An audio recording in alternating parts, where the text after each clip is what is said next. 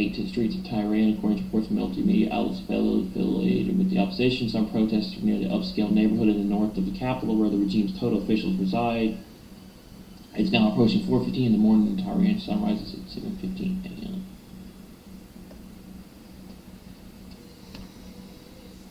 And I'll bring it up so people can see the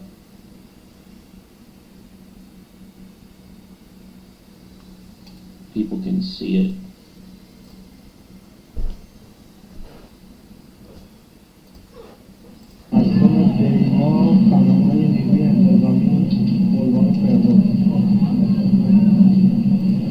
There's just a lot of destruction, man.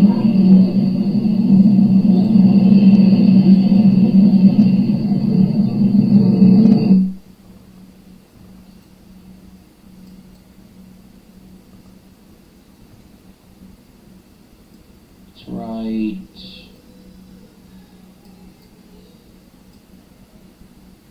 Here.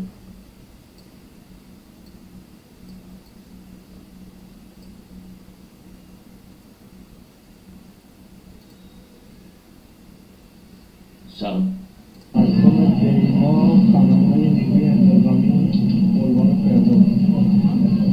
like, that's a lot of destruction, bro.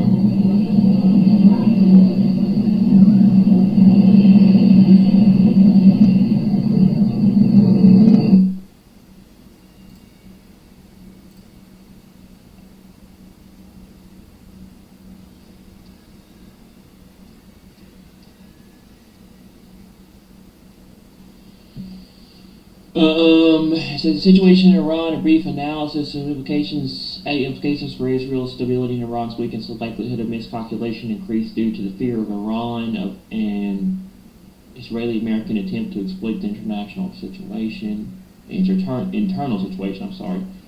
The statement of Iran's Defense Council regarding a preemptive strike and evidence of this must be taken into account against the backdrop of the expected escalation in the internal situation in Iran. The Iran protests for night marked a significant change, primarily the number of protesters who took the streets and their boldness, which has not changed. Yet it's the loyalty of the base, siege, security forces of the regime. They have remained loyal, and therefore, at the current point in time, in the face of increasing amount of challenges, the regime is still stable.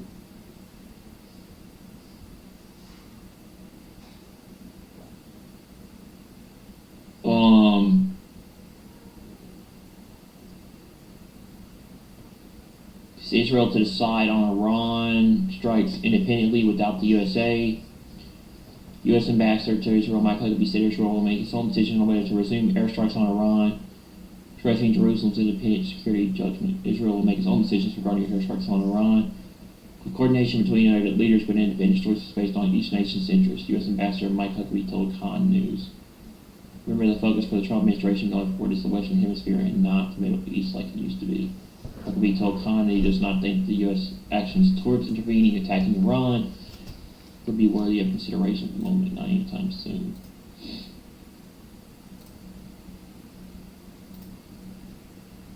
So there's an update on the situation in Iran from BBC Slide blog. Cutting off the internet in Iran has led to a near total blackout of news about the unrest sweeping across the entire country. Only a few videos have been posted today from Sahadan in the east of the country, showing protesters facing off against security forces, with the sound of gunfire in the background. Another from Mashhad, the second biggest city in Iran, shows a burnt out government building. One person has been able to send a message to the BBC. He says he is in Shiraz, southern Iran, where he reports that a run on. There's the image. Supermarkets by residents trying to stock food and other essentials, expecting worse days to come.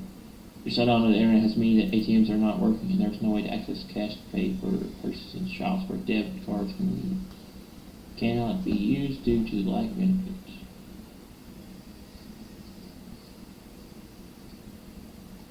There you go, bro. Clearly proves we're living in the end times.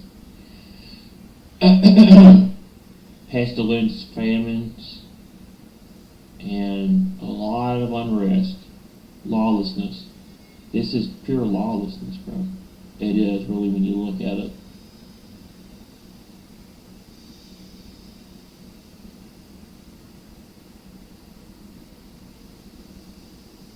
So, Tehran tonight, the Islamic Force regime tried to mass murder everyone into silence and failed. Absolutely legendary scenes.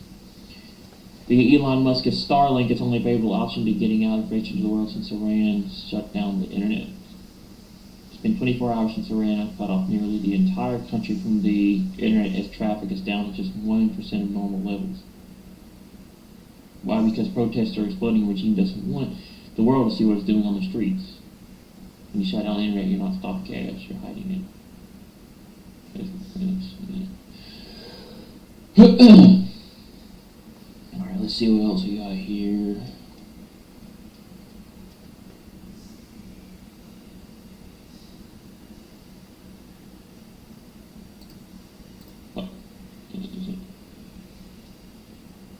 So, breaking footage shows ICE draws his weapon and points it at the head of an unarmed protester.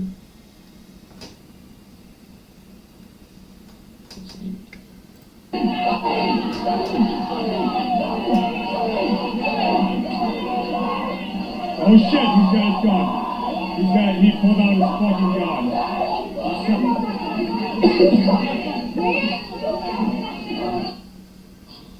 Huh.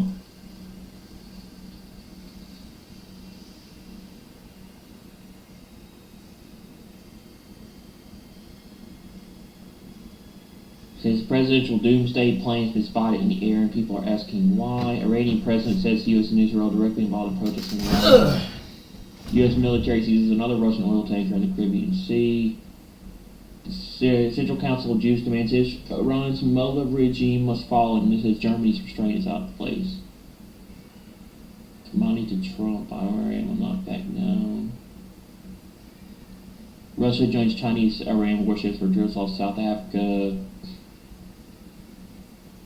Former Russian President Dmitry Medvedev slams U.S. politicians, American elites, Republican and Democrat elections, permanently shoved their Hong Kongs back into their scrawny backsides.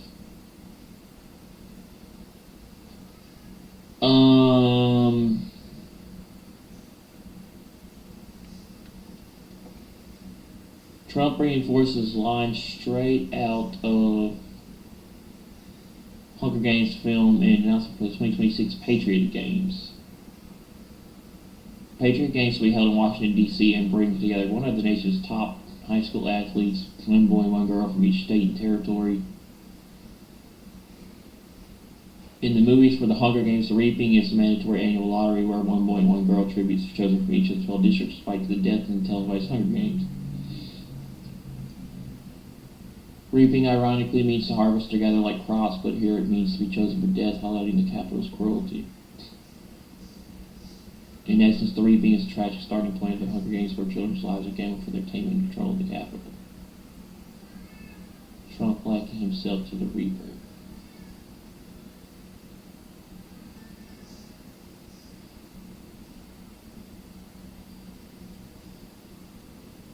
Hunger Games first with popular series of books and movies that have come out in the past decade or so. What do you think about a series of super it's creepy that even recently, as a month ago, Trump announced the Patriot Games.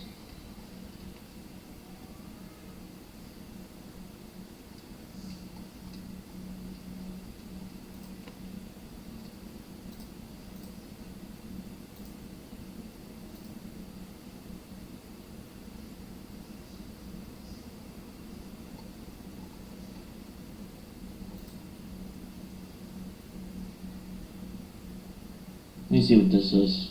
Really? Just want to see what you have to say about this.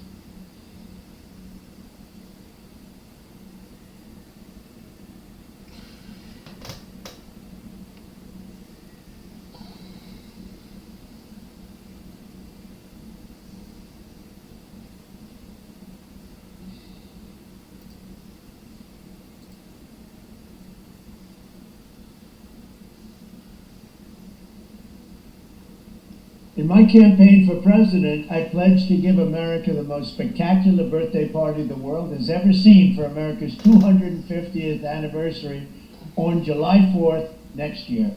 Already we've had big celebrations to commemorate the 250th birthdays of the Army, the Navy, and the United States Marines, but there is much, much more to come. We're going to have a Trump good says time. the U.S. will take As oil we ring companies in in Venezuela. 2026, Americans across the nation will see the iconic Washington Monument illuminated with festive birthday lights to honor the start of this historic anniversary year.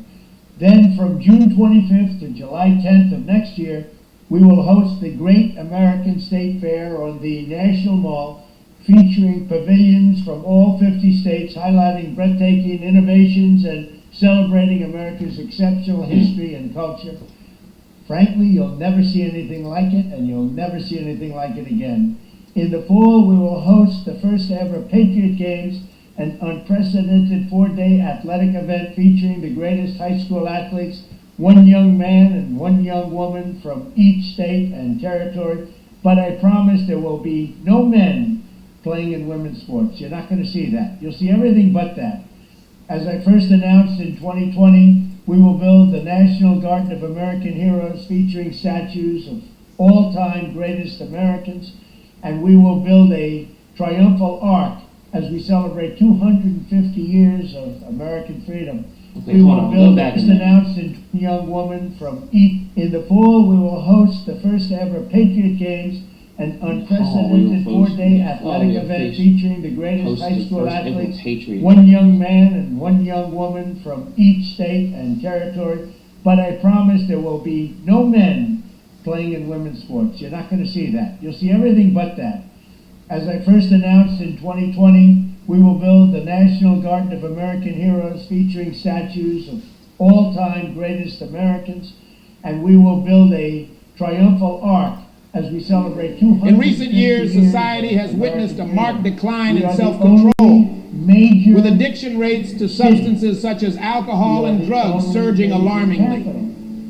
This erosion of self-discipline extends beyond substance abuse, permeating areas of our lives that at first glance seem harmless or even culturally endorsed. The past 5 years in particular have been a testament to this decline, a period where the fabric of societal restraint has been unmistakably frayed. The pandemic in 2020 served as a catalyst for this worsening trend.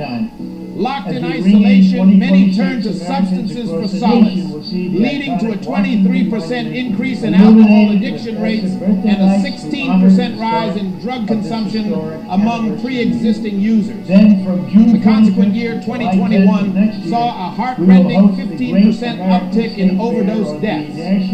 Parallel to the surge in substance abuse, societal norms around promiscuity have evolved. The rise of hookup culture, fueled by dating apps and social media, exemplifies a broader shift towards immediate gratification and the erosion of self-control.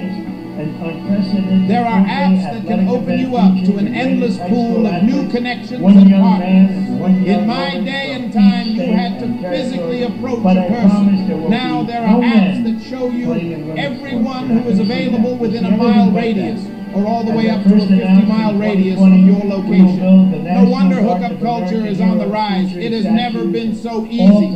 This cultural phenomenon, while celebrating, not designed by our Creator to fall in and out of love. But we are living in an age where people fall in and out of love like they fall in and out of closets. Shopping addiction, another manifestation of this trend, which not only strains financial resources, but also feeds into a cycle of consumption and dissatisfaction, where the act of... They call it the Arc de Triomphe. And we're going to have one in Washington, D.C. Oh, this is Code Violet. Oh, yeah, I remember this game. It's supposed to come out soon. And next spring, we will host a major prayer event on the National Mall to rededicate our country as one nation under God. We're not changing that. A lot of people would like to see it. It'll never happen. What's that? And on Flag Day, we will have a one-of-a-kind UFC event here at the White House. It'll be the greatest champion fighters in the world, all fighting that same night. The great Dana White is hosting, and it's going to be something special. But all of this is just the beginning. 2026 will be a celebration of America like no other, honoring our nation and all of its glory. To help carry out these exciting plans, we have created a new public-private partnership. It's called Freedom 250. Working with states, companies, and organizations across the country, we will renew the patriotism, pride, and pioneering spirit of America and lay the groundwork for the next 250 years of independence and freedom. This will be a time like you've never had in your lives. Security. Oh, we should probably go to security first. Maybe that's Thank where you. the I love you all. outfit is we're supposed to equip.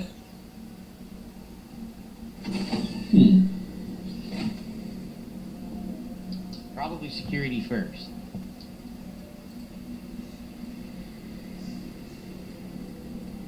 A zombie dinosaur?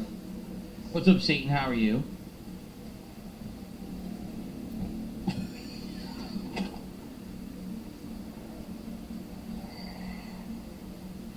Zombie dinosaur.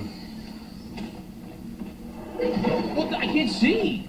How is there a flashlight in front of me? I can't see. Satan mode, yeah. I couldn't see a goddamn thing. Oh my god. Well, now I'm bleeding, huh? You pay $50 to play the I think I'm slot bleeding. video game. Yeah, I can't. I don't do know anything. much about Code Violet, but I heard it I was can't the use a couple most pills. Doesn't work. anticipated game pre-ordered on the PS Store. I'm dying. I don't know what to do. I'm bleeding, but I don't know what to do. Look, use. It doesn't work. Just give her a pill, bro.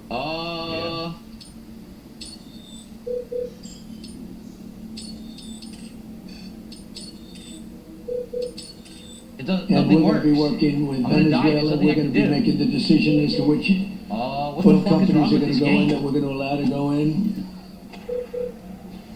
There's nothing I can do. I'm dead. There's nothing I can do, dude. Yeah. So I guess I'm bleeding, but the game has never explained a mechanic to stop bleeding at all, and they won't let me use the items in my inventory. Won't let you use your items in your inventory. How? Yeah, they give you bandages. Yeah, exactly. It's to heal you. Oh, good, we're back here. Oh, delightful. This game is working out well.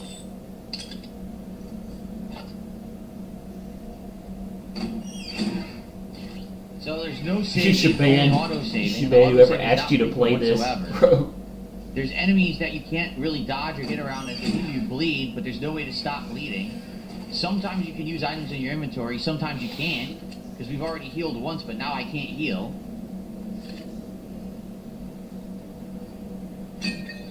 There was pistol ammo in the vial. Yeah, it seems obvious, man. Just would stop the bleeding. Yeah, exactly. That's exciting. He doesn't seem to know what he's doing, though.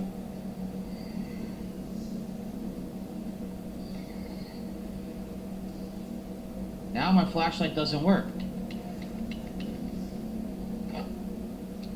Now it does.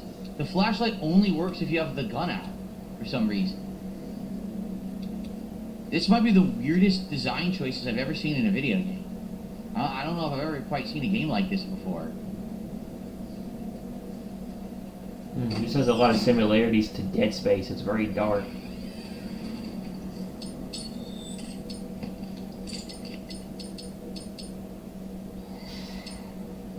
We have a frag grenade.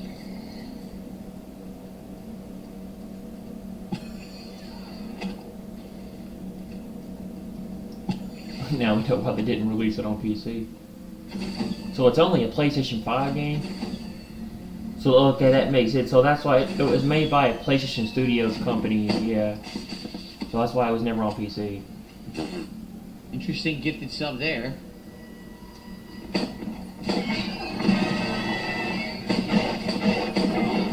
Next thing you know, he's complaining about it realistic.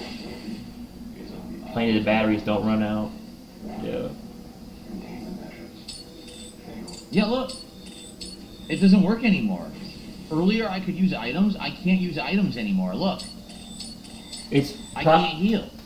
Why it was can't probably I in heal? early access, and then it just. The game is so messed up. Look at this. It's Look at probably this right glitched.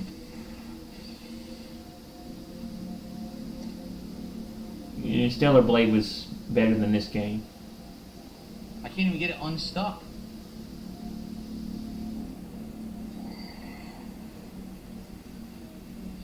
So I have healing items, but I'm not allowed to heal. I'm trying to heal and they don't work. The items don't work at all.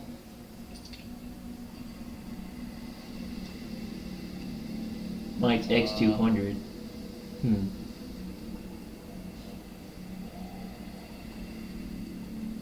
10 out of 10. I don't know.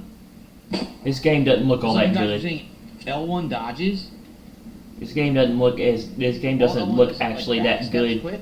after all. But Doesn't dodge in any it was direction, people's it most just hops anticipated around. game pre-ordered off of the PS I Store. don't even know what's going on. It was #1 on the PlayStation Store for pre-orders.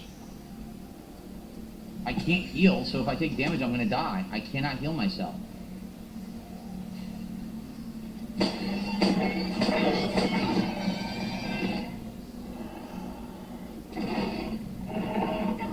I can't do anything. I can't see.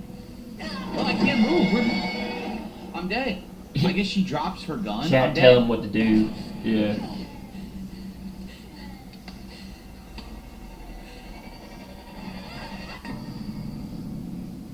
It's like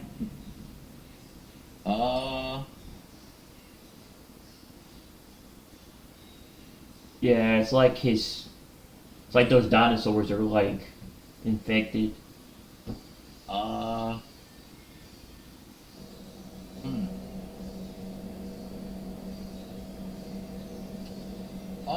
Well, this is fun. Do this again. I'm having a great time.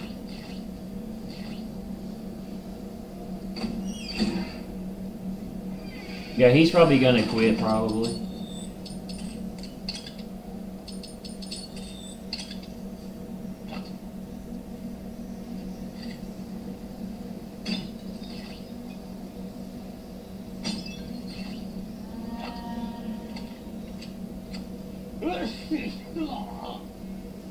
Oh.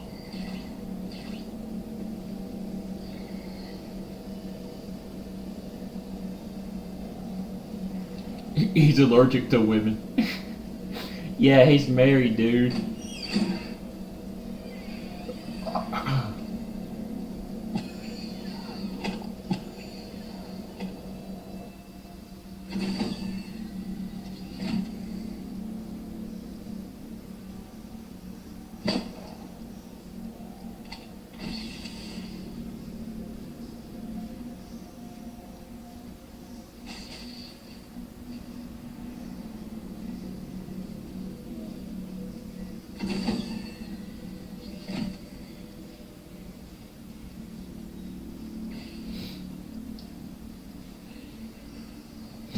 This game really doesn't look all that good to me personally.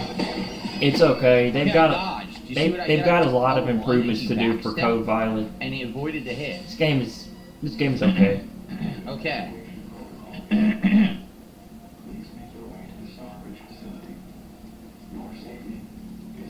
But I really like the character.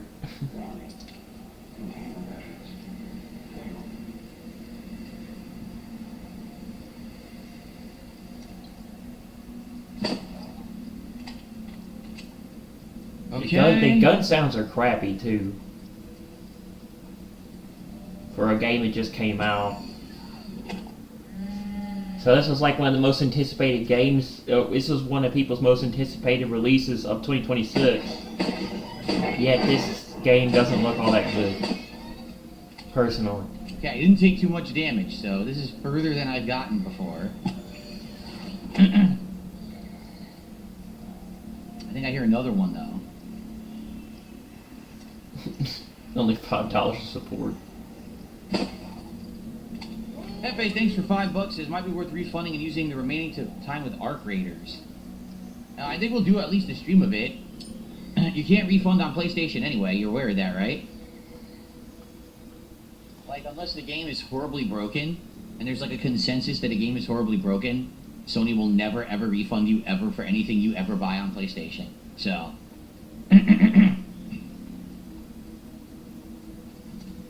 Man, you probably can get it refunded by Sony. You just have to call them. I'm sure you can get a refund off of a game that you ordered off of the store. Read. I'm Read. sure that's not true at all. I can't read. If this was ordered on the PS Store, if this was pre-ordered on PlayStation Store, I'm sure you probably can get your money back. Looks like we need a key.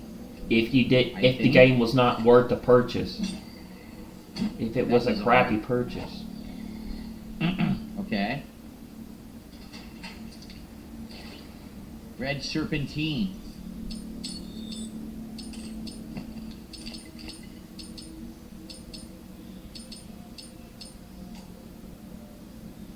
Steel, silver, titanium, sugar, yellow serpentine, brass, lead, or copper. That's what you combine it with. Charcoal you combine with clay.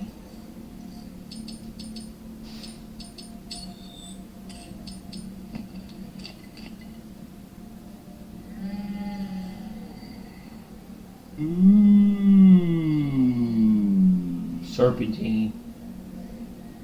Okay. What is serpentine?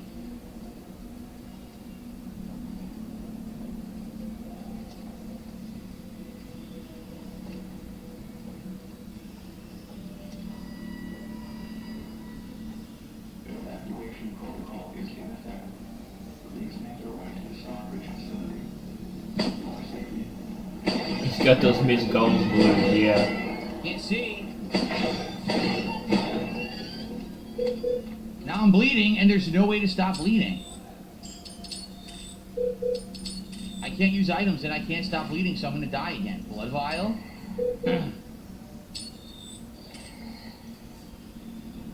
There's either do something I do? I wrong. can't There's either stop something bleeding. wrong with his system or the Guys, game do is you know how to glitched. stop Because it bleeding? happened to You me have too. explained it at all, and I'm gonna die again and have to do the whole fucking thing It over. happened to me too when I was trying to play certain games on Anyone know? my PS5 before I had to get a new system with the Pro. Your controls and your buttons glitch. They don't work properly when you're trying to play.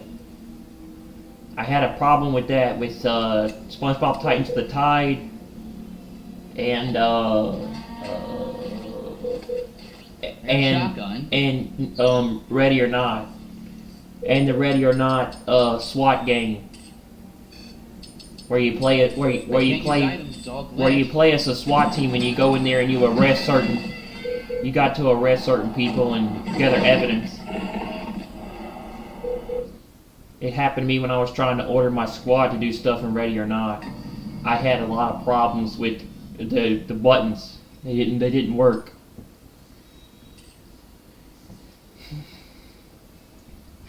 Either the game is glitched or there's something seriously wrong with his system. Because for a new game, it shouldn't make it shouldn't cause it to where you can't heal yourself. Yeah, he's probably gonna quit. He doesn't like this game.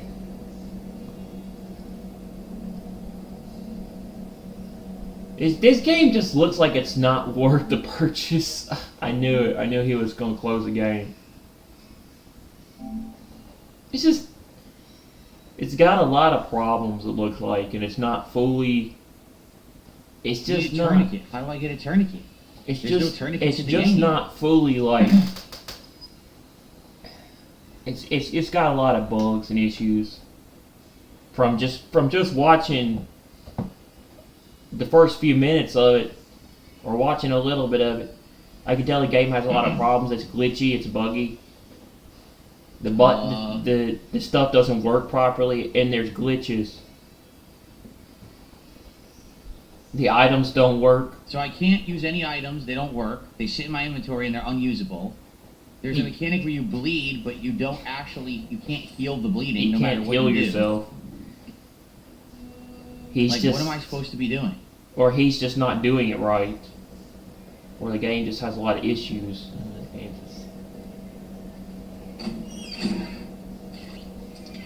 The game just lacks substance. I don't know. It's not the type of game that I would buy and play in 2026. It's just not. I'd much rather play 007 First Light or GTA 6 or something like that. That new Lego Batman game's coming out. Like, I don't get it. I feel like perfectly never get hit and don't bleed. How? Because I dodge and sometimes it works and sometimes I just get hit anyway. So what exactly am I supposed to be doing? It's just not my kind of game. I'm not really interested in this game. Seeing it for the first time since it was released, and Now there's an and audio I heard desync. about the game. I don't know Okay. much about Code Violet, but I did hear that it Tell was. me. I did hear that it was the most highly anticipated PlayStation Store game pre-ordered on the PS Store. It was number one on the That's what they PS say. Store. It happens sometimes on PlayStation 5. I don't know why. It was this game was the most pre-ordered game on the PlayStation Store before it came out. So I guess it released today. It's just, I don't know. It's okay. I'm not that big a fan of it so far. Watching it, Can't see. it's kind of crappy and boring and repetitive. I lost health, but he never touched me. Look, I actually did lose health, but he didn't actually touch me at all. I dodged him.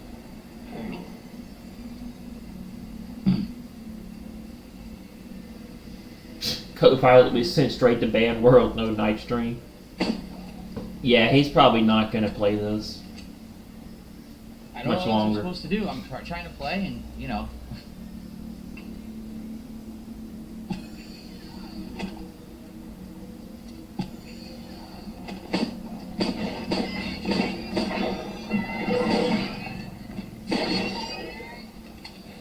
He apparently hit me again, even though I dodged, and now I'm bleeding. But I got a tourniquet. Okay, I stopped the bleeding. Patch up. I finally got it to stop bleeding. He dropped a tourniquet randomly. So you TSP is craft a transitioning tourniquet. to a tech You need stream. or you need bandages Yeah. and steel, which we haven't found steel yet.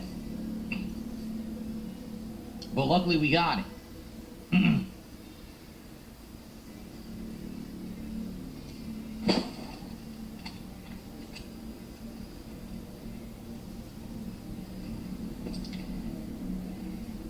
Okay, now I can read this. I'm reaching out with a quick question about the food we're preparing for the surrogates in the radiation suppression wing. The women always rave about meals, which is great for morale, but they keep asking about ingredients, especially the protein base in our stew and roast. I don't have clear answers for them as the supply manifests from our remnant fleets are vague, only listing synthetic protein or fortified grain. Can you clarify where they come from? I'd like to reassure our surrogates.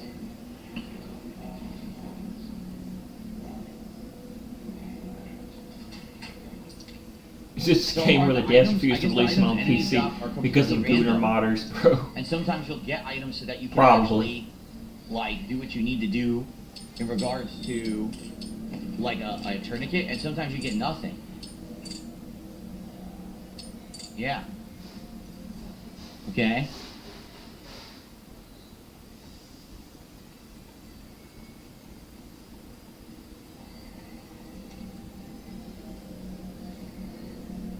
Can I get some sort of support for reading?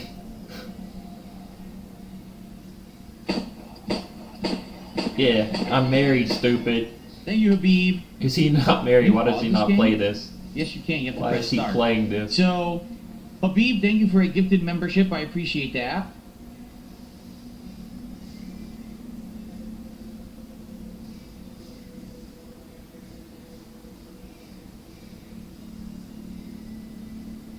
And I got a $10 tip. He says, this is from Adam Theory. Thank you so much, Adam, for $10.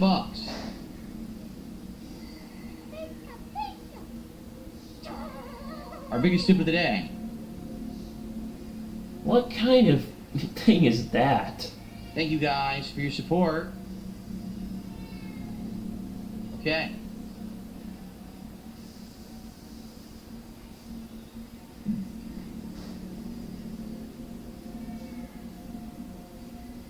So, he's dead now. We're not bleeding out, so that's a plus.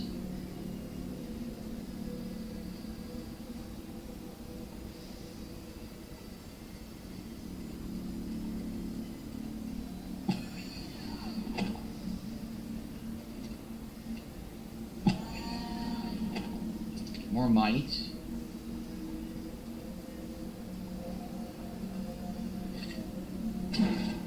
break that crate. Of course. Classic gameplay. Breaking crates in space for some reason.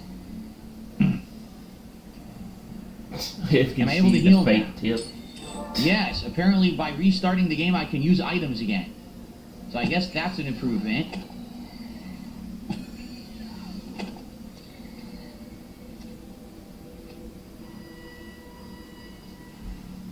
Evacuation protocol is in effect.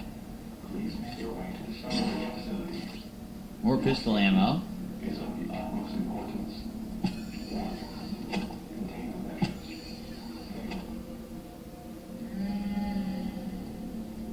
Here's the key.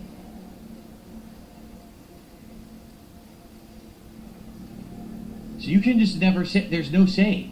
Like at one point does the game actually save? You're doing all this progress and the game has saved absolutely nothing yet. So if you die, you gotta redo the entire first level. Okay, purple pills, that's for healing.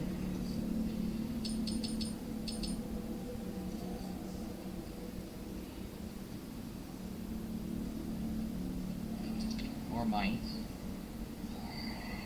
Alright, that's it. We gotta go unlock the gun cage now, right?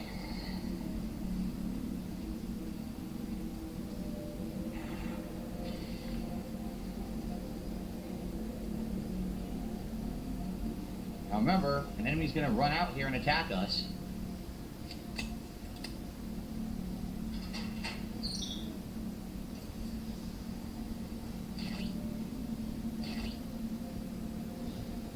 The enemy doesn't trigger unless you pick up the shotgun. Apparently the enemy doesn't trigger unless you pick up the shotgun. But I don't have inventory space, so what am I supposed to do?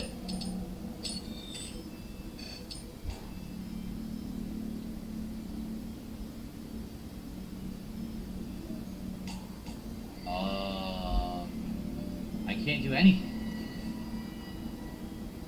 Evacuation protocol is in So I have to drop an item or I can't advance in the game. She's stuck and can't. I have to drop something. is of the utmost importance. One, Maybe drop the 6 bullets.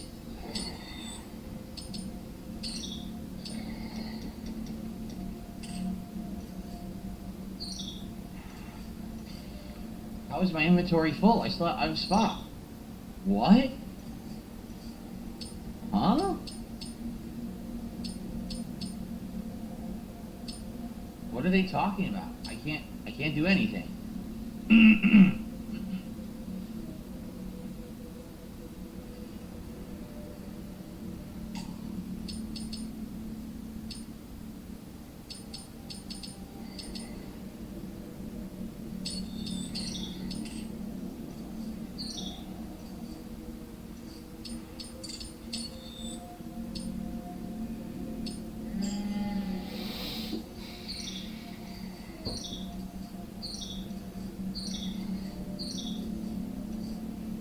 There's no way to move. He needs to drop some items or manage his inventory better. There you go. So I got the shotgun.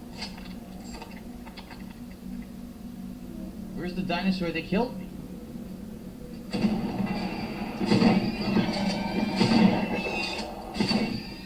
I had to use all 3 shells to kill it, so now I have no shotgun shells. Oh.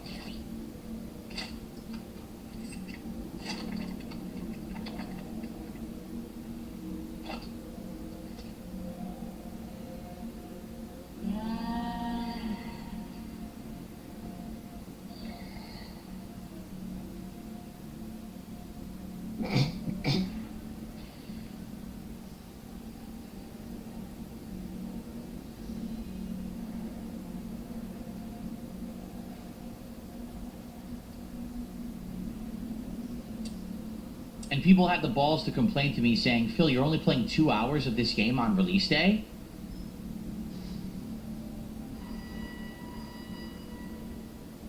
Watch out, Dino, the camera's on. please make your way to the salvage facility. The graphics are breaking down. The game's frame rate is dropping dramatically. Look how bad it is. Dude, the game's frame rate is awful right now. What is going on? For the record, this is PS5, so I can't change the graphics. It's not a PC game. It's running like complete ass. I know it's liking PCs. So, I don't even know what I did that for. All I did is I got the shotgun, but I guess we were actually supposed to go to the maternity ward and the restroom.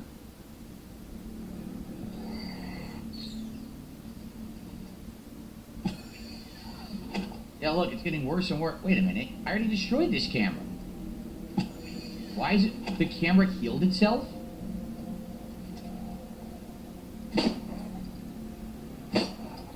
What the fuck?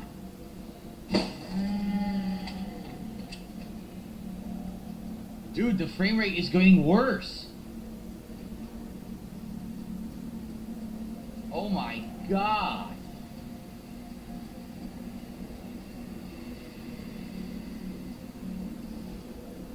So basically when I quit the game and came back in... No, because I already shot... Maybe the cameras don't permanently turn off then. It might be temporarily disable them, but it's not permanent. Thank you, Lance Catamaran, for a gifted sub on Kick today. I appreciate that.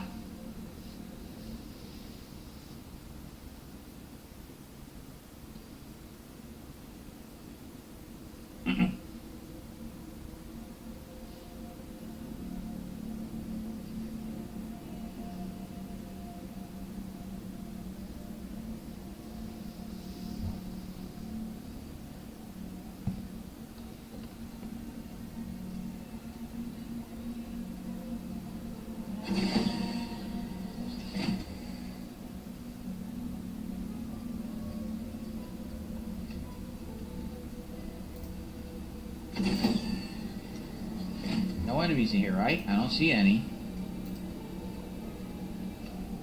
Rockabye Baby is playing. Oh, good, look. I have no Creepy. inventory space. What am I supposed to do? Evacuation protocol is in effect. Please make your way to the storage facility. Your safety is of the utmost importance. Warning. Measures failed.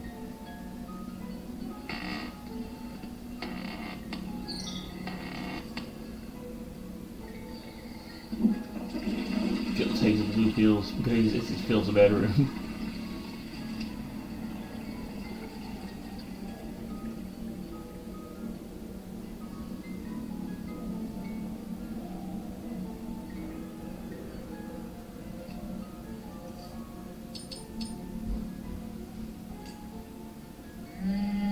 I'm gonna have to drop something else if I want these bandages.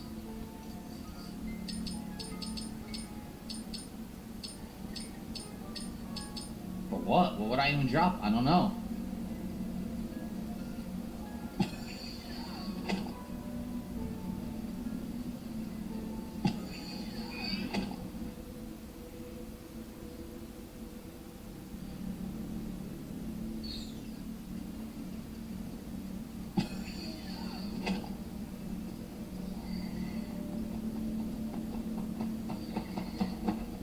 What the fuck? Huh? It's behind him. Compies. Remember those from Jurassic Park? Compies.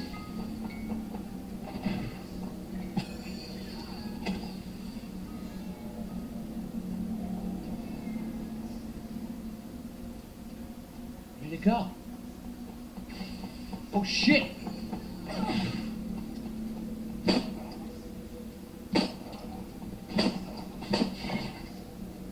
Yeah, the compy, the little biters. Oh my god. Jurassic Dent. This is gonna save the business. What do you mean?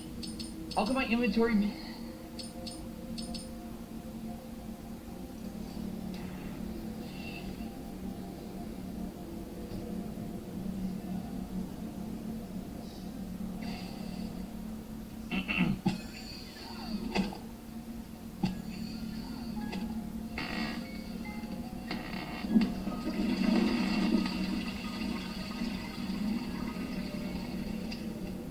Very exciting.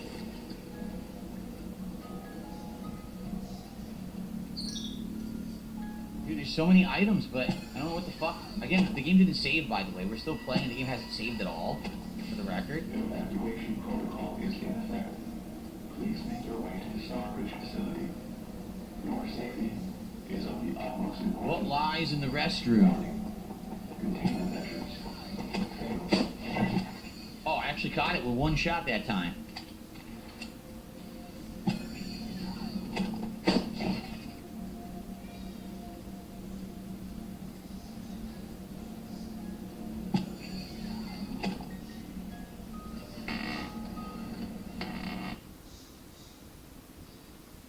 It's our job to flush all these damn toilets. Oh, great. Are you kidding me?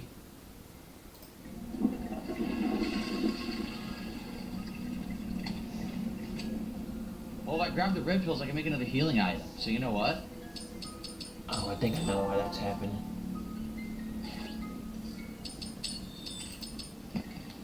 Okay.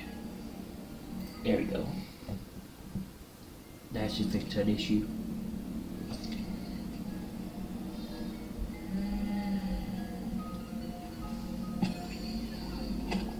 There was some support. Oh, hold on. Boomarm defeats DSP. Gifted a sub. Thank you to Boomarm defeats DSP. Billy missed and that. Mary, dude. And was there any other support? Was there kicks or something? Hold on. Yes, Rorico did 100 kicks. Yes, okay, thank you to Rorico for 100 kicks. Okay, cool. Up to $100 of support on the stream today. Thank you all. I appreciate that very much. Thank you, thank you.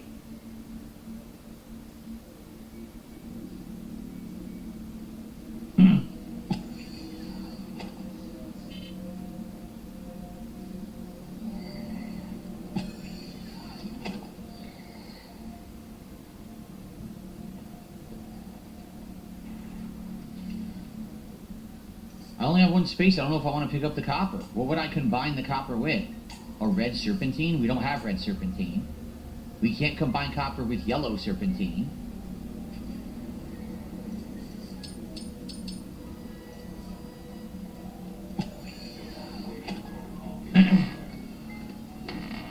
Wait, that's a sketch.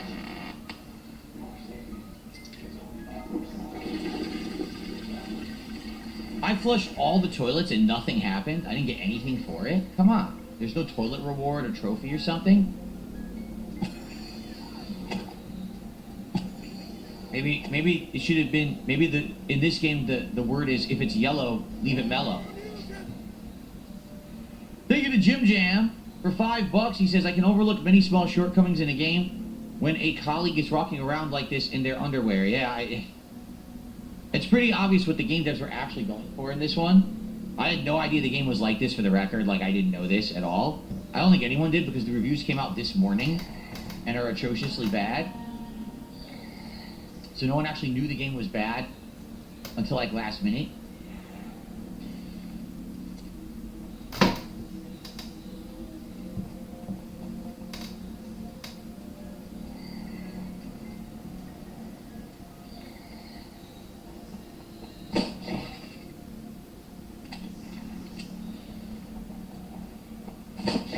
Jeez, that thing went flying. So thank you, Jim Jam, for the super chat.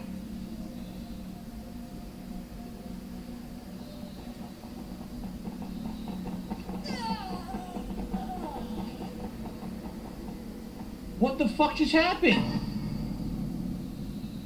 What just happened? What?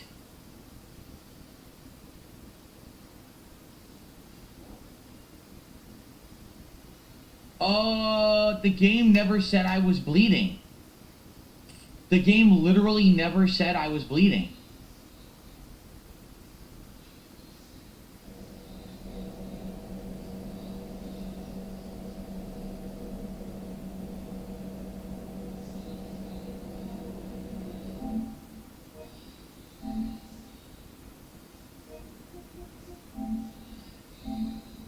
He deleted it from console storage.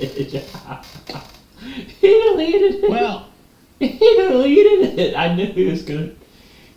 He deleted it from consoles.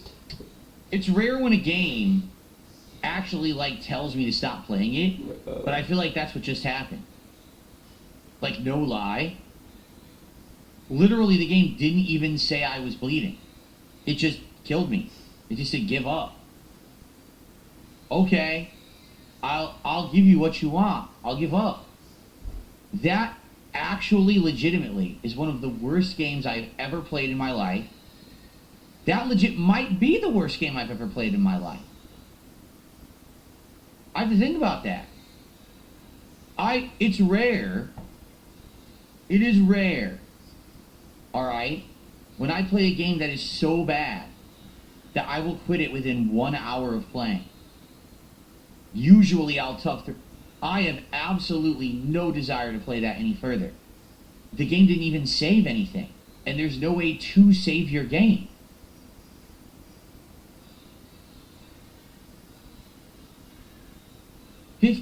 Now I feel bad because I just did my most disappointing games of the year countdown for 2025, and I said that Mind's Eye was bad. Mind's Eye is much better than that. Mind's Eye is very bad, but what just happened? Shop extends for $10 as I just got back. Was going to ask how the game is, but never mind. That was literally the worst hour experience I think I've ever seen of a game in my life. I've never played a game in 1 hour was that bad. Let's just quickly go through it, okay? Items can't be used. They get stuck in your inventory, glitched. You have to restart the game. The combat is atrocious. As soon as the enemy runs at you, if you dodge, sometimes it works, sometimes it doesn't. You have a random chance to bleed out, and there's no way to get items to stop bleeding out unless you randomly pick them up, which is a random chance that the RNG gives you one. They haven't been in the game yet, right? The animations of the enemies are atrociously bad. They just walk forward like this and don't really do anything. When they die, they go complete ragdoll and wiggle around. The actual aiming mechanic is terrible. They said that it uses the haptic, not haptic feedback, but the aiming. I forget what it's called. The two-step aiming of the trigger. It doesn't. It actually doesn't at all. It's actually a complete bait and switch. It doesn't use it properly. Yeah, I'm going to keep going. Let's see. The main character is in her underwear on purpose for a reason for you to try to play the game. Like, they're trying to attract people to buy a game that obviously is horrendous. So they purposefully put her in underwear at the start so people will try to buy it and make some money on it, even though it's one of the worst games ever made. The voice acting was terrible. The graphics are terrible. As you saw, everything in the environment was pixelated. I'm playing at 4K, and everything in the environment was completely pixelated. Nothing was sharp whatsoever. You know what that makes me feel? It's just upscale. Like, the game actually is 1080p, and it upscales to 4K, but doesn't actually upscale, so it just looks like a pixelated mess. The game doesn't save at all. So basically, there's no way, if you die, you have to redo the entire stage from the start. I mean, I could keep going. Like, what the fuck? $50. That game is $49.99. I'm not kidding. It's $50 for that game.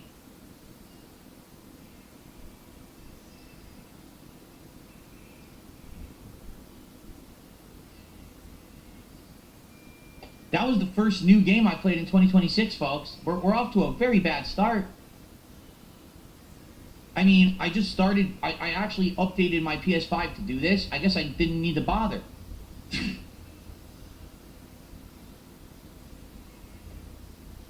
I wonder, is there a way to get a refund for a game like that? Not that I need it, but just on principle. I would like to ask Sony for a refund and be like, no, this game actually is insanely unfinished, bad, and piece of garbage, and no one should have to actually pay money for it. Like, I definitely should be able to get my money back. But I don't know how you do it on PlayStation. That's absolutely insane.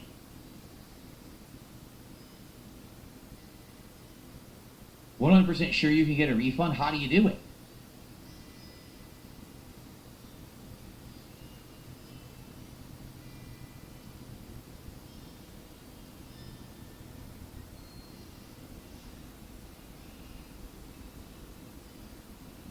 I'm shocked. I'm not kidding you. I've made content for 17 years. I don't recall quitting a game that fast in that time frame. That is the worst game. that might actually be the worst game I've ever played. I'm trying to think in perspective. Like, there's games that I find boring, but they're functional. There's games that I find broken, but they're fun or silly. That game is none of that. It's like nothing. It is actually, I think, the worst fucking game I've ever played. I think I found it.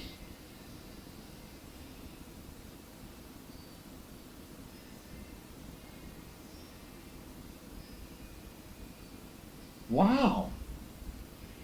Well, thank you, Shocks, for $10. I mean, that's nuts.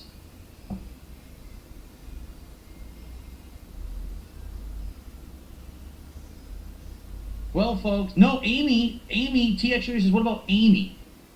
Similar vibe, for sure. Broken, unpolished piece of garbage survival horror game from back in the day. But you could get through a bunch of Amy without issue. It ran horribly. It was a PlayStation 3 game. It ran terribly and all that, right? But you could get, like, this is just, there is no reason to bother with this.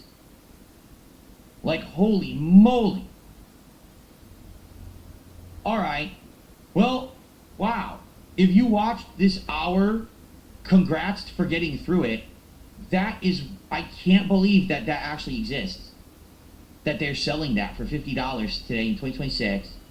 That game developer should be ashamed of themselves. Like, no lie, they should actually have to go down on their hands and knees and make a public apology to everyone for selling their game in that state.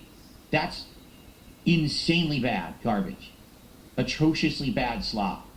That is the definition of gaming slop in the modern era. That is, I'm not kidding you, I'm not exaggerating.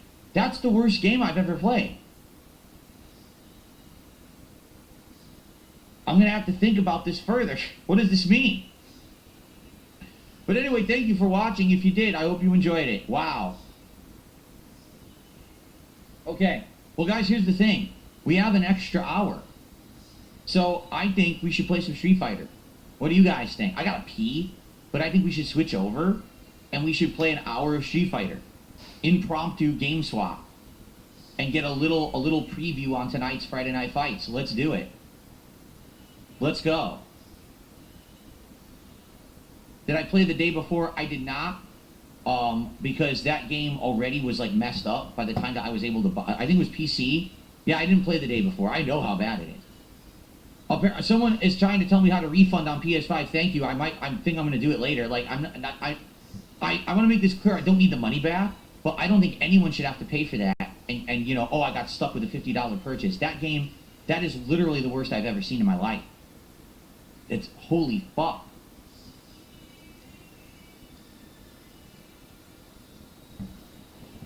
Okay. All right. So here's what we'll do. I'm going to pee. And then I'm going to come back, and we're going to set up on PC, and we'll play an hour of Street Fighter 6, and then we'll break, and then tonight we'll do a nice stream of Street Fighter 6, okay? Now, thank you guys for being here and for the support. Please, let's not have this now be a stream that tanks because the fucking game sucked. Please support the stream for Street Fighter 6, all right? Let's go. Let's swap everything, by the way, to let everyone know we're swapping to Street Fighter 6 for an hour.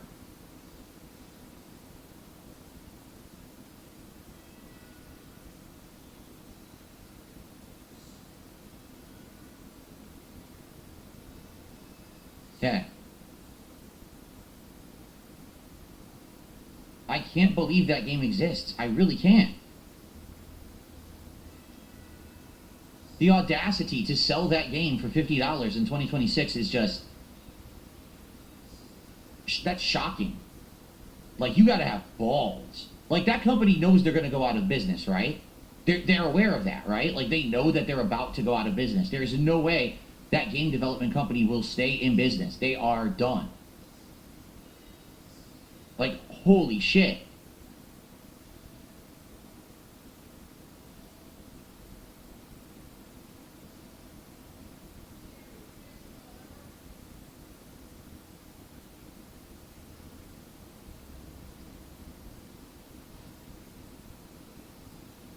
Okay. All right. I'm gonna also tweet out that we're swapping.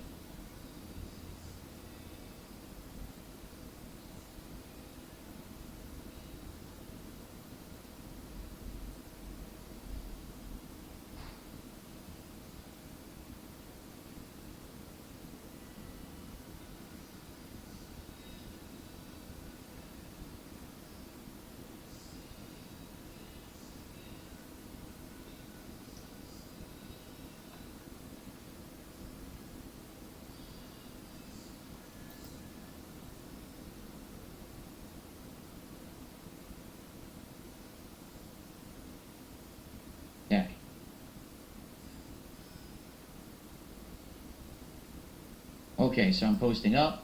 Alright guys, give me a sec. Like I said, let me go pee.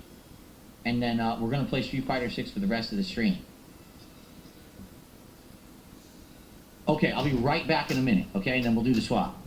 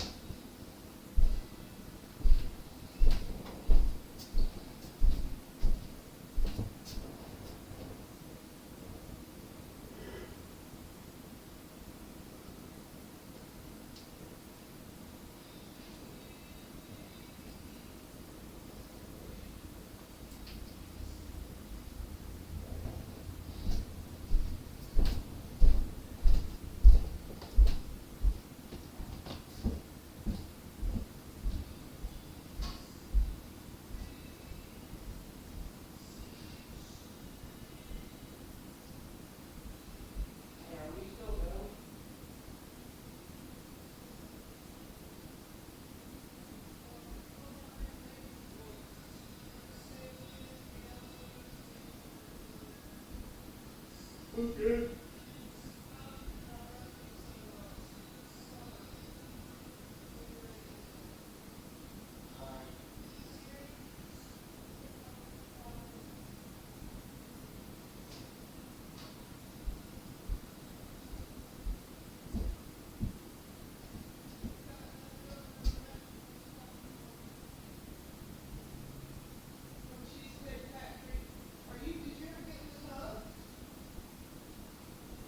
I did.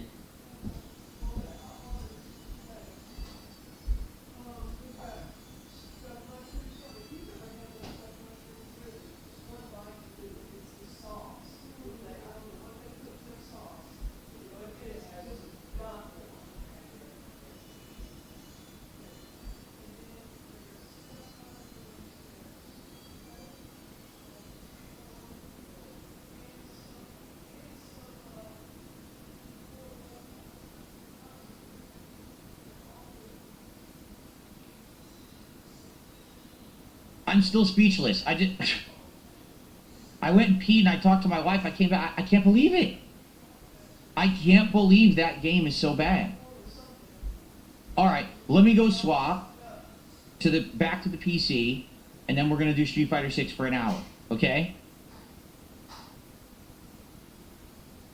Oh, here, let me turn off the PlayStation 5. What a waste of time to set up the PS5.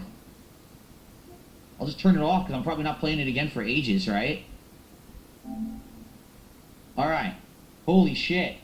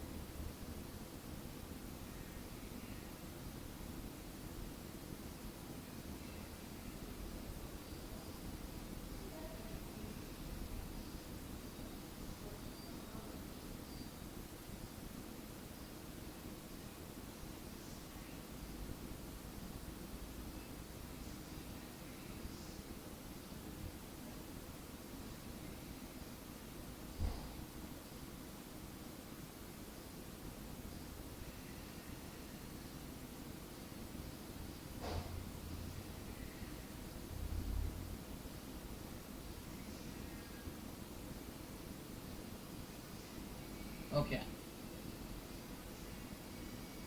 I don't know. I don't know what's going on. I don't know how games like that can exist. Like they should be sued.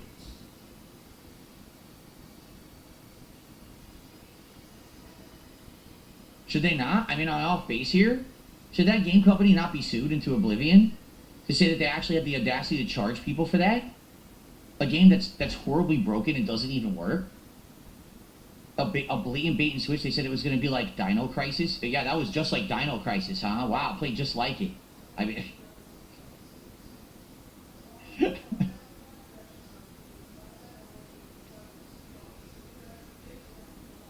You bet they will get sued? I mean, they might. They might. They might get sued because I don't know how you could sell that. How can you say that's a product that's purchasable and playable and, you know, what are you doing? Are you not embarrassed? Are they seriously not embarrassed that they put that out like that? Guitar player just got here, tipped me $20, says, how's the game? Oh, guitar player, Code Violet is officially the worst video game I've ever played in my life. I'm not exaggerating. That's the worst video game I've ever played in my entire life. It's completely unplayable. It's broken beyond belief. It looks bad. It runs bad. It plays bad. It crashes. It doesn't have usable items. It doesn't save. The combat's awful. The animations are awful. The game has a half-naked woman at the very beginning on purpose to try to get people to buy it. It's the worst game I've ever played. $50.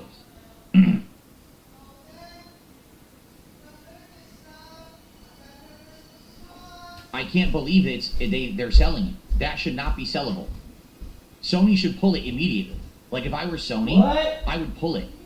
I mean, they already did that with Cyberpunk. I would pull that game right now.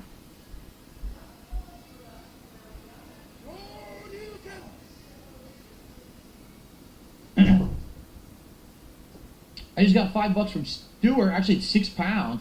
The devs didn't make a PC version because of 18 plus mods, and then they gave her that outfit.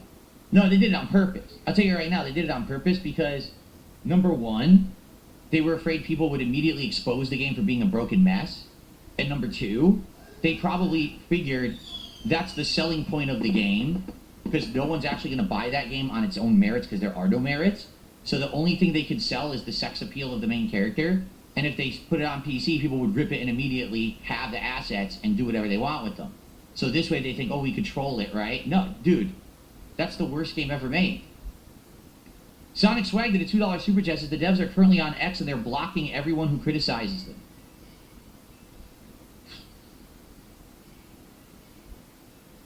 Wow.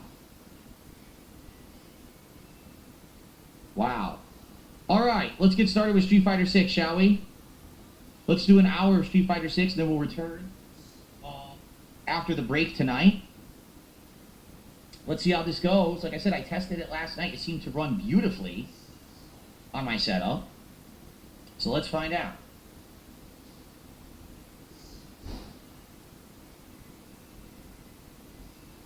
This is on the OLED now. That is most definitely worse than Homefront: The Revolution. That, like I said, I'm challenging myself to think of another game experience I've had that was worse than that. I don't think I can name one. I don't think so. Street Fighter 6.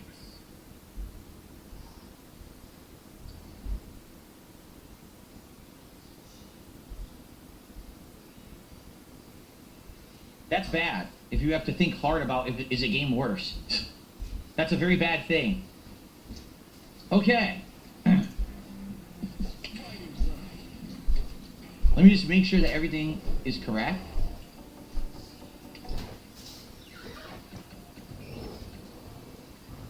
Yeah, I put it on 1080p in order to get the lowest input delay, and it seems like that's the mode I always had the least input delay on.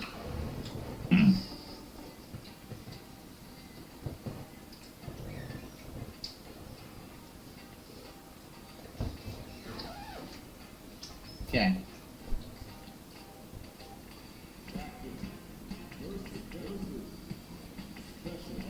Okay.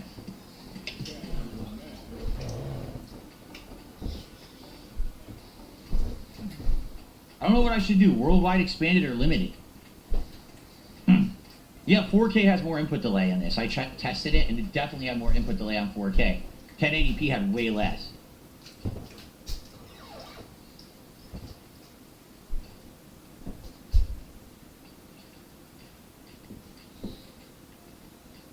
Try limited for now? Okay.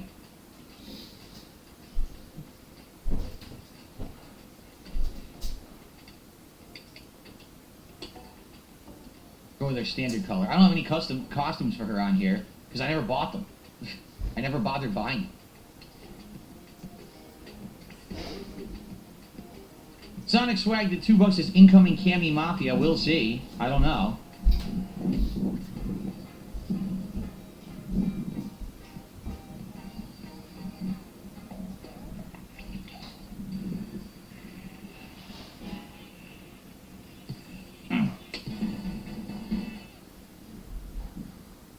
Alrighty, everybody. This is it. The big return to Street Fighter. Let's see how this goes. Cammy right off the bat, of course.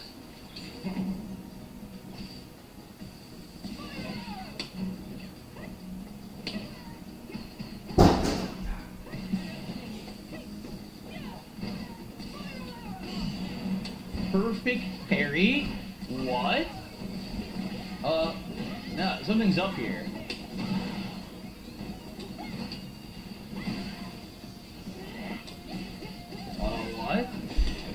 What? Something's up here. She perfect parried that? No, she didn't. We might have a cheater right off the bat, I think. Drive rush through standing medium?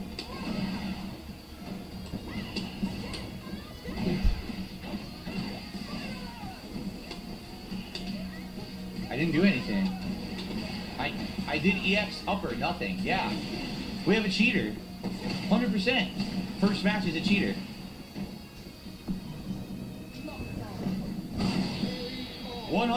First match is a cheater.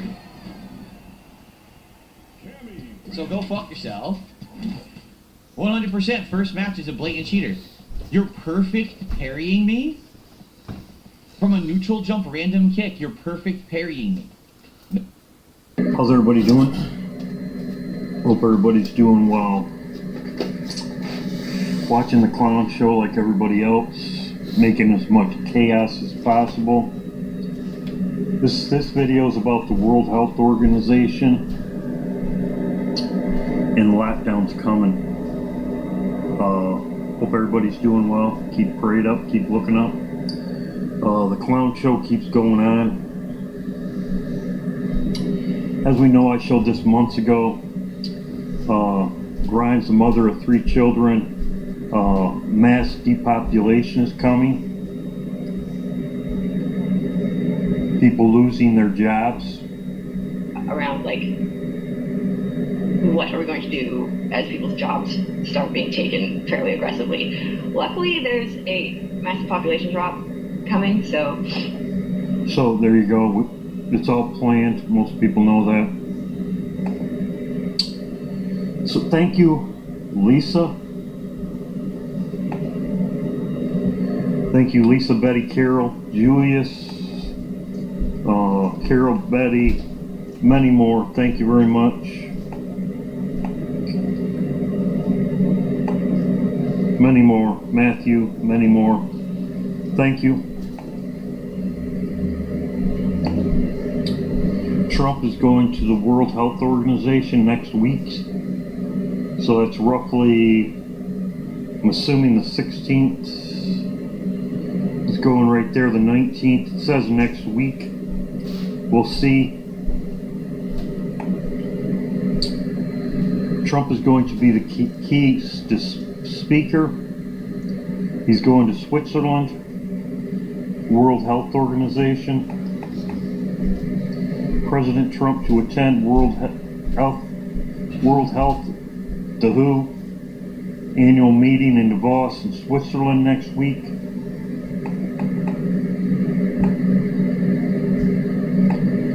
What's wrong with Trump? What's up with Trump? His days are numbered.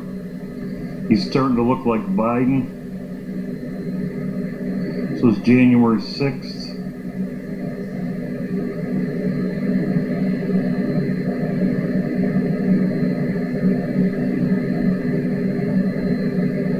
Starting to look like Biden. Their time's up. Falling asleep. He's out of the picture soon.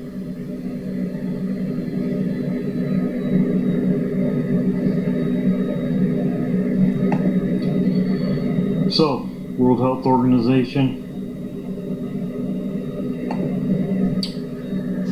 Trump went to the World Health Organization in 2020. What happened before that? He went there and got his orders. Lockdown happened. In 2020, Trump went to the World Health Organization, and in March everything was shut down. I expect the same thing to happen again. Here you can see Trump's going. These people will be going with Trump, World Health Organization, the Treasury Secretary and money.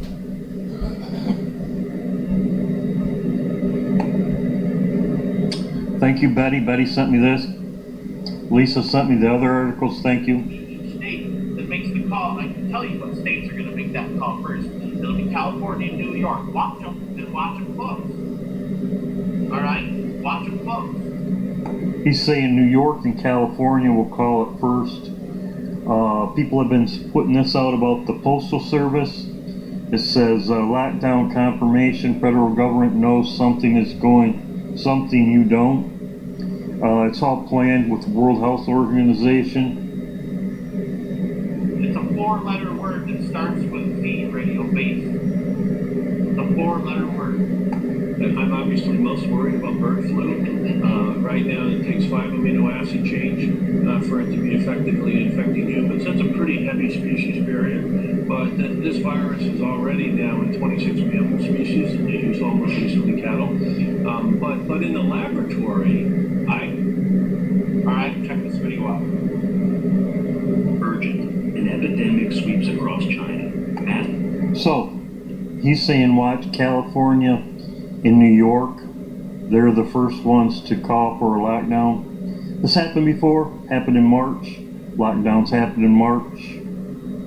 Same thing after Trump went to the World Health Organization. After he went there in January, then everything started happening. They started talking about it.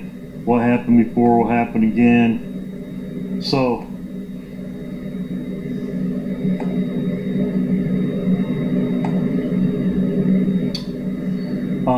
I posted this in December, but it is exactly what's happening.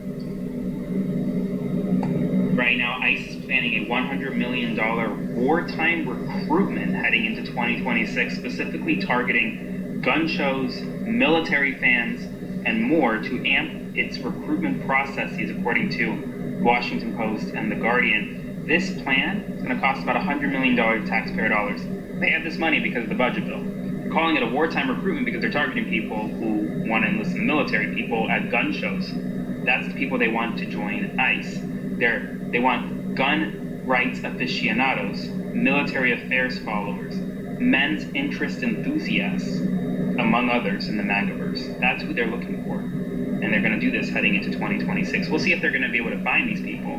Because, I mean, as we saw in 2025, ICE couldn't hire a lot of folks because a lot of folks couldn't even pass a basic background check. So, he was saying this back in December, going into 2026.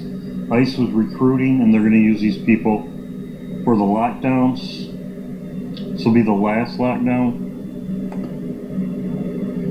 As you can see, Trump went there in 2020, just before the lockdowns.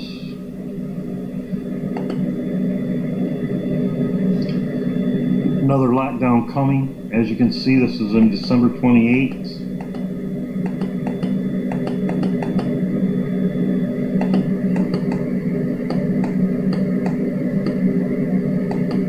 Lockdown, we're talking about strains. This was January 2nd.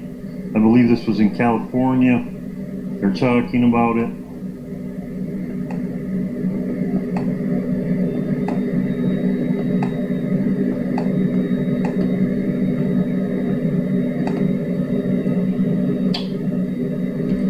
Just wait till March. It's January 3rd. This person posted this.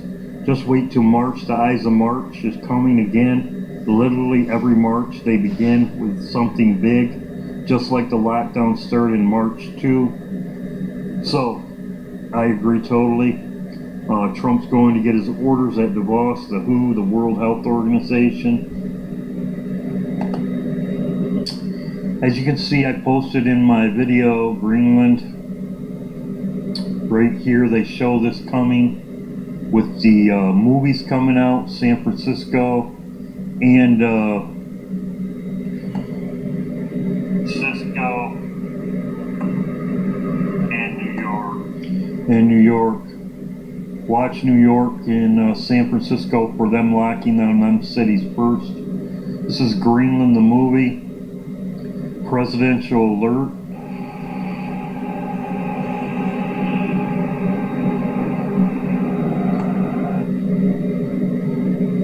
This is in 2020 also. We know in World War Z, this is exactly what happened in World War Z, the ending. We've lost entire cities. When there's no more people left to infect, they can dormant, whole cities are lost. World Health Organization.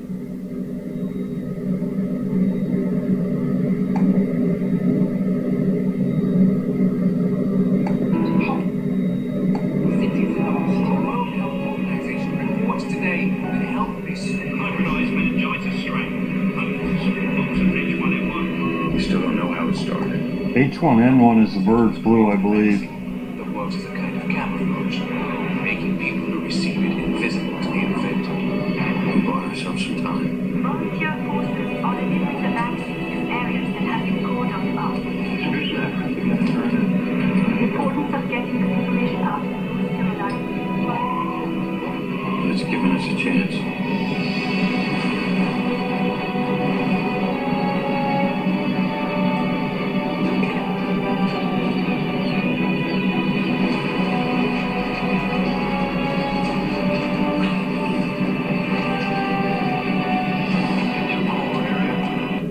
Zombies. He goes to Greenland, which is very interesting. Or was it Iceland? Greenland or Iceland? Also, too, the president is dead.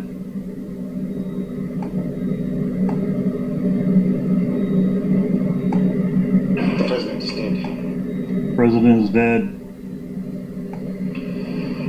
4 of 6 Joint Chiefs, VP missing. Reports. They're going to disappear, as I talked about before, when the shutdown comes. Gun battles in the streets of the capital. The parties are panicking. The biggest cities are the worst off. The airlines were the perfect delivery system. As you can see, his airlines were the first perfect delivery system. So they're saying it was delivered by airplanes, or whatever. Very interesting. Spraying our skies, the fog. The airlines were the delivery system. Fog. Yeah, stay out of the fog, stay out of the rain. Perfect delivery system.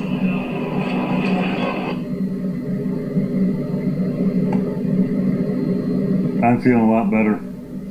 Airlines were the perfect delivery system. Thank you everybody that sent me kind messages. Yes, I feel better. It was roughly 3 days. Thank you everybody. I'm all feeling better. Airlines were the perfect delivery system. Exactly, spraying it in your skies. Special Dream has been given permission to join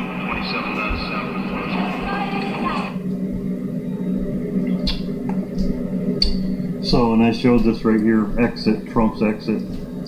So, this is my video for today. This is an update video. The WHO, lockdown's coming. World Health Organization. God bless. Hope everybody's doing well. God bless. We'll see what happens. Keep prayed up. Keep looking up. I will be live tomorrow, Saturday. God bless. Y'all don't find it weird that the President of the United States, Donald Trump, just said that this Christmas that we just had is the last Christmas that we will ever have? Y'all don't find that strange? Folks, enjoy what may be your last Christmas. It's the fact that he can just say that out loud and no one is raising questions on what he means by this being our last Christmas. But with the things that are going on in this world, with the fact that we have just went into a war with Iran once again to help Israel, it's always Israel. I just don't understand. the writing's on the wall on what they are trying to do. Also, there was some video where somebody asked their Alexa how many days until next Christmas, and then Alexa was just like, there won't be a next Christmas. And so it's just ironic that he's saying that there will not be a Christmas ever again. This may be our last Christmas. Is he saying that we're going to go to war? Is he saying that things are about to change dramatically for us? Is it this big spiritual thing that's going to happen? Is the world going to end in 2026? The calendar seems like it could be. I mean, if you take Bible prophecy and stuff like that, what exactly does he know that we do not know is my question. And why aren't people raising a big concern? It seems like when somebody says something out loud in plain sight, everyone tends to ignore it and laugh at it. But this should be very concerning for you guys, especially because this has been the least felt like Christmas ever in 2025. They did not feel like Christmas in so many different ways. Let's start with the weather. What is going on with the weather? You get what I'm saying? And so something's up with this guy, and y'all gotta at some point call him out. Like, cause what are we doing? Chat, I came across multiple videos of different people asking Alexa, how many days is there until Christmas?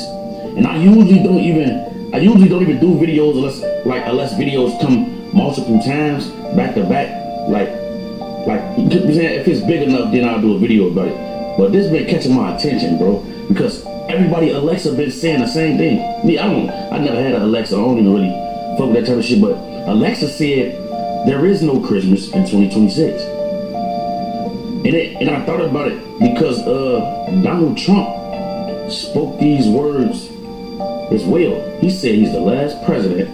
He also said that this was the last Christmas. Now, do Alexa know some shit that I don't know? At this point, I want to go get me an Alexa. I've never had an Alexa. I've never had none of that shit. At this point, I want to get me one, folk, and ask it some questions, bro, because that shit kind of creepy, chat. Y'all think Alexa knows some shit we don't know, man? And if y'all do have an Alexa in y'all house right now, man, drop in the comments what your Alexa answer was when you asked how many days is there to Christmas 2026. I'll let y'all.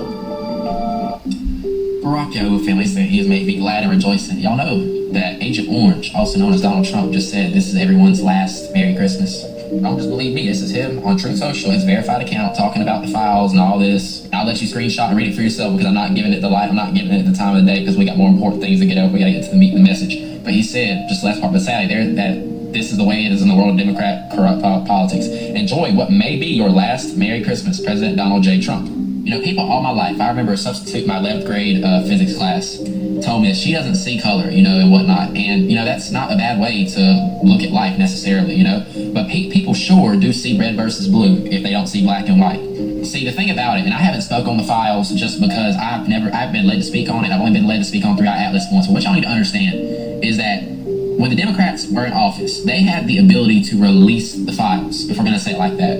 And then, now that Agent Orange is in office, matter of fact, let's back up. He campaigned off of the Epstein files. He campaigned off of the files. And then his press secretary, might have been Attorney General, you know, whatever, it's all the same narrative. Came out and said this. The statement you heard first, the Department of Justice, there is no evidence of Jeffrey Epstein kept an official list. And DOJ, FBI memo, the federal agency stated no incriminating list of clients was found, nor was there credible evidence that Epstein blackmailed prominent individuals. The memo also reaffirmed the official finding that Epstein, you know, happened. So again, they campaigned off of this the whole entire campaign. This has been a hot topic. The Democrats could have released it, and now the Republicans are saying there was no list to begin with, and now the Democrats are saying that that he won't release it. You guys got to understand that the illusion is beginning to fall. The left and right wing of politics are part of the same bird, and this is why neither side will release it truly. Like that this is why it took so long, and even then you're never really going to know. Is because all this is just to show you. I'm trying to tell you that it's all the same bird. There is no two parties. There is an illusion. This is an illusion, and Agent Orange knows that. He knows this. He knows that he is bringing Bible prophecy up. Get this. Remember what happened in 2019 with this when they had to get you the solution, right? It came up, Operation Warp Speed. He knows that he is being a vessel being used to bring Bible prophecy at warp speed. Begin to understand the party illusion that left and right wing politics are the same bird. And to the Christians, when you are saying that you want Agent Orange as your president, you are saying that you want to be like the Israelites in 1 Samuel 8 when they wanted a king to represent them in their, beliefs at that time, which were corrupted to the other nations. And what does the Bible say? 1 Samuel 8, 5 through 7. But don't be mad. Basically said, don't be mad, Samuel, because they have not rejected you, Samuel, but they have rejected me that I should reign over them. So when you want a king, when you want a person to, especially as in the system, right, to rule over you, that's not Yahushua HaMashiach, you are pleading for a king. This is why the Bible says in Ecclesiastes 1:9, there is nothing new under the sun.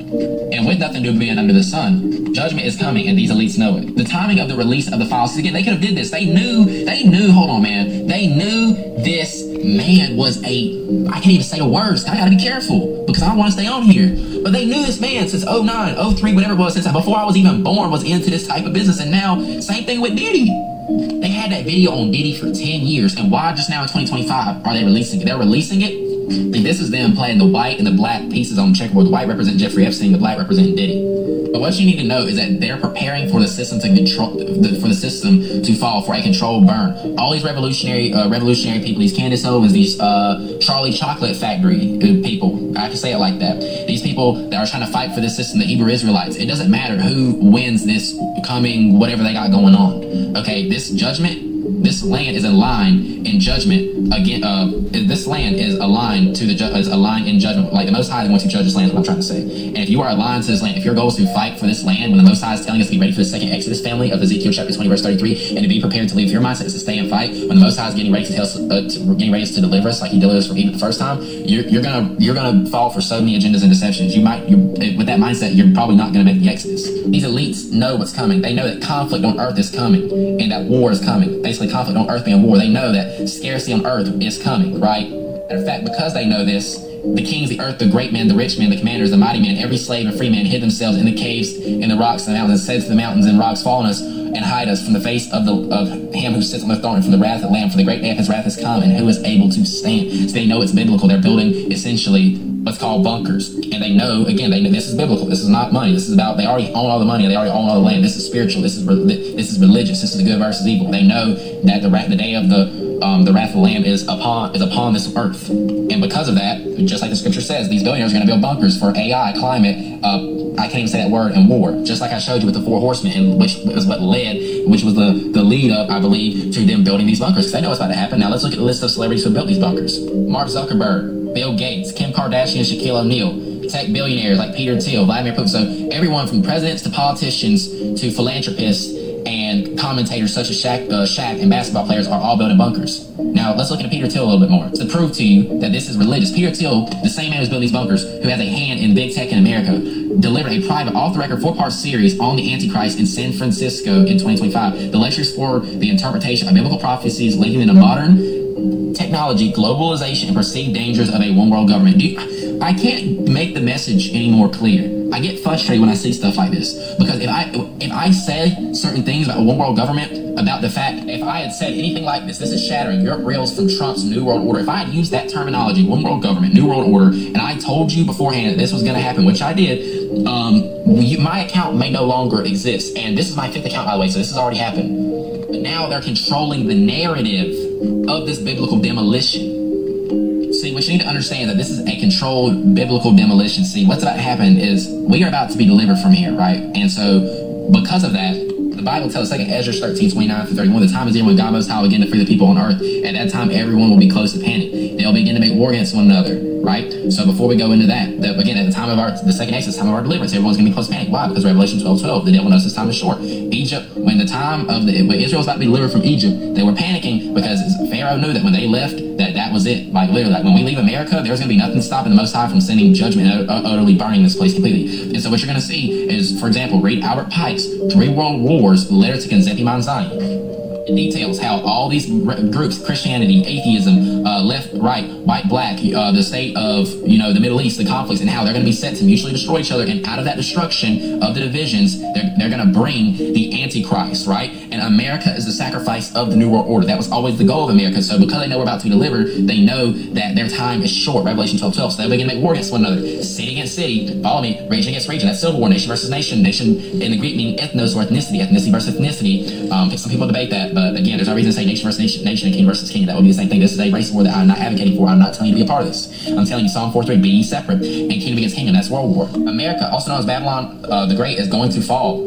It's going out of her, my people, lest you receive of her sins, unless you receive of her plagues. The world is going to mourn Babylon's fall. The businessmen, all these people that had these investments are going to mourn her fall. You don't have to be a part of that fall, because when America falls, the remnant will rise and go into the promises of the second Exodus. I love you, family. Shalom. It's all biblical. Okay, so everybody's talking about what Trump said, that 2025 could be the last Christmas, and what makes this hit different is the timing, because let's be real for a second, this year's Christmas didn't feel like a Christmas at all. And I'm not the only one saying that. People all over social media, different countries, different backgrounds, are all saying the same thing. The joy felt forced, the excitement wasn't there, everything felt heavy. People were stressed, tired, financially drained, emotionally exhausted, and honestly just trying to survive the holidays rather than celebrate them. So when the president of the United States makes a statement like that, people naturally start asking questions. Why would he say that now? Why say that at a time when people already feel like something is off? And the bigger question everyone keeps asking is, what do they know that we don't know? Because whether you like Trump or not, whether you agree with him or not, this isn't just some random guy talking online. This came from the president. That alone, makes it a big deal, right? And then things start going even further. Online people are now circulating claims that AI systems like Alexa are saying that there may be no Christmas holidays in 2026. I know that sounds crazy, but that's what people are reacting to. That's what's being discussed. And again, at that point, it's not even about Christmas anymore. The real concern becomes what's coming that could cause something like that. Because if you ask me, it feels like we are standing on the edge of something big, something the world hasn't recovered from yet, and maybe won't recover from at all. Economically, spiritually, emotionally, people are worn down, and you start looking at things through a prophetic lens. This is exactly how prophetic times are described. Not fireworks, not instant collapse, but a slow and easy feeling that something familiar is slipping away. And yes, people have been saying this, this is the last Christmas for years, and here we are. We just had one Christmas. So let me be clear. This is not misinformation. I'm not stating facts. I am sharing the conversation. I am sharing what people are saying in response to what Trump said and why it struck such a nerve. So what do you think, guys, about this? Is this just another moment blown out of proportion like so many before, or does this feel different? Go ahead, drop your thoughts in the comment section down below as we continue watching the rest of the reaction videos. I'll come back at the end of this video to give my own final 2 cents. Let's continue watching. Next year you're not doing Christmas, and I want you to realize that that's okay. I understand that every year you get so excited, yet to only be disappointed and stressed out by the amount of money that you're having to spend and the fact that your families just can't accept you no matter what it is that you do. You get up, you get dressed, you get cute just to go sit in other people's houses and be completely uncomfortable, wishing that you were home in your sweatpants. And I'm here to remind you that it is possible to do that because I am at home in my sweatpants. Y'all's president just posted and said that this is going to be the last Merry Christmas. Now, what do y'all think he mean by that? Go check out some of my other videos. I've been telling y'all, this man is not playing no sillies. They have a plan. They are following that plan, step by step, to strip rights, to make the people that were slaves again. But in a new sense, we've already seen how they changed in the field slavery to modern day slavery with mass incarceration, police brutality. We see exactly what they're about to do. So follow me, check me out. Y'all want somebody to come up with a plan? I have the plan. I have the blueprint. Guys, I'm not getting anybody's hopes up. Anyone's. Take this for what you want. Trump has said, a follower of mine, and he has, this will be the last Merry Christmas ever. Let's hope so. I can't guarantee, I will not guarantee it at all. Here's what happened. For one thing, they're going by the Gregorian, our calendar, the opposite calendar, I get mixed up on them. The opposite calendar, the real calendar, and the first day of the year is not till April Fools. I fooled you. So it's 2025 until April 1st. Let's not get into that now. But I took a picture of a guy that had it posted. Trump says last Merry Christmas. I'm delivering food and I got an order for $6.66. If you'll research it, it's not 666, not a bad number. Just research it. The vehicle next to me, the license was 980. That's 17. The one next to me was 97A. A is 1, that's 17. The next one in front of me was 593, that's 17. Come to your own conclusions. Let's think positive. It means this movie's about over. But I won't guarantee it, as far as I can throw an elephant, that we won't be sitting here 10 years from now. I'm not being negative, but no more timelines, no more guarantees, no more nothing until it happens later. I've been seeing a lot of stuff on my For You page about last Christmas. And when I was doing a deeper dive, I understood that in some perspectives, this is the last Christmas that we are going to treat like we normally do, where we go out, we break the bank on gifts and versus just really enjoying time together with family, friends, and loved ones, and creating memories that last lifetimes. Traditions, games, music, food, recipes, you name it. That's what Christmas should be about. We didn't do this grand Christmas, and it was actually really nice. There wasn't a lot of pressure to make it happen because we were working with a minimized budget. On top of that, the benefit of community is that there's people around us that want to spend time and have memories with us that make it convenient to where it's not always about an exchange of gifts, of materials. It's about exchange of friendship, kinship, love. That's prosperity. And so people waking up and being like, we ain't doing Christmas like we used to, or maybe it didn't feel like your normal Christmas for you in the morning yesterday, but I saw that go across my feed and I was intrigued by it because I'm like, dang, this was the last Christmas where I didn't feel like, not that it wasn't Christmas, I just didn't feel like, wow, we went through all this to just have a one day when it's a normal day of just giving that we should celebrate. So, I don't know. How did you feel? That guy just a couple days ago said this would be the last Christmas. It's 1 a.m., I'm doom scrolling, just stumbled upon a video about a girl having a dream about the rapture and how Jesus is coming back so much sooner than any of us know. So as you go to celebrate Christmas, I guess technically today, you need to remember what this is really about. I need to remember what this is really about. When you're online, you're making mean comments to people, and you think it's lighthearted and silly. You and I and everybody, we're gonna have to face Jesus and God. He will confront us about all of that. All of our thoughts where we haven't forgiven people, we're going to be confronted about that. All the things we've been spending our life doing, being distracted by, we're going to be confronted about all of that. All I know is no matter what, I do not want to be left behind during a rapture. That's all I know. I don't want anybody I love and care about to be left behind. I am seeing these videos more and more and more, and I truly do believe that God is giving certain people visions so they can spread the word to tell people to get their houses in order, get their hearts right, forgive people that you have grudges against. Trust me, I have grudges too, but it doesn't matter. And to go into 2026 not being distracted. Open up that Bible in the mornings. And as strongly as you pursue finances, TikTok, entertainment, football, all the things, make sure you talk to Jesus, okay? Make sure. I want to spend every day trying to let people know that the end goal is Jesus. It's Jesus, it's heaven, it's God. That's the thing that all of our souls are truly actually yearning for and working for. Time is running out and the clock is ticking. So all I know is this: times are about to get crazier, and I don't think the word crazy does it justice anymore. This isn't just chaos. This is crazy. I'm telling you, something has shifted. You can feel it in the air. You can see it in people's faces, and you can hear it in the way conversations have changed.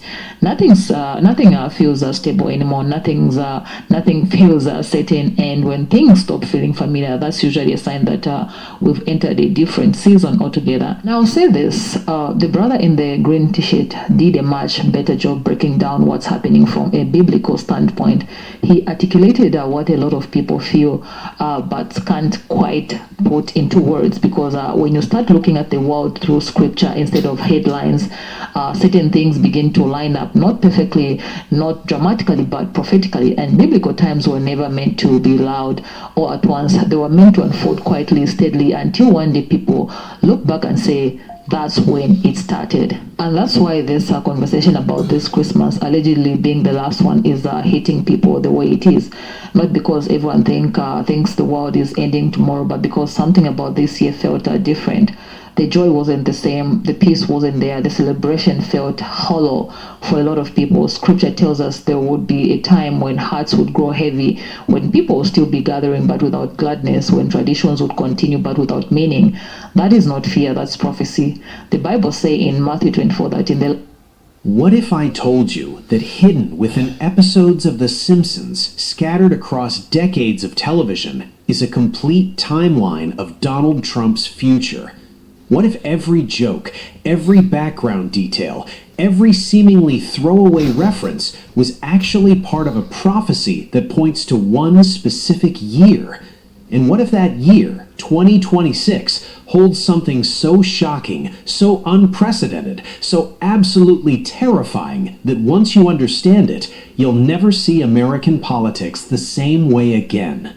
You're about to discover something that will fundamentally change your understanding of reality, something that connects a cartoon from the 1990s to events unfolding right now in real time, something that suggests either impossible foreknowledge or a plan so vast, so intricate, that it's been hidden in plain sight for 30 years. And at the center of this prophecy is one man, Donald Trump, in 1 year, 2026. This isn't speculation. This isn't theory. This is documented evidence from multiple episodes spanning multiple years, all pointing to the same conclusion. The Simpsons predicted Trump's presidency 16 years before it happened. They predicted how he would announce his campaign. They predicted the chaos of his administration. And now they've predicted what happens to him in 2026. And what they've shown us should terrify everyone, regardless of political affiliation. Because this isn't about left or right. This isn't about supporting or opposing Trump. This is about understanding that forces larger than any individual, larger than any political movement, are shaping events according to a script that was written decades ago. And that script reaches its climax in 2026 with Donald Trump at the center of the most consequential moment in modern American history. Let me take you back to where this story begins. March 19th, 2000. The Simpsons episode, Bart to the Future. This is the episode everyone knows about, the one where Lisa Simpson becomes president of the United States and mentions inheriting a financial crisis from President Trump. When this episode aired, Donald Trump was a reality TV personality and real estate mogul. The idea of him becoming president was absurd. It was a joke. It was impossible. Except it wasn't.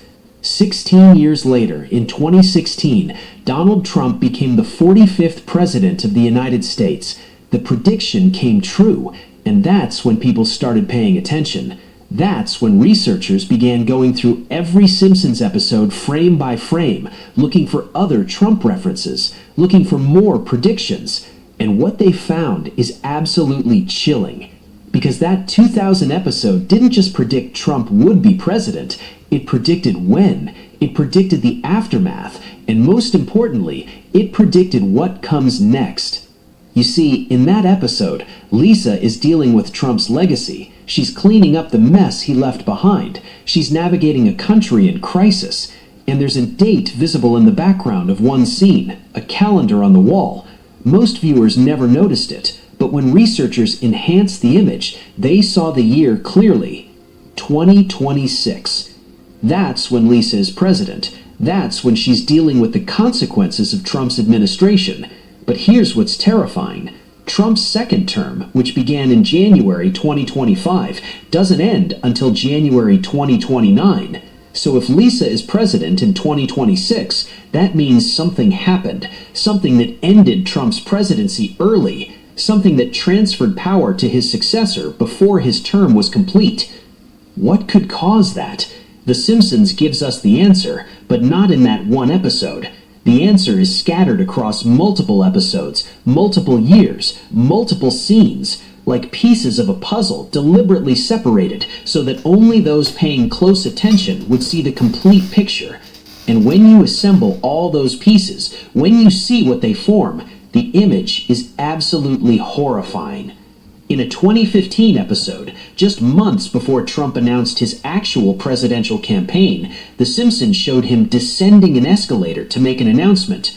When Trump really announced in June 2015, he descended an escalator at Trump Tower in almost the exact same way, with the same gesture, the same positioning.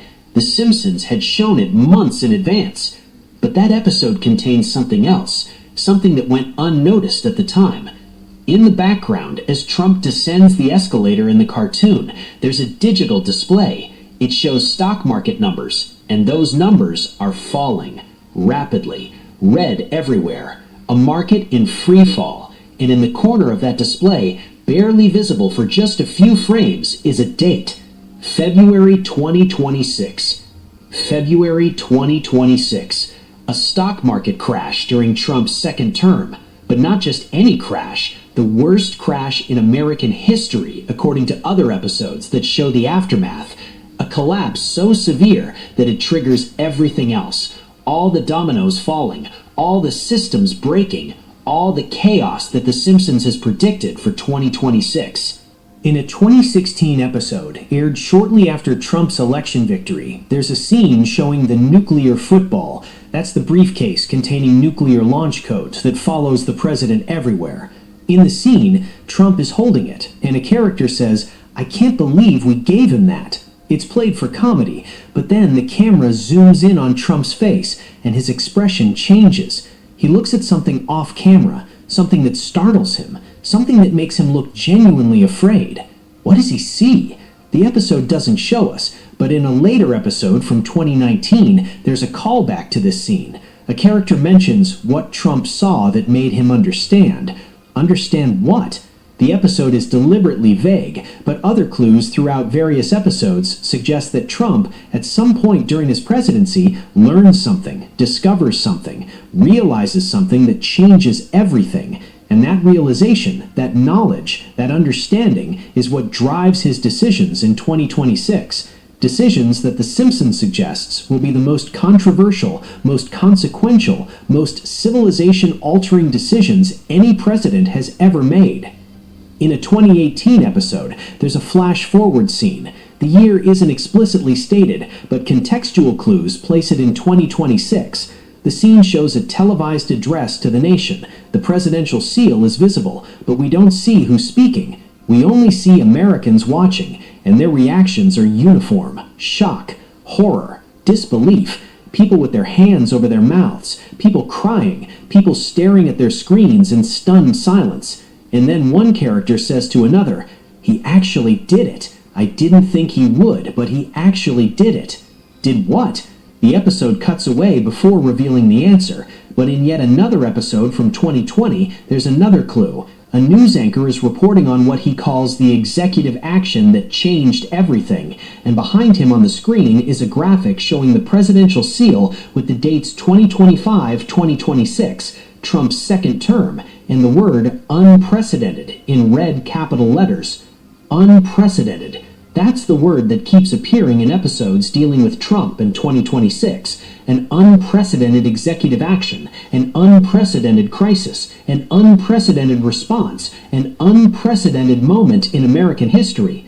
The Simpsons is telling us that something happens in 2026 during Trump's second term that has never happened before in the entire history of the Republic. But what is it? To understand that, we need to look at all the clues together. We need to see the pattern that emerges when you compile every Trump reference, every 2026 reference, every hint about crisis and transformation that The Simpsons has shown us over decades. First clue, economic collapse. Multiple episodes show a stock market crash in early 2026, February specifically. The crash is severe enough to trigger bank failures, business closures, unemployment skyrocketing, the kind of economic catastrophe that makes the Great Depression look mild. Second clue, emergency declaration. Multiple episodes reference Trump declaring a state of emergency, not a normal emergency like natural disasters, a constitutional emergency, a crisis so severe that it justifies invoking powers that presidents have never used before, powers that fundamentally alter the balance between government and citizens. Third clue, executive action. Multiple episodes mention Trump taking an action that no president has taken before. The specific action is never shown directly, but the implications are clear. It involves executive authority. It involves bypassing normal constitutional processes. It involves making decisions that would typically require Congress or the courts, but that Trump makes unilaterally under emergency powers. Fourth clue, military involvement. Several episodes show imagery of military forces in American cities, not foreign invaders. American military operating on American soil, enforcing something, protecting something, or perhaps suppressing something. The context varies in different episodes, but the visual is consistent. Troops, checkpoints, martial law conditions. Fifth clue, constitutional crisis. Multiple episodes reference arguments about legality, constitutionality, legitimacy. Scholars debating, courts ruling, states challenging federal authority. A complete breakdown of the normal constitutional order as different parts of government fight over whether Trump's actions are legal. Sixth clue, social unrest. Episodes show massive protests, millions of people in the streets, some supporting Trump's actions, others violently opposing them. America splitting into factions, cities burning, violence escalating. The country tearing itself apart over what Trump has done in 2026. When you put all 7 clues together, a picture emerges. An economic crisis in early 2026 triggers emergency declarations. Under emergency powers, Trump takes unprecedented executive action. That action involves military deployment and triggers constitutional challenges. The country splits over whether the action is justified or tyrannical. Massive unrest erupts, and America's position in the world changes forever. But what specifically is the action? What does Trump actually do? The Simpsons has hidden this information extremely well. There's no single episode that states it plainly, but there are hints, fragments, pieces that, when assembled carefully, suggest an answer that's almost too disturbing to consider. In a 2017 episode, there's a scene showing a character reading a history book. The book is titled The Presidency, A History. The camera briefly shows an open page, and if you pause and read the text, most of it is gibberish filler. But one sentence is clear. The postponement of 2028 marked the end of the old republic. The postponement of 2028, the 2028 election, the constitutionally mandated transfer of power that's supposed to happen every 4 years. And The Simpsons is suggesting that in 2026, something happens that leads to that election being postponed, delayed, suspended. And who would have the authority to postpone an election? A president claiming emergency powers, a president arguing that the crisis is too severe for normal political processes, a president insisting that stability requires continuity of leadership, a president named Donald Trump in the year 2026. This is what The Simpsons has been trying to tell us. This is the unprecedented action. This is what changed everything.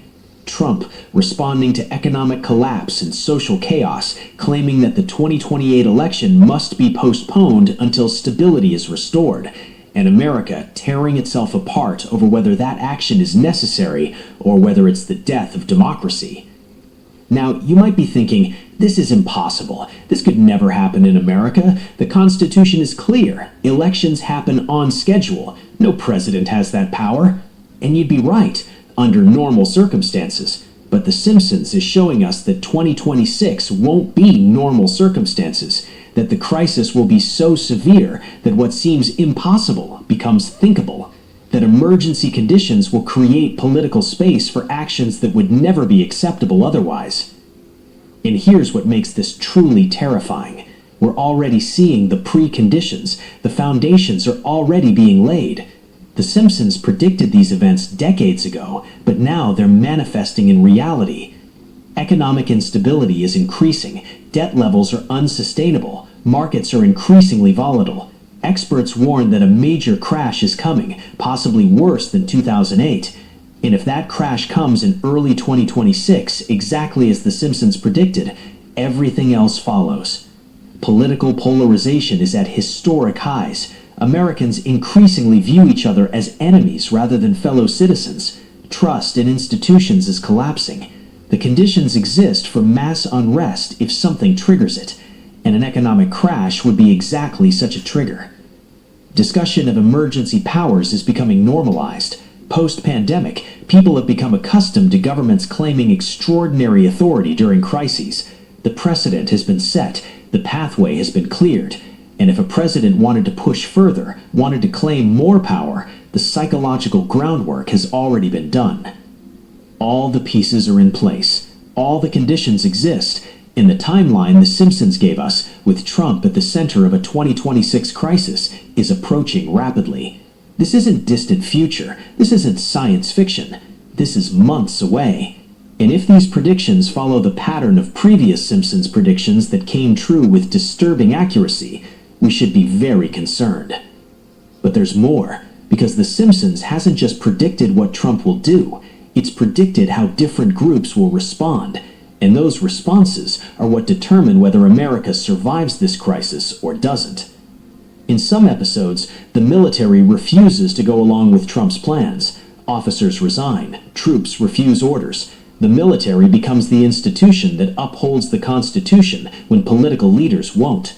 And this refusal forces Trump to back down, preventing the worst-case scenario. In other episodes, the military complies, follows orders, enforces Trump's directives, and America transforms into something fundamentally different, something with the symbols of democracy but the substance of authoritarianism, something that maintains the appearance of freedom while operating under completely different rules. In some episodes, the Supreme Court rules against Trump, declares his actions unconstitutional, and that ruling, despite everything, is respected. Power transfers peacefully. The crisis resolves. America bends, but doesn't break. In other episodes, the court is ignored, its ruling dismissed as illegitimate, and that dismissal marks the moment when the Constitution becomes just a piece of paper, when the rule of law gives way to the rule of power, when America crosses a line from which there's no return. In some episodes, the protests remain peaceful, massive, but nonviolent. And that discipline, that commitment to peaceful resistance, even under pressure, eventually wins. Public opinion shifts. Politicians who supported Trump's actions lose courage. The crisis de-escalates. In other episodes, the protests turn violent. Riots, attacks, chaos that plays right into the hands of those arguing for more authoritarian measures, violence that justifies crackdown, unrest that proves the original emergency declaration was necessary, a self-fulfilling prophecy that transforms opposition into evidence. The Simpsons is showing us multiple timelines, multiple possible Americas emerging from 2026, and which timeline becomes reality depends on choices. Millions of choices made by millions of people, choices about how to respond when the crisis hits, choices about what to accept and what to resist, choices that will define not just 1 year, but decades to come. And here's the most unsettling part.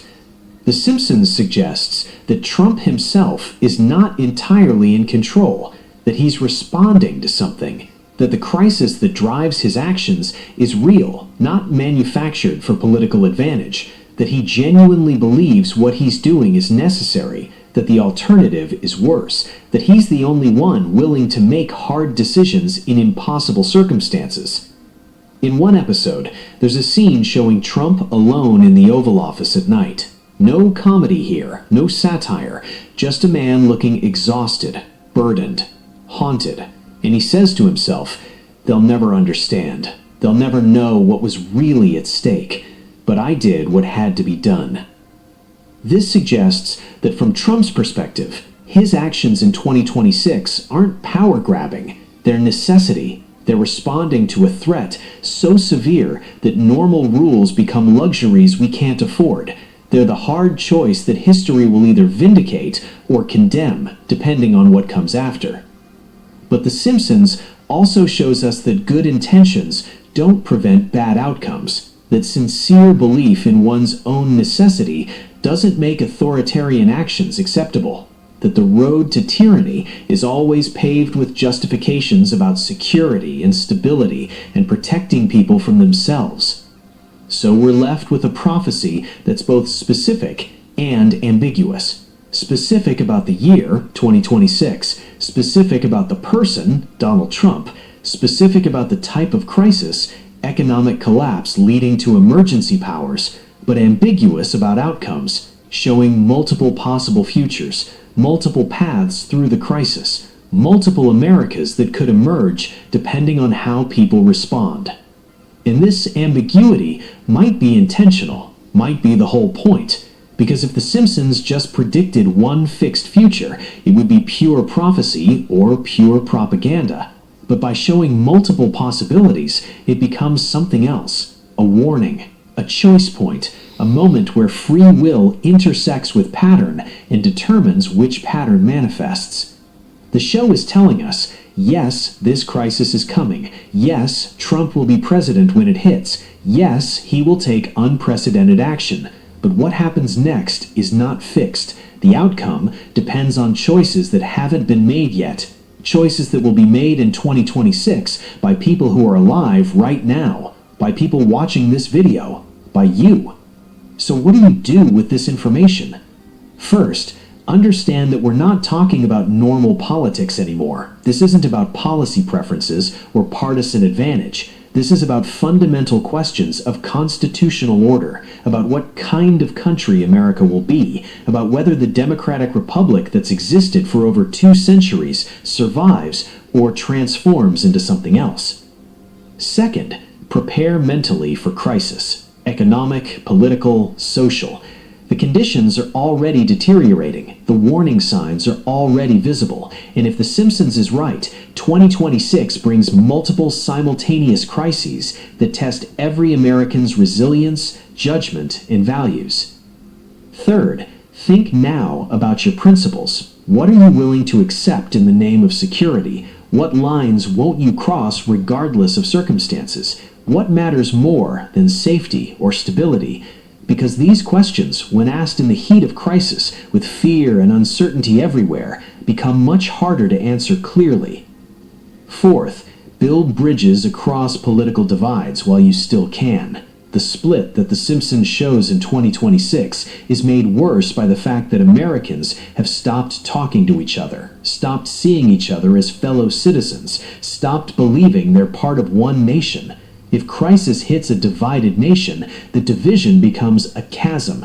But if people maintain connections, maintain communication, maintain basic respect even across disagreements, that makes navigating crisis possible. Fifth, understand that Trump is not the central character here. America is. Trump is the catalyst, the crisis point, the moment of decision. But the story is about what Americans do when tested, about whether constitutional principles matter more than personality, about whether the Republic is strong enough to survive its greatest internal test since the Civil War. And sixth, remember that prophecy is not fate. The Simpsons has shown us what's coming, but that foreknowledge gives us power to influence outcomes, to make different choices, to be ready instead of surprised, to respond effectively instead of reactively, to maintain clarity when others panic. The show has given us a gift disguised as entertainment. It's hidden warnings in jokes. It's buried truth in satire. It's shown us the future so that we can prepare for it, or prevent it, or at least not be destroyed by it when it arrives. Donald Trump in 2026, an economic crisis, emergency powers, unprecedented action, constitutional crisis, America splitting, the Republic transformed, multiple possible outcomes depending on choices not yet made. This is what The Simpsons has predicted. This is what's coming. This is what should scare everyone, regardless of political affiliation. Because this isn't about Trump winning or losing. This is about America itself at a crossroads. This is about the kind of nation that emerges from crisis. This is about whether the democratic experiment that began in 1776 continues, or whether 2026 marks its transformation into something fundamentally different. The Simpsons saw it coming decades ago. The show tried to tell us through the only medium available, through comedy that hides tragedy, through satire that conceals prophecy. And now, with time running out, with 2026 approaching rapidly, the question is whether we're paying attention, whether we're taking it seriously, whether we're preparing for the moment that will define our generation. Donald Trump will face his greatest test in 2026, but so will every American. So will the Constitution. So will the Republic itself. And what happens, which timeline becomes reality, depends on choices being made right now, and choices that will be made when crisis hits. The Simpsons has shown us the challenge. The question is whether we're ready to face it. If this video opened your eyes, if it revealed patterns you never saw before, if it gave you information that could help you understand and prepare for what's coming, then you have a responsibility. Share it. Make sure people you care about know what The Simpsons has predicted. Subscribe to this channel, activate the notification bell, and spread this warning to someone who also needs to know this truth. Because the time for ignorance is over. The time for preparation is now. And the future belongs to those who have the courage to see what's really coming and the wisdom to be ready when it arrives.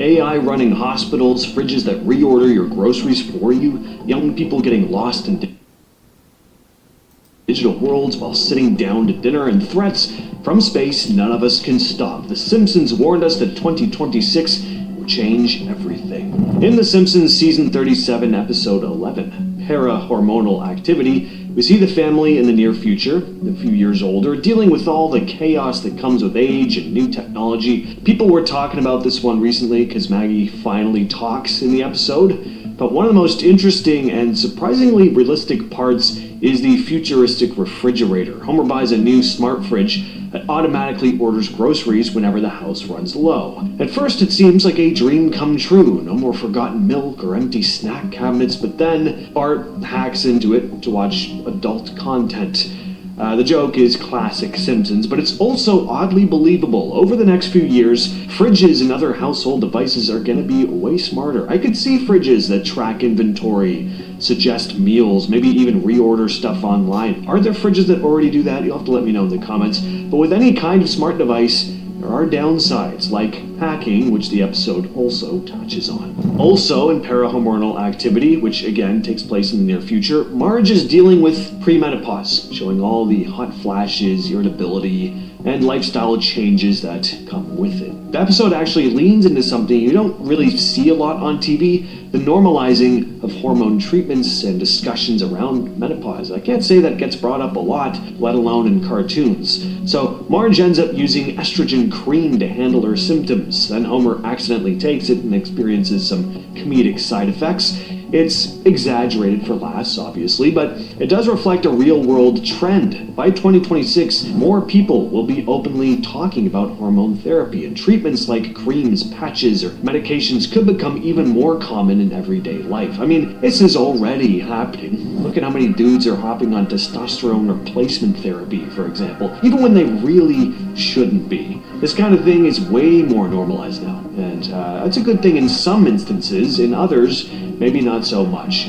Point is, the episode reflects this shift in how society is treating aging and bodily changes. And over the next few years, this stuff is probably going to become even more common and mainstream than it is today. Next, we have another episode set in the future, Holidays of Future Past, from season 11. In this one, we fast forward decades in the future to show what life in Springfield looks like for the next generation, and considering this one came out in 2011, it's kind of eerie how many things it predicts that are actually pretty close to happening. In the episode, Lisa's teenage daughter, Zia, is literally hooked online, leaving her unconscious as she plugs into a fully digital world called the Ultranet. Now, aside from the fact that, let's face it, all of us, but especially the younger folks, are spending more and more time online or in increasingly immersive video games, there's also the whole AI and VR thing. Today we have VR, augmented reality, and interactive gaming, but over the next couple of years, this stuff is only going to become more common, and the technology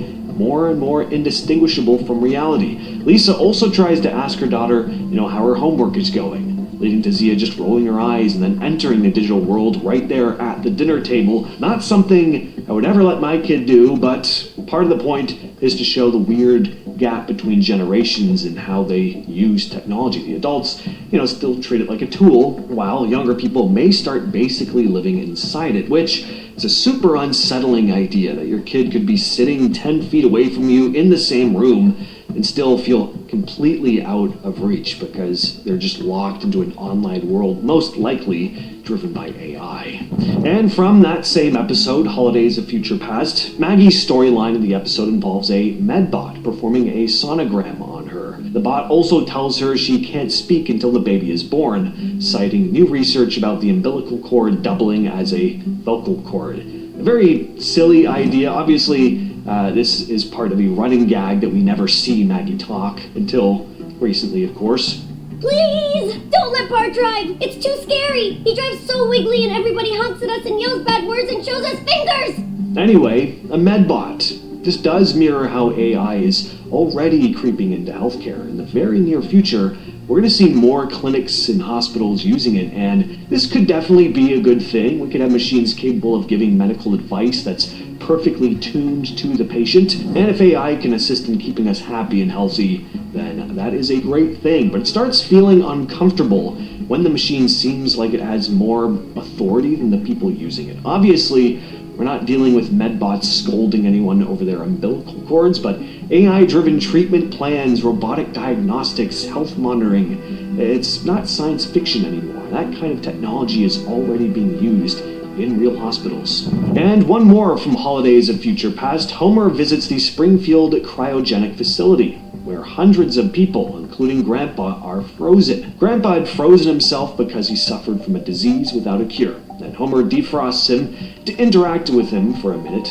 but refreezes him when he starts to complain. Stuff like this isn't even that far off anymore either. There are already companies offering preservation services for terminal patients. Researchers are actively working on better ways to store people long term. We're not talking about waking people up in the future just yet, but by the next few years, the technology behind cryogenic storage could get cheaper, more refined, more normalized. I mean, this could very well become an alternative people start really considering instead of the more traditional route. In It's a Blunderful Life from season 35, we fast forward 60 years in the future to see a very different Springfield. The story begins with the family celebrating Thanksgiving. Homer's not there because he's dead, but his hologram joins the table. Before they eat, they light candles to remember a massive blackout that nearly destroyed Springfield.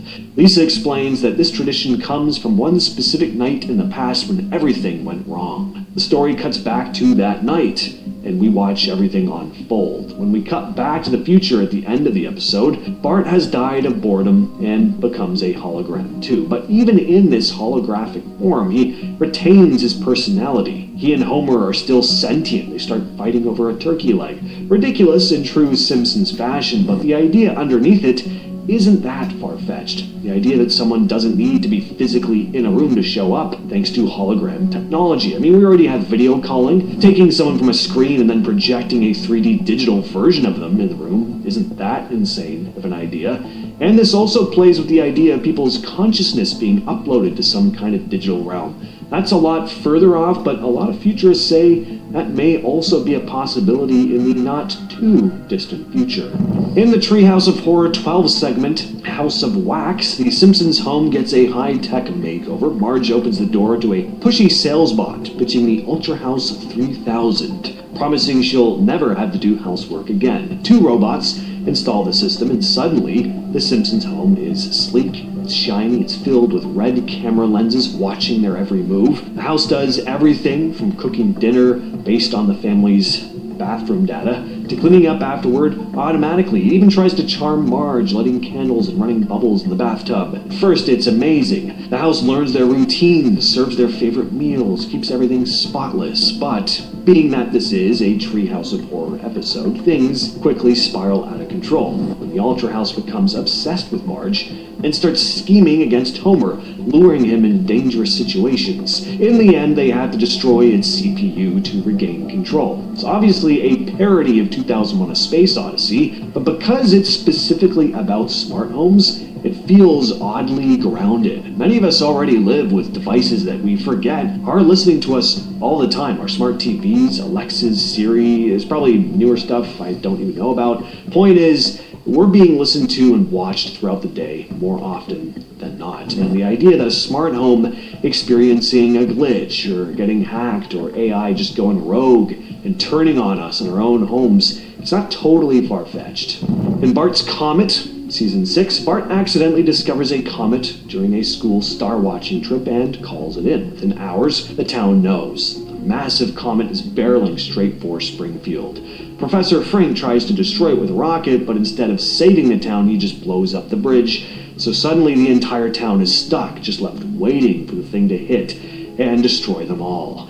The tension builds as the comet gets closer and closer, and sure, it's a cartoon, but you can't help but imagine. What would you do in a similar situation? How would you spend your final days if a giant rock from space was hurtling towards your home? And obviously this isn't pure fantasy. Space agencies already keep an eye on big asteroids and comets in every so. I love it, and you know, it's that stuff's positive, and there's other stuff that's positive behind the scenes, but the fact that I might lose my fucking house over something that I have nothing whatsoever control over or to do with,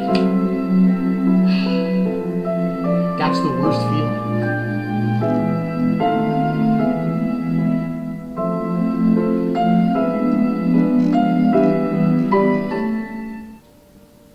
Okay, I put all updates in it. It still claims there's updates I didn't do. It says, oh, there's still driver updates you haven't applied to the camera yet. What are you talking about? I literally did all your updates, and it still says it's not done. So there's some... As 2026 looms, some of you might be craving a few months of peace and quiet, but according to the purported prophet Nostradamus, we're not going to get it. In case you're a Nostradamus newbie or just want to hear how we're going to justify this, here's a brief intro. His prophecies are pretty vague and not connected to specific years. Instead, they're grouped into collections of 104-line stanzas or quatrains called centuries. So, to check out what's ahead in 2026, we looked at the 26th stanza in each collection, then had a little fun with numerology as a bonus. Century 1's 26th stanza tells us, "The great man will be struck down in the day by a thunderbolt." At first glance, it sounds like Nostradamus is predicting an assassination. Of course, great man could refer to any prominent male public figure or even in a pinch, an entire country. Why not? But if we take the mad mystic literally and go with a guy will be struck by lightning, well, the truth is that most lightning strike victims survive. Over 90% actually. But not everybody. Between 2006 and 2021, 444 people died from lightning strikes in the US. And for you men out there, great or not, men are several times more likely to be struck than women. careful in bad weather, fellas. Then again, if we expand the struck down idea to the realm of metaphor, we could be looking at directed energy weapons. Never heard of them? You will. We're talking about weapons that use energy instead of physical projectiles like bullets to do their killing. The US and China, and lots of others, are exploring the use of offensive lasers, particle beams, and microwave blasts, any of which, to a 16th century mind, is probably as close to lightning as anything else imaginable. Did you catch all that? What we're saying is Nostradamus is vague. Century 1, verse 26 ends with an almost offhand reference to pestilence in Tuscany. The Tuscans might be especially alarmed to hear this. Italy was the first country outside Asia to have a confirmed case of COVID, after which the virus ran rampant throughout the, Earth. But Nostradamus might actually be talking about an outbreak of the Toscana virus, a seasonal virus endemic to several Mediterranean countries and spread by biting insects called sandflies. It's pretty common and usually not dangerous, but it occasionally causes lethal meningitis, and unfortunately, it's already on the rise. The virus seems to be moving into new areas, maybe because the insects that carry it are moving in response to climate change. I don't think we can do that. Oh, nonsense. This is nothing compared to the twig of 93. The upshot is occasional meningitis might suddenly not be all that rare.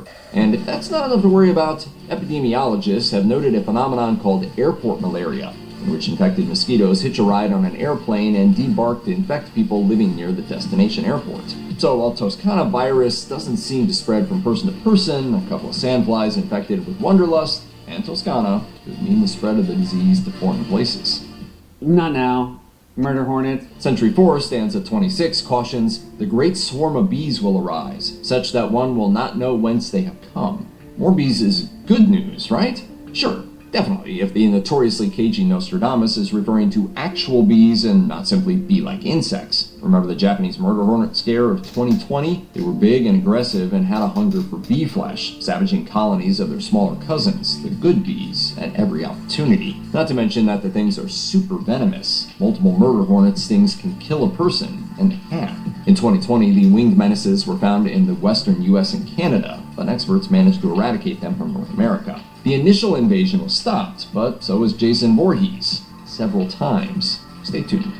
The Judeo-Christian Islamic God doesn't like idols. The second Christian commandment is actually, thou shalt not make unto thee any graven image. And honestly, if you were the author of all creation, wouldn't you be annoyed to see your createes worshiping something they made themselves? In Century 3, verse 26, Nostradamus warns, they will prepare idols of kings and princes. No, he doesn't tell us who he's talking about, but in the case of this particular prophecy, it's not hard to imagine who they could be. To date, there have been at least 2 golden statues of Donald Trump. In 2021, at the annual CPAC conference, there was a gold statue of the then former president. It wasn't real gold, of course. It was made of fiberglass and, as a result, lacked the gravitas of its biblical predecessor, the golden calf of the Israelites. But that didn't stop commentators from pointing out that the biblical Hebrews came to regret their idolatry big time. In 2025, another shiny yellow Trump popped up, this time holding a physical token of the famously not physical Bitcoin. The 12-foot-tall statue sat on the National Mall, funded by a gang of crypto investors who appreciated Trump's fondness for the stuff.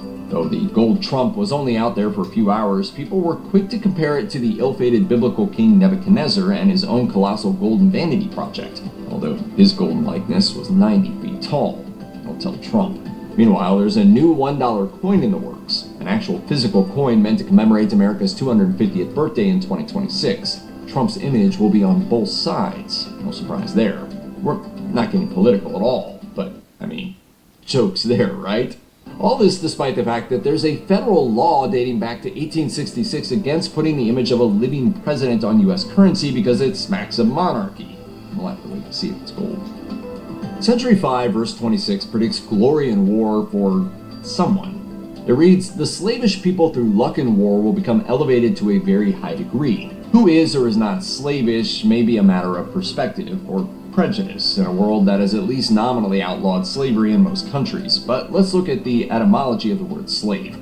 In English, as in the Romance languages, the word for slave is linked to the word Slav, because before the opening of Africa to the vile practice, Slavic groups were the preferred prey of slave traders. The obvious conflict involving Slavs is the ongoing Russo-Ukrainian war. Both Russia and Ukraine are ethnically Slavic, as are secondary participants like Ukrainian supporter Poland and Russian ally Belarus. 2026 will be 4 years since the Russian invasion, and there's no solution in sight. Maybe a battlefield breakthrough or diplomatic coup is in the cards. Another Slavic flashpoint to watch, Serbia and its neighbors. The ashes of the former Yugoslavia still smolder, with tensions high between Serbia and Kosovo, and Serbs in Bosnia and Herzegovina threatening to secede. There's more war talk in Century 7, stanza 26, which reads, "Foists and galleys around 7 ships, a mortal war will be let loose." A foist for landlubbers is an archaic type of sailing ship, a light, fast vessel suitable for shallow waters like those near coasts. A galley is a larger vessel driven by oarsmen. This line sounds like it's referring to a naval flashpoint, and the seas with the highest likelihood of seeing conflict are probably those around China. China wants the world to take the term South China Sea very literally, laying claim to a large swath of waters off its southern coast. But parts of those waters and the islets within them are claimed by Taiwan, the Philippines, Malaysia, Vietnam, and Brunei. The situation gets even murkier when you consider China's claim to all of Taiwan. And to make things worse, nearby Indonesia has separate naval disputes with Asia's biggest bully, China. To make its presence felt, China has built naval installations on reclaimed land within the South China Sea, which, by the way, is called the East Sea in Vietnam and the West Philippine Sea in the Philippines. They've already tried to stir up a territorial hornet's nest by sending massive fishing fleets into disputed territory, then overfishing the areas, dumping oil in their wake, and, well... Some of them are turning off their transponders and going dark for short periods, but what they're doing in those periods is unknown.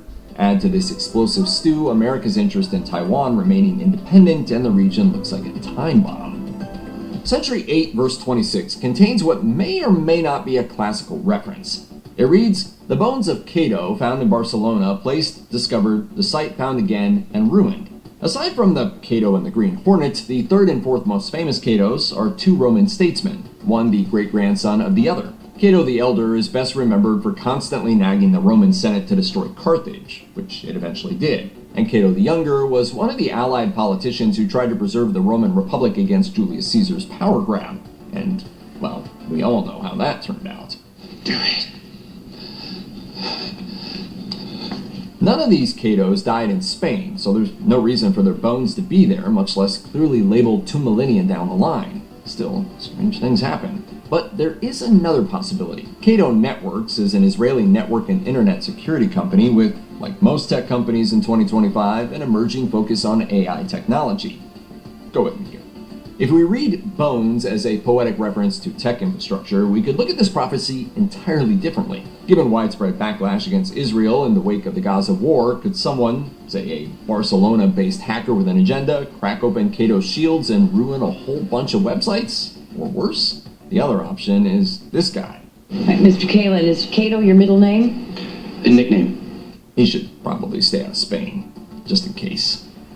If we play with numerology a little bit, and we're already playing with the prophecies of a long-dead mystic with an iffy track record, so let's go for it. We can add the digits of 2026 to get 10. Adding digits is a fairly common practice in numerology and opens up fun verses like this one from Century 1, verse 10. A coffin is put into the vault of iron where 7 children of the king are held. The ancestors and forebearers will come forth from the depths of hell, lamenting to see thus dead the fruit of their line. Zombie kings? Ghost queens? Poltergeist princesses? Yes, please. After so many grim predictions of plague and war, an angry skeleton trying to keep a crown on its fleshless head might simply be entertaining. A likely crypt for a post-mortem royal uprising is the Capuchin crypt in Vienna, which is full of dead Habsburgs. If you don't know the Habsburgs, it's because they're Europe's forgotten empire. They were at various points kings of Spain, Portugal, Hungary, and Bohemia, Holy Roman and Austrian emperors, and those are just the highlights. But eventually the Habsburgs took it on the chin and are nothing today. Also, as of 2023, the crypt is full, so perhaps it's time a claustrophobic undead emperor returned to walk the earth again. Looking at Century 10, verse 10, we get a chilling description. Stained with murder and enormous adulteries, great enemy of the entire human race. One who will be worse than his grandfathers, uncles, or fathers. In steel, fire, waters, bloody, and inhuman. In a textbook case of even a stopped clock is right twice a day, there's never been a shortage of leaders stained with murder and adultery. But given the reference to grandfathers, uncles, or fathers, it's worth noting that some modern dictators are nepo babies, and some have their heirs all picked out. The most famous hereditary dictatorship is probably the Kims of North Korea, where Kim Jong-un, grandson of the state's founder, does charming things like shoot his citizens with anti-aircraft guns. He has one child, a daughter, who may be groomed to succeed him, the way he was by his own father. If a government is willing to kill as many people as necessary to stay in power, it usually stays in power for a very long time. Then there's Equatorial Guinea, most recently in the news due to a plan for the US to ship detained migrants to the small Spanish-speaking African state. In case you're wondering, yes, they're the only Spanish-speaking country in Africa. Anyway, they've been in the grip of Teodoro Obiang Nguema Mbasogo ever since he overthrew his equally tyrannical uncle in 1979. Obiang appears to have tapped one of his sons to succeed him, though at 83 he's still clinging to power. And hey, let's not discount the Assads of Syria. Bashar, ophthalmologist and murderer, succeeded his father as strongman in 2000 and ruled until his 2024 overthrow and escape to Moscow. But he's got sons and brothers who may have eyes on a return to Damascus. Will one of these dastardly dynasties rock the world order in 2026? We'll soon find out. Or we won't. It'll turn out they were all meant for 2027 because of math. We'll investigate then, too.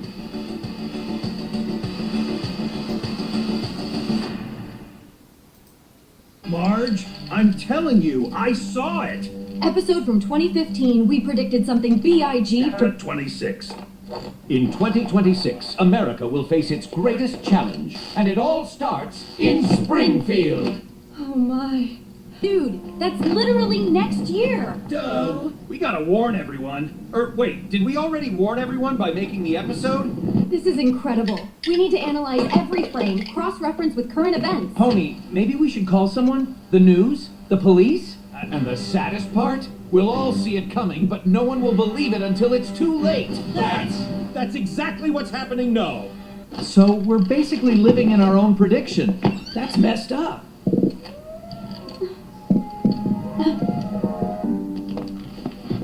Tomorrow, we tell Springfield. If we predicted this, maybe we can change it. Citizens of Springfield, what I'm about to show you will change everything you thought you knew about us. Homer Simpson. As you can see in episode 7, season 26, our past selves explicitly mentioned 2020. This is religious territory, Homer. Prophecy isn't some cartoon parlor trick. Ned, I'm as surprised as you are. All right, let's all keep our mustaches on.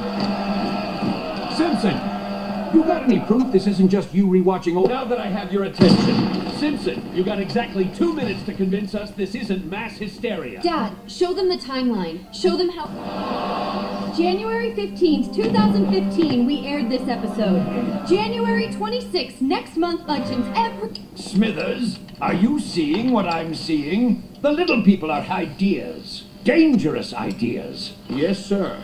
Viral, you say? Excellent. Fear is the most valuable commodity, Smithers, and the Simpsons have just... Yes, this is Burns. I need you to a quarreling interest in... Smithers, do you know what separates the powerful from the powerless? The protest is growing. Should we be concerned?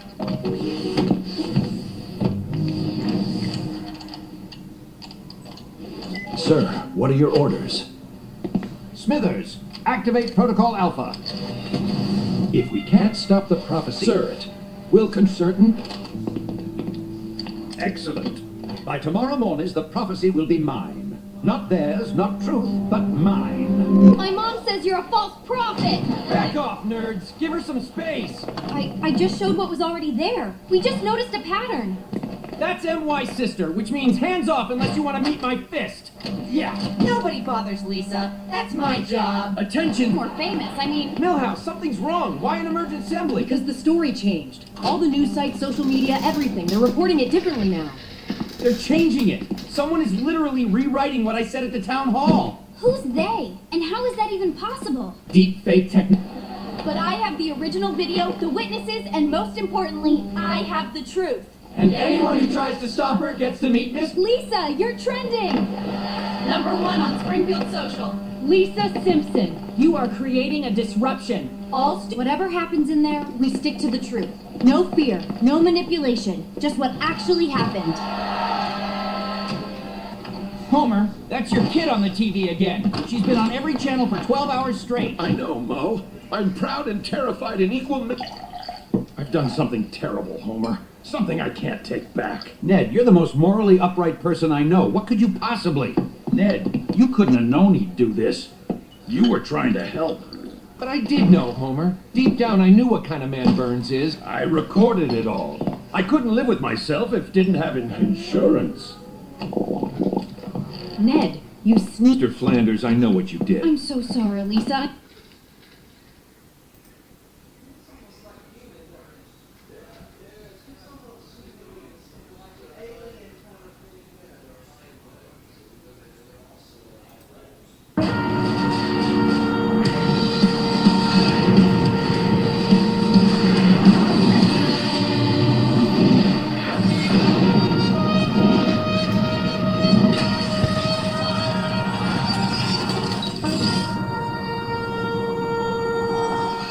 Welcome back to the channel. Share, subscribe, like this video, make sure you put your prayer requests in the bottom.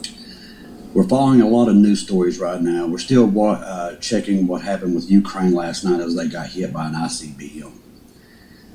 It just blows my mind to this day that that's actually happened in our time. And all thing it was missing was the nuclear warhead that was on it. Now, from what I'm understanding, the Russians did call us and tell us, hey, we're firing an ICBM, so that's a good thing. Because that's going to stop when the START Treaty, see, that's what that START Treaty, how important it is. But that's about to go to the wayside.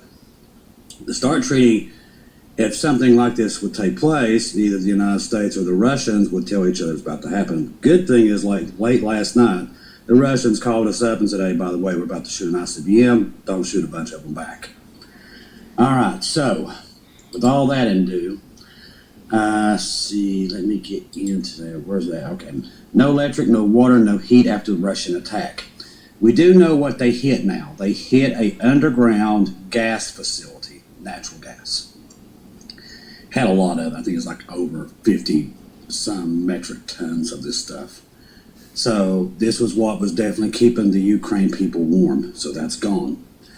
The mayor of Kiev has told residents they should evacuate Kiev now because Kiev is taking a beating too.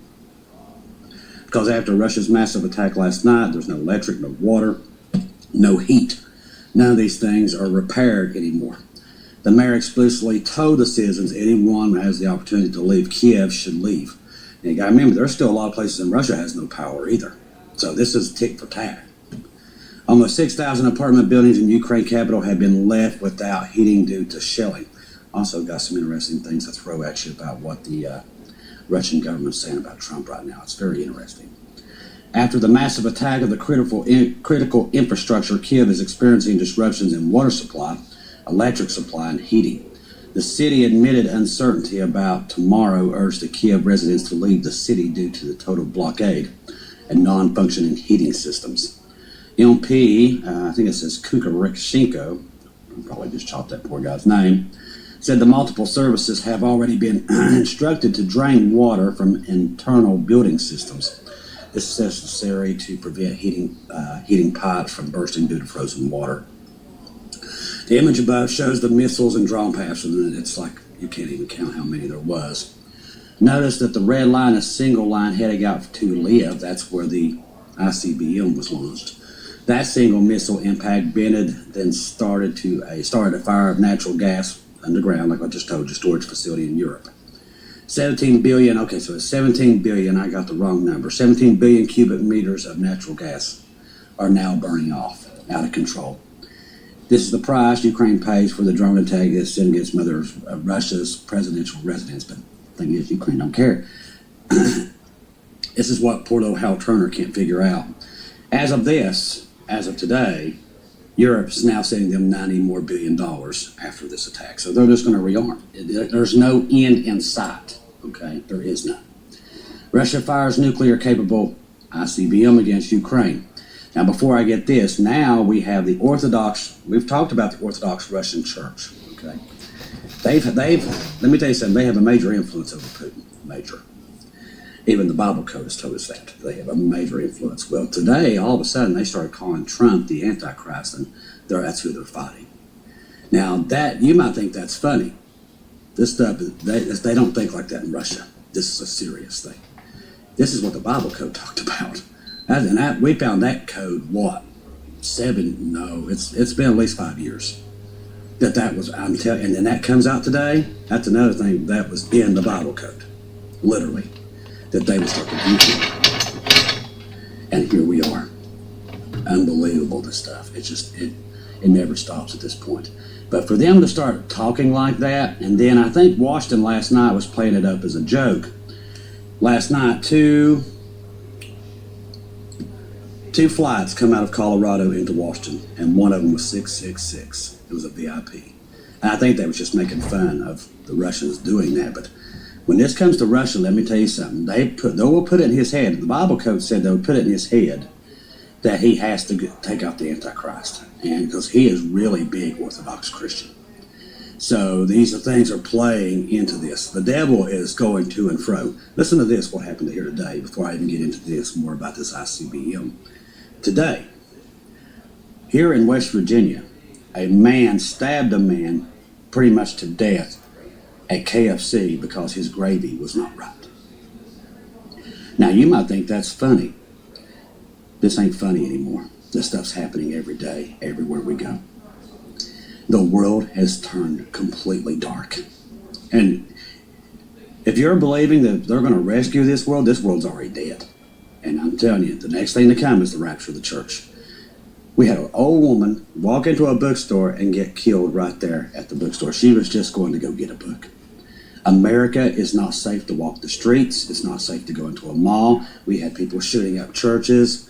There was celebrating the nativity scene at Christmas. And now, I mean, listen, this is every single day. So we're into 60 now. I just 5G. I was a leader on 5G getting that done. And now they're up to 6. Let's do it again. What does that do? Give you a little bit deeper view into somebody's skin? See, oh my goodness. I like the cameras the old days.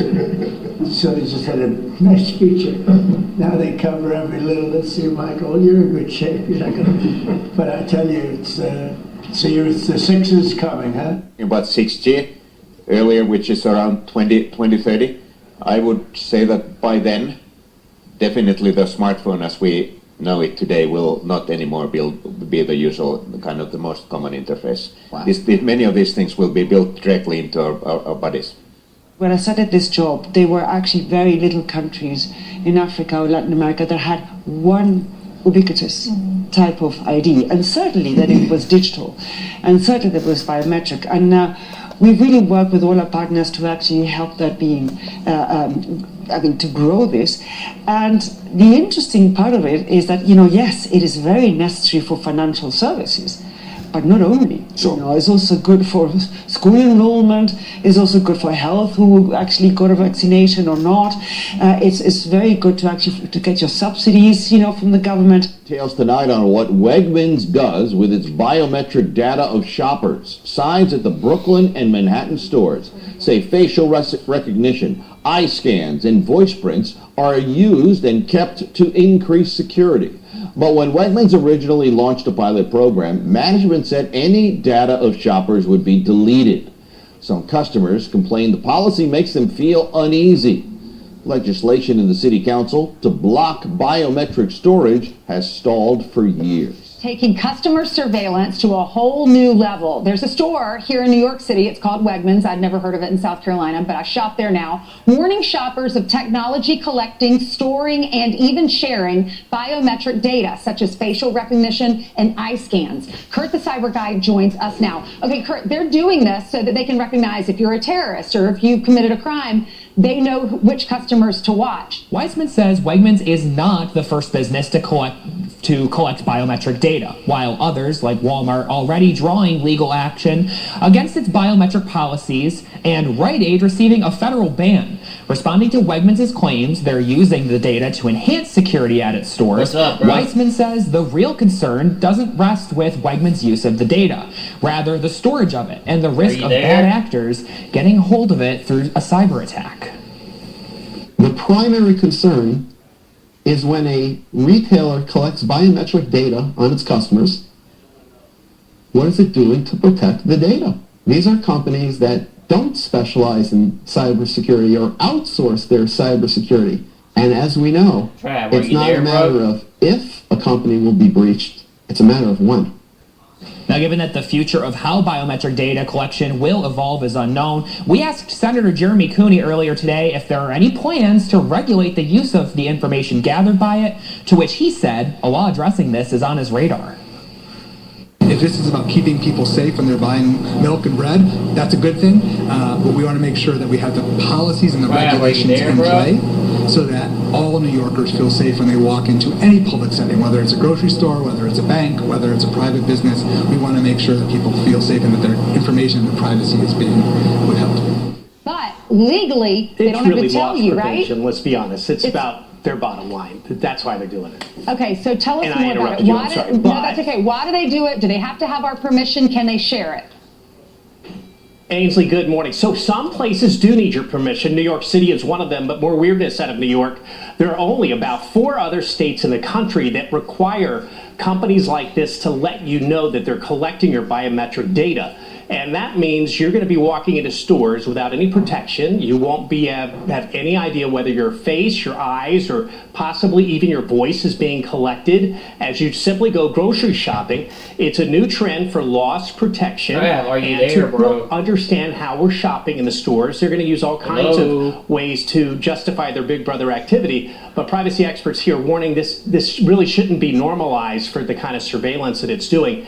And the biggest question is, what happens to that data? Who's got it? Who owns that? Who's storing it? How do we know that's safe? Of course it's not safe. These companies lose data constantly. So if you're in Texas, Washington, state of California, and Illinois, you're in luck. At least they have to post that sign outside that says, Ainsley, hey, welcome in. We're going to be recording your biometric data. Hello. Now, if I saw that at my grocery store, here's what I would do. I would vote with my wallet. I'd be like, no thanks. I'm going next door. I'm going to the other grocery store. I don't care if it's worse, because I'm not going to let you do that to me. I'm voting my wallet, period. Okay, here's the statement from the store. It's only in a few of their stores. It says, in a small fraction of our stores that exhibit an elevated risk, we have developed cameras equipped with facial recognition technology. This technology is solely used for keeping our stores secure and safe. The system collects facial recognition data and only uses it to identify individuals who have been previously flagged for misconduct. Kurt, will we start seeing this in other stores around the country?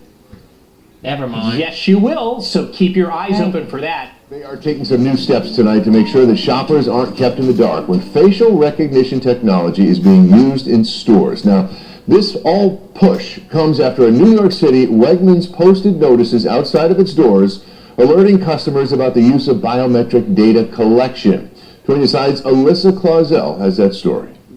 Almost everybody is saying that it's creepy. Other people are saying that it's happening all the time. What's one more? Western New York lawmakers say they're hearing from concerned constituents after a Wegmans store in New York City posted signs alerting customers that biometric data may be used. I was certainly surprised. I think without that law in New York City that requires signage to be posted, we wouldn't have known about it. Biometric data is more than just surveillance cameras. According to the U.S. Department of Homeland Security, biometric data is information about your physical features like your face or your fingerprints. It can be used to identify you. We agree to it every time when we open up something on the internet. We have a right to say yes or no. But the technology is already used in some everyday situations, including at airports and at the Canadian border. And commercially, retailers like Walmart say they also use biometric information. Wegmans is a great store, and it's a great part of Western New York. But I think that it's just for people's own feeling of security. Right now, there is no state or local law requiring stores in Western New York to notify shoppers when biometric technology is in use. But Erie County legislator Lindsay Larigo says she's working to change that. So I'm currently working on a local law that would require if a business or an entity is using, biometric scanning and collecting that data, that they would at least need to post signage to make customers aware, just like they're doing in New York City. In response to these concerns, a spokesperson for Wegmans told Two on Your Side, in part, quote, "This technology is solely used for keeping our stores secure and safe. The system collects facial recognition data and only uses it to identify individuals who have been previously flagged for misconduct. We do not collect other biometric data such as retinal scans or voice prints."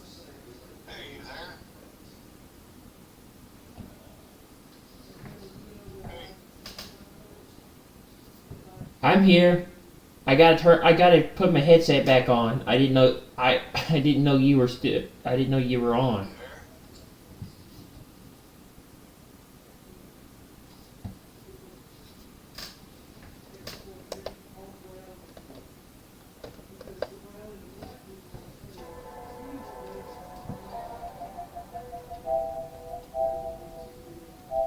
I'm here.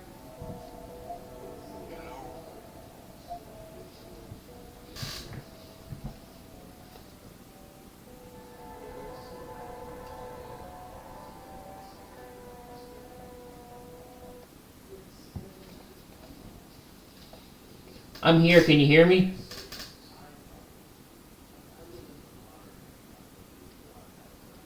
Trav, can you hear me?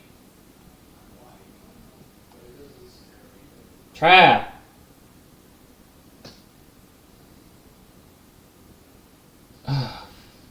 Fuck. Trav, can you hear me, bro?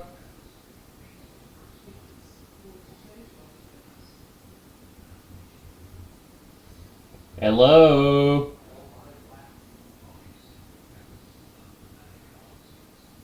Trav.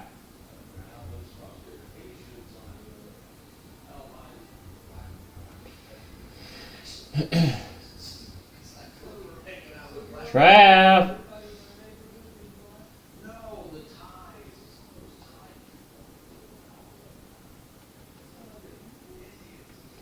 Trav.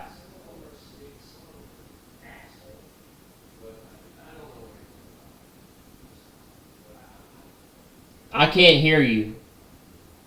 You're not there. I heard you through the controller, but I can't hear you in the game. I can't.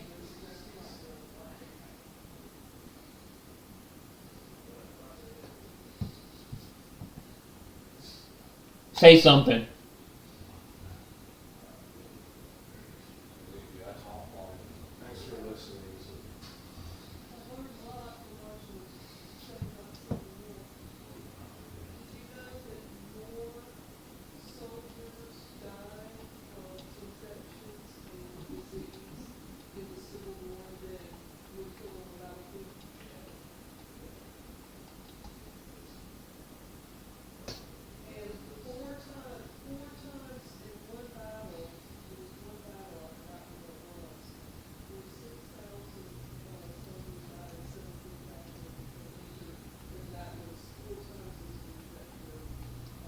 Yeah, can you hear me? I'm here, can you hear me?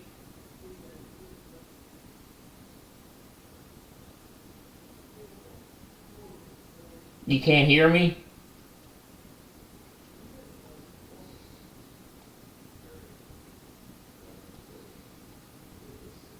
Trav, can you hear me?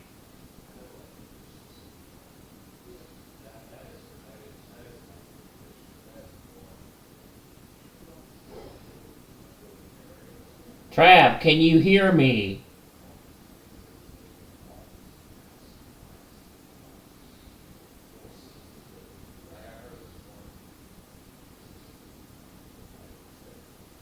Trav, can you hear me? Hold on, I'll get another headset.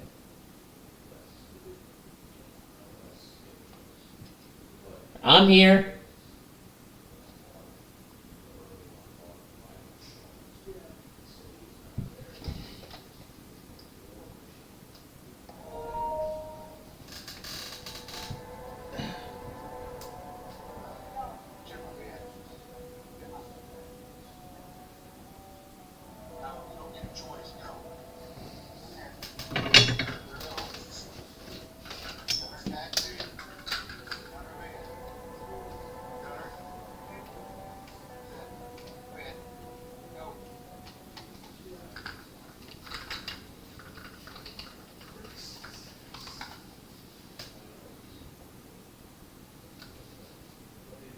Trap, can you hear me?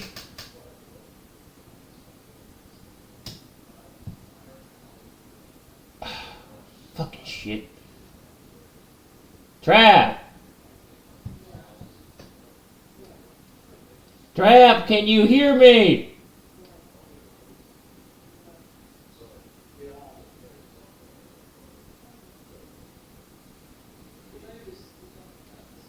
Travis, are you there?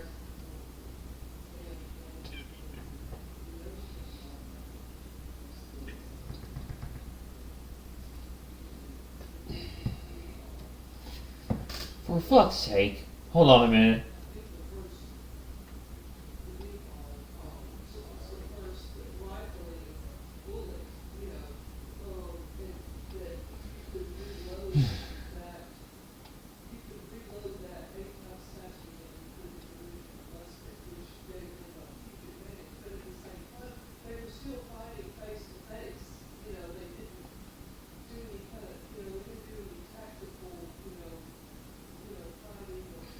Fucking hell.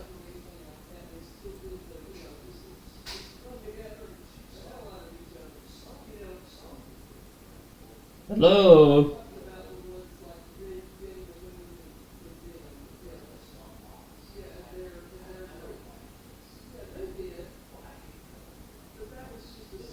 Hello?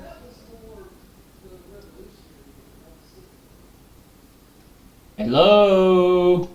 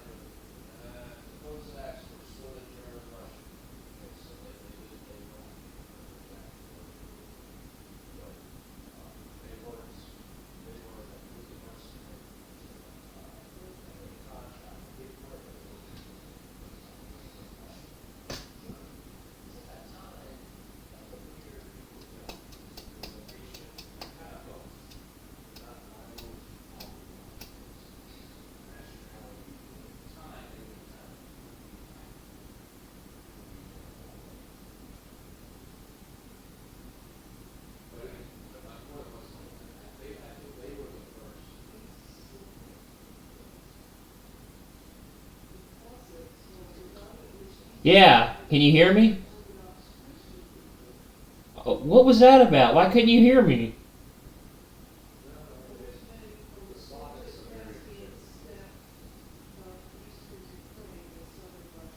Oh.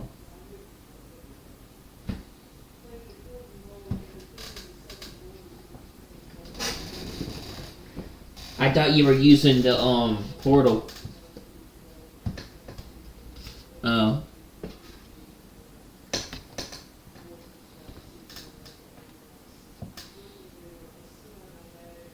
Yeah.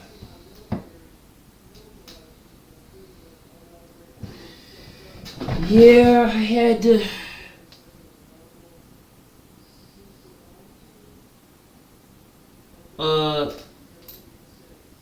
I had to. Well, my point was they were some of the first people to Yeah. adopt early lacquer designs, and I think like that early lacquer. So like you 6 days. You had, and they incorporated sharpshooters and like their like tactics as opposed to just those. Yeah, just a lot of stuff going on. I had to get. Most people couldn't afford those rifles. I went involuntarily. Yeah. I think that's when they were really.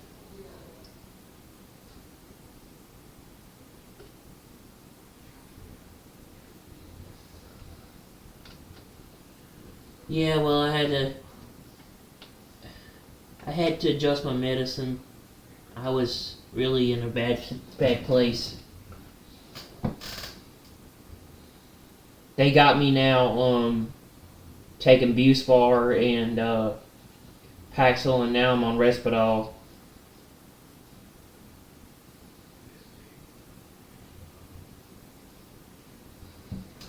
Buspar.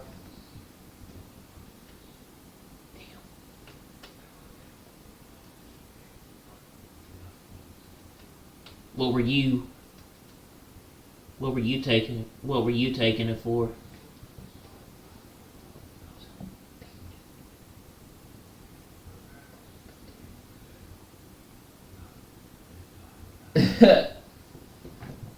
Yeah.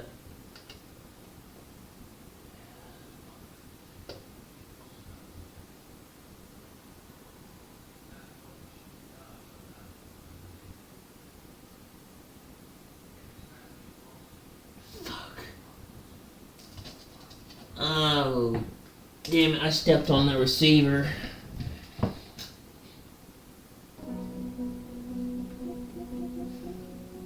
No, that's not what I wanted. What the hell, what happened?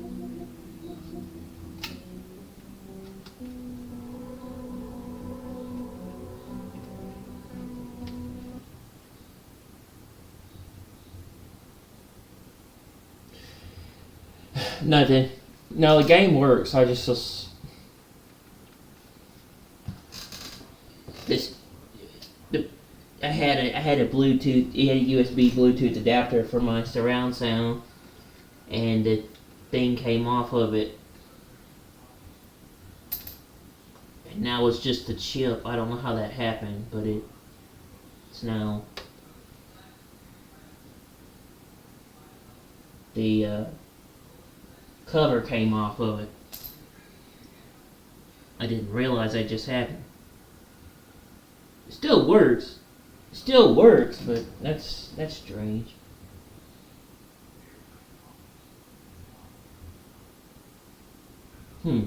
I didn't do anything to it. I wonder how that happened. Anyway. Yeah. Well, I moved it. I had my PS5. I had my PS5 Pro on top of my desk, and then I moved it. I moved it off of the desk because I was trying to do something a couple of nights ago, and the cover came off of it. I don't know why that happened. I need to order me a new one. That one still works, but now it's all exposed to wires and everything. So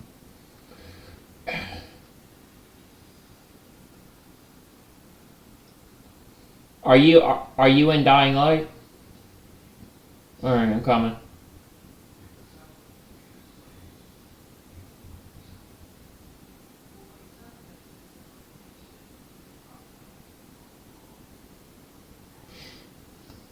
I need you to help me with parts of the game.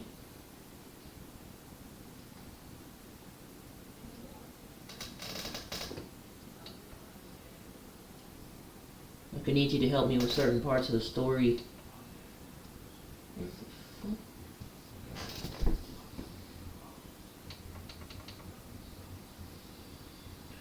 Oh, there must be no disc in there.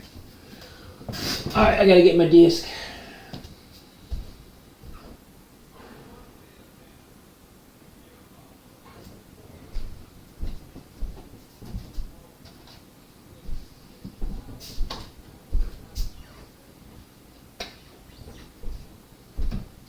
Oh, how long are you gonna be on?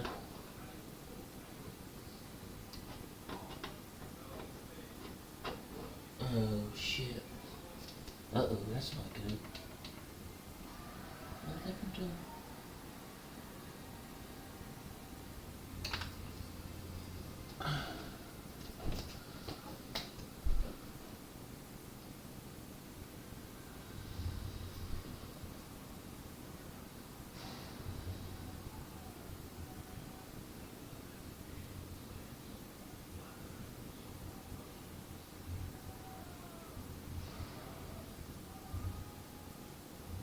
Holy shit, what the?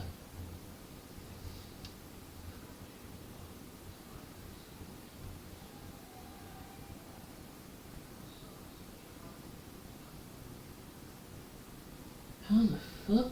Hold on a second.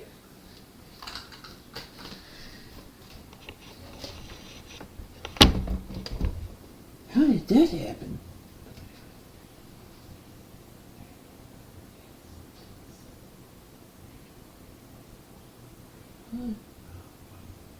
How the hell did that happen?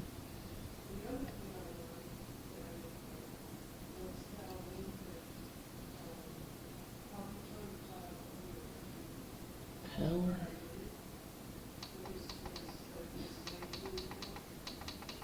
Uh-oh.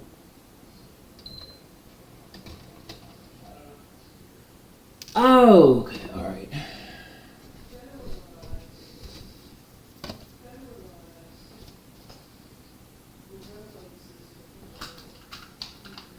Okay, I was just looking at something and I thought that a part had come off of my new system. There was something on the floor, but it's not. It's not. It wouldn't let me get the disc out, and then I realized I forgot to hit the wrong button. I hit the wrong button to eject it, so.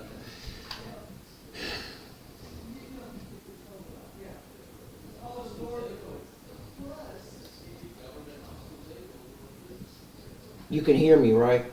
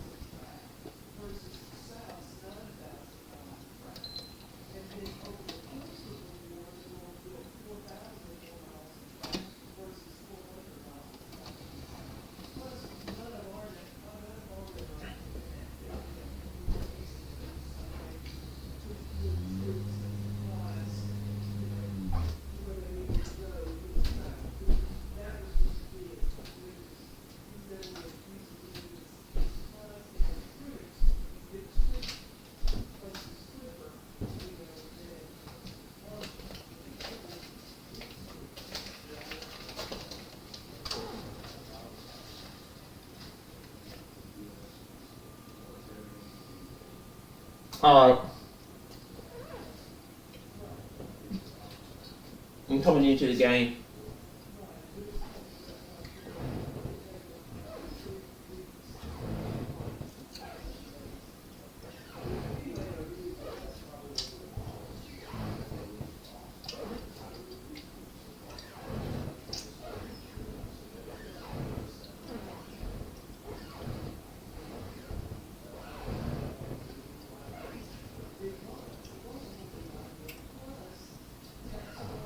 I was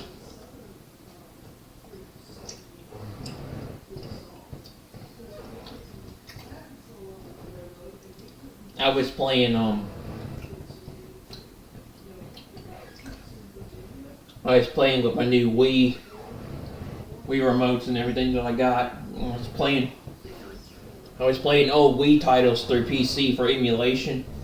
I finally got it to work. I got the sensor bar, I got the bar to work and to sync it with the system, and I finally was able to play it. I figured out how to get it to work. I was playing Mario Super Sluggers, I was Wii Sports, and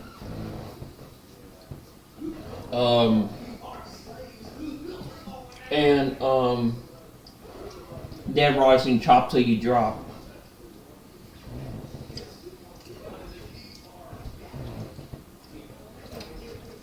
I've been trying to get that thing to work since Christmas.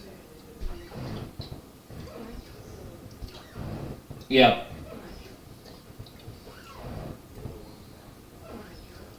A new PlayStation game came out today. It's called Code Violet. I was watching gameplay of it a minute ago. It's not a.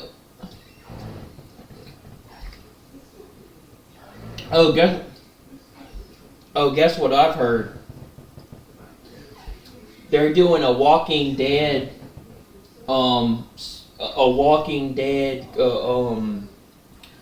thing with World War Z,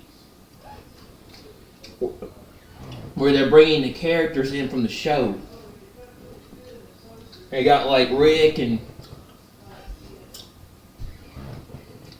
a lot of the rest of the characters. Yeah, I've been watching the old Walking Dead show again. I'm on season 3. I'm on the part where Lori dies. And then Rick goes crazy. Yeah.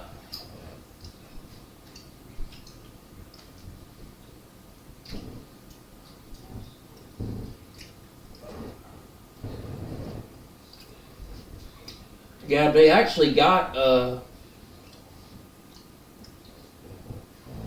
seasons. They got more. They got another season of the Daryl Dixon show, and I think they got another season of Walking Dead, Dead City, with Negan and everything. Yeah, I watched season 3 of the Daryl Dixon show. I didn't like it.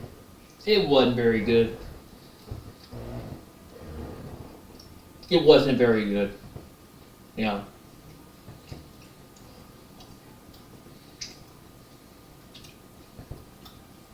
Okay, well, what am I doing on top of the train tracks? I guess I was up here the last time. I'm in the game, if you want to invite me.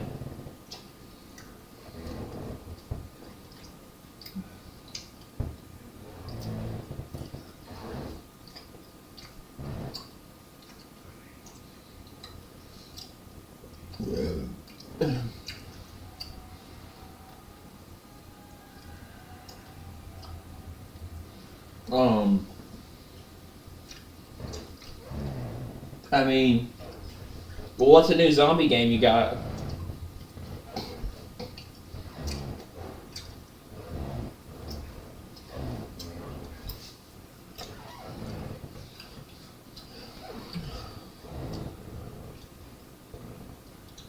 Yeah, I got a Steam card and a PlayStation Store card with my Christmas money.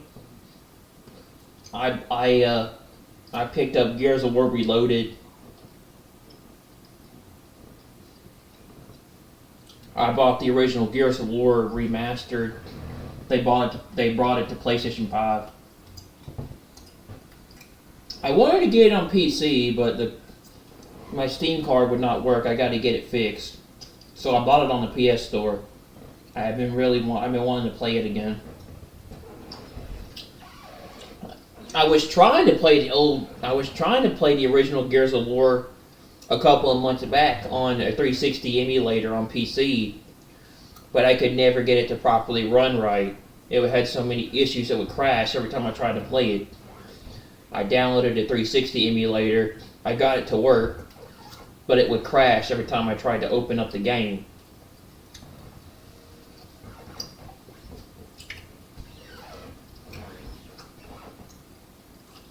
I have a PlayStation, I have a PSP emulator, I have a PlayStation 2 emulator, I have an Xbox 360 emulator, I have a Switch emulator, and I have a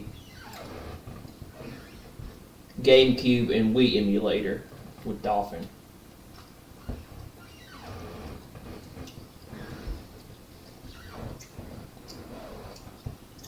Project Z? Is that Zombully? Is that Project Zombully?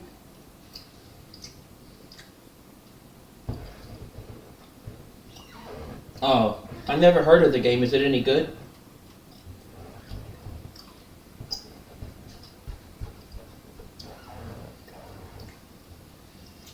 Oh, is it like 7 Days to Die?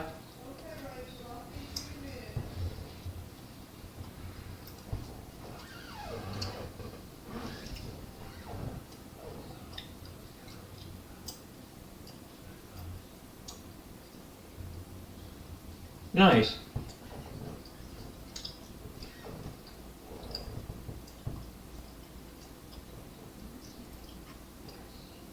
Oh.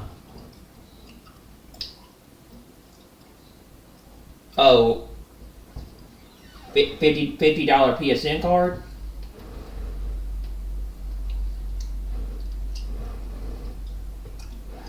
Oh.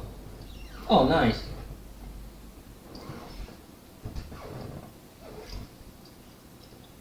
Nice. Oh, the game hasn't come out yet?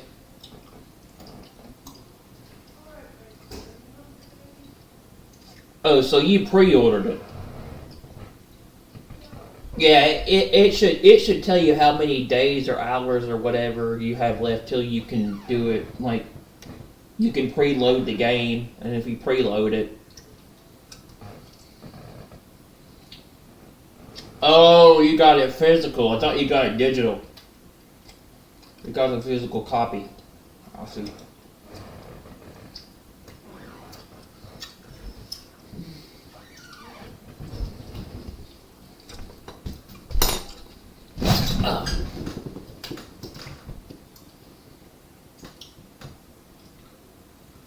Yeah. For a while there, I was playing a lot of emulator games. I haven't really done it in a while. I was playing old PS2 games. I played like Ready to Rumble Boxing 2, and I downloaded a Metal Gear Solid 3 Snake Eater, but I could never play it. It never showed up in my library when I was trying to play it. But I found it yesterday, or I found it today, and I thought about playing it. I've been wanting to play the Metal Gear Solid remake that came out for PlayStation. Wanted to play the Metal Gear Solid remake that came out, Metal Gear Solid Delta Snake Eater. I've been wanting to get it. I almost picked it up back on Black Friday of last year. That was one of the games I almost got on the Black Friday sale, because I got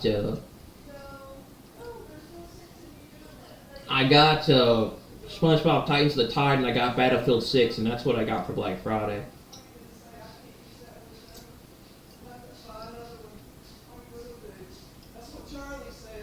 Where'd you go? Alright.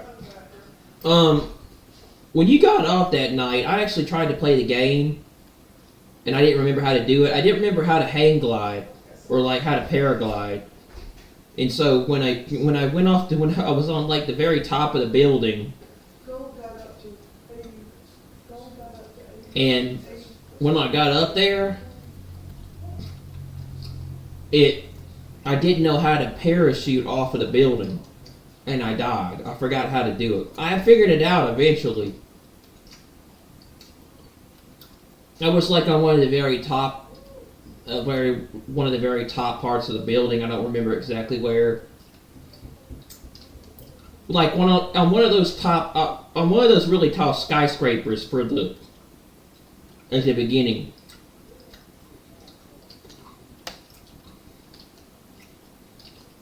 And Metal Gear Solid Delta Snake Eater I wanted to get that, and I wanted to get Gears. Those were the main two ones I wanted to get. But I also thought about getting the Metal Gear Solid collection, Volume 1 collection of all the old Metal Gears, and there was Capcom Fighting Collection 2, and then you had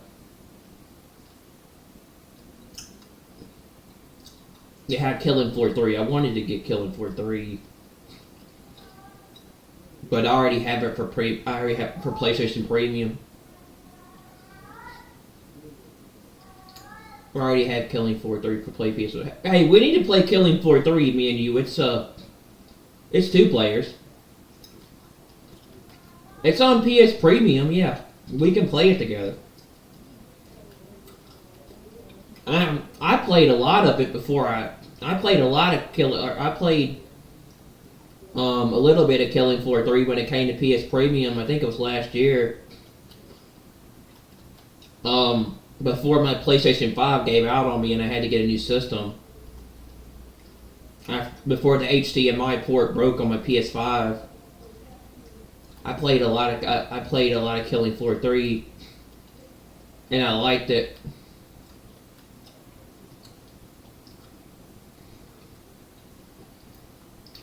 I like the other Killing Floors.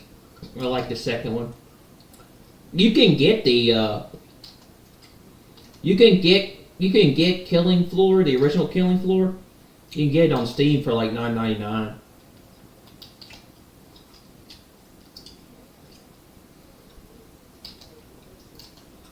You do?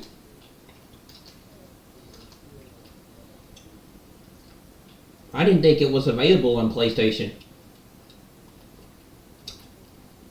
I only saw it on PC when I was playing. When I was looking for it.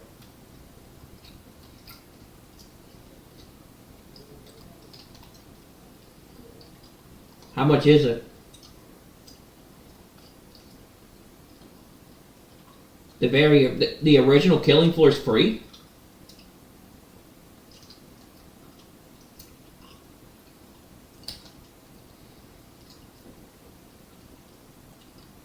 You might be thinking of 2, because I think 2 is... I have 2 also. Ouch, that hurt.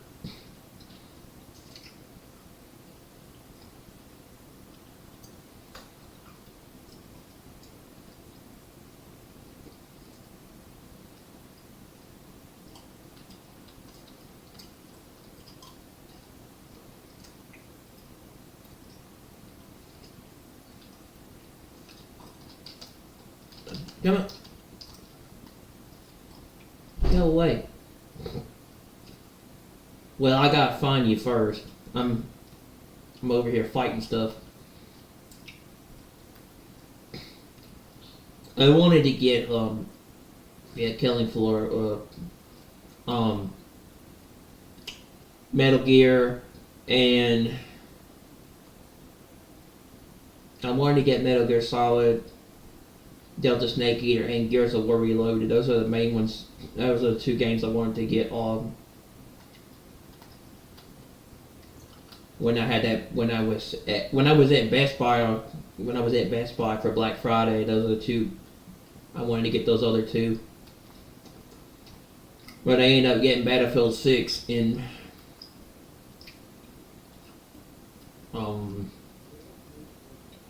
I ended up getting Battlefield 6 in SpongeBob Titans of the Tide. Yeah, I got Battlefield 6, yeah.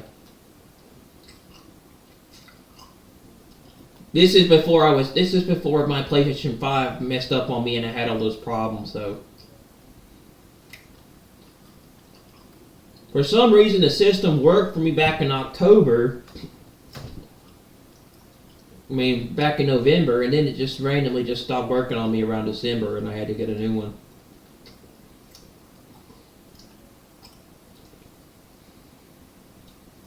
Oh, what happened to his? Oh.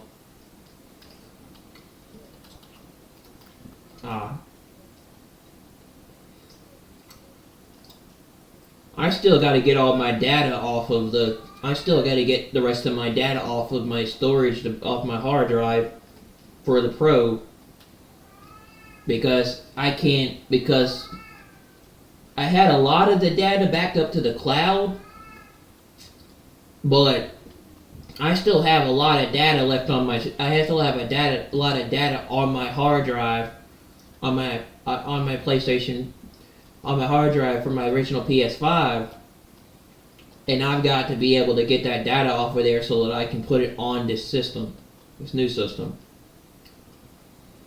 So I got to send it into Sony. I got to get it repaired, and I got to get them to repair the port on the back of the system, so I can plug it in and turn it on and get the data, to retrieve the data off of the hard drive. That's the problem. They got to repair the thing. They got to repair the metal thing. They got to repair the metal bracket for the port because it's dented and messed up, and it won't get a signal properly. It won't connect properly. It won't get an electrical signal. It's just nothing but a black screen. That's all it is when you try to use it.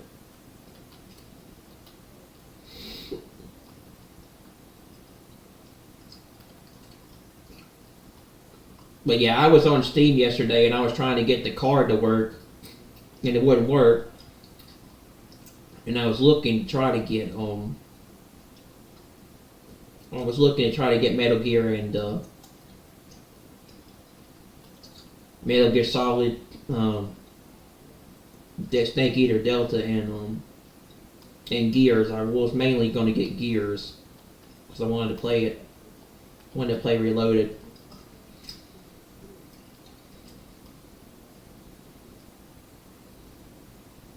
But yeah, but that sounds really cool. I think that's I think they said that's coming in January. That walking. I think that's I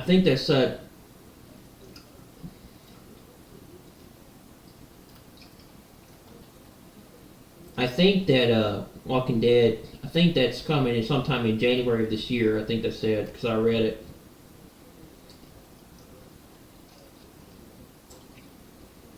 I don't even know where you are.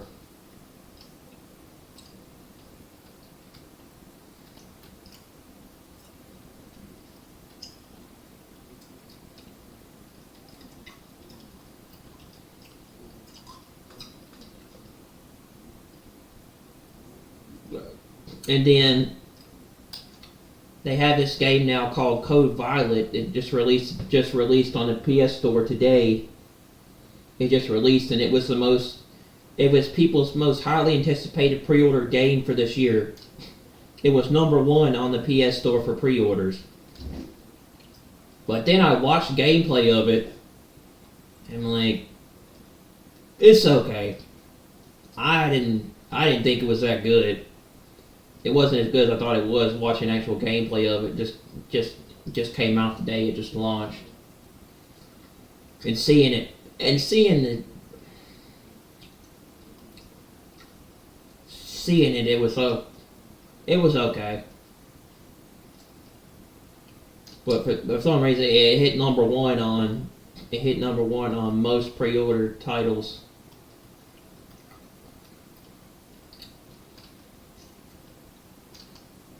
I thought that the most anticipated game that was pre-ordered on the store was I thought it was Resident Evil Requiem, the new Resident Evil game coming out, which I do want to play that game.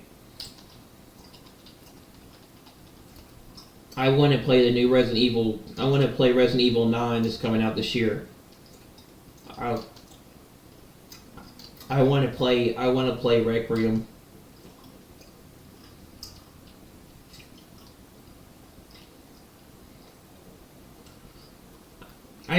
I'd say my most anticipated games for 2026.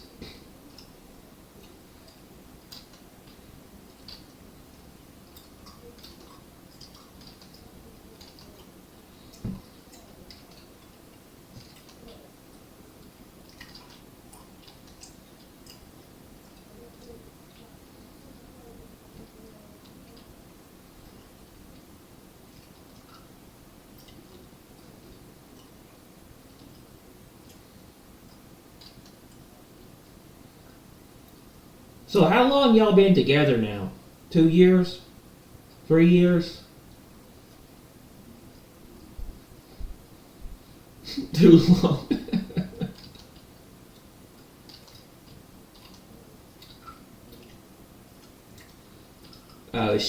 Is she mad at you? She's not happy.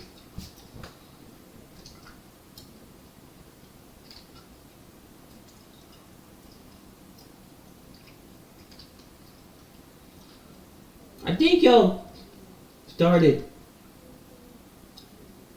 being together around like 2024, right?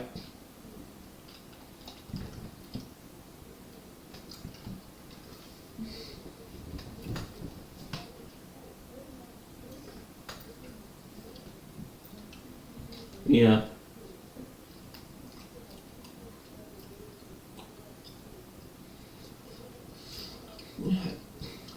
So like I'd probably say my most anticipated games of 2026, if I probably had to say, was those 007 First Light, that IO Interactive game. It looks like that kind of looks like Hitman's, has similar vibes to Hitman, but it's a 007.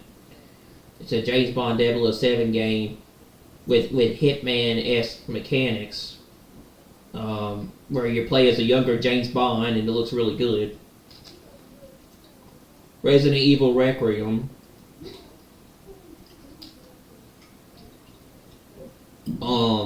GTA 6, but I heard that game got delayed.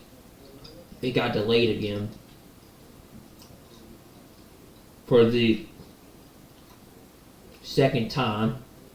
So it might not be coming out this year.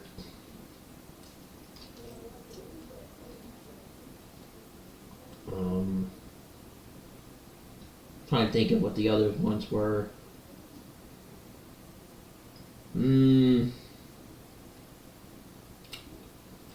Those are the big ones. I can't think of what the other ones were at the moment.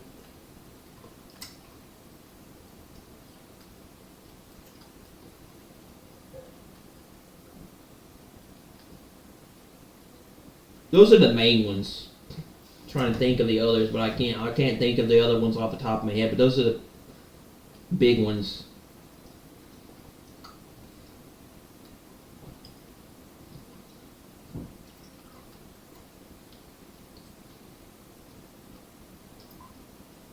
What are you trying to do?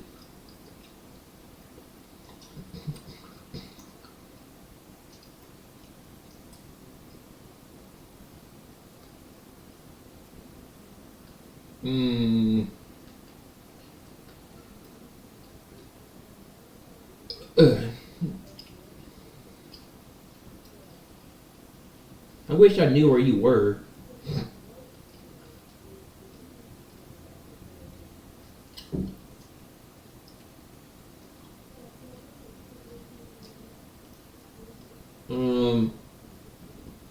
I don't see a blue dot.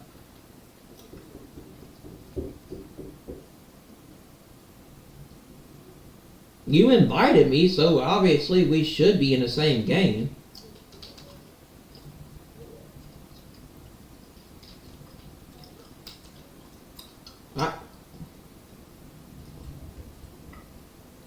I could just join up with you.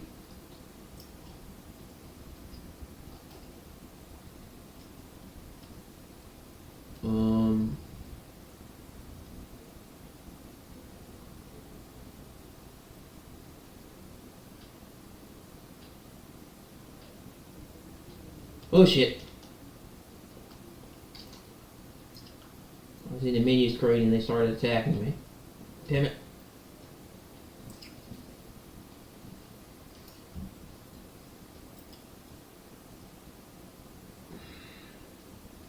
I forgot how to join up with you. Remember there's a way like where I can like spawn on your location?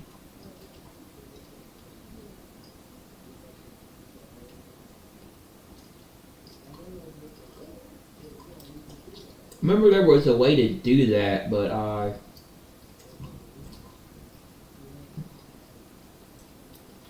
don't know how to do it.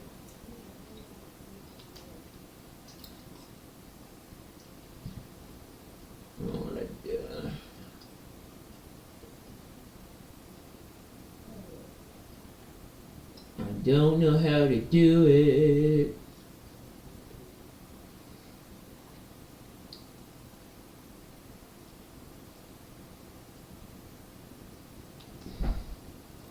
I was supposed to go to the store today, but the weather was really bad here, so we didn't end up going. I was going to help my mom take some stuff, deliver some packages and stuff for things. It was raining here all day.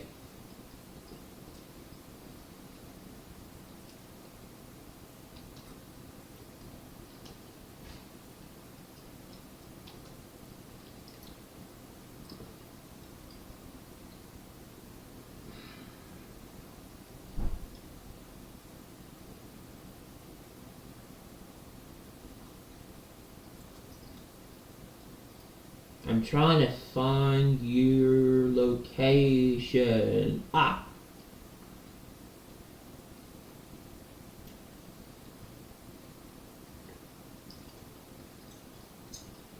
Damn it. I was in the screen and it killed me. Because I was trying to spawn on you.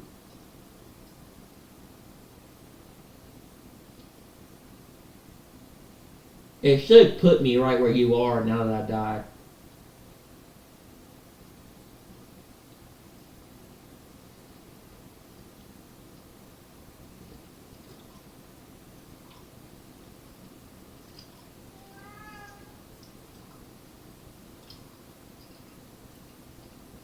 Well, shit.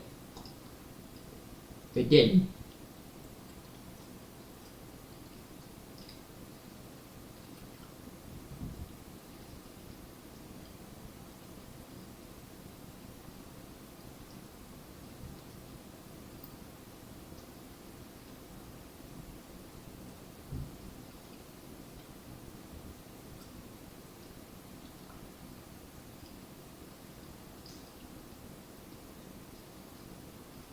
I'm trying to fast travel to you, but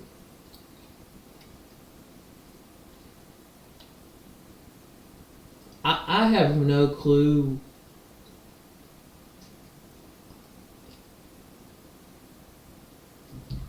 I have no clue where you are.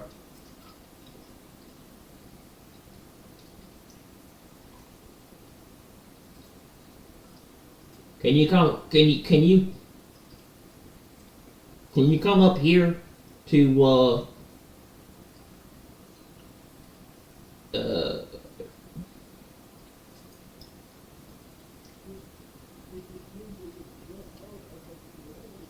I'm trying, but it won't.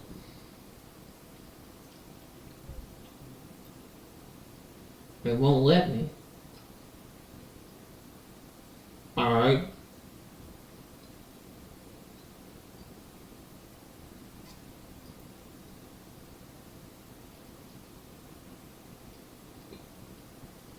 Oh, I see where you are. Found you.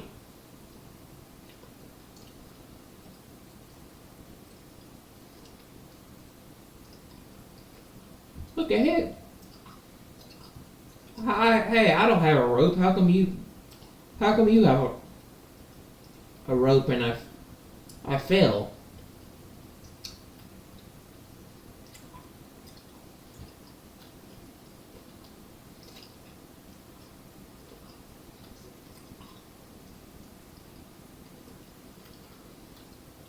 I fell off the building.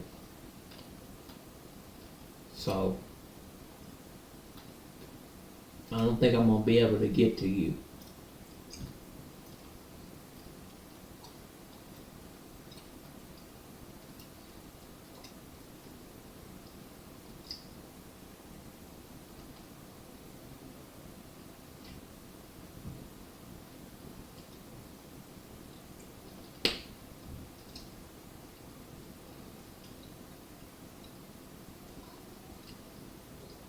What is that thing? Is that a scarecrow?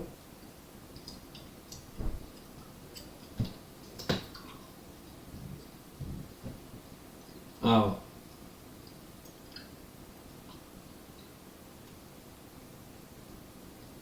No, it says all players required.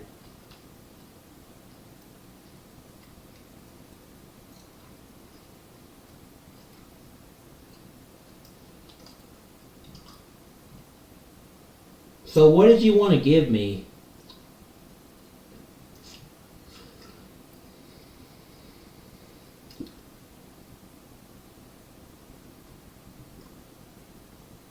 Ooh, cool. I like that gun. Where did you get that?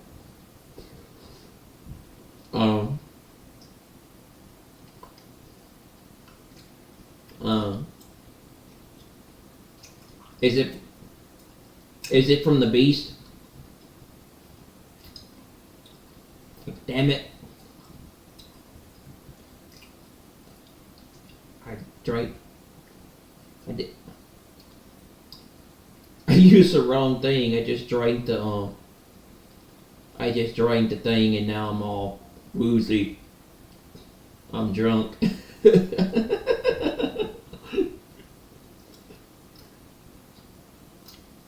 Alright.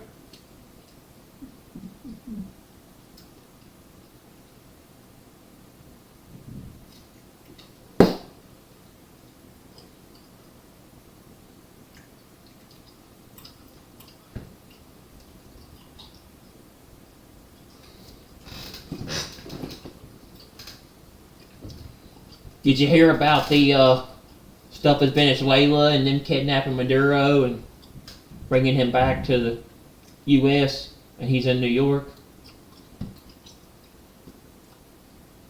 Him and his wife.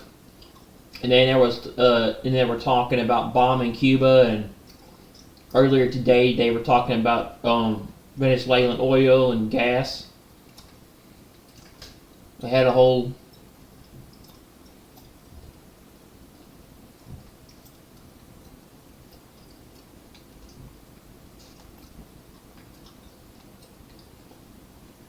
he had an oil on had a thing on oil and gas. I had a meeting on oil and gas reserves today. I was watching it.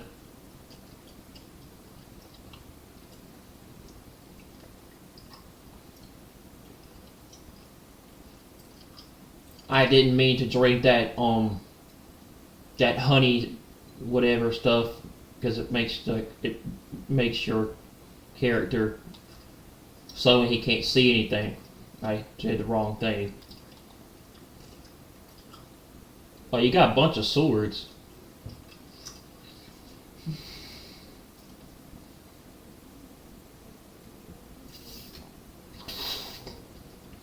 Did you finish the beast?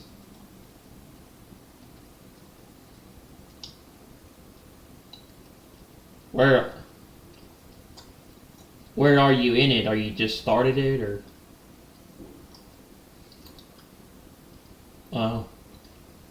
Is it good?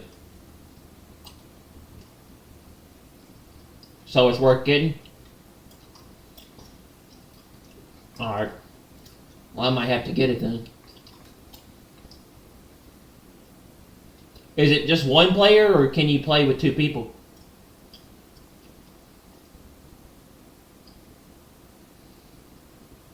Alright. Is it on sale?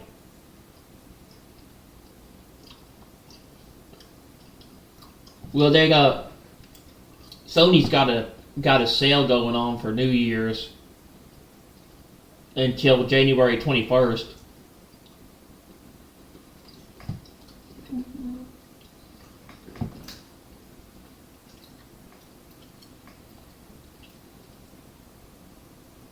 Ooh. Are these shotguns? Nice.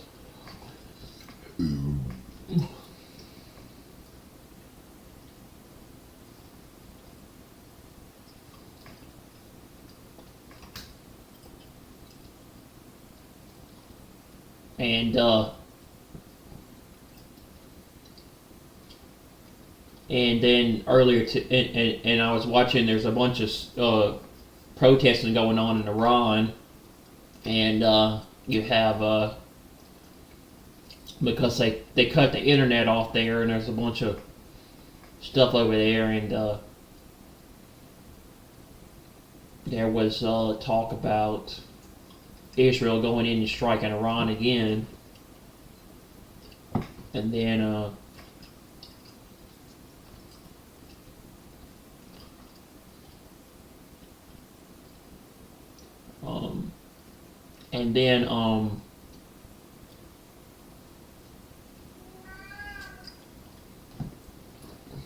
just a bunch of stuff like that.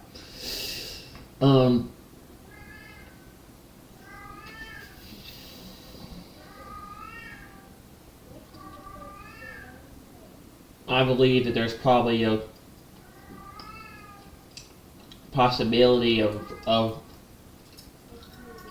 something big happening, something very big happening this year in the Middle East. You're talking about the process of possibly starting the rebuilding of the third temple this year.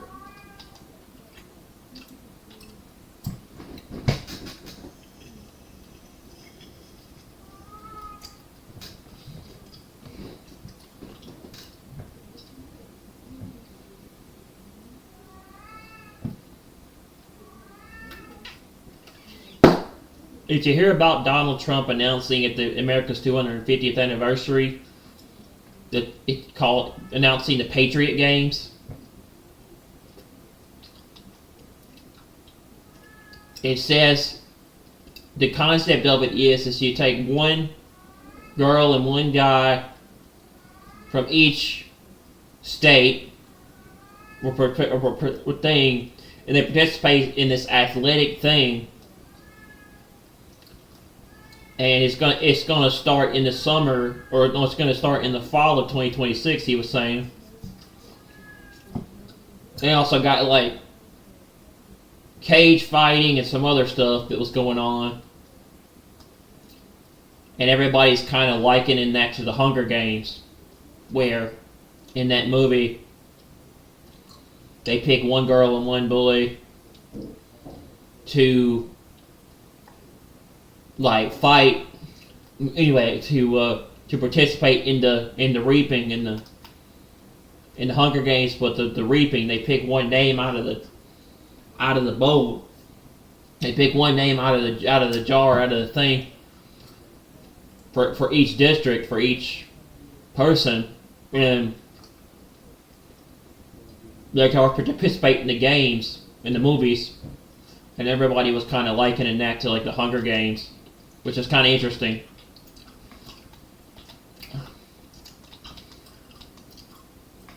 Damn.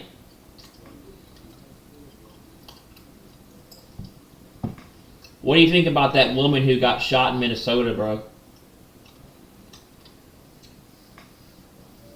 That ICE officer that shot that woman in that car that tried to run him over.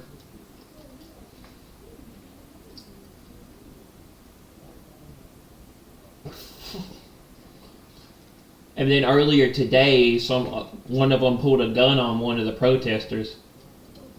I was seeing. Yeah.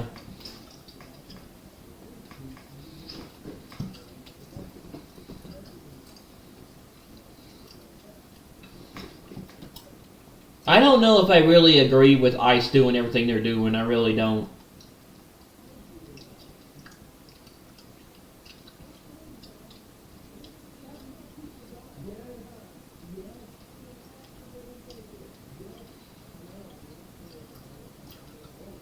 Yeah, but what if it starts civil unrest?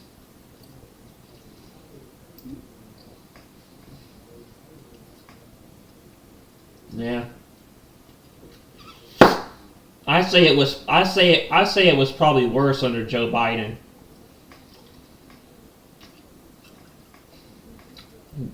You know, during the COVID thing and during the COVID stuff and Black Lives Matter and all that. I was watching it. Have you seen that documentary called have you seen that movie called 1,000 Mules? Well, yesterday I was watching YouTube, and I was watching a documentary on the 2020 election, and them talking about how the 2020 election, there's evidence to prove the 2020 election was stolen, that it was a fraudulent election. They stole votes.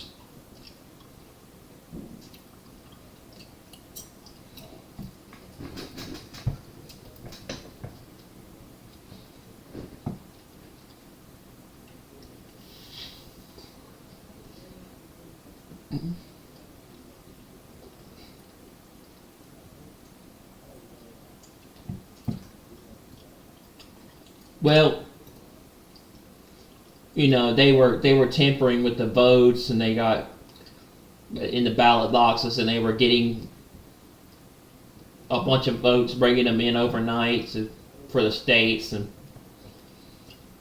they were paying people to bring in thousands of votes.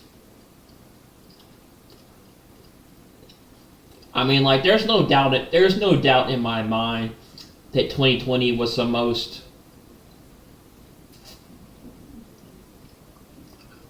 what was probably the most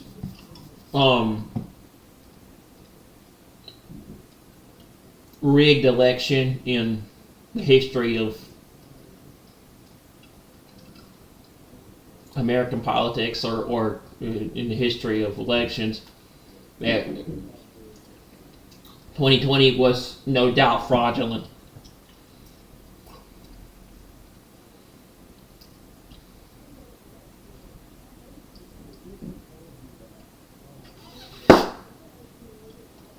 What the fuck? I got disconnected.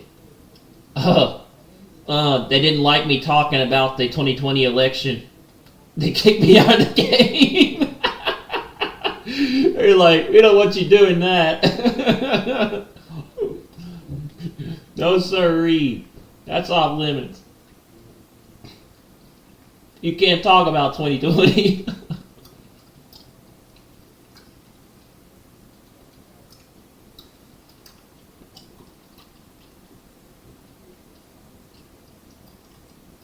Can you re-invite me back?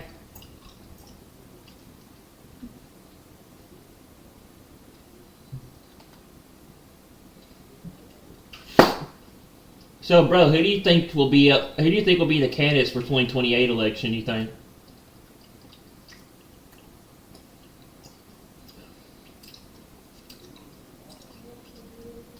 Oh, you mean Newsom?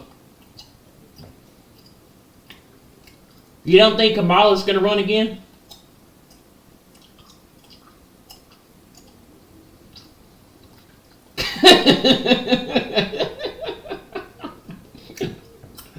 Yeah.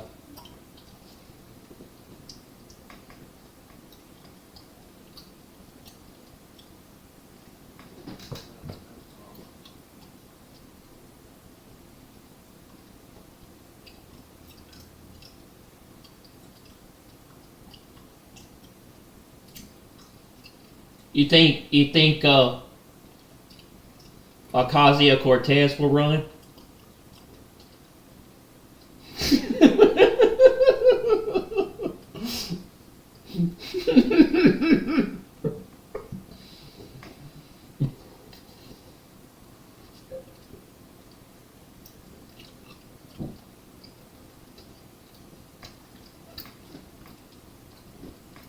Probably. Do you think that they might try to cheat in the next election again?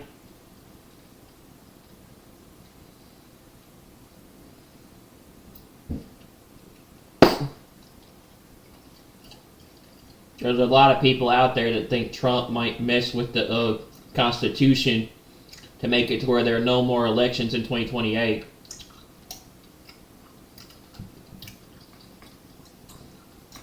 And he'll try to, break the 22nd Amendment to get a third term. You don't think there's a possible way he can do that? Because they're saying that there's a way they're going to get around it. At least from what I've heard.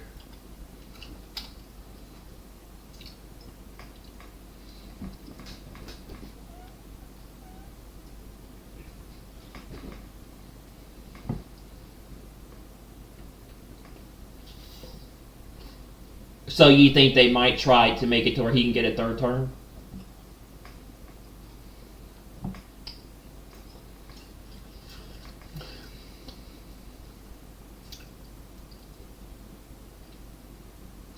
He never really served 2 consecutive terms back to back. Because 2020 didn't count, so technically can he run again? Do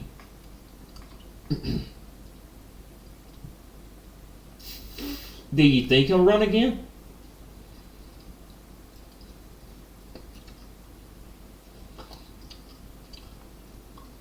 Do you think they're going to try to kill him?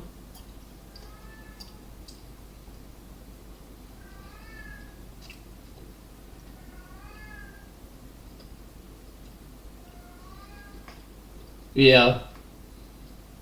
I mean, they've already tried 2 assassination attempts. They killed Charlie Kirk. I mean, I don't know. That's all.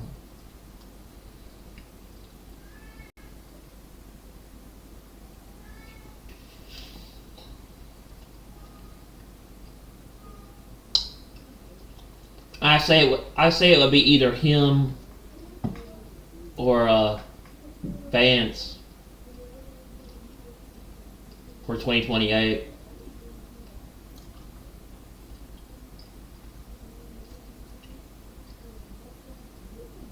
Who is what? Oh.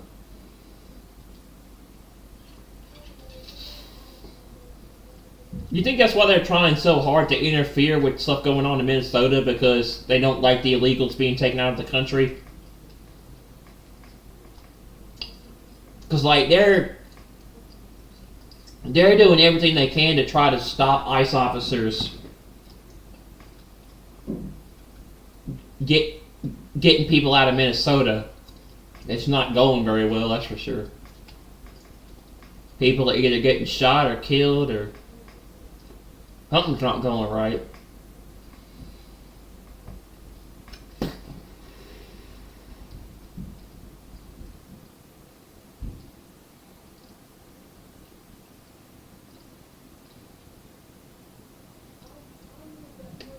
So what's your opinion on the 2020? What's your opinion on the situation that happened in Butler? Do you think it was just luck, or do you think he was saved?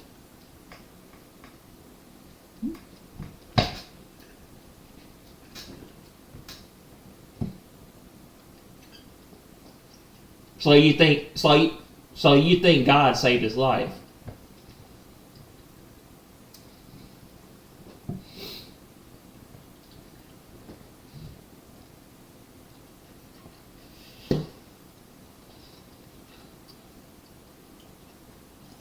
Where are you?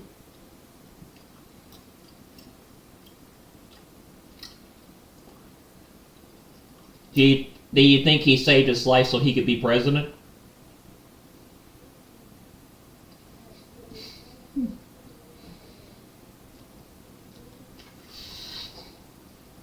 Yeah, but for what reason though? For what reason did he save his life to be president? That's what I want to know.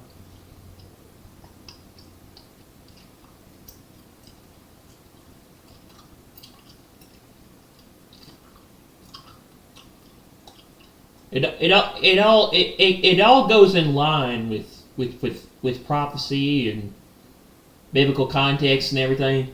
It's all leading up to what's coming. It all has to do with the last days. Yep. It has to do with end times prophecy.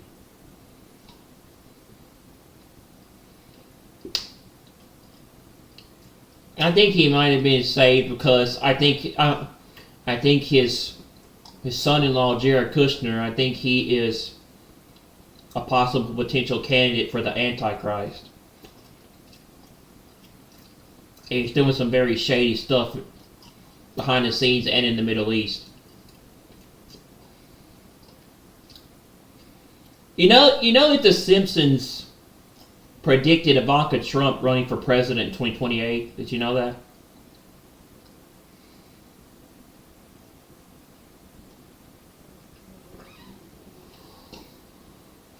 I watched that, yeah.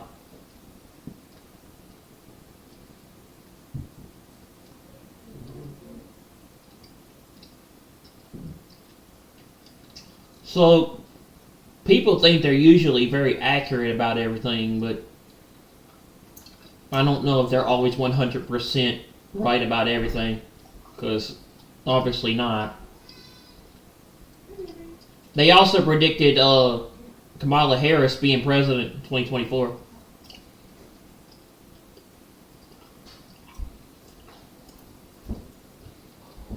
Mm-hmm.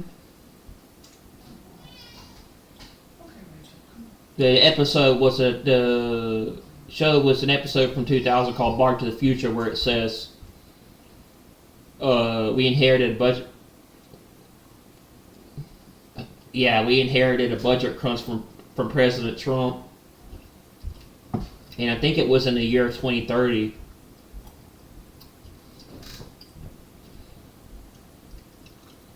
I don't know. I'm just walking around.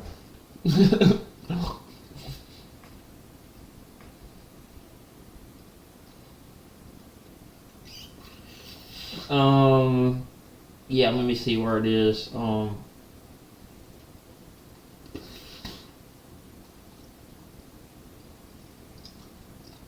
People also believe the Simpsons predicted Trump's presidency.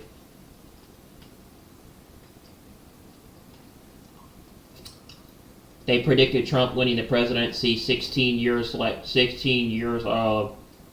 later.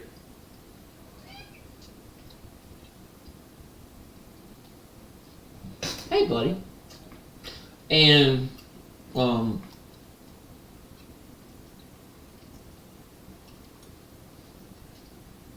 it talked about Kamala Harris taking over as president because Lisa was president in the future, the first female president. Yeah. Do you believe that's what? Do you believe that she's the one they wanted to win?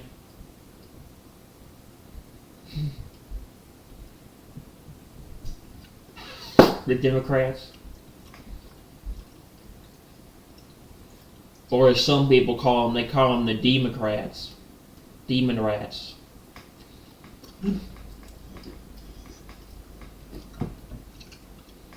I think the Democrats are evil, bro. I think they want to destroy our country.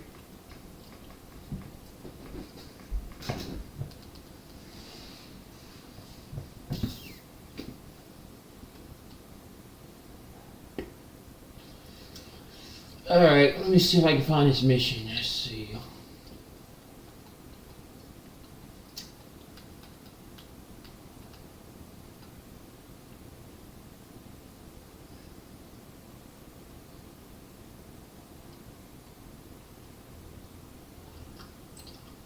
Okay, DLC story quest.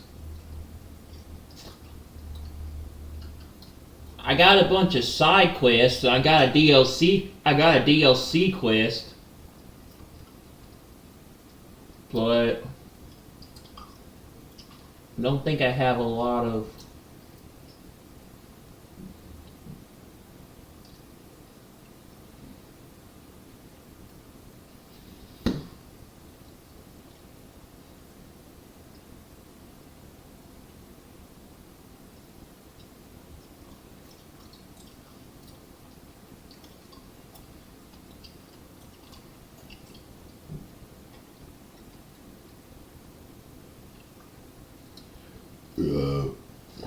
I don't know if I have any main story stuff left. I don't see any main story quests.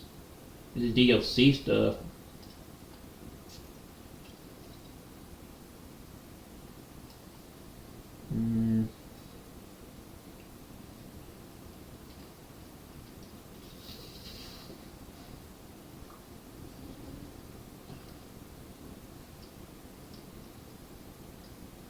I got a bunch of side quests.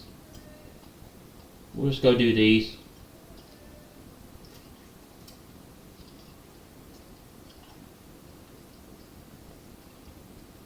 Where'd you go?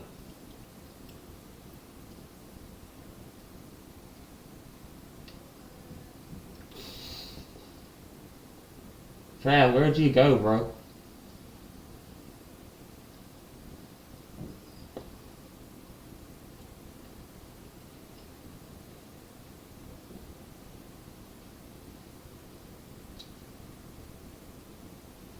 Trav, you there, bro?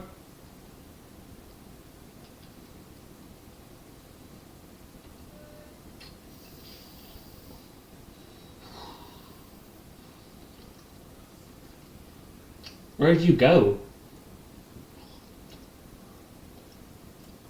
Oh.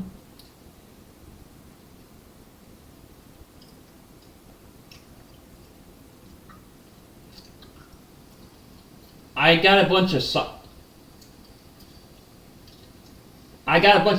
quest stuff to do, but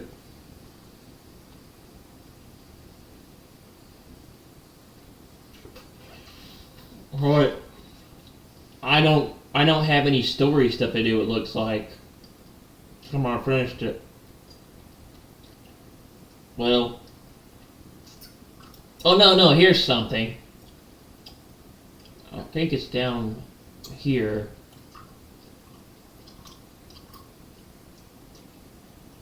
Oh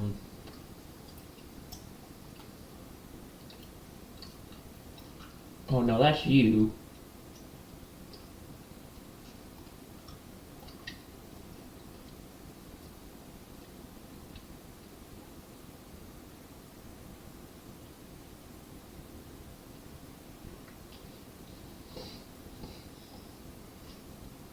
Do you think if Kamala would have won the presidency, do you think she would have left office? She would have left office. Because it talks about Lisa Simpson being president in like 2030, so I don't know.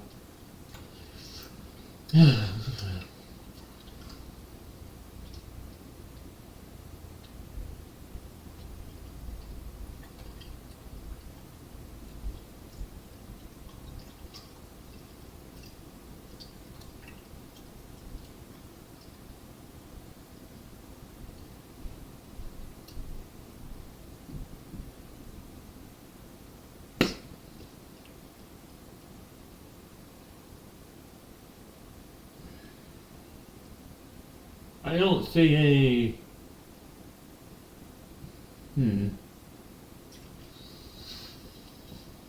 I'm confused.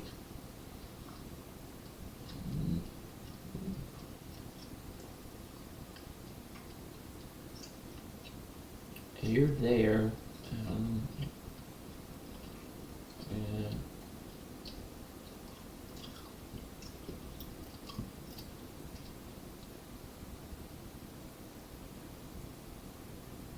I'm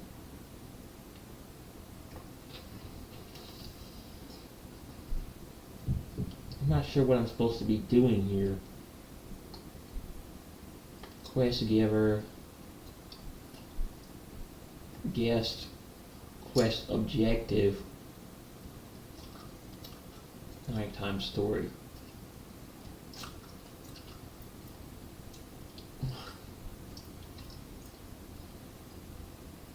Oh! I've got to do this paraglider challenge thing. I'm not good at this.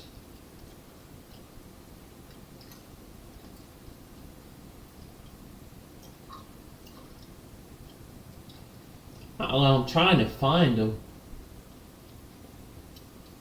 I don't see them.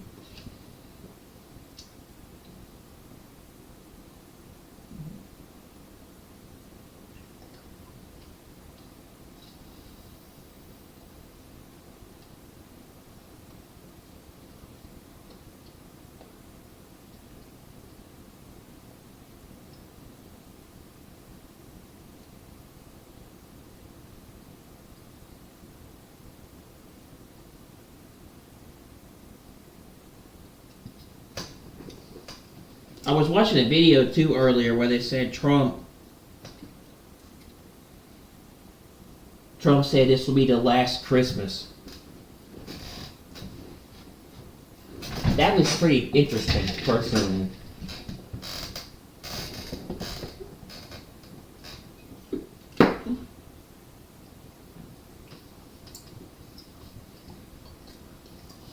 I'm on top of that building that we were on before, remember? The building where I was going in circles.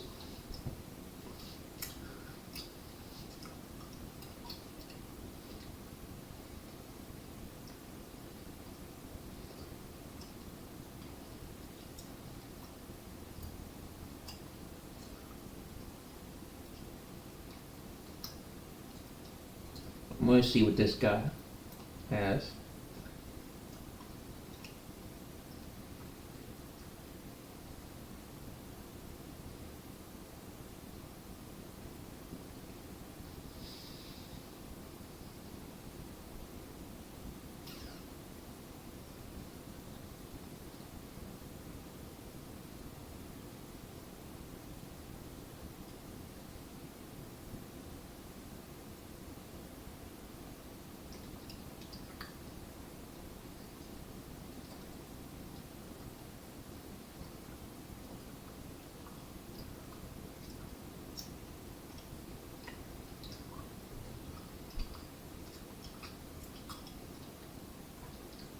Damn, my inventory is full.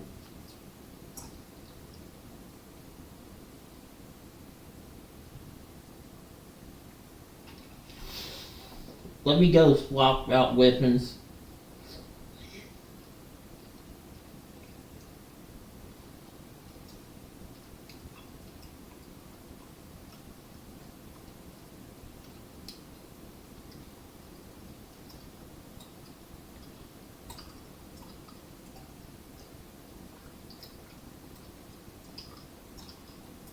I don't have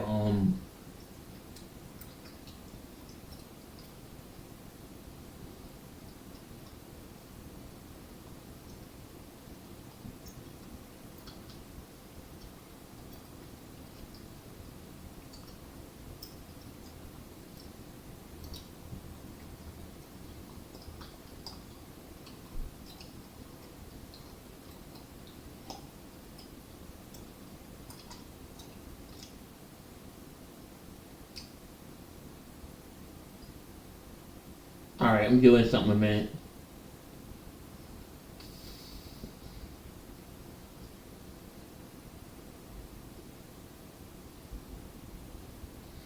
Oh, that's right. I'm streaming, so you need to go into the menu and allow your voice to be shared. Because the last time I tried to do it, it didn't pick it up. It didn't allow it to happen.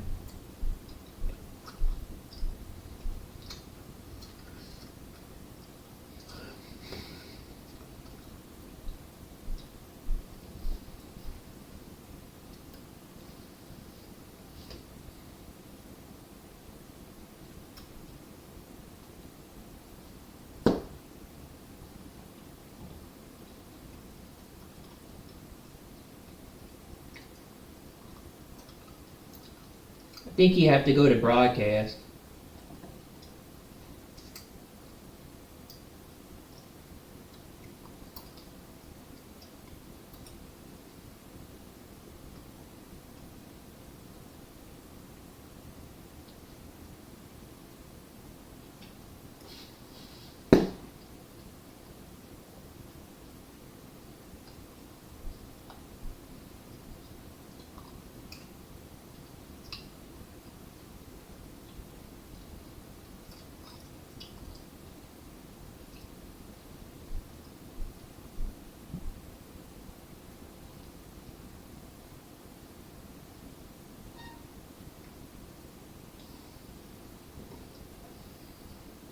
Did you fix it?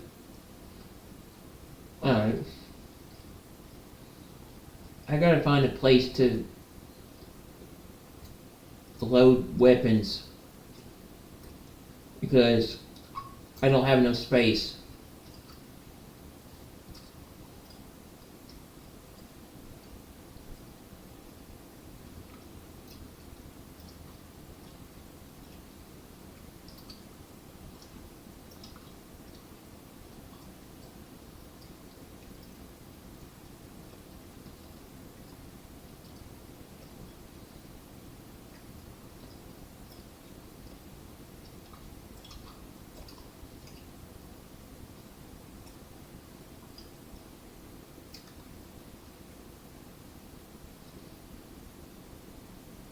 Where did you get that wolf suit? Oh.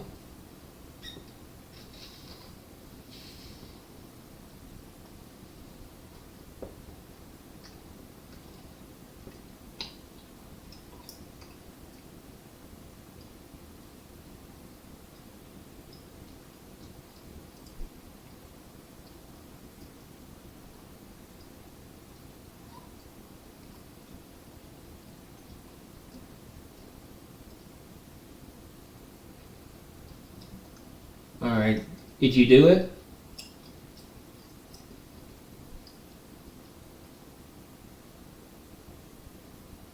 Alright. Well, I can't pick these up because I don't have enough space.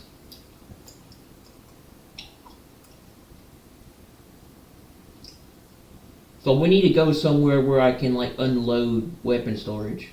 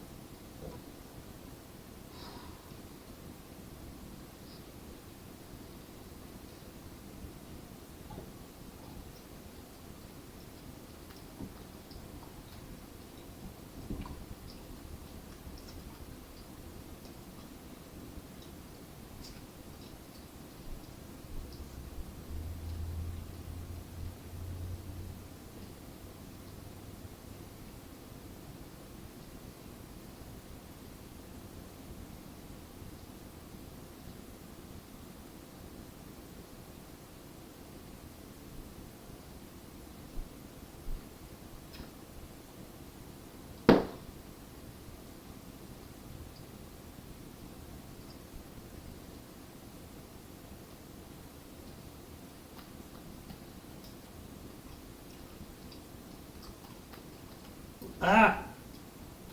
Damn it. That's not what I wanted. And now I'm stuck here. Great. What? I didn't fly. I didn't get high enough in the air with the paraglider, and now I'm over here on this mountain, on top of this roof. I mean.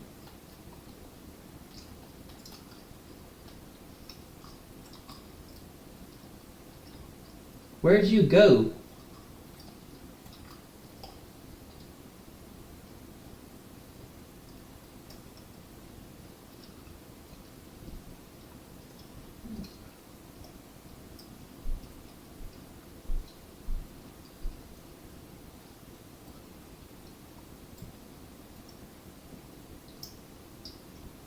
I think I didn't get high enough.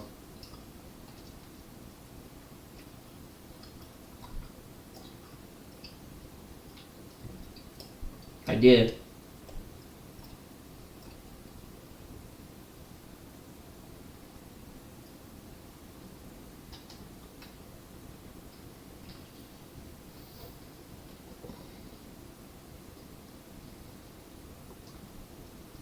I'm on the street down here.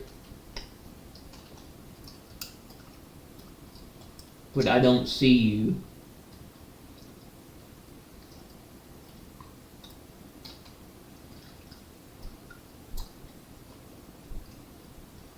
You are?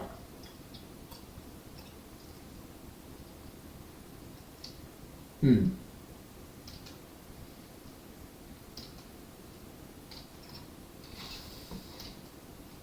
I'm gonna try to get the, I'm gonna try to go to the store tomorrow and try to get this Steam card fixed.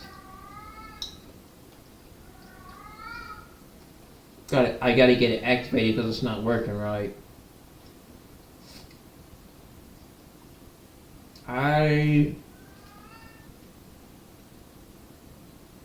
Oh, okay.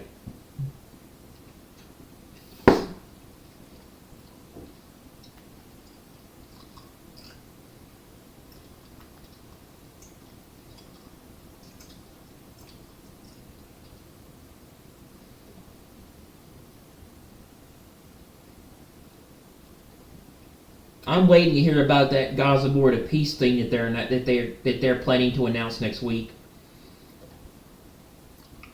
I heard they're talking about the Gaza Board of Peace, and I want to know what that's about.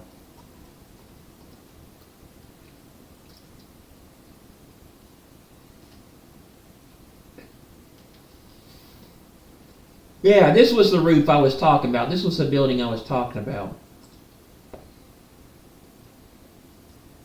Alright.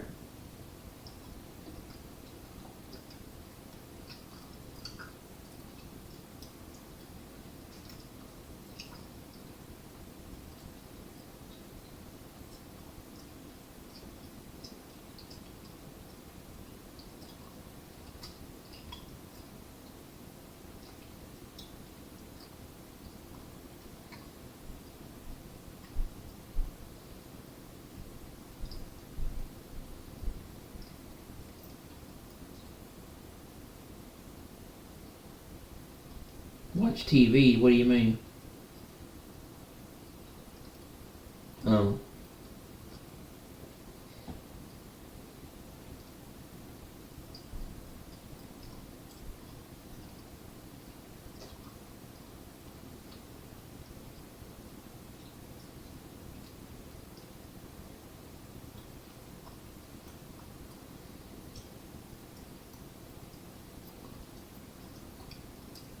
Alright, it should clear up space.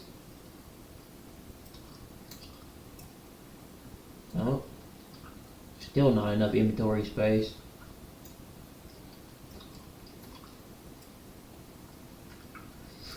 Let me see here a minute.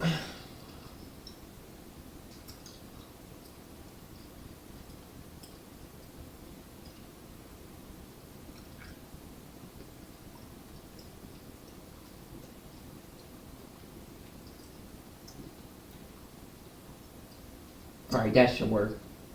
Yeah, there we go. Alright.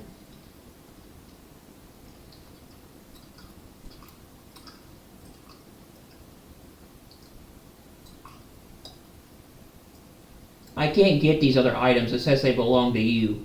It says the item belongs to another player. Well, I can't get this sword that says item belongs to another player. I can't get this machete blade that belongs to another player. And then this big giant sword, looks like Final Fantasy sword, I can't pick up.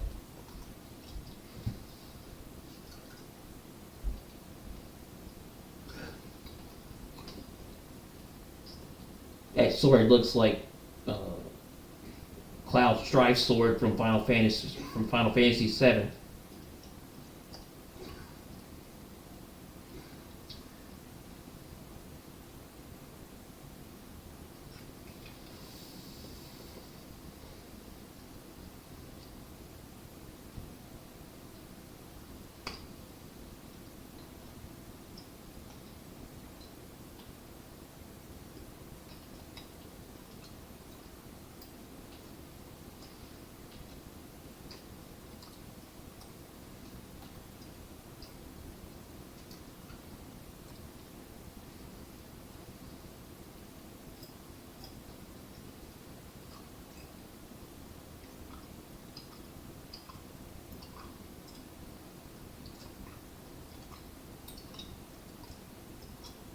I've already got that axe, I think, but I'll take it.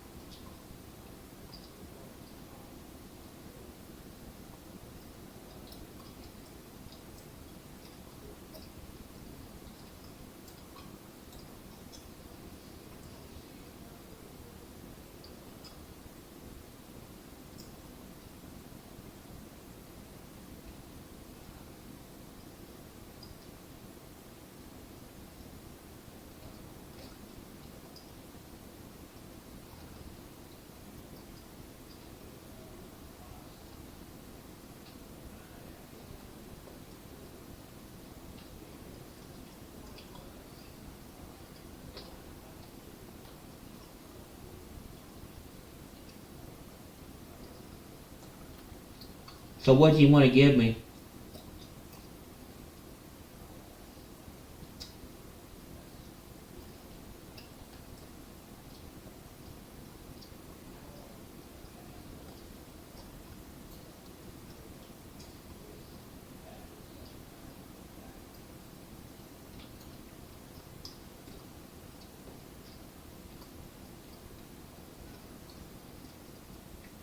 Can I have one of those?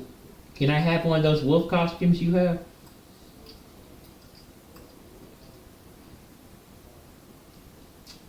Oh.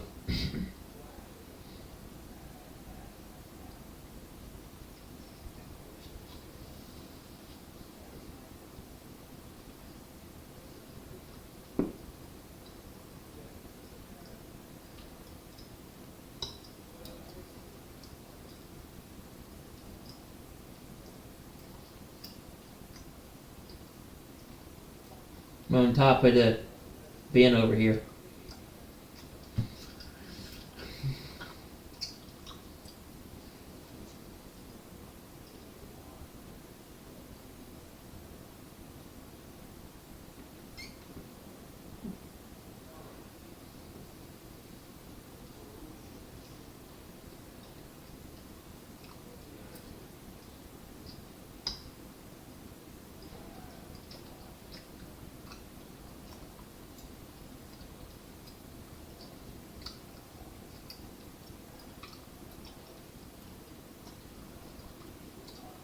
I don't have enough inventory space again. I've got to get rid of some stuff.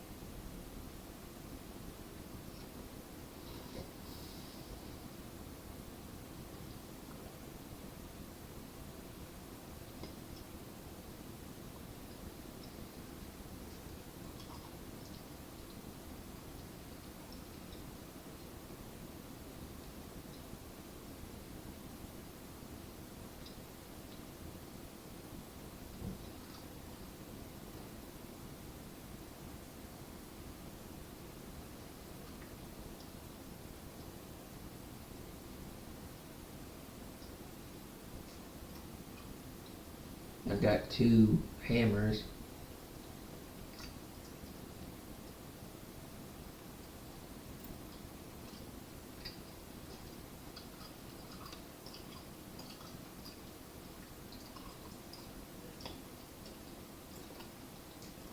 Are these presents left over from Christmas?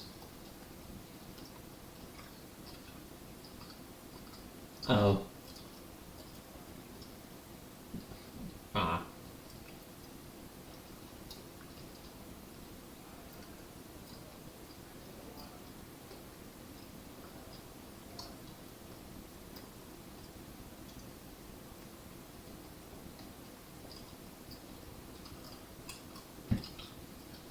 I can't pick up these weapons. It says they belong to you.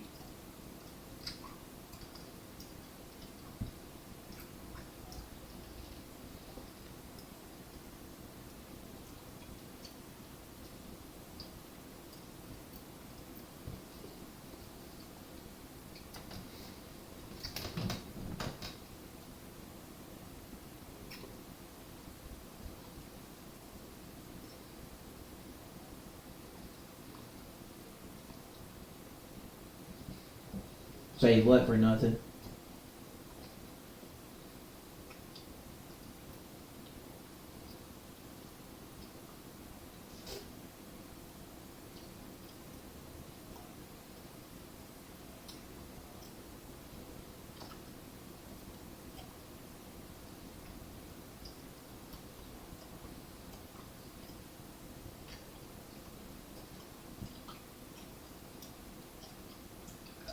I think you did. I think you gave me it back. I think you gave me it back on December. Remember? I don't think so.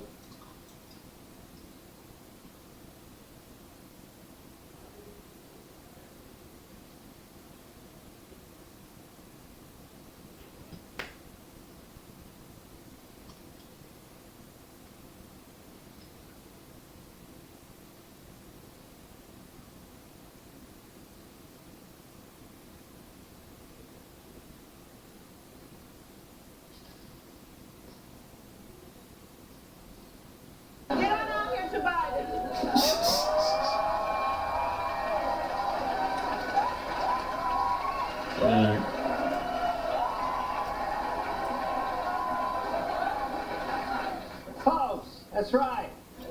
A lot of people forget I'm president. The fact of the matter is, the rich don't pay their fair share. They gotta pay the fair share. We gotta build back better. Build back the better, the start the better. Build back the better. Can't believe it's not butter. Thank you to Biden. Thank you so much. And I just want to say. Yeah. I just want to say thank you to Biden. Thank you for putting country first and for handing over the reins. I didn't want to. They made me. The fact of the matter is, no joke. It's serious right now. Anyway, conclusion. Me and Vice President Harris are the same. Oh, okay. What else you gotta give me? Thank you so much. Get on out here to Biden. Alright. What?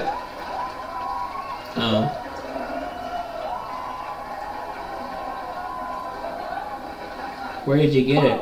That's right. A lot of people forget I'm president. The fact of the matter is, the rich don't pay their fair share. They gotta pay the fair share. We gotta build back better. Build back the better, start the better. Build back the better. Can't believe it's not butter. Thank you to Biden. Thank you. All right. And I just want to say thank you to Biden. Thank you for putting country first and for handing over the reins. They made me. The fact of the matter is, no joke. It's serious right now. Anyway, conclusion. Me and Vice President Harris are the same. Oh, okay. Great stuff. Thank you, Joe. Thank you so much. Get on out. Joe Biden. Yeah.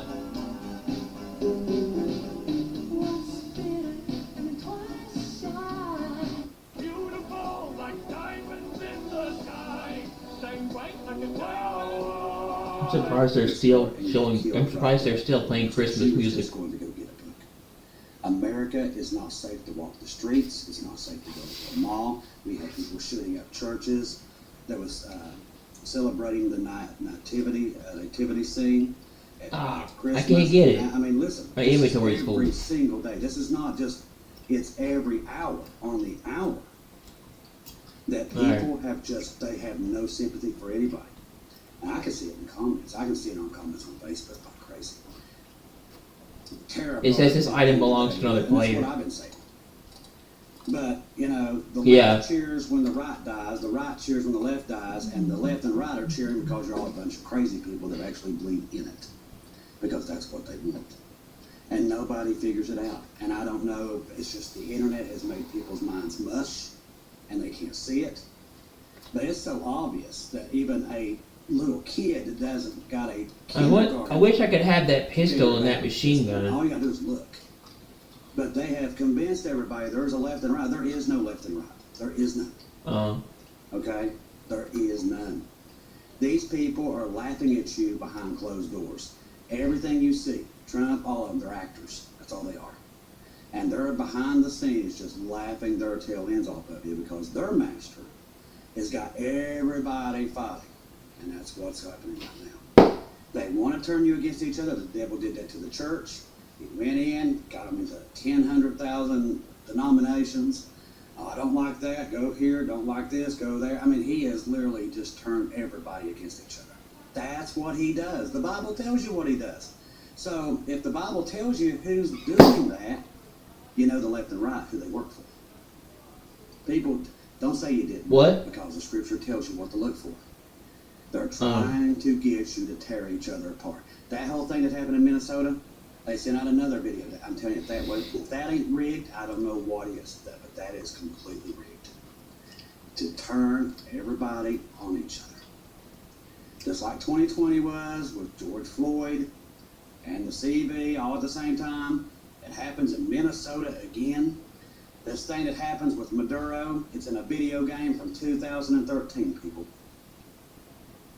The guy that created the game died 13 days before the invasion. No, I mean, just shockingly, he dies in a car accident. It was a ritual. I'm telling you, people, that it's right in front of you. I tell you, God is the guy to be able to just shaking his head what has happened to my people. What? Because this, What'd you say? and thank the Lord Jesus, He's woke a lot of us up to where we can see it. Okay. How the other ones don't see it, I'll never understand it.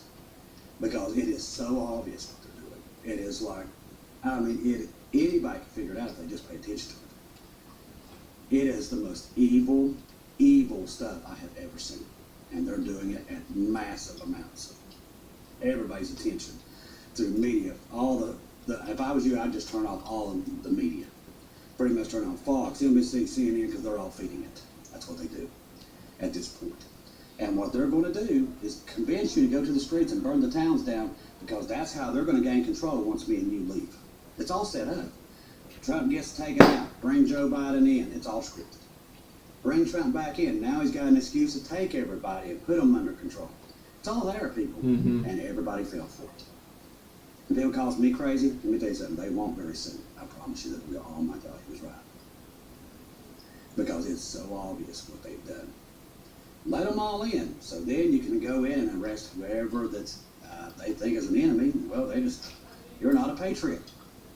This has happened before. Oh, it happened in World War II in Nazi Germany. Anybody that they felt was a problem. Well, damn, They was not a patriot. So it ended up on the ground. That's what's coming in. The Bible tells you what's going to happen in tribulation. I'm You're coming. seeing it work its way in as we speak. You're seeing it. Well, Here shit. is more proof of it. Hold on. Meta signs nuclear energy deal to power Prometheus Did you AI die? supercluster. Why do you need nuclear power to power this? How'd you die? Meta platform has taken the bold step for the energy sector as part of the strategy to power the next generation of artificial intelligence computing. As I said, they're building the new Tower of Babel. You think God's going to let that keep on going? No, it's going to be destroyed. Where are you going to be when it all comes down? That's the question you better be asking yourself. You think, I'm telling you, God destroyed, it changed all the languages back then, but this time it's going to lead right into the tribulation. Oh shit, my controller's getting low on battery. I gotta charge it. In the fig tree generation, we know Jesus told us all the things to watch when they come back in the land. That's 1948. The CIA, NASA, all that stuff starts being created in 1949. People they know like we knew, or like we know. They started developing all these things to go anti-God as soon as Israel comes back into the land, because the devil knows that was a countdown that started it all. This stuff is right in front of you, people. All you gotta do is... Where are you? Oh, there you are. Okay. Listen to man. Ah, crap. I took the wrong thing again. I drank that damn, Man ain't coming to save you. They're gonna be on the thing now. The mark of the beast Made me is- drunk. I was trying to heal myself. And they're rushing. Not do that. Protesters continue to grow, and Now I'm completely able to. Now I can't even see. What the hell? Sometime you need to be watching Israel, because if Iran is about to go down, they're not going to go down without. I can't see. From what we understand, they have added a bunch of chemical, biological weapons to China and Russia since all this, the 12-day war. What the heck did I just run into? Before that happened, that's why I tell you the rapture's here, very close. I said, what the heck did I just run into? Across Iran, and thousands of citizens defy government warnings and take to the streets and cities now. They're starting to slaughter them, by the way, in droves. Nick, I ran into an explosive because I heard something blow up. We will come to arrest you. Well, that's already been going. That's already been happening. Massacre in Iran. Military reportedly slaughters civilian protesters. With protests growing to 31 provinces inside the country. I drank of that Iran, damn it's wanted juice or government there whatever called that drink was. The army to put down the rebellion. And now I'm all... Verified reports, which we can verify now because a lot of them was killed. Bodies are reportedly All, visible on the ground. Video circulating allegedly woozy and shit. This Can't see my screen. lifeless bodies lying on the streets. The security forces allegedly opened fire on civilian crowds, and that's coming to an American city near you. That's what's coming. Iran regimes to citizens no mercy. I think so. Massive and violent protests are taking place in 153 different states. 153. All 31 provinces are seeing hundreds of thousands of marching in the streets. Protesting is on the rule. And like I said, now they're opening fire on all. U.S. seizes another oil tanker in the Caribbean. Just when you think... All right, can you help me with the missions? It has not stopped since Maduro. The United States has intensified its effort to clamp down on exports linked to Venezuela. Well, I can't find They keep saying Venezuela. I can't find a main mission. All I see is side quests and DLC story quests. Control the nation's crude oil. Not control it, take it. In a pre-dawn operation, the U.S. Marines and sailors from Joint Task Force Southern Spear, working alongside the Department of Homeland Security, boarded the vessel Alina near Trinidad. So, like I said, now they're doing a whole world embargo on oil. All of it. Anything that's sold out of the Western Hemisphere, they're going after it. So that tells you we're definitely down to the last minute. Try to lockpick this. Also, it's been made very clear that to take Greenland at all costs at this point, and that's even military. Now, people think that's cool and that's great. Pistol ammo and SMG ammo. I mean, that would come in handy if I had a pistol and an SMG. Some people, the dark cloudy day when it comes, people won't be cheering. All right. See, they believe America's coming back. America ain't coming back. None of these countries are. You better know what dispensation you're in, because I'm telling you, that stuff ain't coming back. What's coming back is tyranny like you've never seen. That's how we know what they're getting ready to do, what they're planning. Because in the tribulation, where are we going? Gather everybody up in camps. That's what's coming. People have seen it. Lots of people have seen it. God's warned us what they're getting ready to do. I can't get up there. Now, do I know who's in charge when they do it? No, I don't. Okay, there we go. But I know where this is leading. It's leading to control. That's why I said, you take one out, bring one in, let everybody in, then bring in the other one, and then you can take back and control everything. They done this same thing in 2001. Okay, there we go. Been done. You have a 9/11, though, then you can do the Patriot Act, and now you can spy on everybody in the country, which they do every single day. How do you think when you're speaking about something else in the middle of your yard, go back in on Facebook, and you wasn't even around a device? They're listening to everything you say. How'd you get up there? They're lapping at you behind closed doors. That's what they're doing. And the devil's eating it up. That's what's happening, people. You can get mad all you want, but that's exactly what's happening. I say just describe recent immigration event as wartime in America. Damn it. So now we've got them going from house to house. Ladies and gentlemen, you think that's normal? That's okay, there we go. All right, got it. That's what people saw inside the tribulation. People in black uniforms is exactly what they're wearing. Inside the tribulation, rounding people up house to house. People see this before this ever happened. In recent months, U.S. immigration and customs enforcement has dramatically, and they wasn't just after illegal aliens, it's after everybody. Apparently, I can just tell AI what I want and it filters for free. Hi, my name is Mia and I've been creating software for over a year and literally launched 3 apps. But I just found out that Redwood made fast mode and it's like they read my mind. Ah! I tell it what I want. Yeah, I'm not good at using this damn thing. Changes fast. And by fast, I'm talking seconds. And guys, this is Not good at using the they're basically just paraglider. So if you've been curious about building something, an app, a website, whatever, and you have zero idea how to code, this is literally the easiest it's ever been.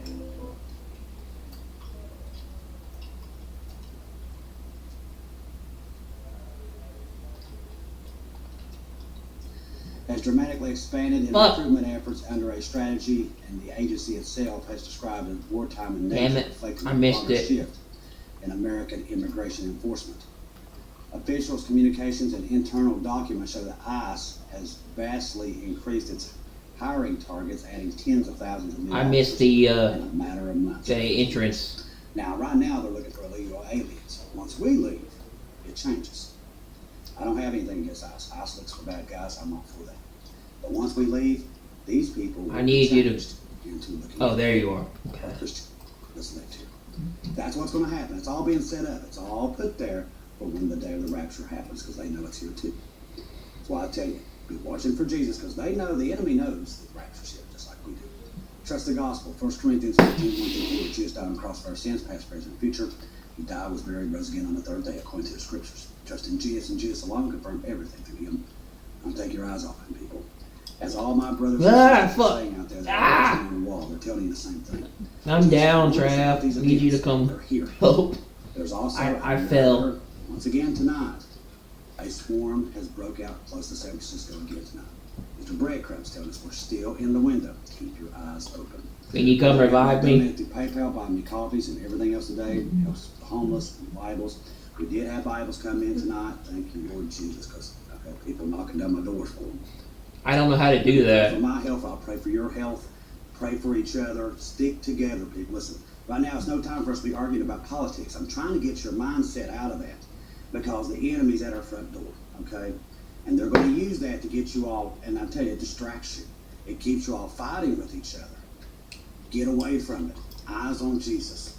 I love each and every one of you. If I don't see or hear from you again, So what does that thing do exactly? Is that like a machine gun? Oh.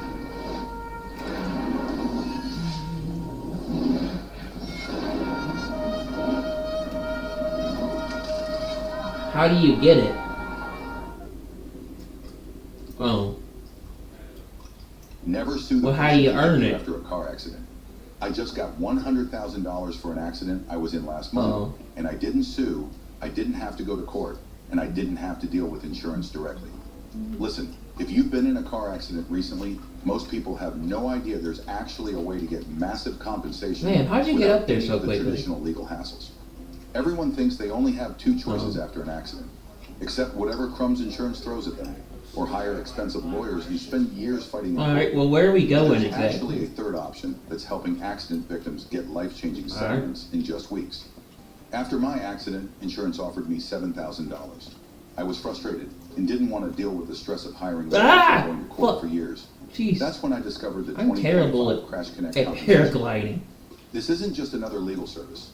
It's a complete program that was recently launched to help accident victims bypass all the traditional roadblocks and get the maximum compensation they deserve. But here's the thing, not everyone qualifies for this program.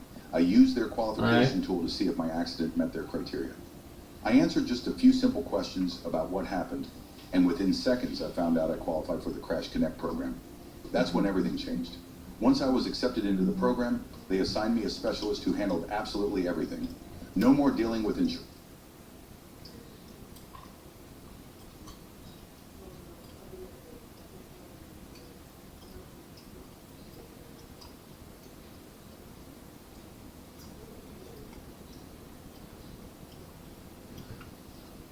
It's just gum. It's my gum left over from Christmas. Sure. It's Big League Chew gum. Alright.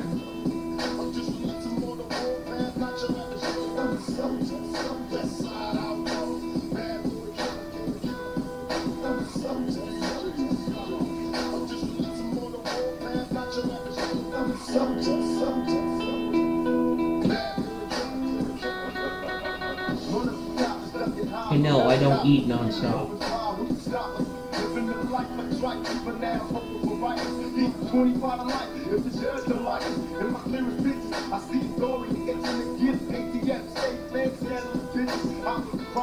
Oh, so now I can be Wolverine?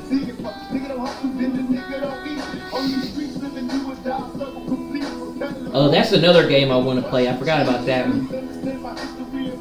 That new Marvel's Wolverine game coming out for PS5 from Insomniac. That's another game I want to play, but I don't think it's coming out this year. Could be, but I do want to play it.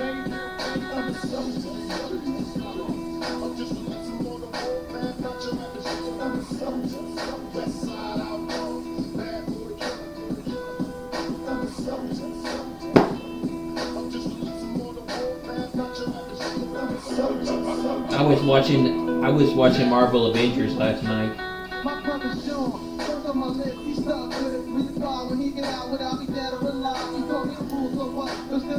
Huh?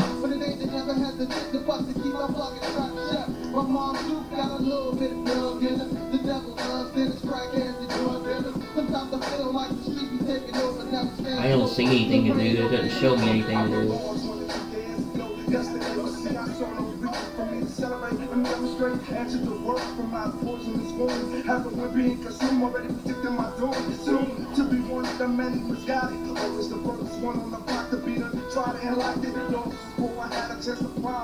Nope, it doesn't show anything.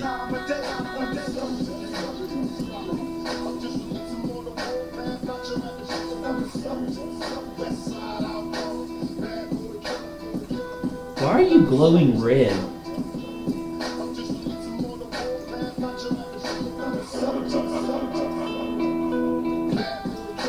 Oh.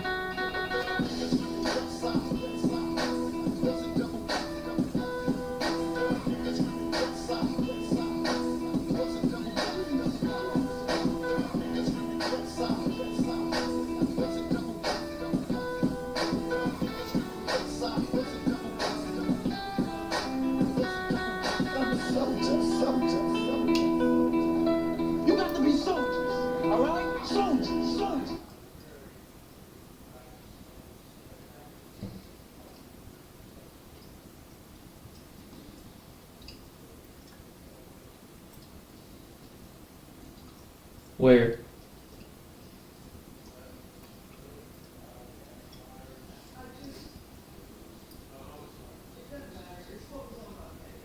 Where are you? This is Kingshot, a tower defense and base building strategy game that just came out recently and is already top 5 in strategy games with over 1 million downloads. Kingshot combines strategy, exploration, resource management, PvP and PvE battles, plus a whole lot more. I suggest you give it a try, if you think you have a shot at becoming a king, that is. Kingshot, build and fight.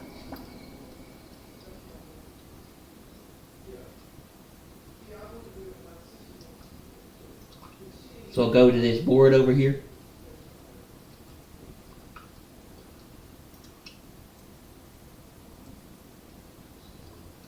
Survivor missions.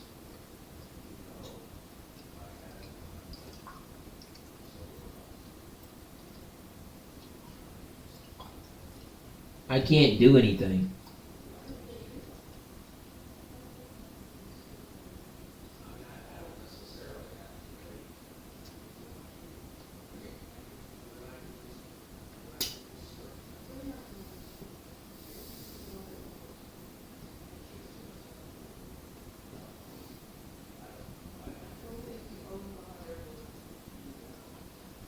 You like living in the country?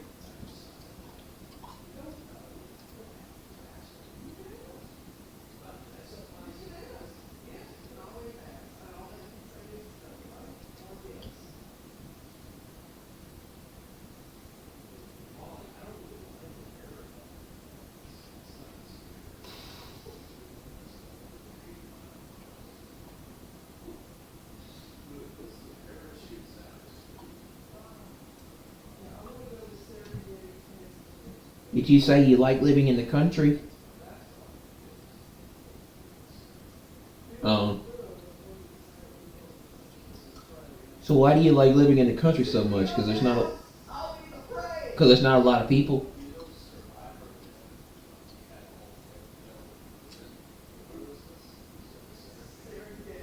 Yeah.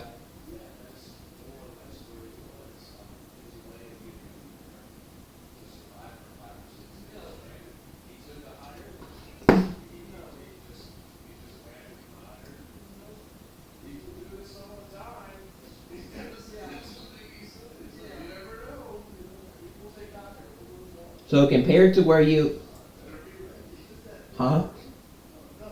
So compared to where you originally lived, you like where you are a lot more now?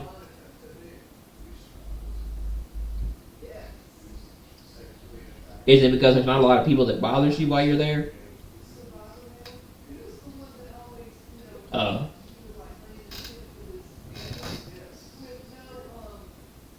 How many neighbors do you have? Oh. How many neighbors did you have before? Yeah.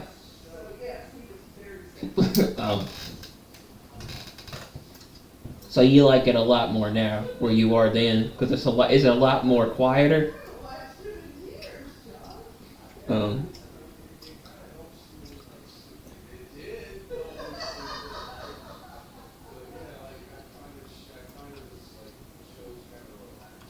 Yeah, I can. I just talked to him. I just talked to him. It's telling me to do a bunch of bounties.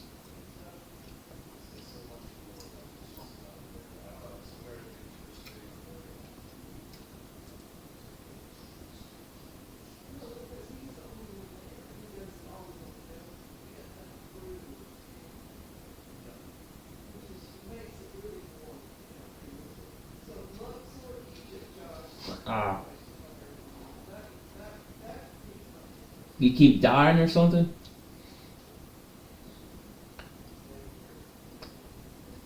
You keep dying or something? I said you keep dying or something? Oh.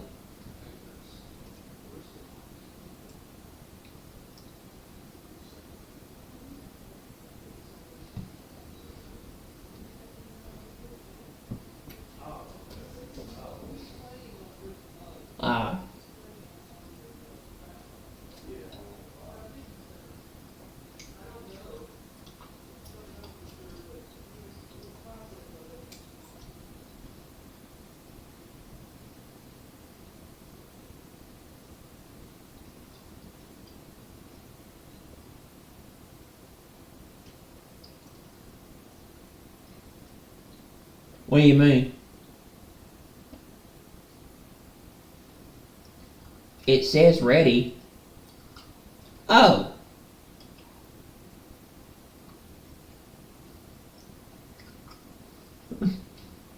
I think it was already counting down.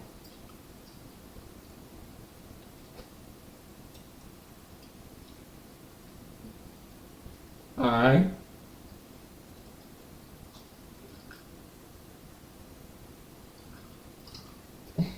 It said not ready, and then I clicked it, and then it said and I tried to get it to say ready. But something's not right for some reason.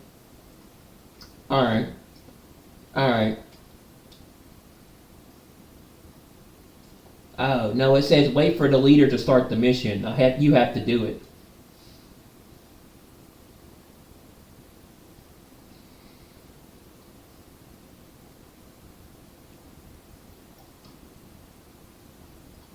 Oh! I just realized something. I'm stupid.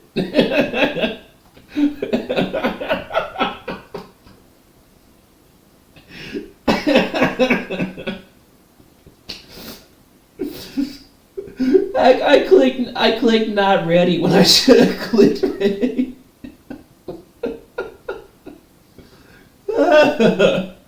Hey, that's not funny.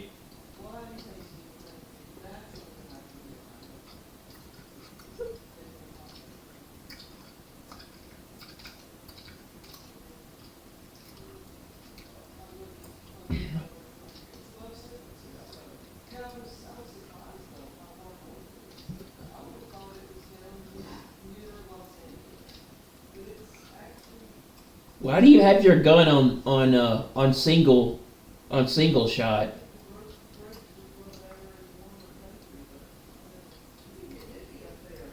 Oh. You don't have burst on that thing? Or you don't have full auto on that thing? Oh, okay.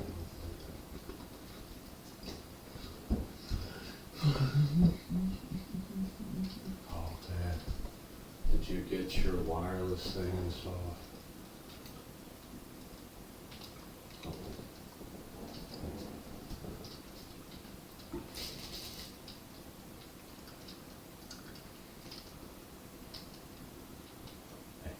What? Did you get your wireless thing installed? Yeah, I hooked it up. Is it helping?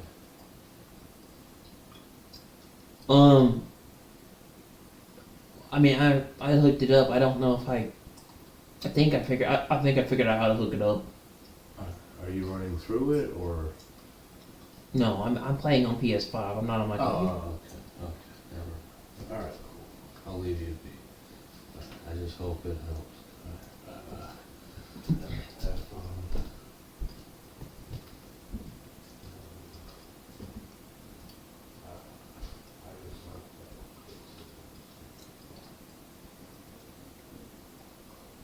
So what are we doing? All right.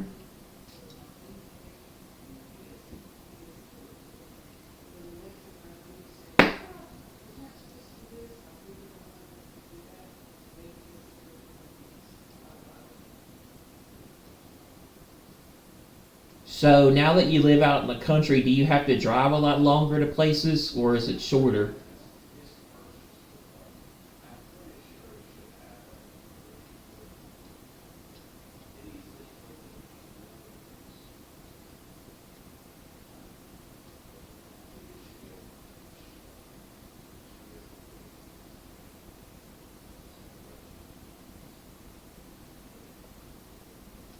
Did she just call you dummy?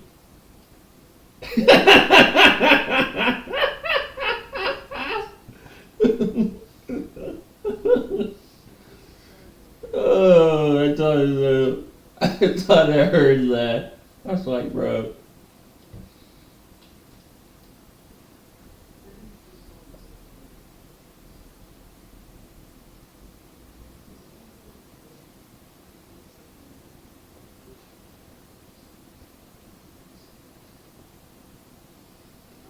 So how long do you have to drive now that you live out in the country?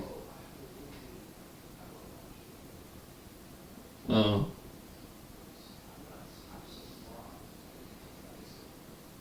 Ah.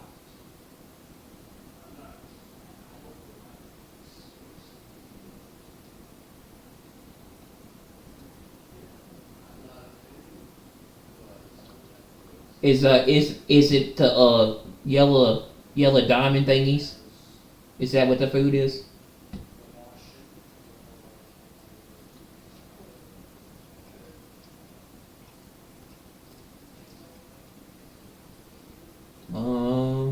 Let me see.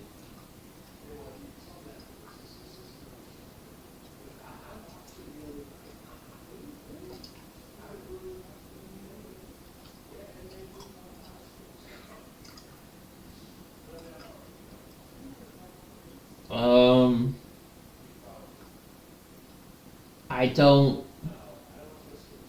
see. I don't know where you are.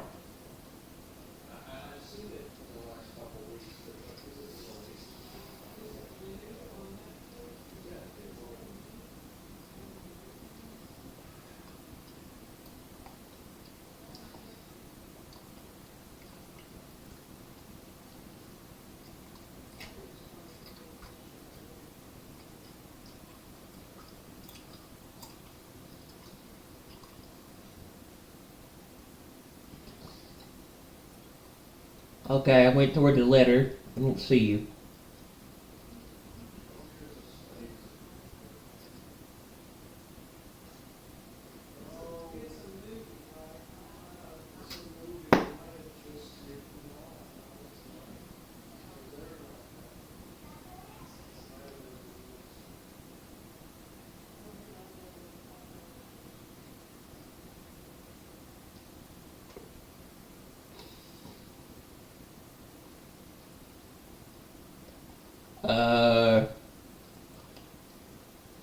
I can't find you.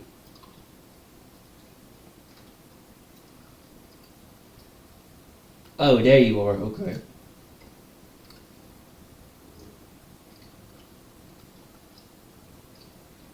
I think that thing we need to get is up here.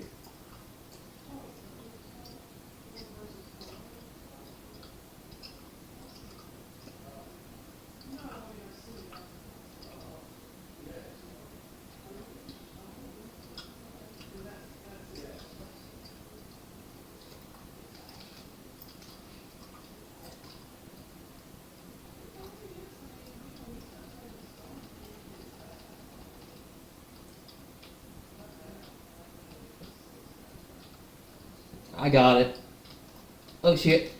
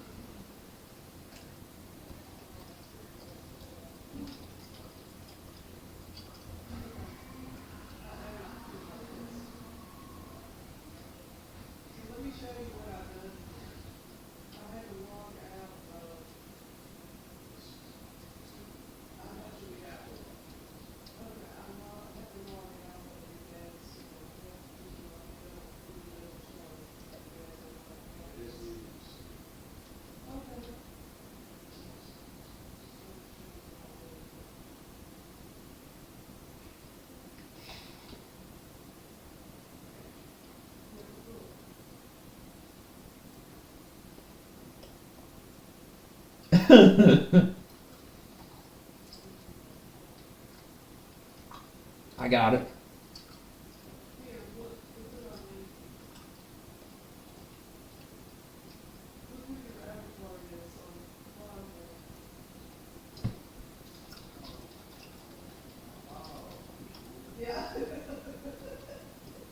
Got that one. We need one more, Trav.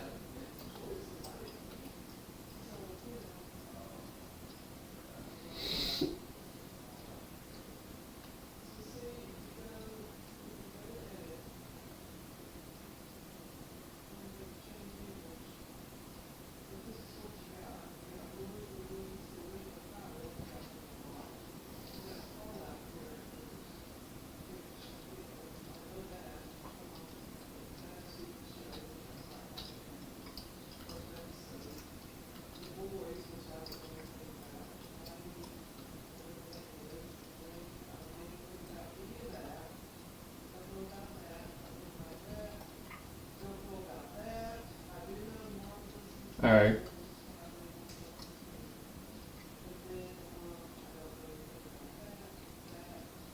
Oh, here's the last one.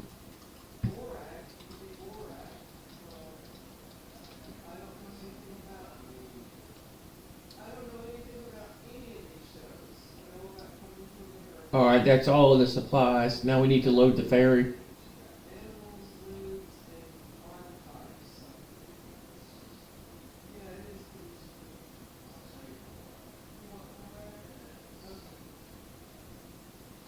Oh, where is it?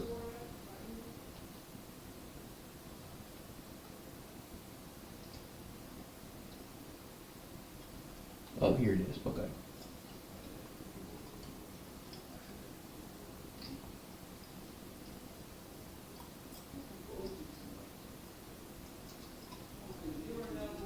Carrier's grid locker. What the heck is this thing?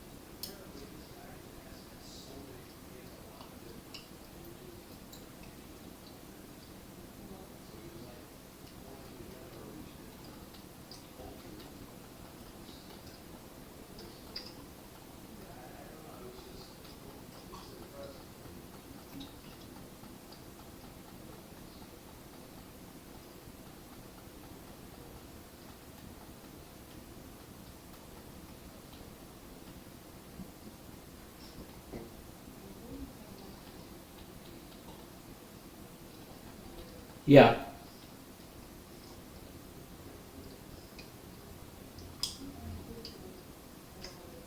Alright, well, I need you to come over here because I can't proceed with anything until you come over here.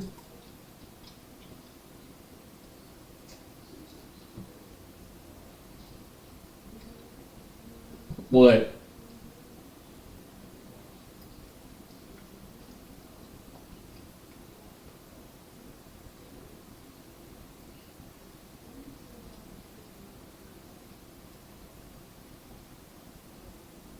Okay, what is that? I didn't know that.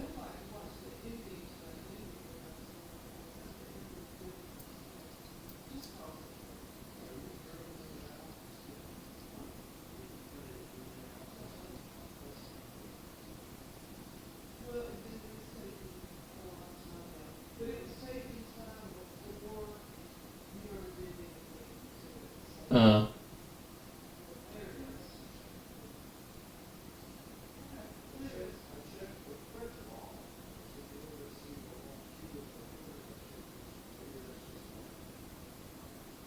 I'm here.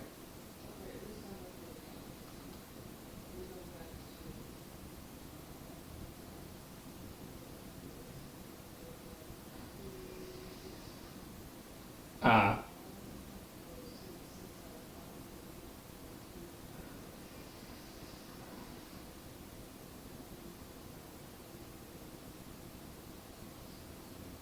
Hello.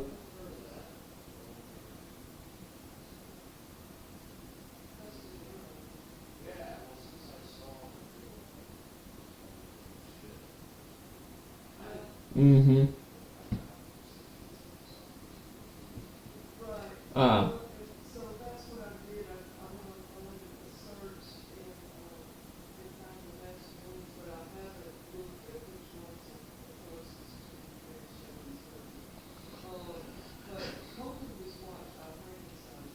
I need you to come over here because I need to, we can't continue this until we get over here. I did.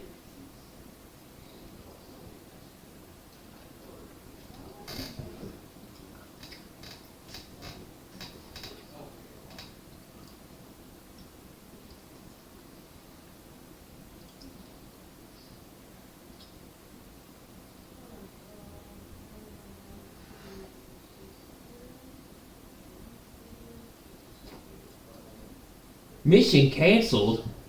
What the heck did that mean? It says mission failed, mission canceled. What the heck was that?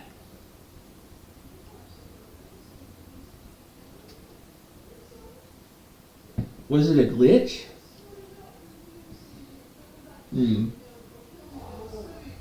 Yeah.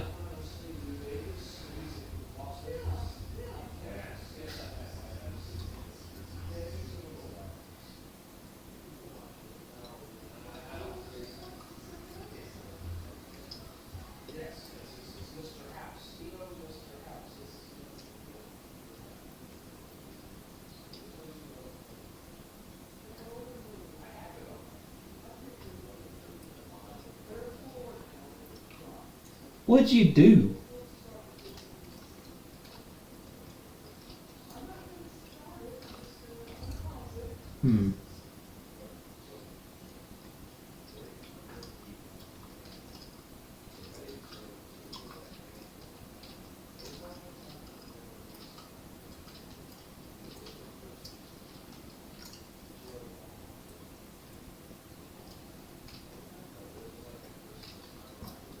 What hit you?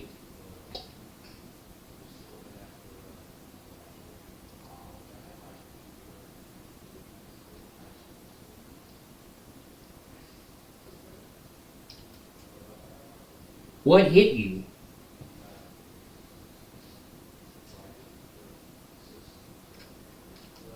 Oh, okay.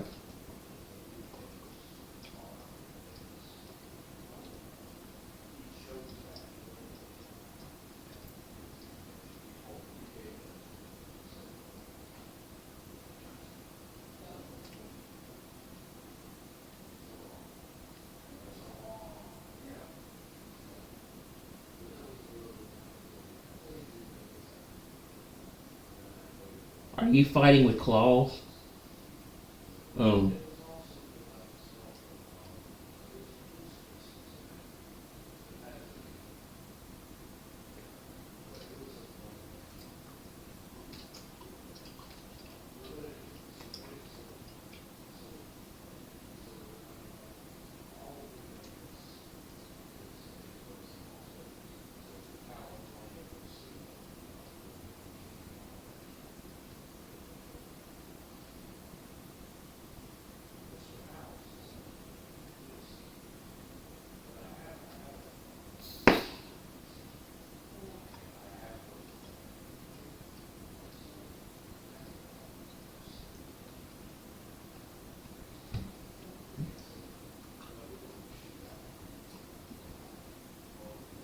Now, where are these first two?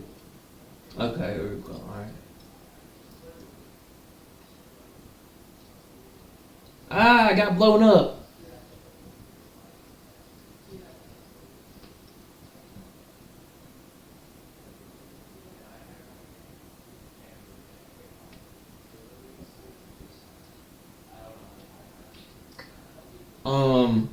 Are you gonna pick me up? Alright.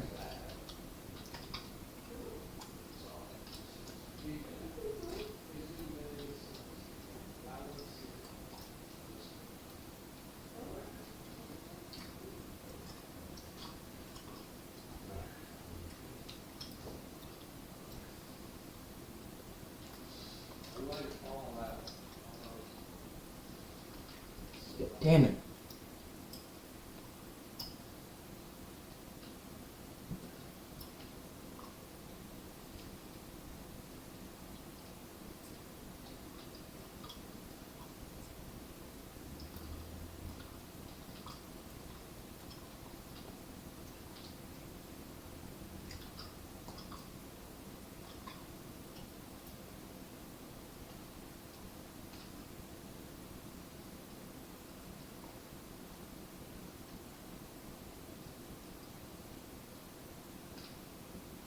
Ah, damn it, I got blown up again.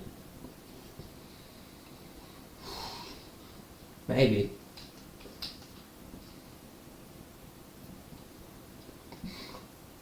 Got blown up again.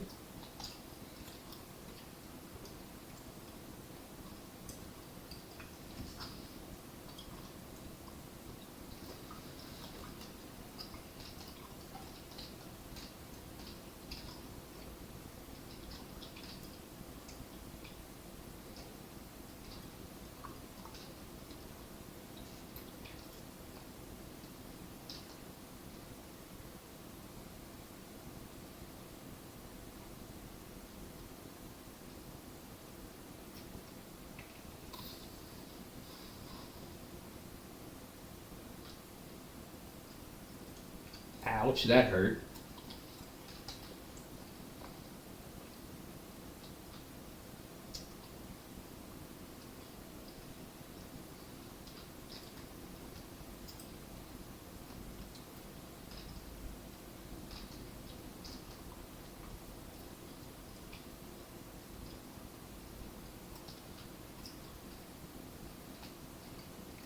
Why do your dogs just bark at random stuff?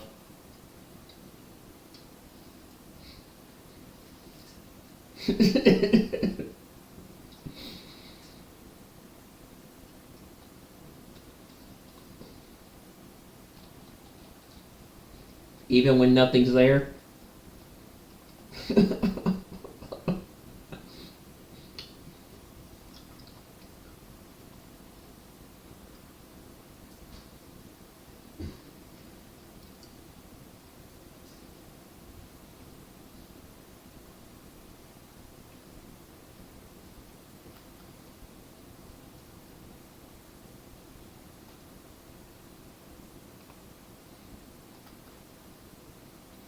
Damn, how'd you get up there that fast?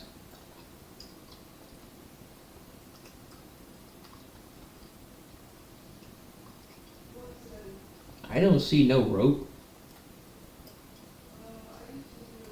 Oh.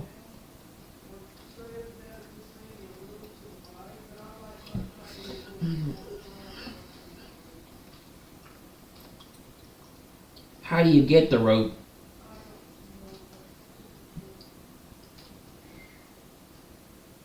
Oh.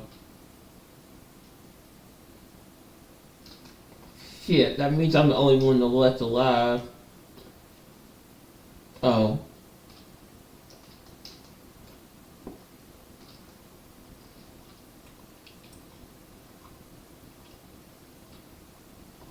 Oh no.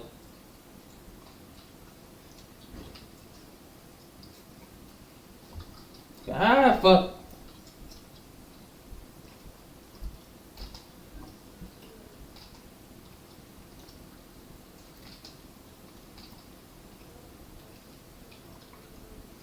Kinda need some help over here. I'm kinda backed into a corner.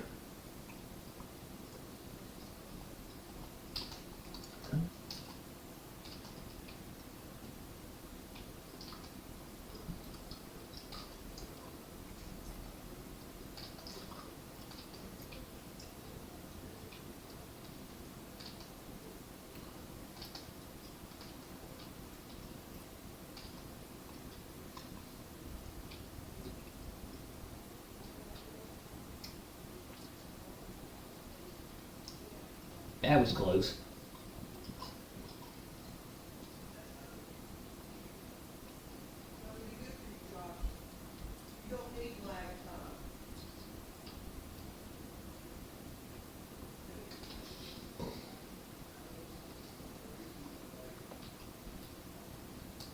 Damn it.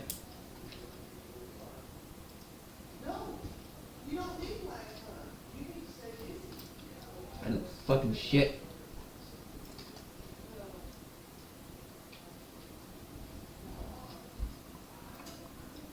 Got electrocuted.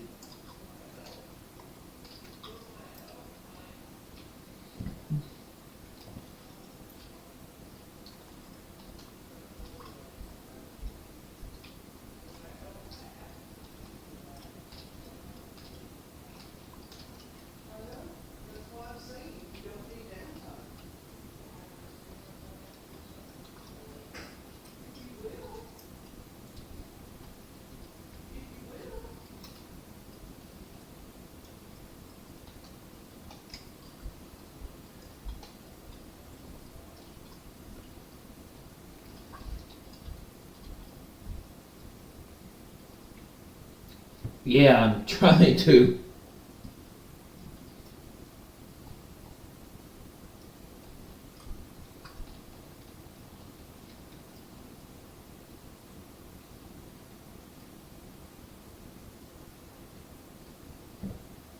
What's the hard part? Is it when you load the ferry?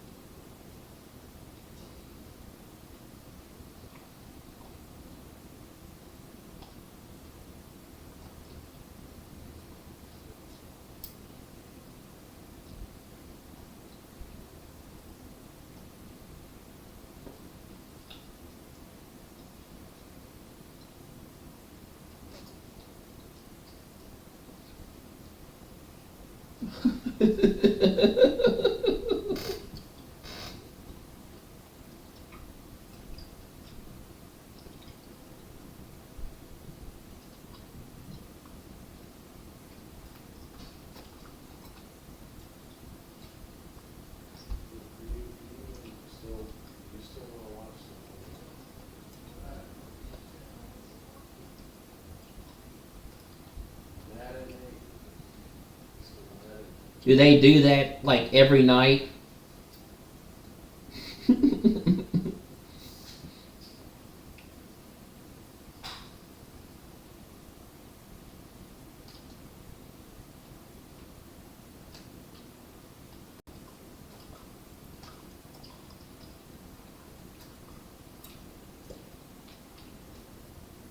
Oh shit, I mean.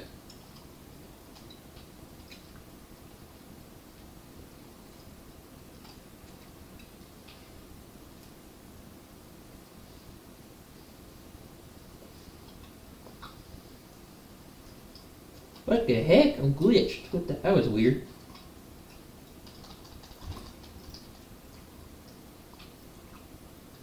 And electricity.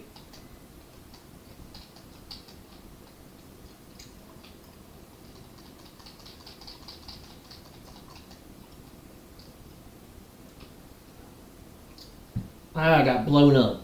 Shit.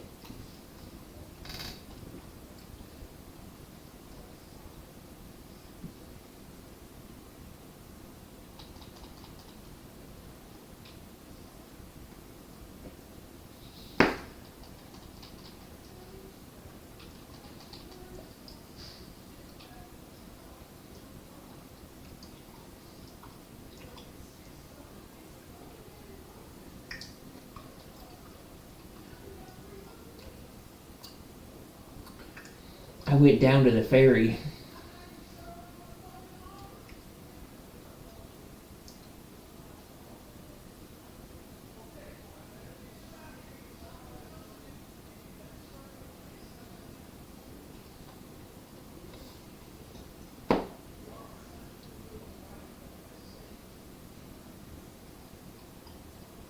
Jeez, where are you?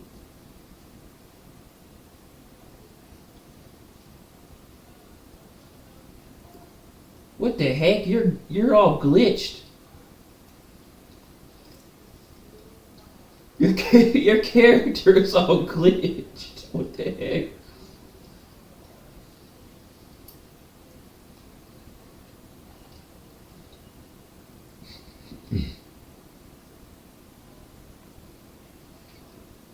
Do I have any landmines? I don't think I do have any landmines.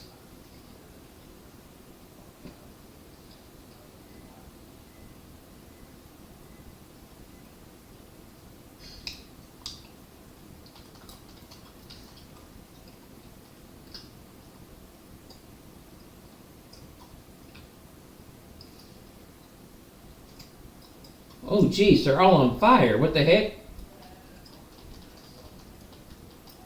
Oh. Ah, I got blown up. What the fuck?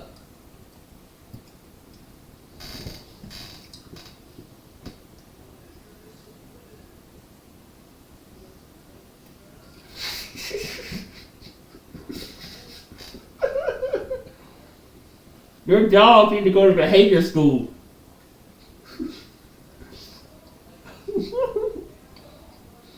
Your dogs need to go to behavior school.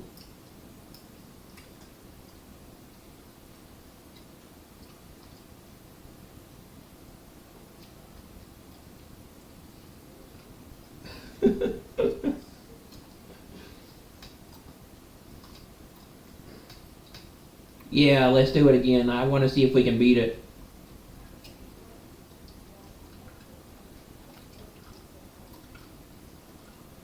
You need to send your dogs to behavior school.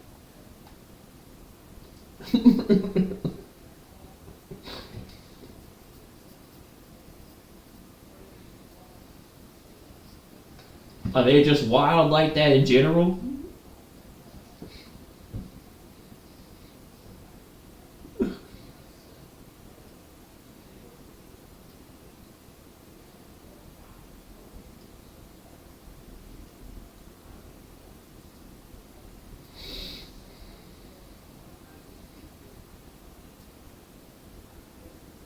Alright.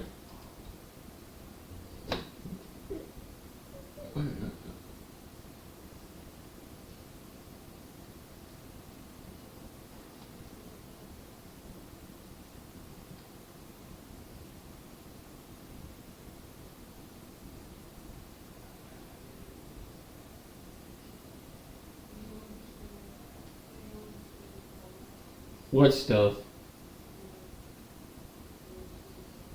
Oh.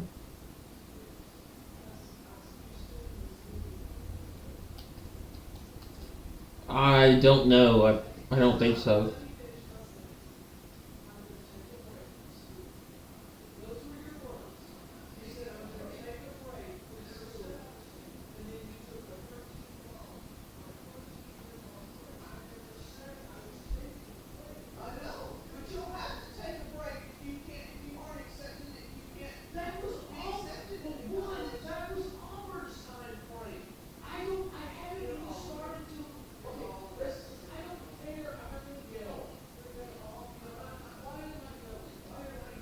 For what? Alright.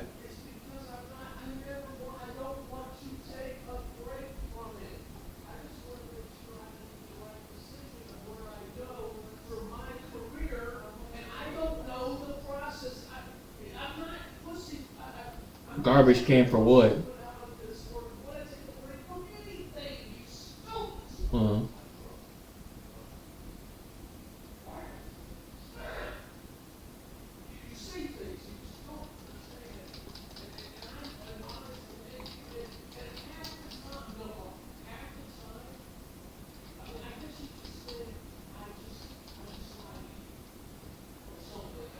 Yeah, luckily I wasn't in that.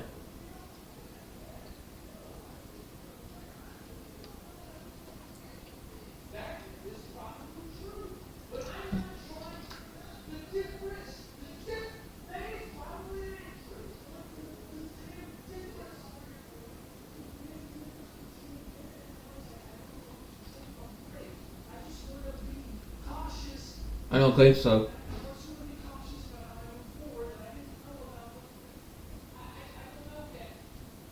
What kind of chips are you eating? Oh.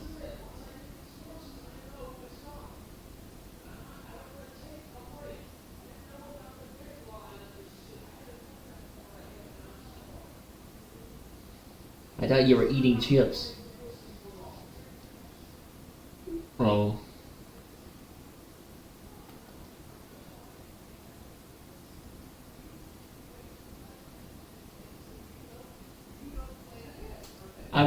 I had pecans earlier.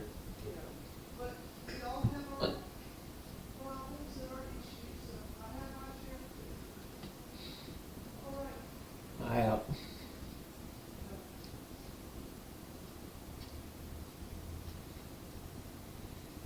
So you grow your own plants?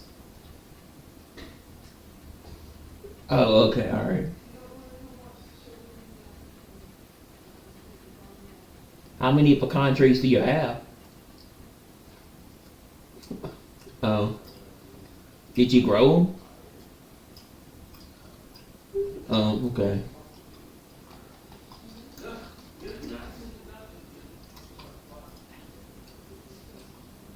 I tried to help with everything. I don't know. I'm sorry, I'm a failure.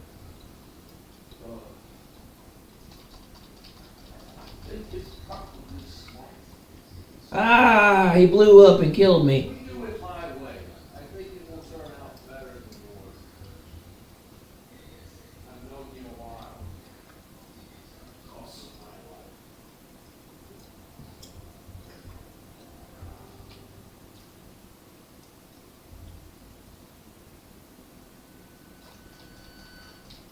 So,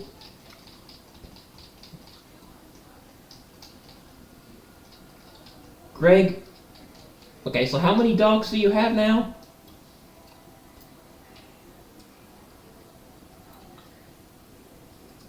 You have Greg,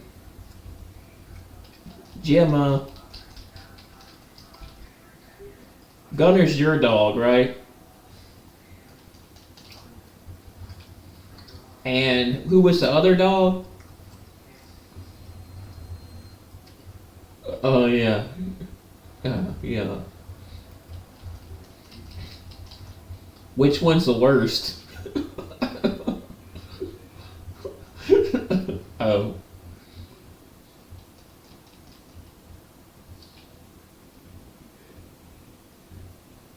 And Greg is her dog or your dog or okay. Okay.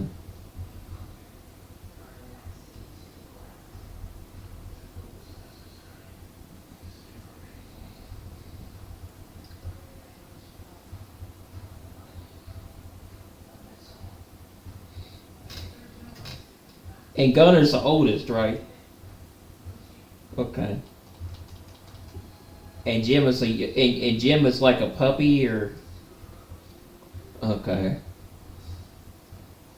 And Greg's what?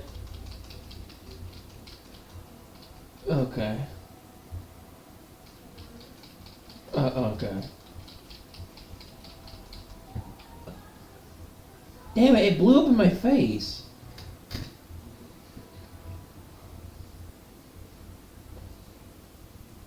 And Jack is your dog too, right?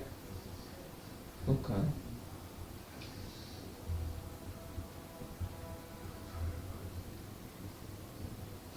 Is he the youngest? Crap! Damn it! Oh, okay.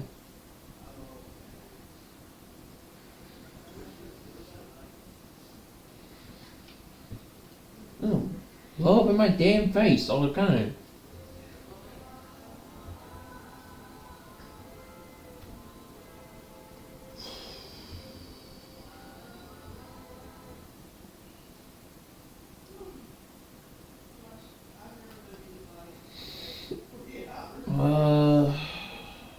Okay, I'm trying to get up there.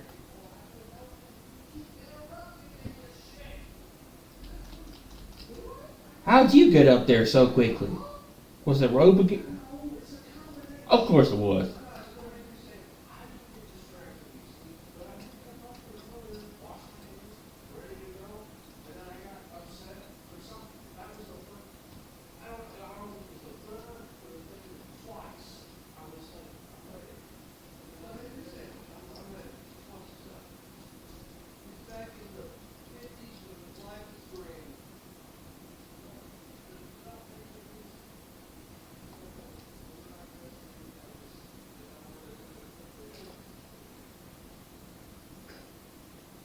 It seems like your dogs are very restless.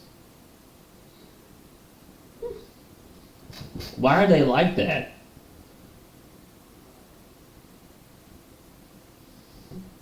They like attention or something?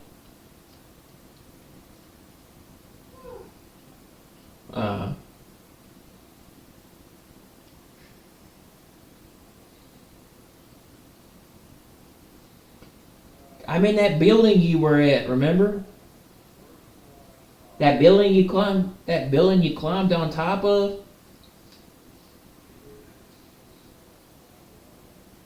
I'm up there.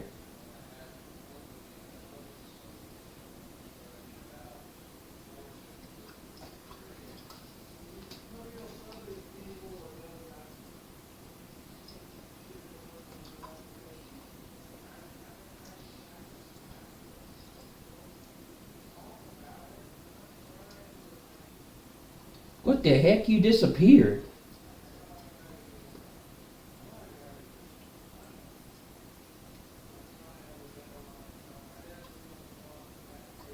I look like you disappeared and you glitched or something. Oh.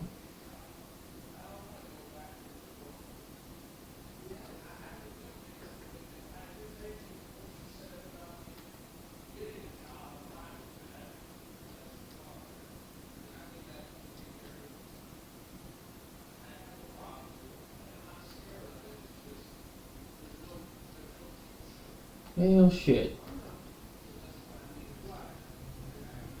Ah! Crap, I fell.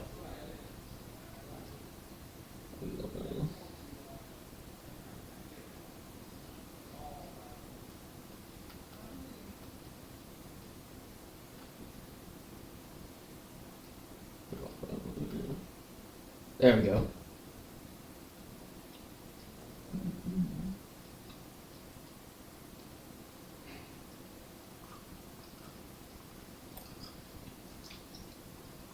Are you blowing stuff up?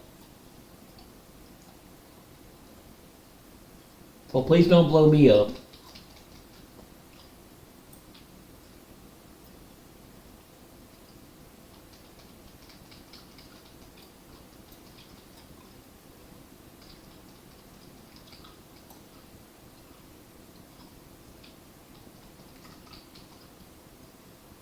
Electricity.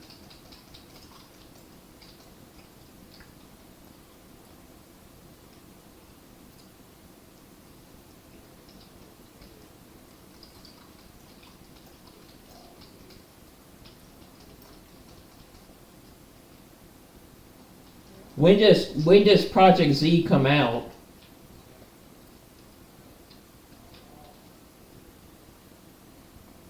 Oh.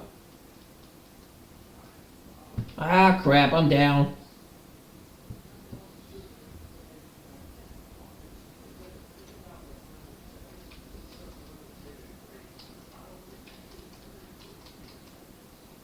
Damn it.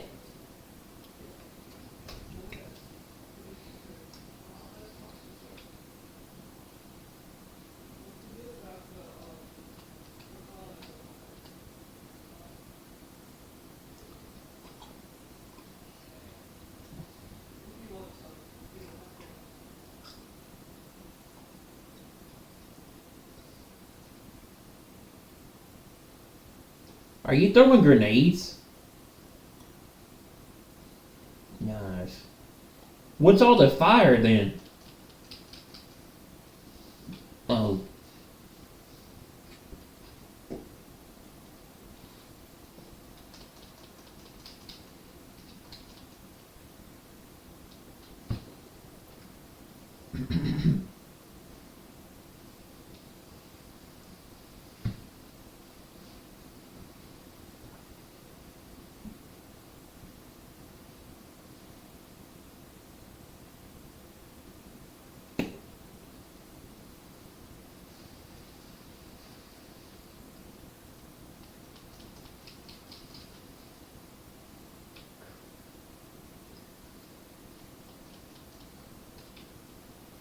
Well, shit. Uh-oh. Uh-oh.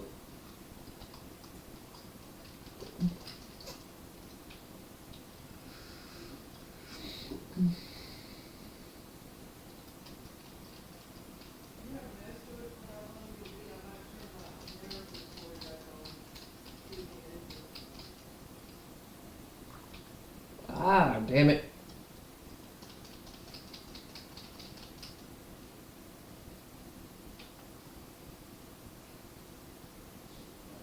Oh. You didn't know you could do that? I thought you said you were using knives, not grenades. Oh.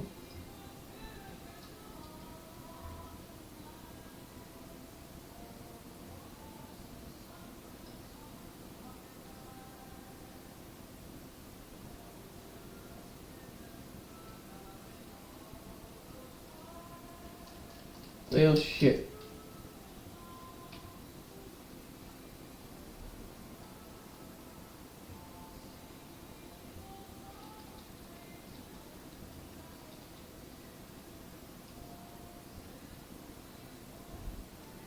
Alright, we got one more.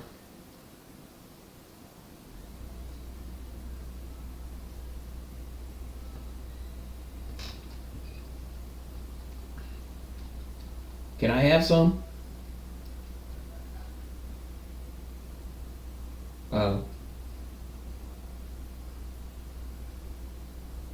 Why would I need a gun for grenades? Grenade? Oh, okay, alright.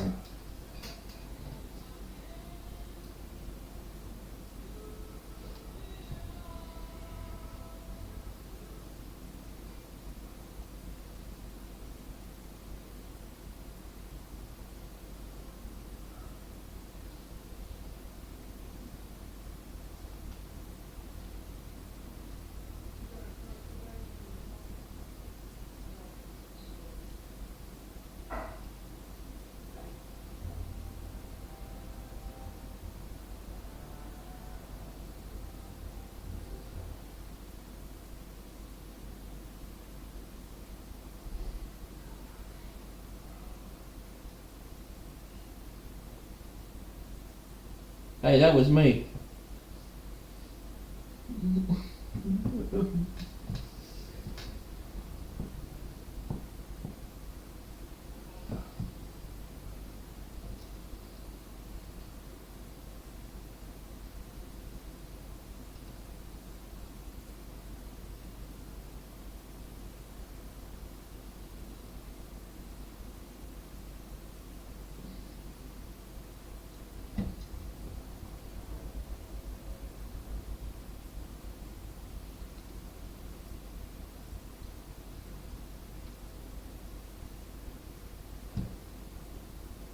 So there's no more you can find.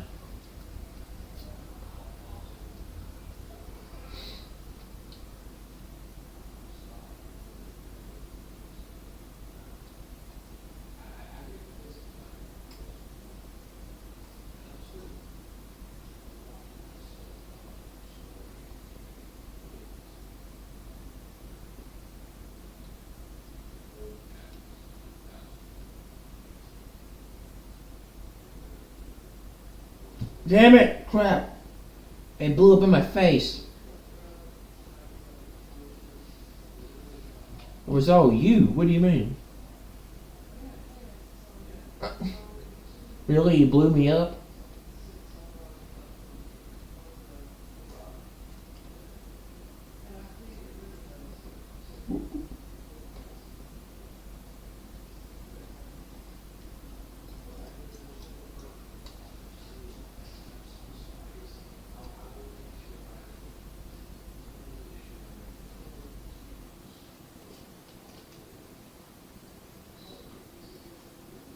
Over there. On the right side. Ah, fuck! That thing is deadly.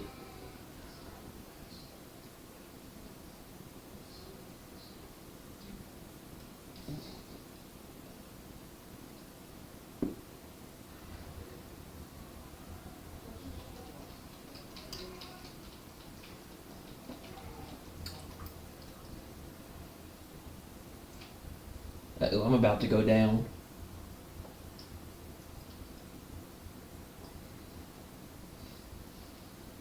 Over by the forest. I got it.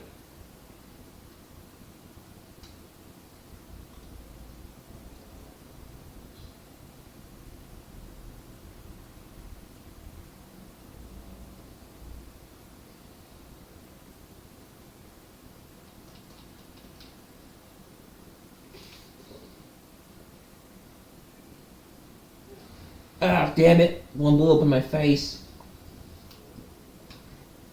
Crap, you and your C4s are gonna get me killed.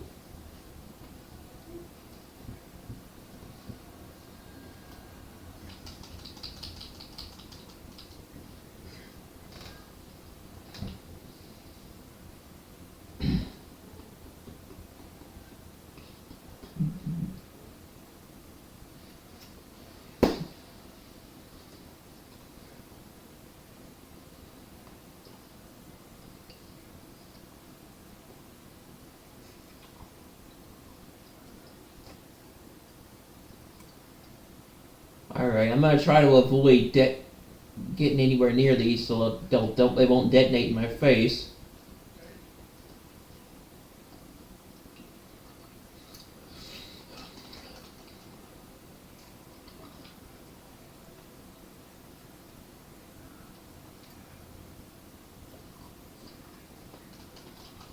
I had to use those, sorry.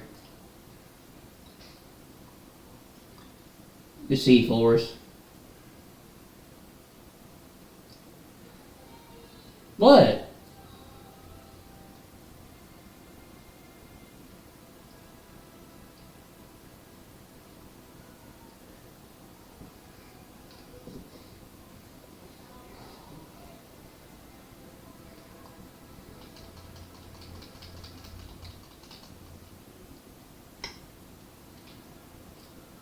And I got blown up.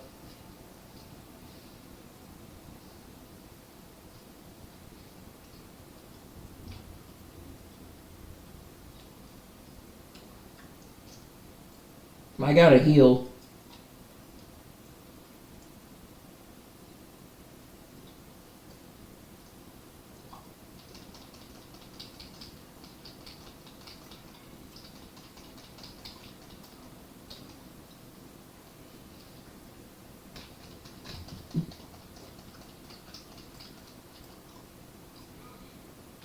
Oh, fucking shit, this isn't good. Ah, I fell in the water! Shit! I fell in the damn water.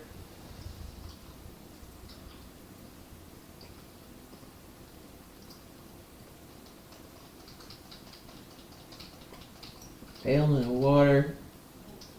Uh-oh, I'm almost out of my claws. Damn it, I blew up.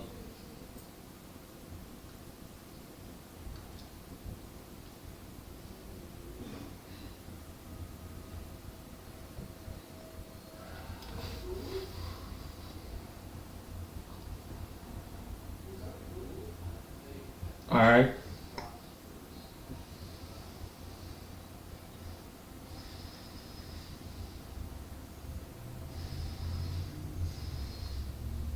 I thank you, honey. I wanted one of those. I can hear your headset.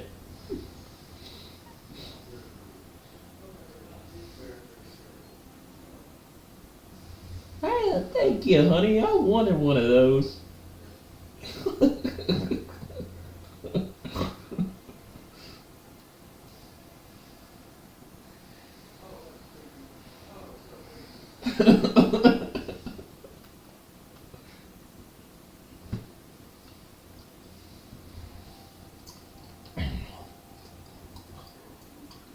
What one of those did she want? I wonder.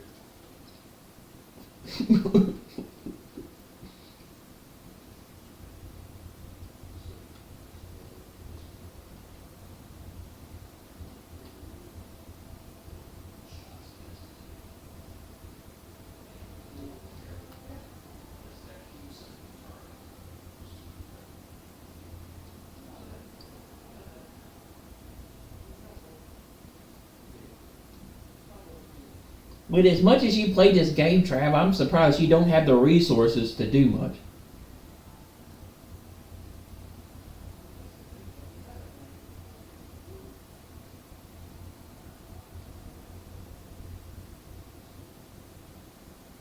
Ooh, you got in trouble.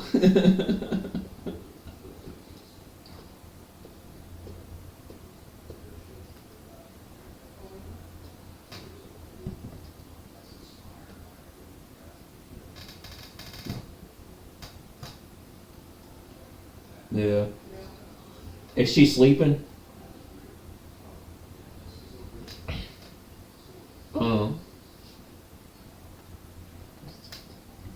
Probably sleeping and she got upset at you.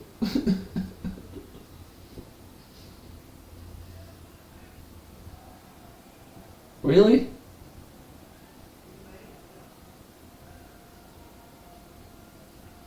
How did it break?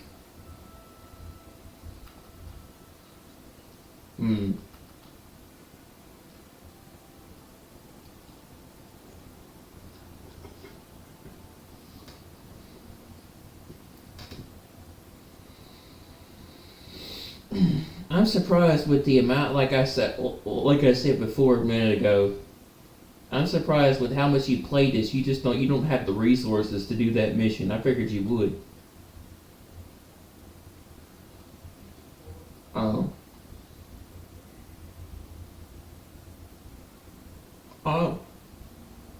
I mean, you played this game longer than me. I mean, I was there for a little while where I would play this game a lot. I had played this game every day when it first came out. I think when it first came to PlayStation Premium, I played it a lot by myself.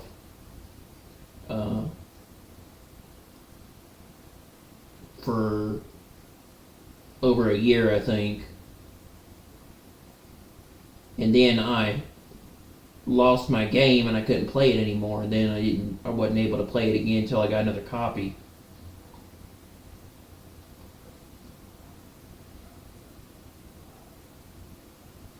I believe I started playing it in like 2023 or 2024, I think.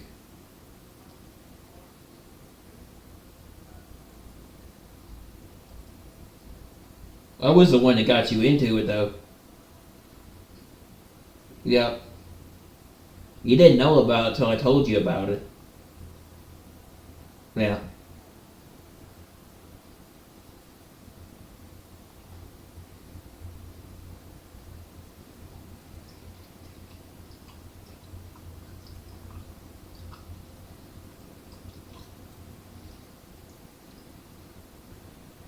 I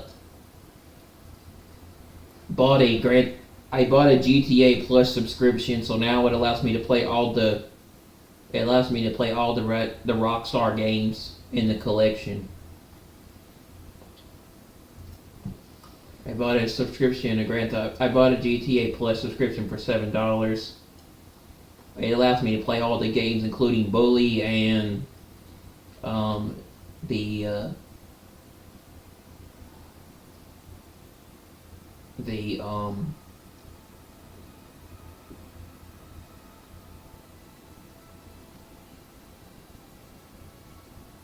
allows me to play all the games, including Bully, and it allows me to play the Grand Theft Auto Definitive Edition remasters.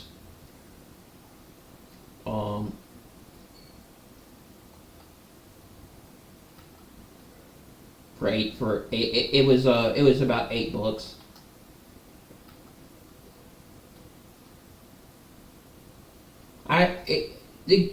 The collection was about $19.99.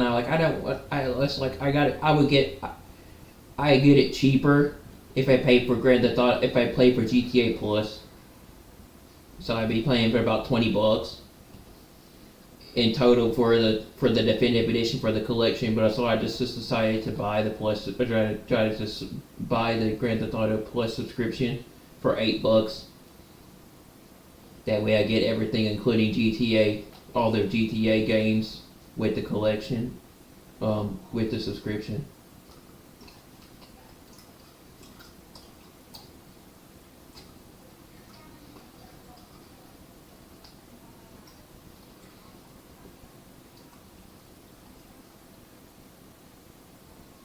I think I already had one of the games in the Grand Theft Auto collection. I think I had it on PS Premium.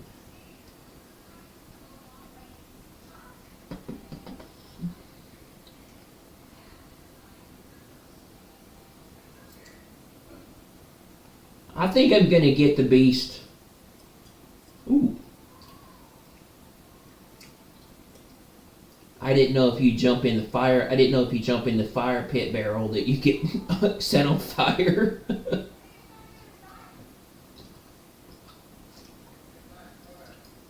Is it like a DLC to the first Dying Light or something? I don't know. I don't think I've ever played the first one. I might have played the first one, but it's been a long time.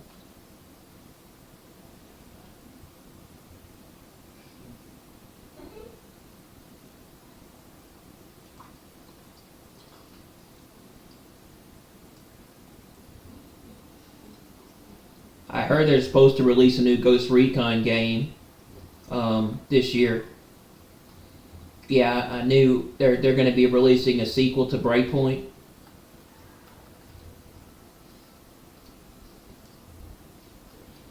Yeah.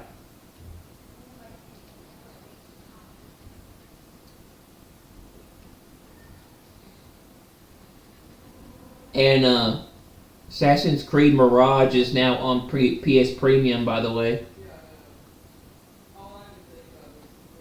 Oh, I never had it. I don't think Mirage was one of the Assassin's Creed games I did not get. I got Shadows, and I got all the others, but I don't have Mirage.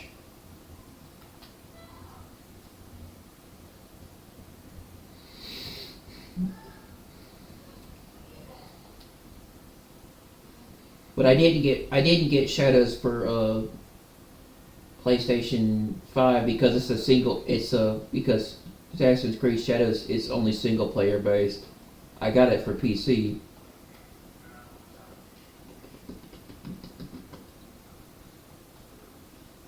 You know, they haven't made an Assassin's Creed multiplayer title since Infinity. Not Infinity, what was that game called? Unity. They're actually making an Assassin's Creed game called Assassin's Creed Infinity. That's what I've heard. think it's going to be a mobile game or something, I don't know. But I've heard something about Assassin's Creed Infinity.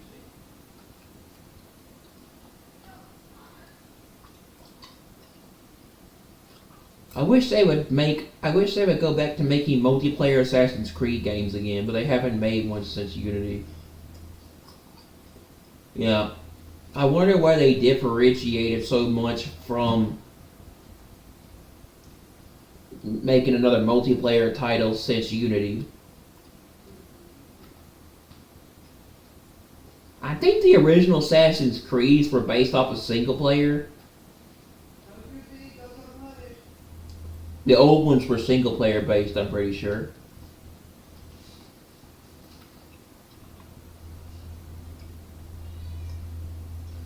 Did you play the EZO collection?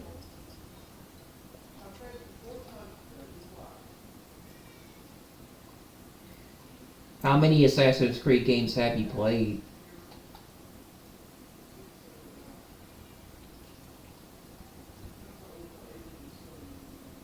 Yeah.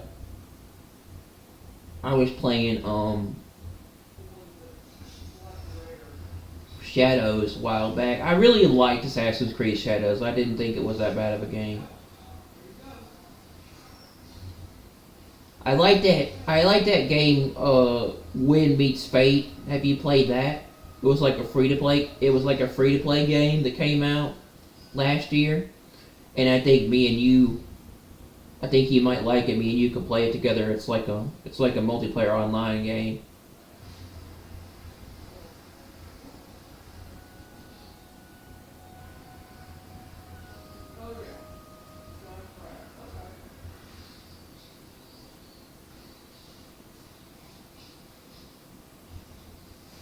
Have you gotten everything yet? I'm just up here.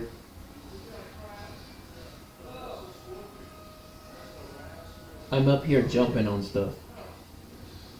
Waiting.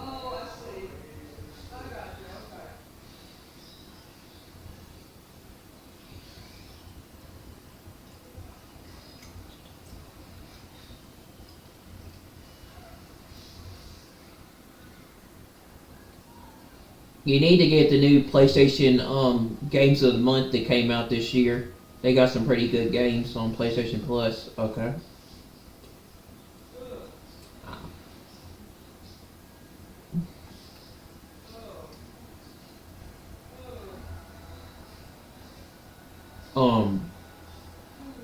They got some pretty good PlayStation Plus game trial downloads that you can try at the moment. I downloaded some of them.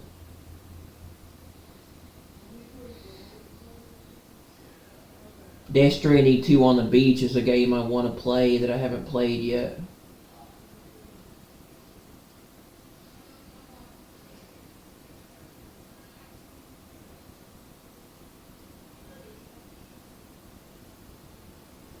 Oh yeah, I saw Hell Let Loose, by the way, too. Was on sale. Is that game any good? Oh, you haven't played it? Is it like a World War II game? Oh, okay, alright.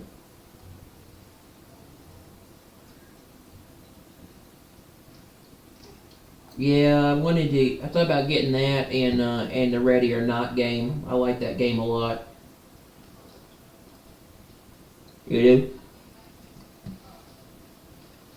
Yeah, I really like that game a lot. I played the trial of it, and I wanted to get it.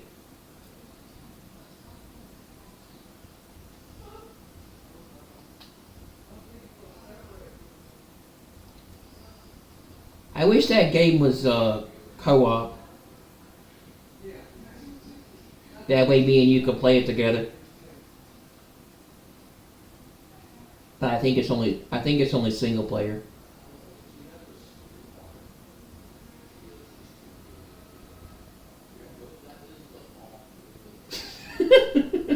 That reminds me of Uncharted.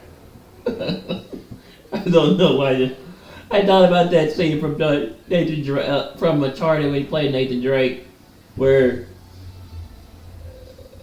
him and Chloe, they're talking and they're at the top of the building in Shambhala, and I think it's Uncharted 2, and she tells him, Nathan, now's not the time for a hotel. Like they were like talking, and it was really funny. It's a hotel. Let's go to a hotel or something. That's like it's the tallest building, and anyway, it's really funny. I don't remember the line, but it had that typical Naughty Dog humor. It did, like from older titles. I like the Jack and Daxter. I like the Jack and Daxter games. I wish they would bring that back. I would like to see a Jack 4.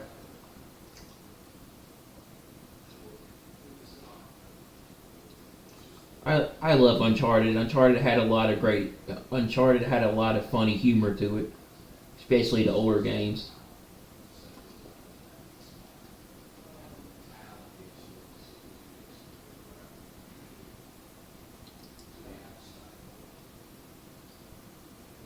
I like the part where you get into the pool and he tries to play Marco Polo.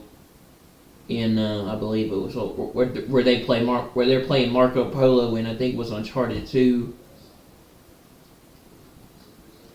And you're on top of the roof. It's pretty funny.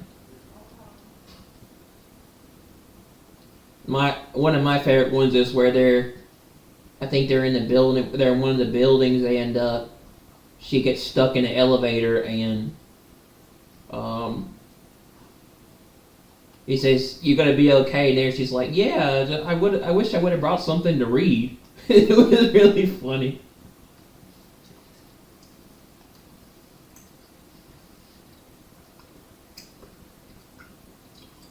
I liked the humor of Nolan North as Nathan Drake.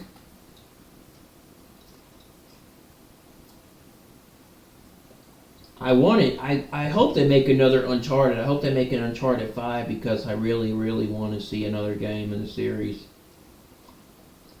If you played Uncharted 4, at the end of the game, there was a little sneak peek about him and his daughter. It was a little sneak peek about Nathan Drake's daughter after he retires, and she might be possibly a potential character to carry on in a sequel, because they made Uncharted 4 at Thieves End, and then they made Uncharted The Lost Legacy, and there's a possibility that maybe Uncharted 5 might probably have something to do with his daughter in a future iteration. That's what it's been hinted at least.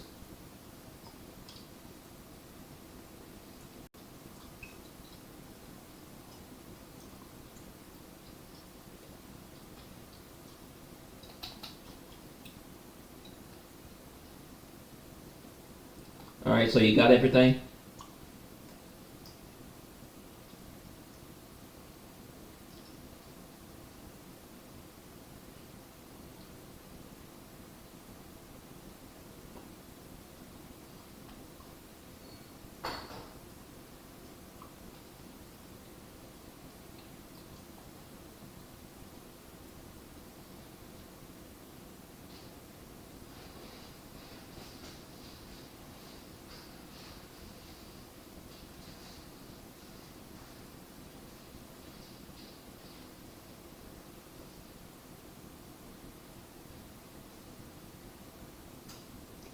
If they make a Last of Us 3, are you going to play it? I thought you didn't like the series anymore after what they did with 2.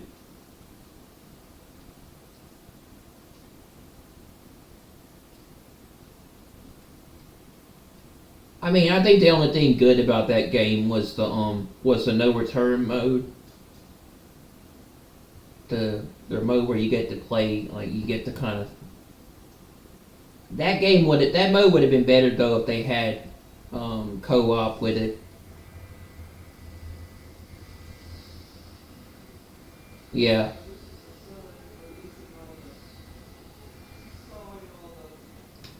They should have added in a multiplayer into the second one.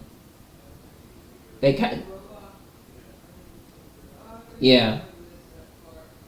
They were hinting at that for a long time, for many, many years, and then they just decided not to do it. I don't know why that happened. Because I remember them talking about this big giant world of multiplayer for Last of Us 2, and then it ended up being way different.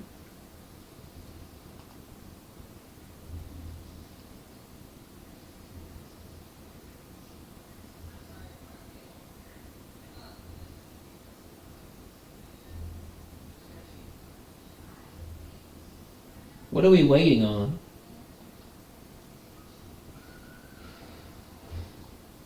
I think we might be glitched, Trav. Where are the zombies?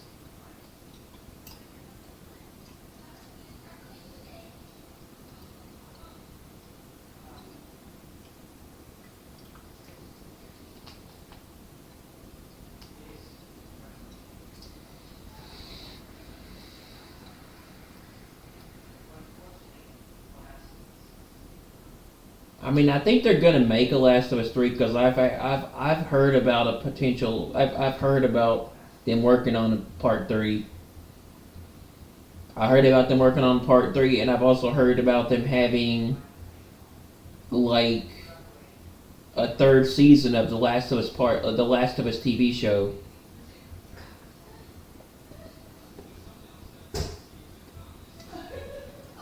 I don't know.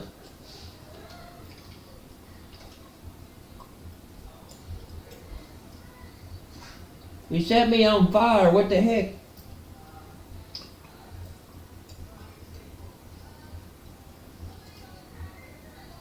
Okay, here they come. I guess maybe we were kind of late.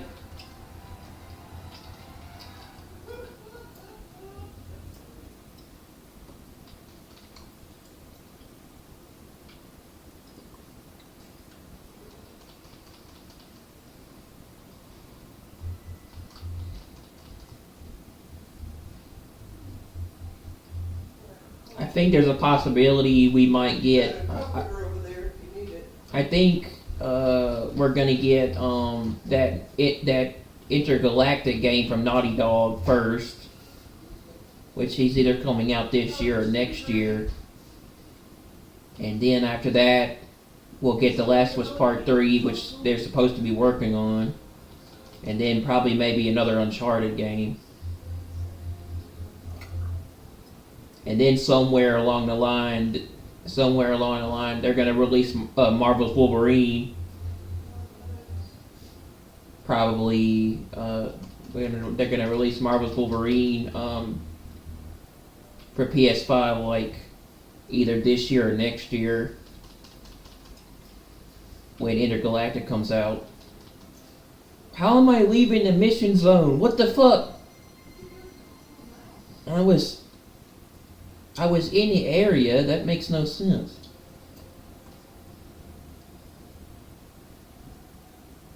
And then I think somewhere we're gonna get that Star Wars Knights of the Old Republic remake, but they've got a new Knights of the Republic game coming out this year. It was at the Game Awards. I'm down.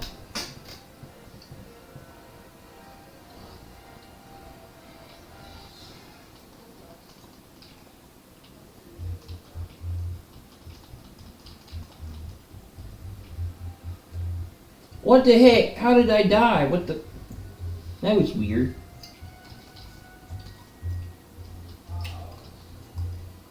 Oh, your weapon is broken.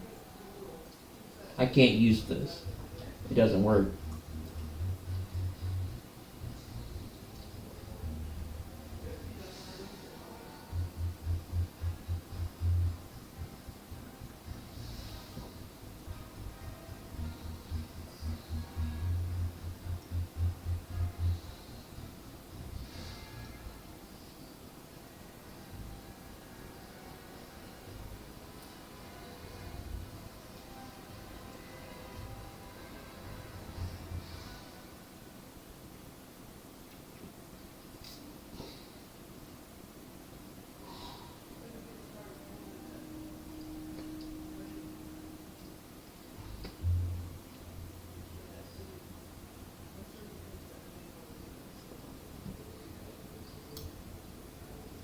You know, if you muzzle them, they will stop talking.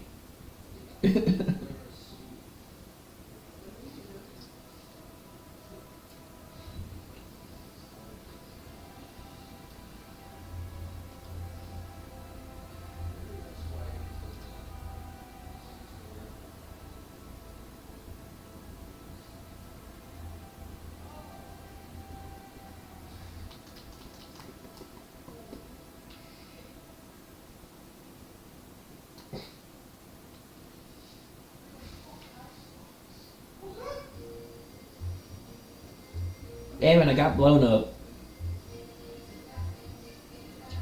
I think one of your grenades hit me.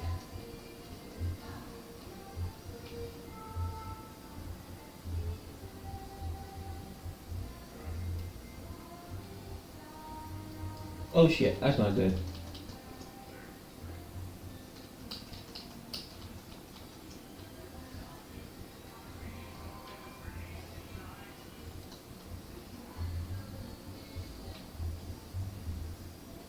So do you use your portal a lot? Do you use your portal a lot?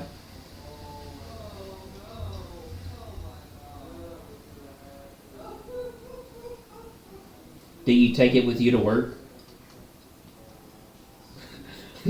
You said literally that you could take it with you to work.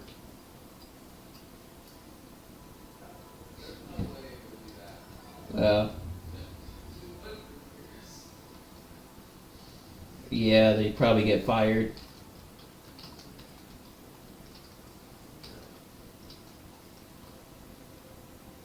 I mean, even though you work security a lot.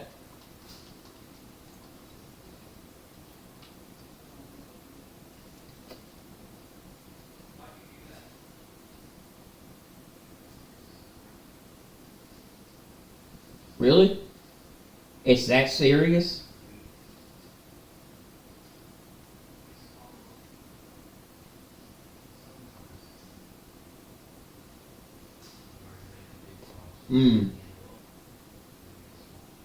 So you have to wear a bulletproof vest and everything?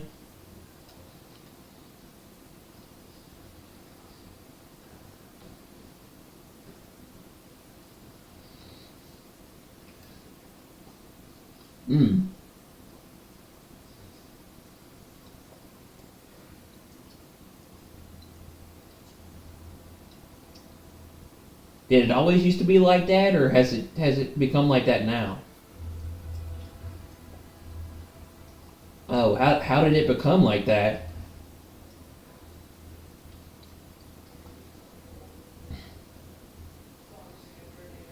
Oh.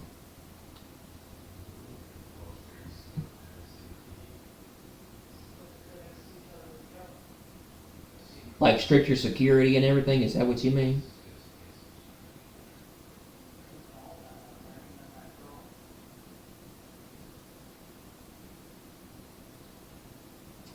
Do you ever worry something could happen to you?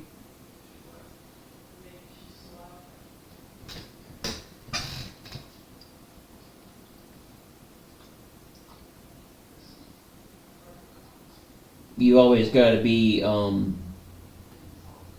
sharp and alert, right?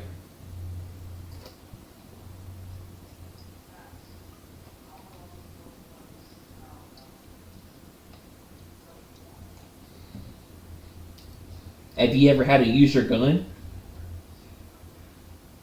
Oh. Do you have handcuffs? Oh, okay. So that's the only thing you don't carry. I'm down.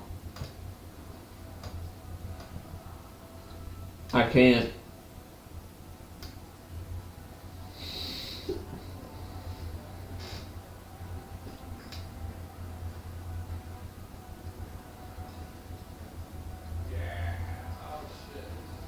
We're gonna fail the mission if you don't revive me.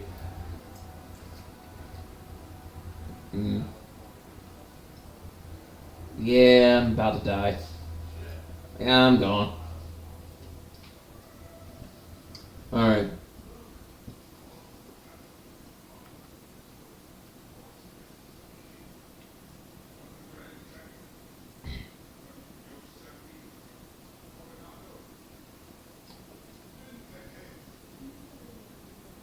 Is it a bulletproof vest like SWAT team wears? Like Kevlar and stuff like that?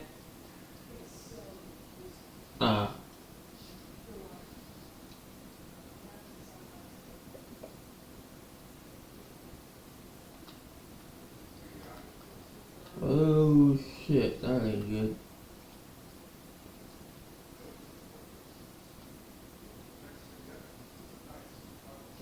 You're like head of security, right? You're like head now, right? You're like the boss, aren't you?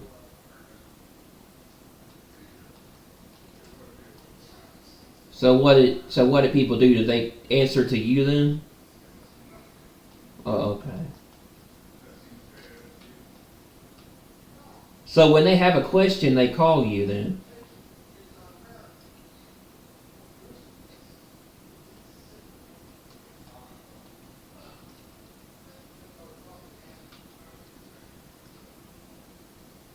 What do you mean? Oh.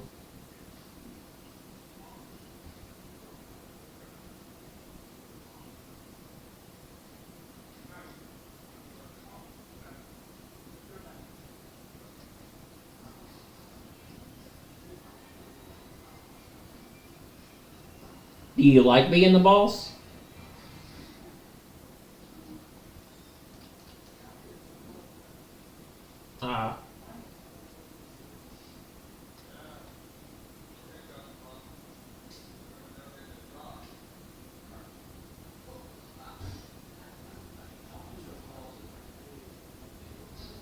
So you like working at the hospital more than you like working at the jail?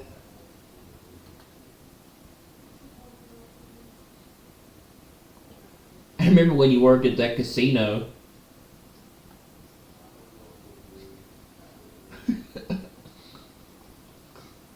You said you had all that cigarette smoke and everything.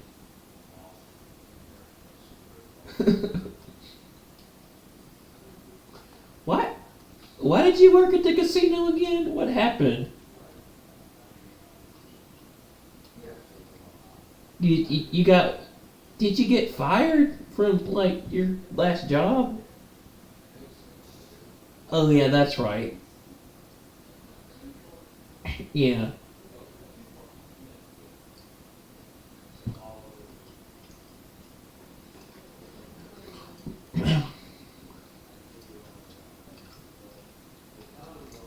So what exactly did you do at that place? At the casino?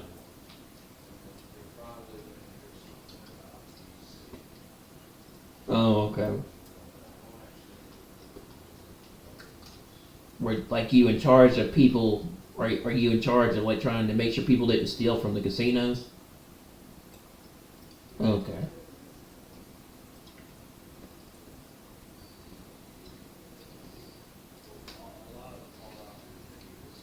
Like he told me how much you hated that job. I remember.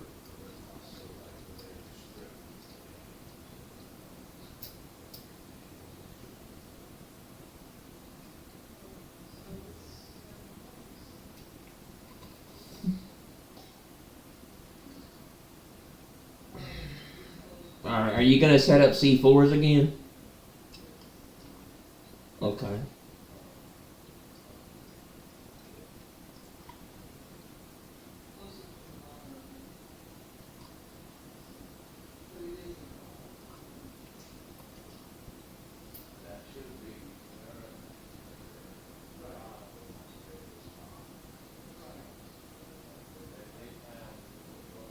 Now, if I go near these things, they're not going to blow me up, right?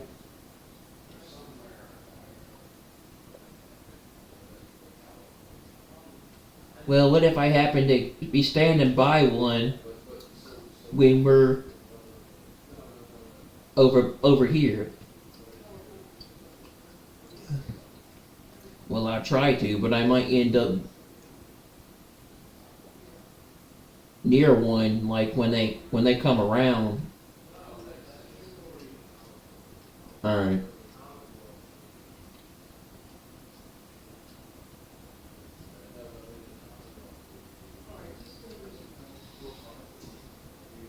I'll try.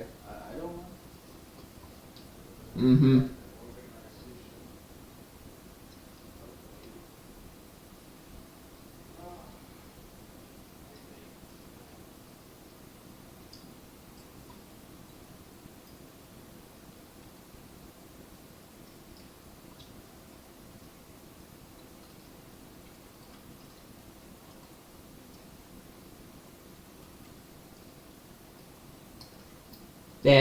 That generator gets me Last of Us vibes for some reason. Like when you pull the thing and then they come running in the room after your ass. Yeah. Oh, crap. I don't have any. I guess I don't have any arrows. I don't. Nope. Damn, I got blown up.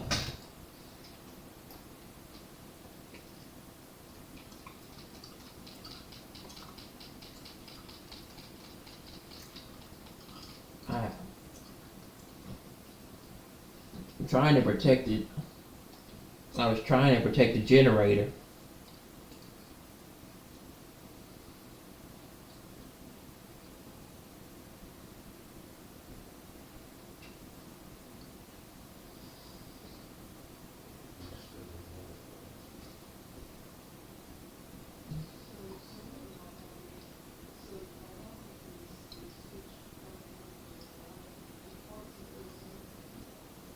Was it one of the enemies that blew you up?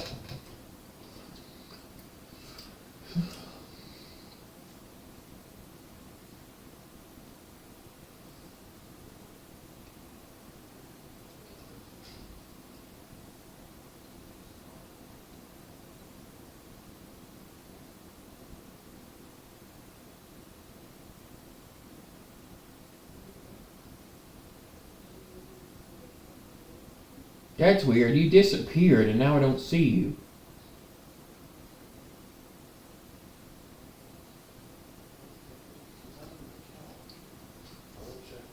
The screen's not coming up for me to set up the mission.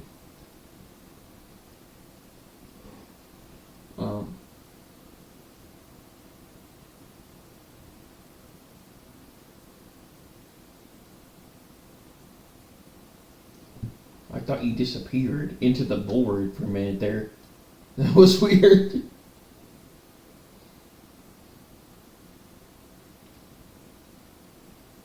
Yeah.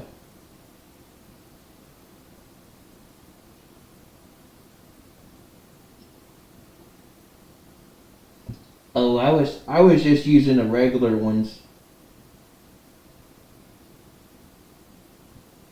Alright.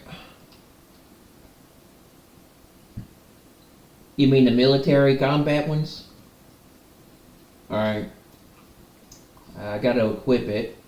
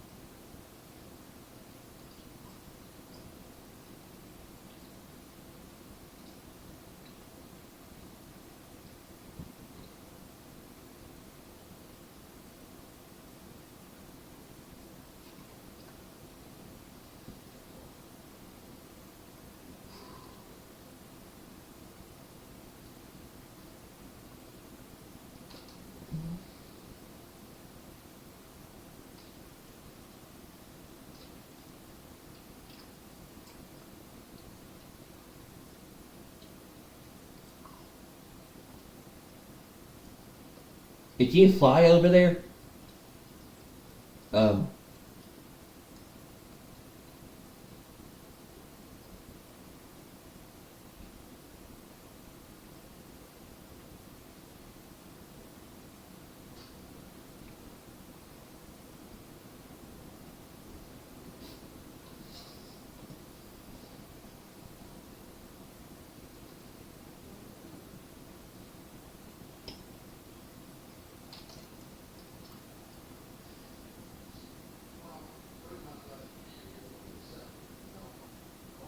I'm coming.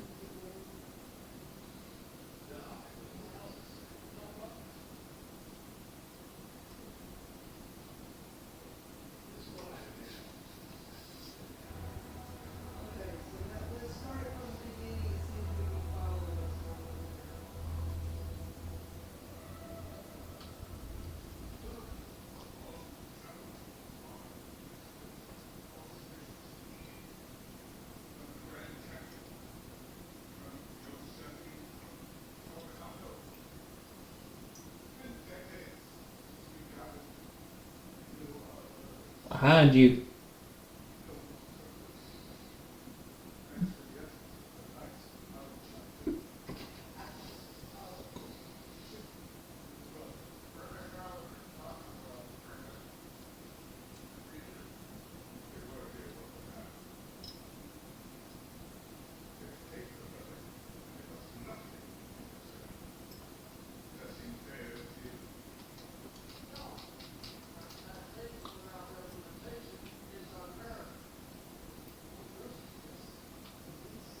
Crap, I got blown up.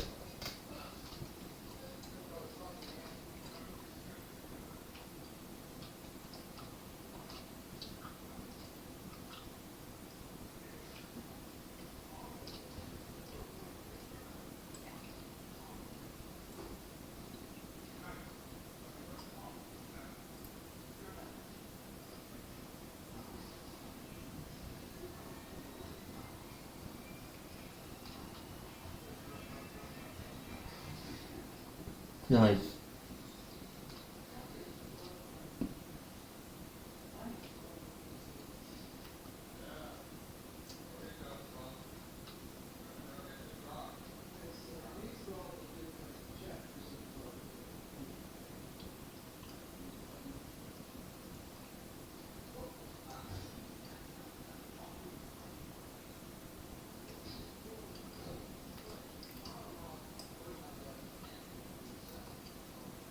I have a grapple hook.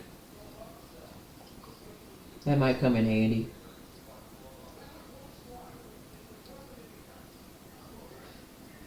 Oh, okay.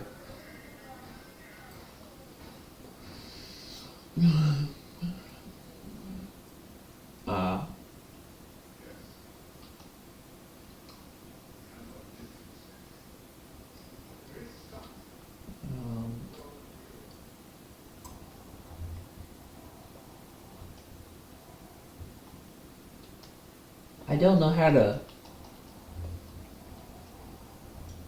Okay, there we go.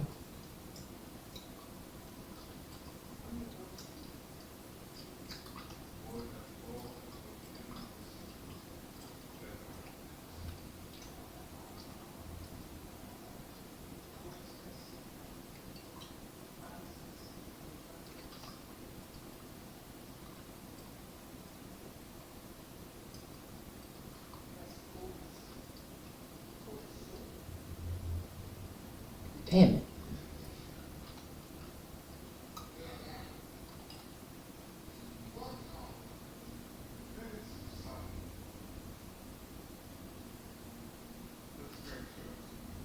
Where are you?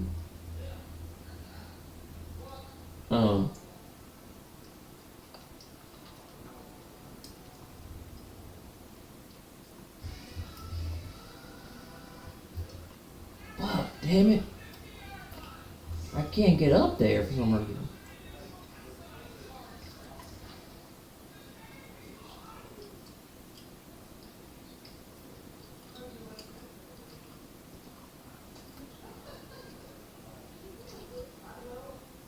I can't get up there.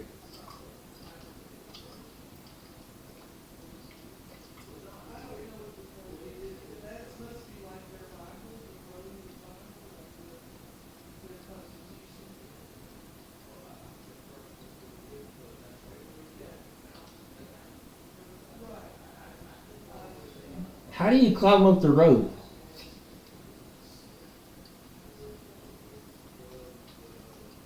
Okay.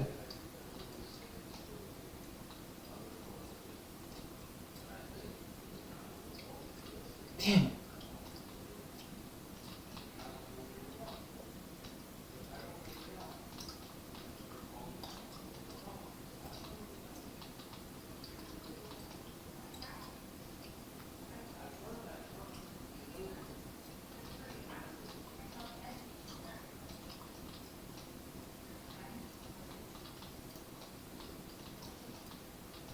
Fuck, I hit the ground, damn it.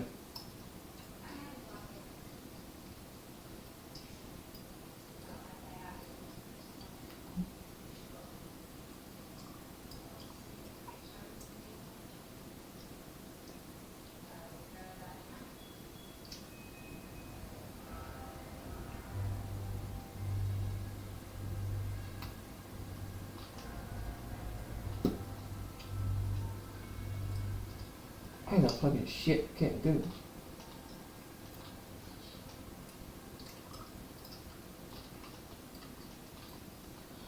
Come on, man.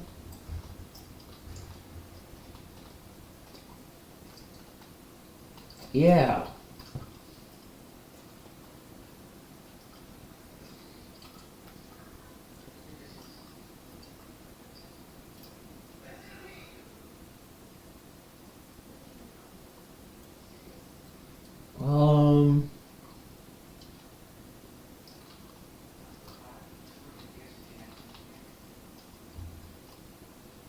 I don't even know where you are.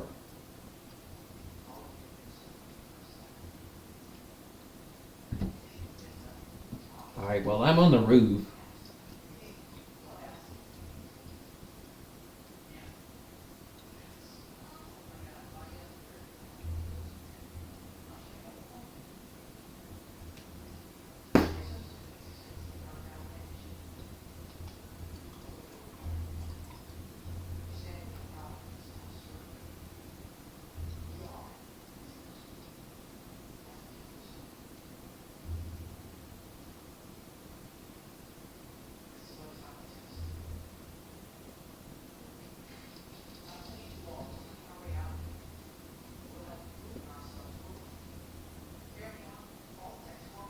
I'm down by the ferry.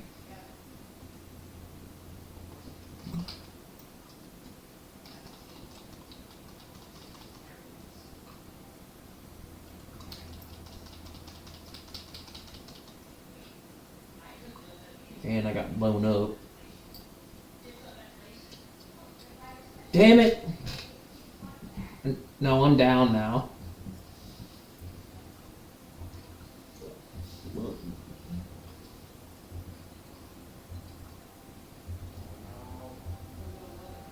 No, I didn't start it. These are just some that followed me over here.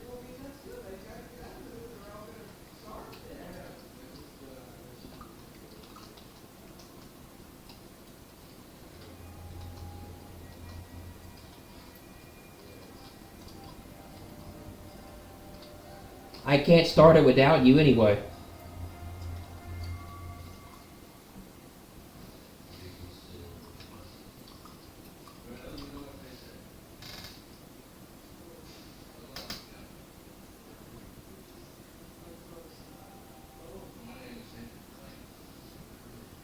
Mm-hmm.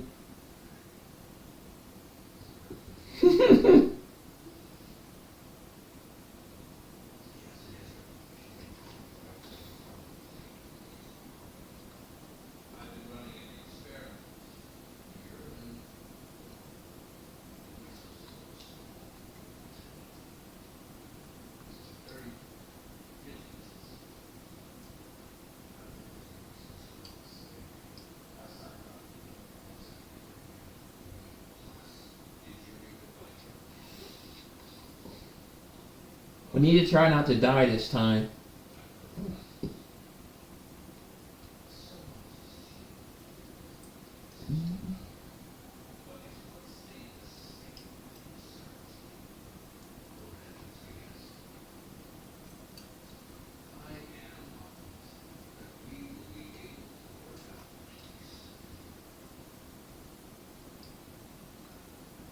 It's gonna mess up all of our traps.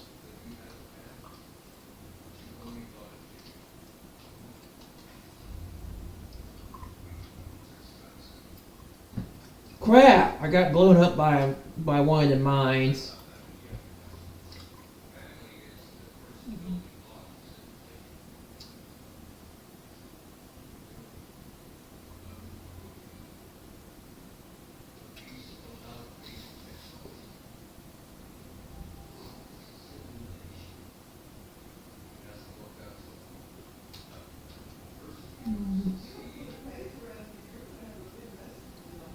That I don't know of.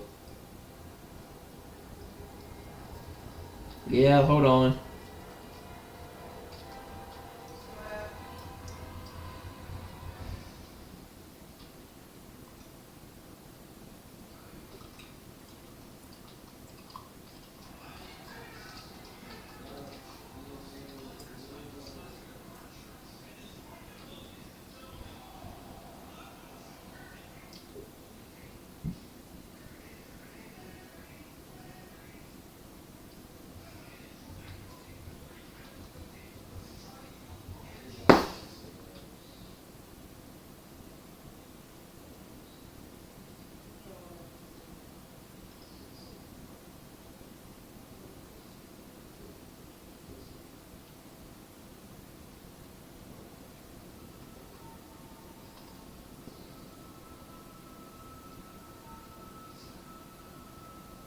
Alright. You want me to start it? Alright.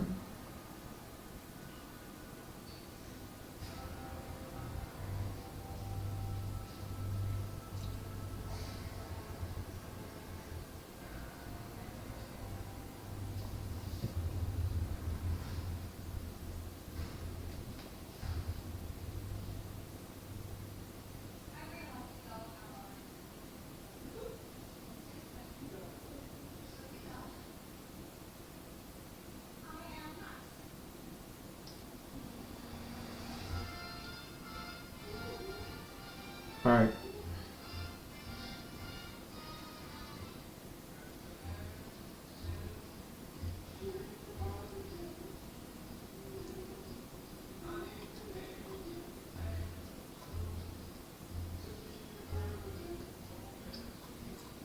What blew you up?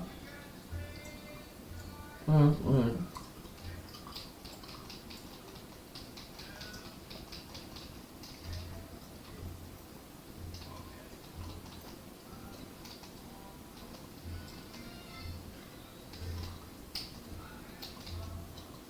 Fuck! I'm down.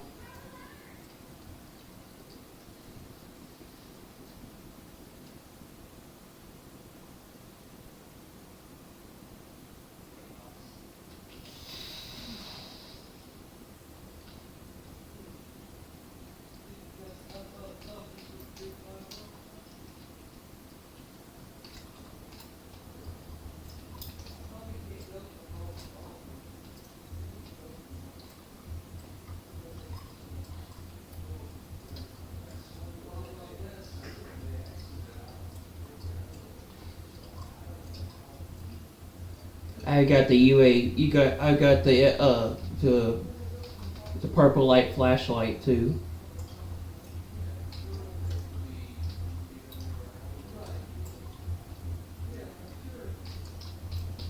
This will come in handy to use.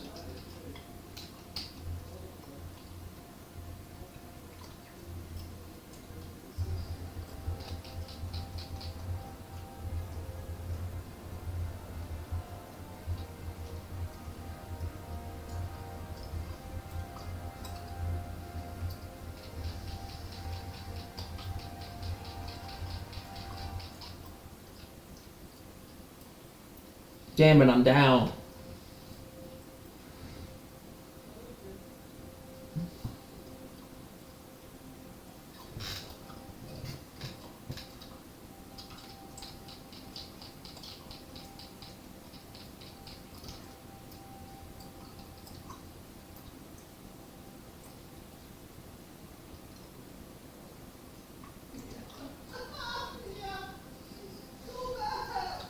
Crap, I'm down again.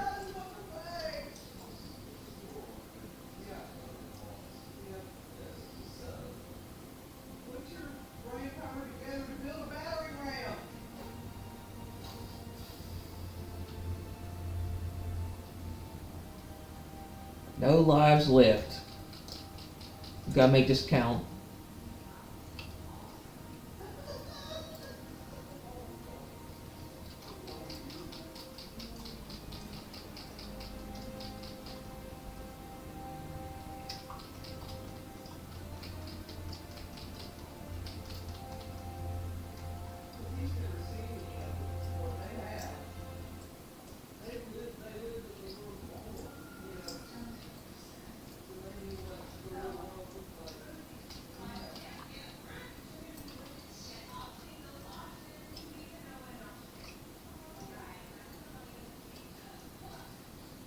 What happened? Oh, damn. We were really close, too.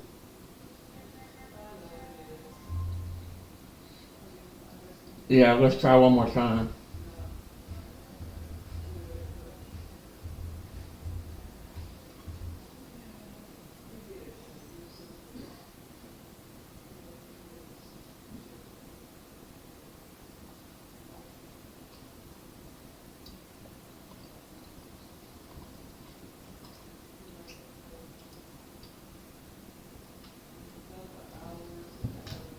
Oh shit! My controller's about to die.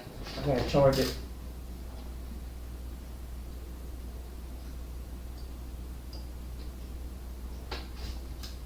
I'm kinda hungry.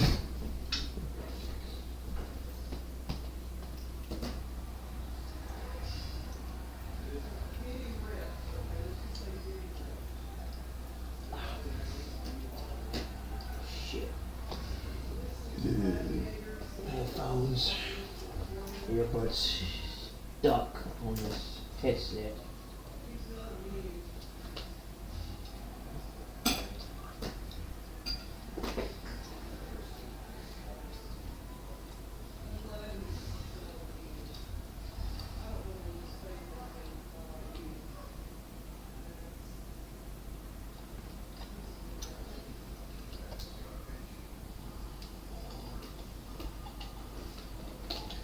There we go.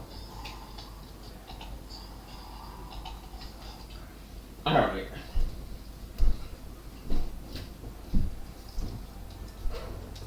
I'll be right back.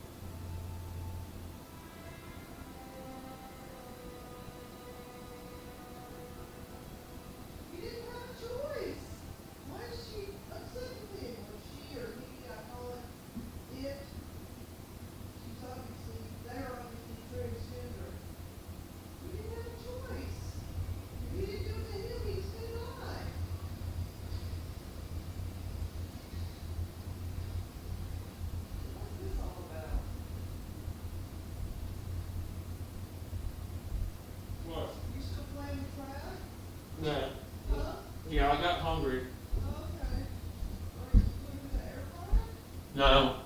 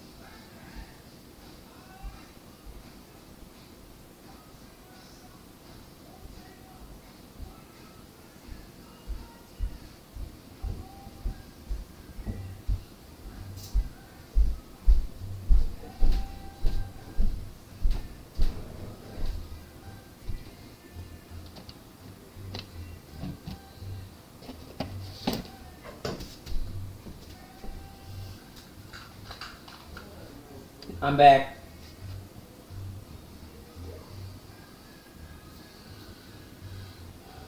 Something wrong? Did you get everything?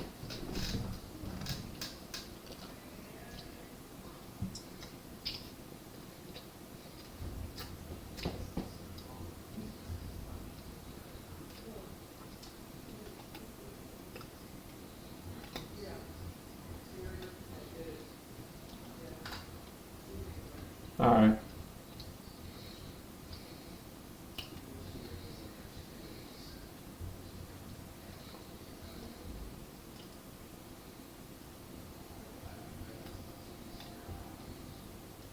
To build more grenades.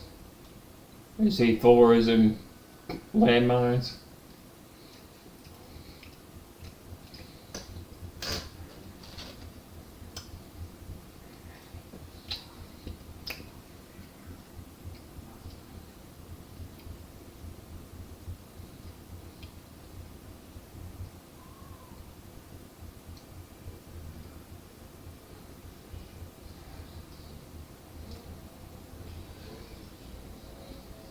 You need any help? You need any help?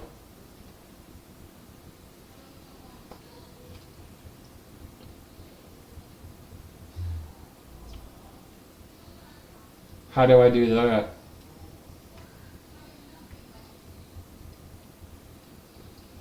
Alright.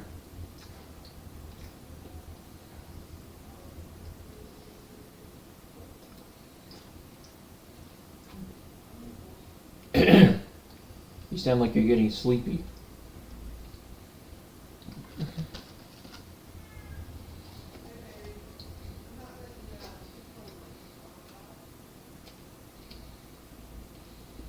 How are you hot in January?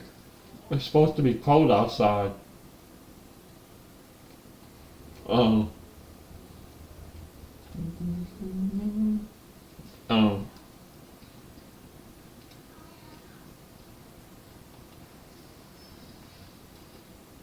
Did you change cities or are you still living in... Yeah. Oh. Oh.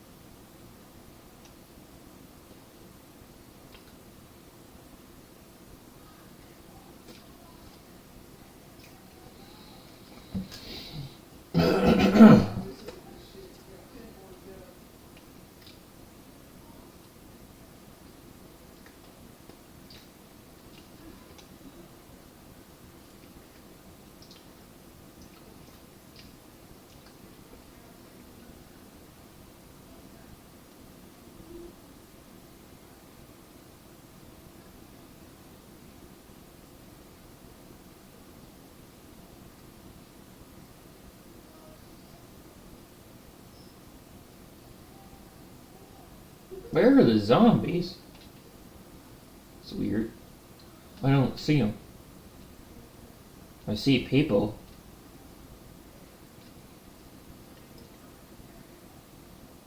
Oh, there they are.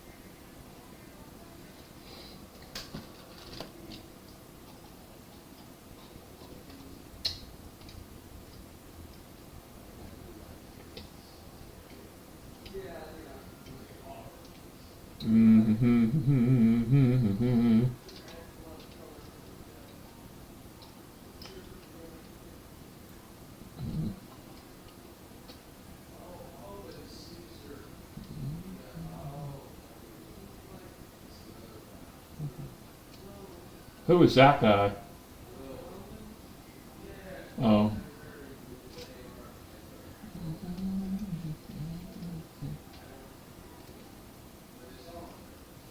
Can I kill this dude? Or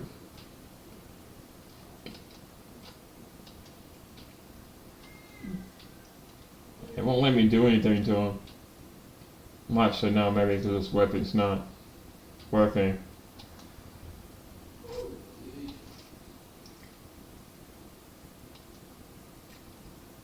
It won't let me do anything to him.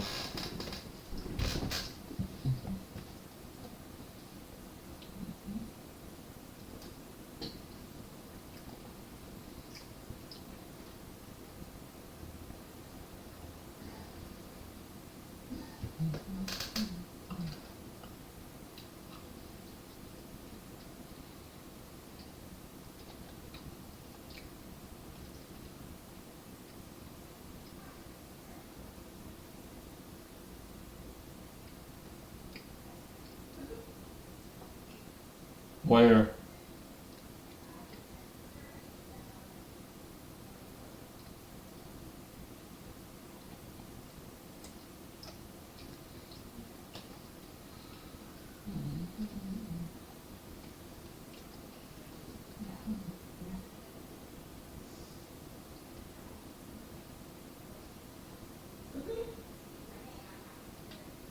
Ouch. Oh shit. Fuck up. I'm down, Trav.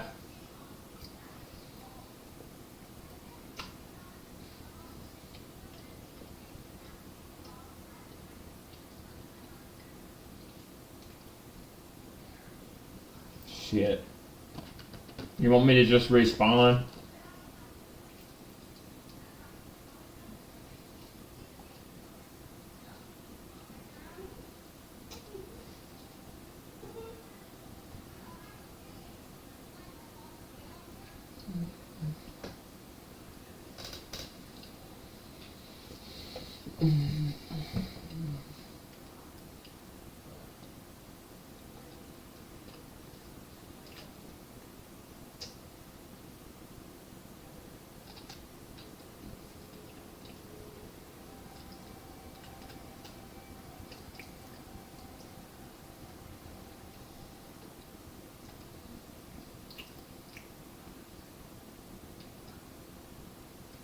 Why are you hitting the fire hydrants? Oh.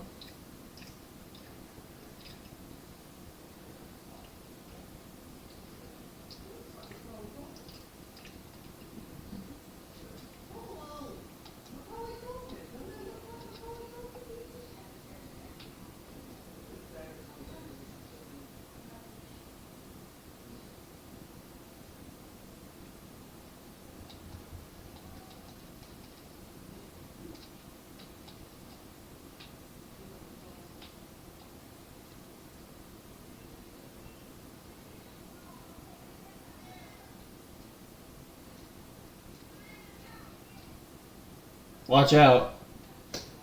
Alright.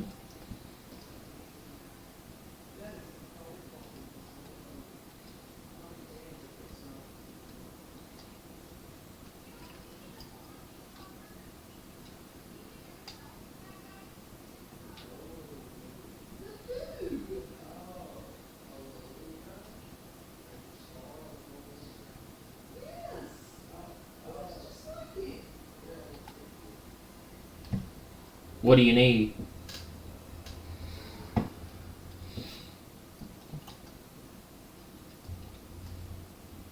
Oh.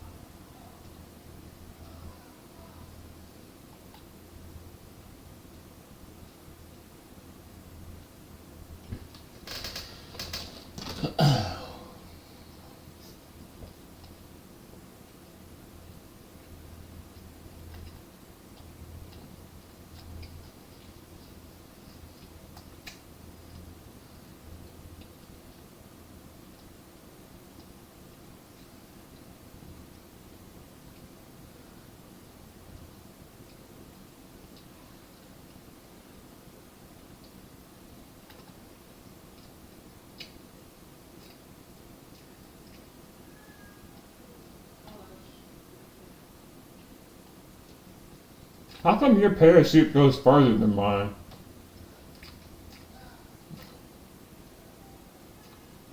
Uh,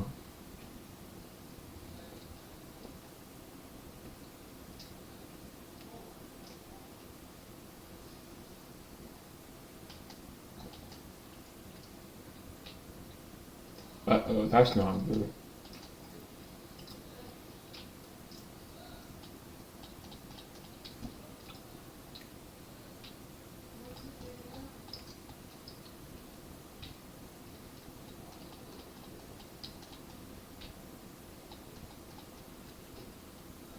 Shit, they're calling reinforcements.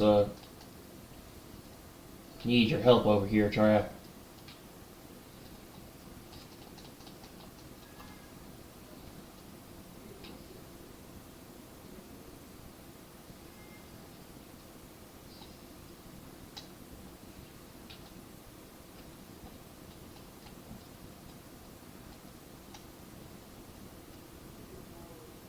Over here by that tank. Crap, I got blown up.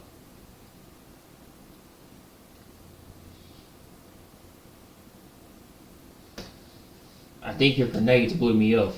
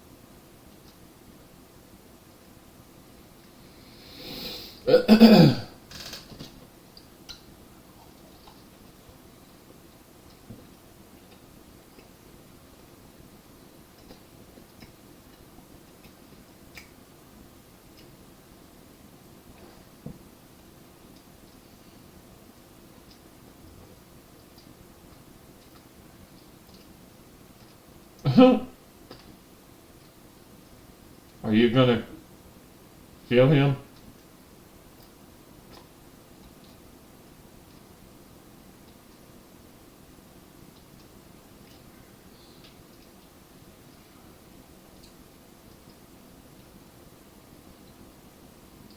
How'd you learn how to do that?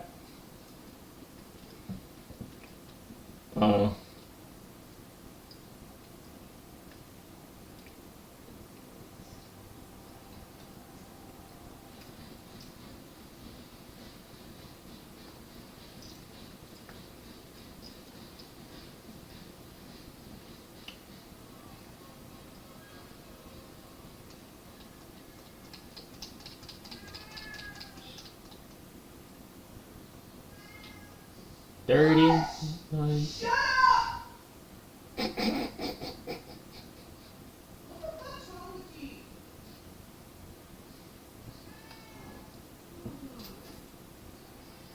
Huh?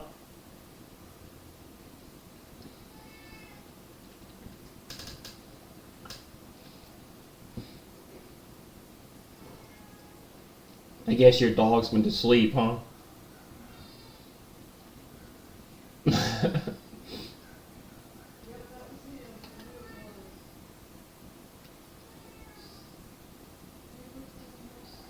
Do your dogs sleep with you? Oh. Do they have their own bed?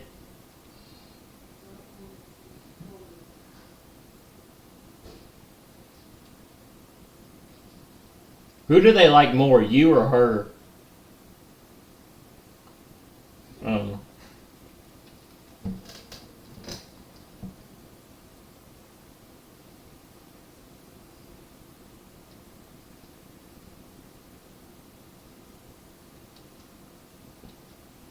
So like Gemma, or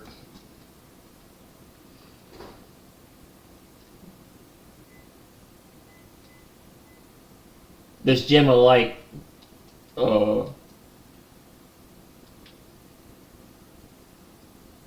Just didn't stay with your girl?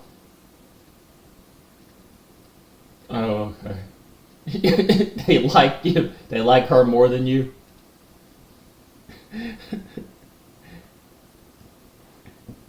Maybe because you tell them to shut up a lot.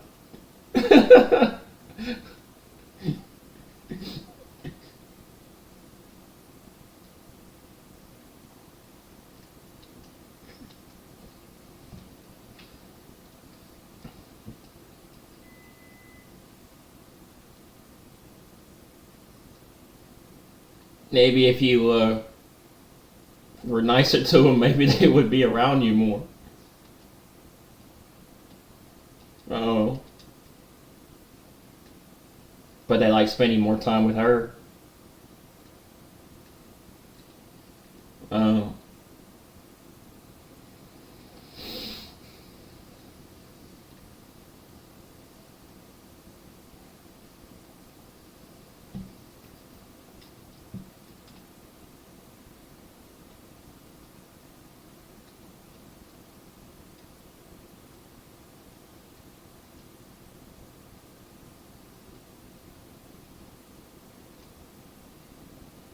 But I'm trying to pick this lock.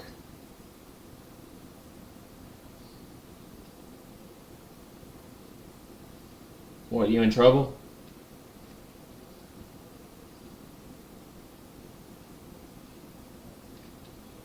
Alright, I'm coming.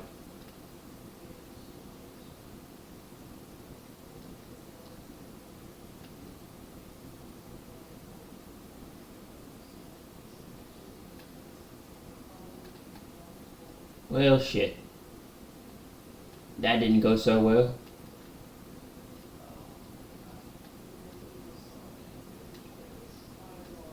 Ow.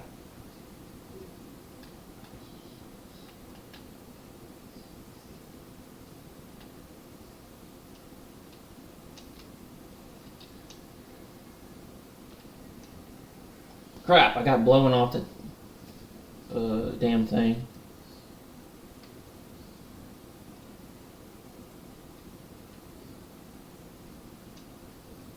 Why? Oh.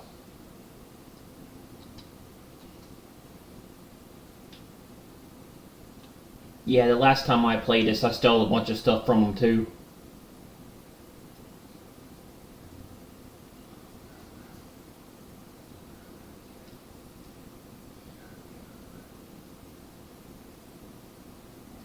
I'd like to see that. I'd like to see if your buddy can come on down, if your buddies can come down here and beat our ass. We'll destroy you.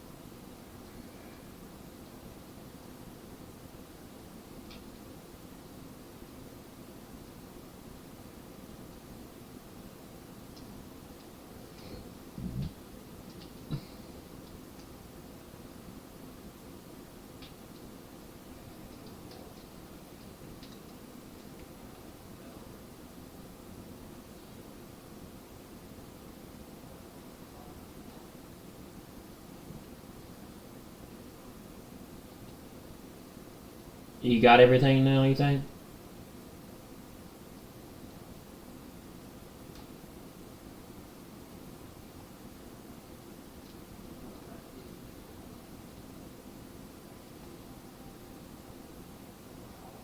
Yeah, they get more aggressive at night.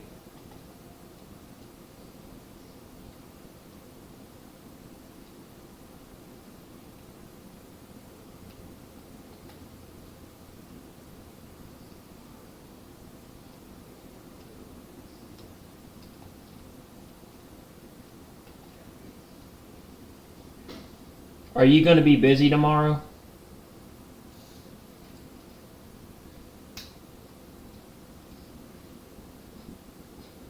You got plans with your girl?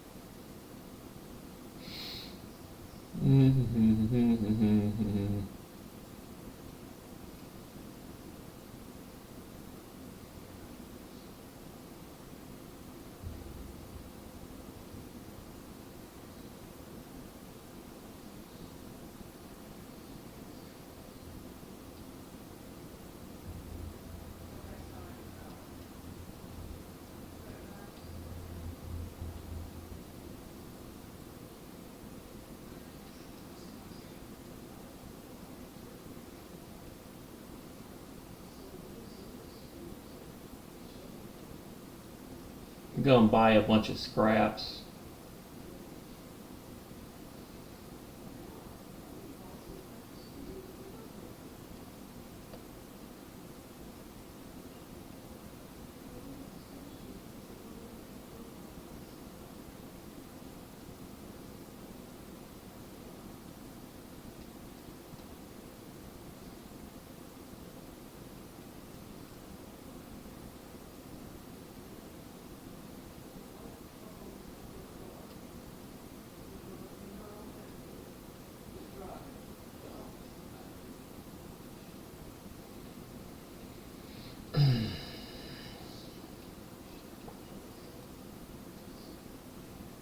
I always wonder what the Peacekeepers represented in this game.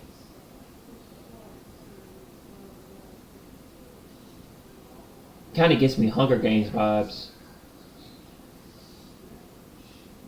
Yeah. You've seen the Hunger Games movies, right?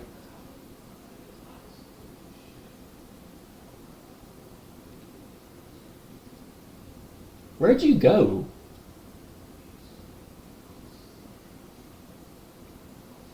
Oh.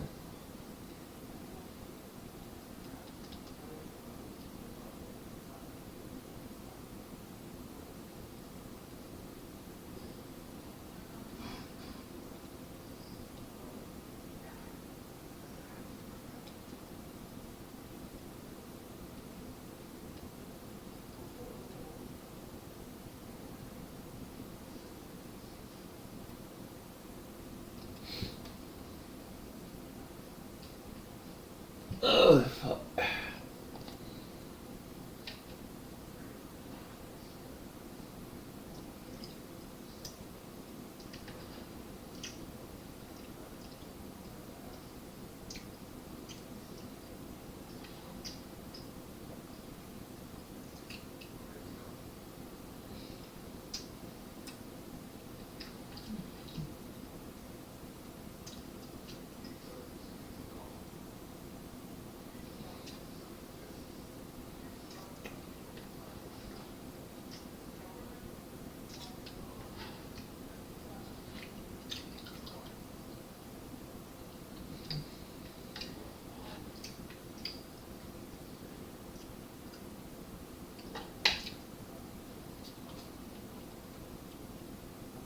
How long you think you're going to be on?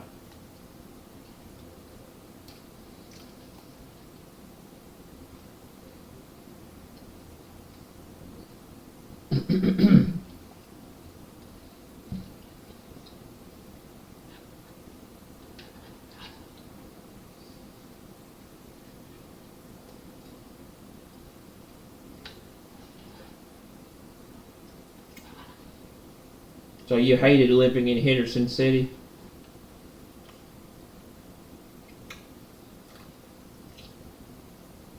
But you used to live in Henderson City, right?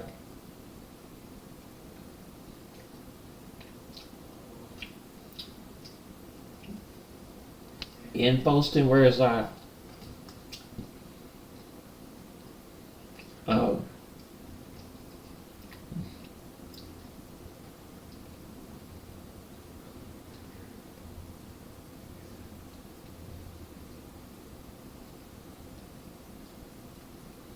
I want to come to Kentucky to hang out with you, bro. Yeah. Yeah.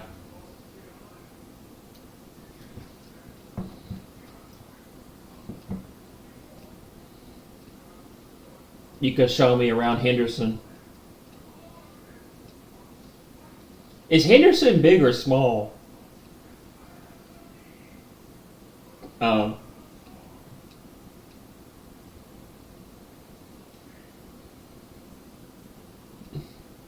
What's all the things you can do, and what's all the things you can do there?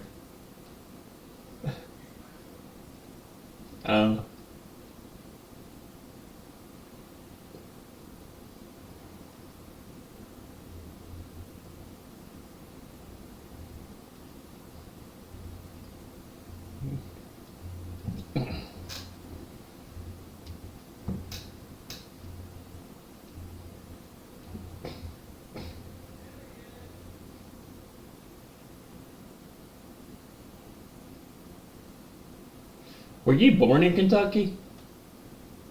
Oh, okay. So you lived in Henderson pretty much since you were a kid? Oh.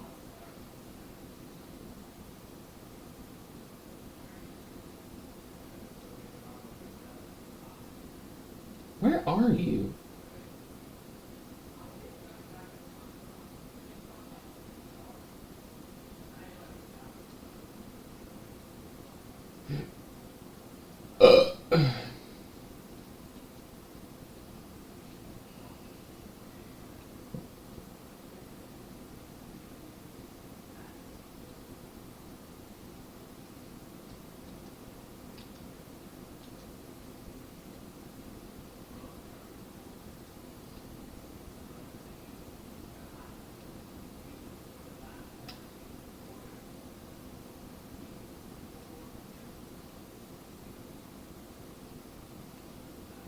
Oh, there you are.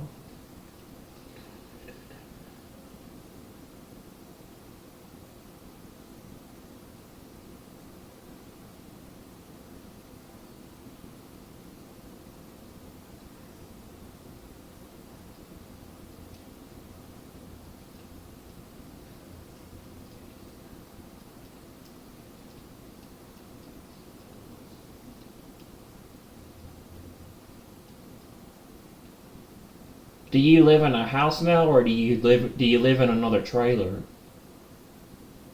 Oh, okay.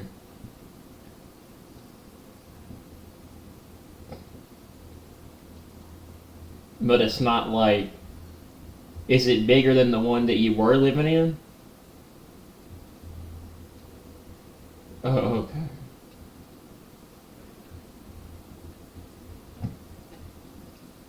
Are you gonna get a house?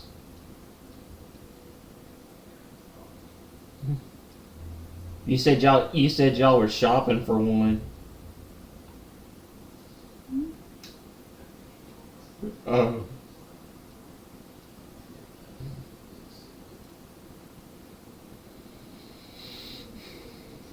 Enjoy downsizing.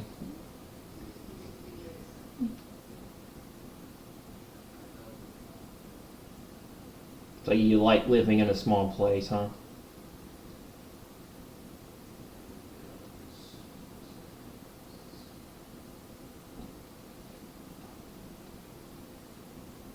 So do you live in a trailer park, or? Okay.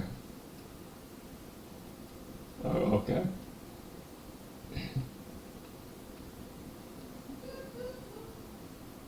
But you used to live in a trailer park.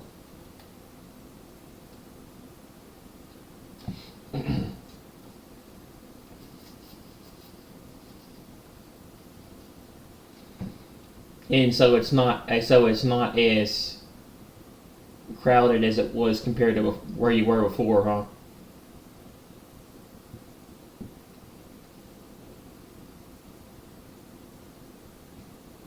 So it's a lot more quiet and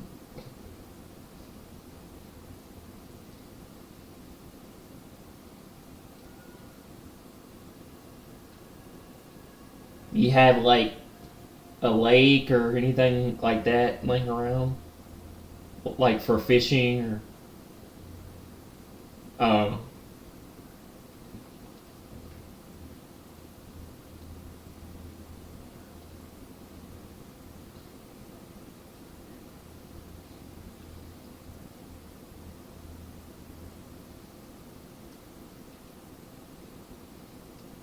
So did you buy the trailer or are you renting it? Oh. Okay.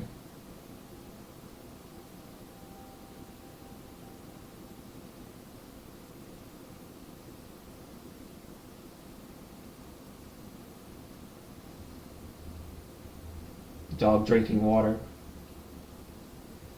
Yeah, I can hear it.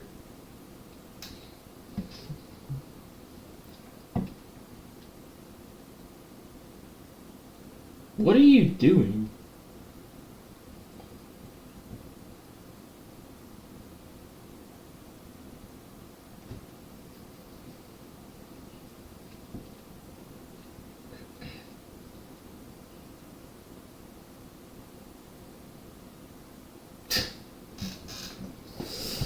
Ugh.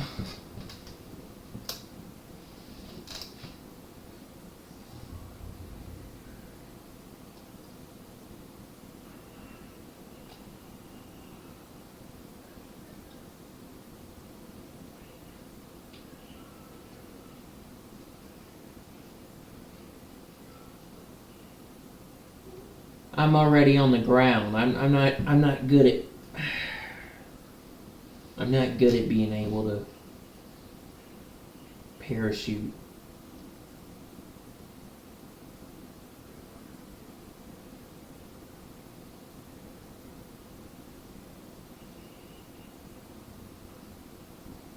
Where are you at?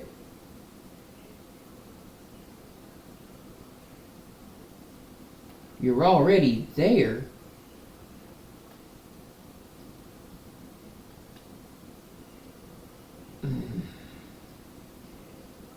How do you get places so fast?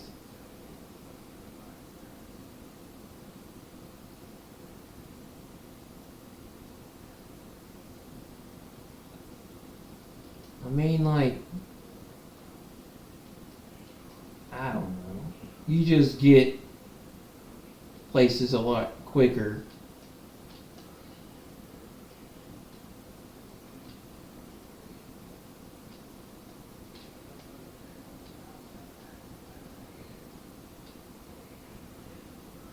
Always in a market for those.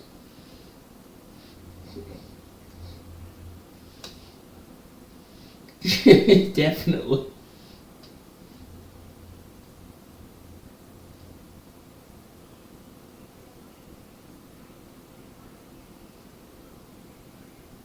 There they go barking again.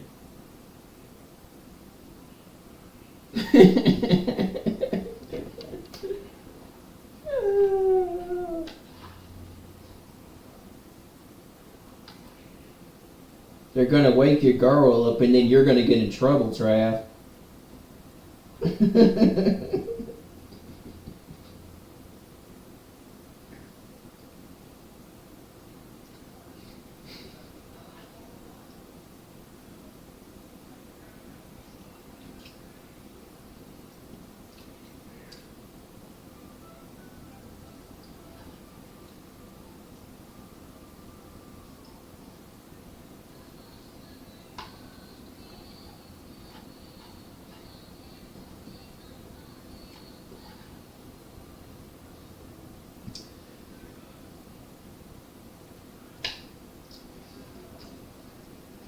How do they come on your property and take your stuff?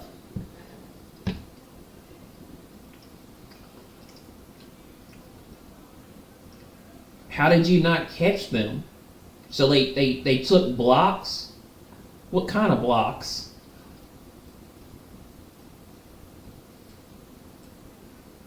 Fire pit.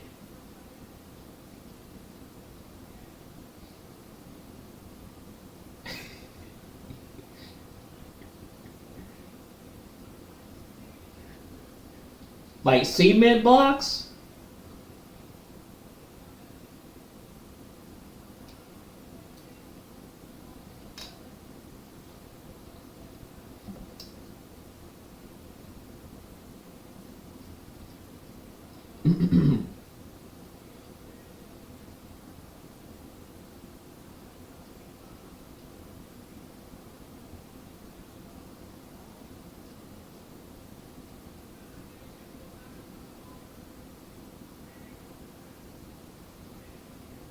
You gonna get your gun?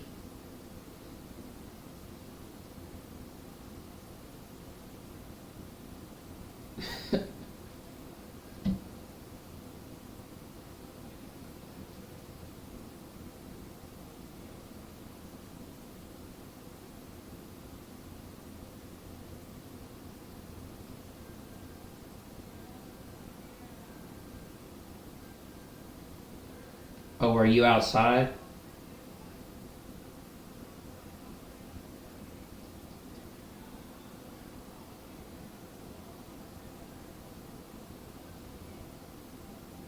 Oh.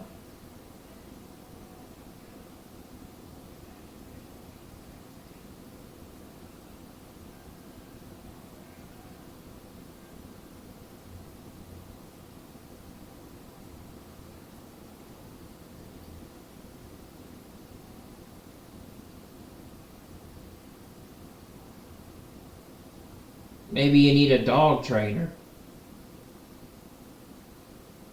Yeah.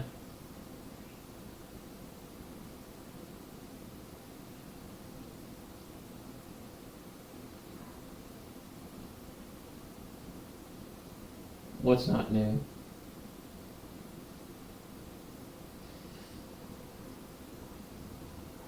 Yeah.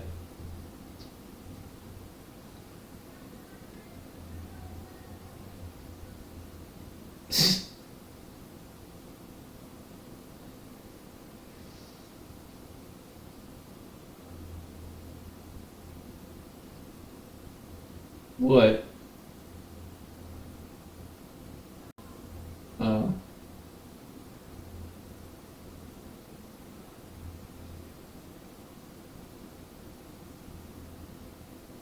I don't even know where the heck you were at.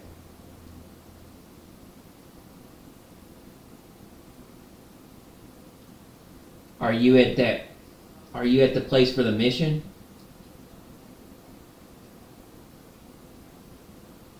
Alright, well. I'm coming.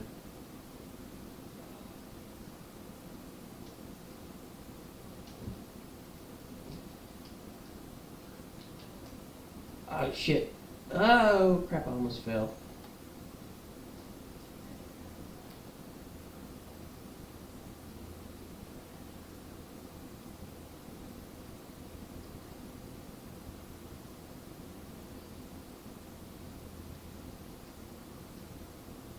Alright, I'm here.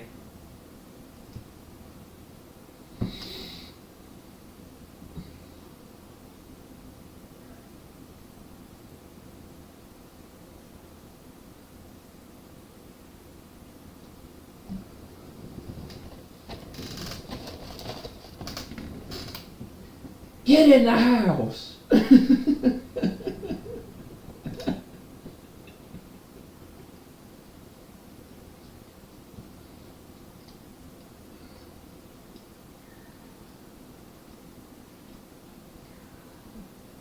Is your dog not listening to you?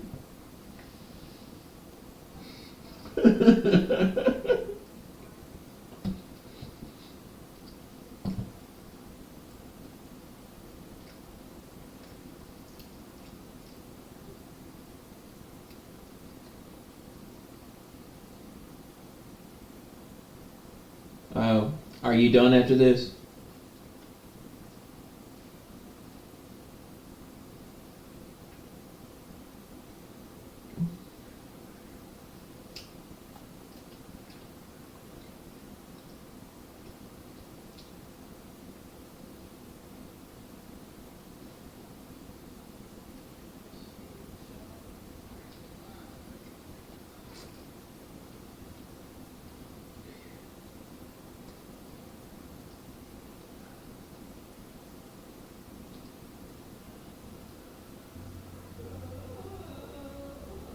We gotta wait for him to show up.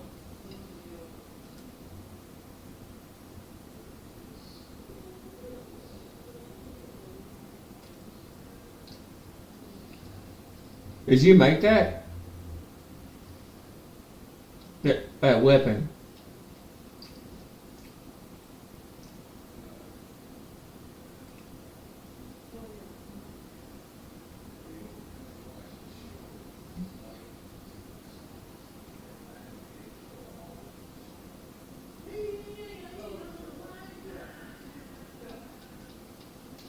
Yeah, hold on.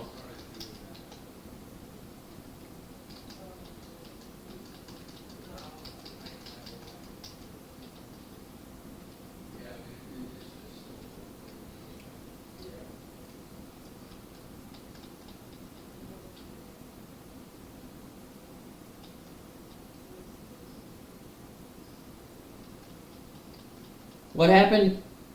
What happened now? Alright.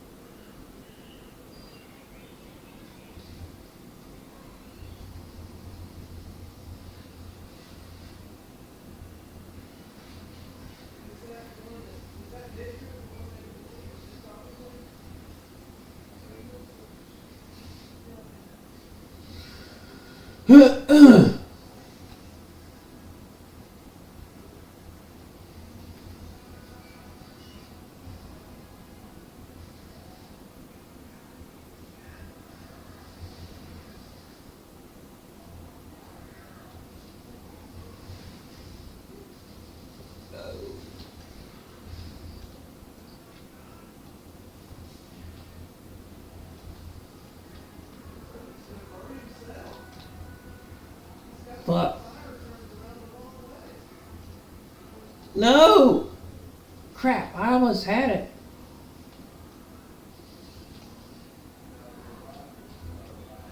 Son of a bitch. Come on, damn it. Ah, just fucking damn it.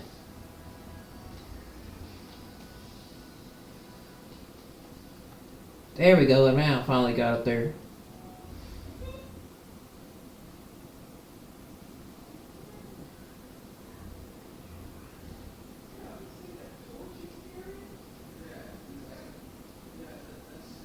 I don't think I have any more arrows. I have one. No! Shit! Crap, I didn't want to do that.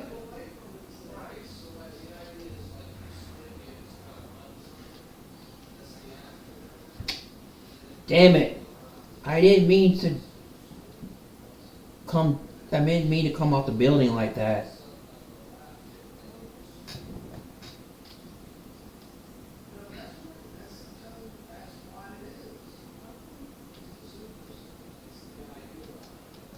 Need to get my weapons repaired.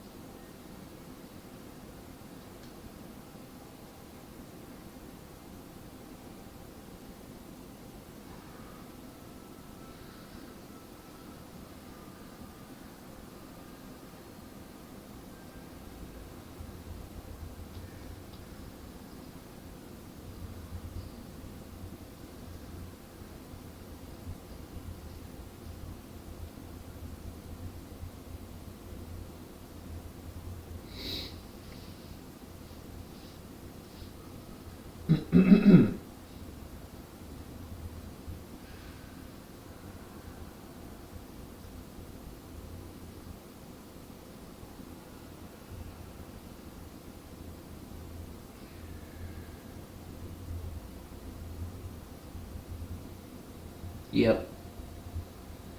I gotta equip another weapon.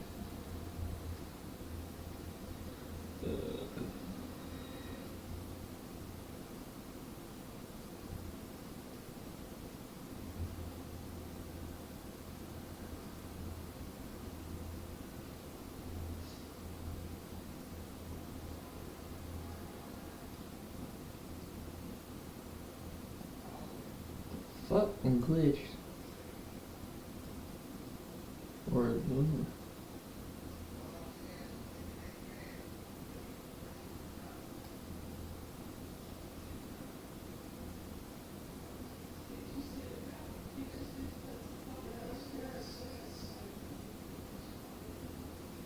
yeah, I know. I'm glitched.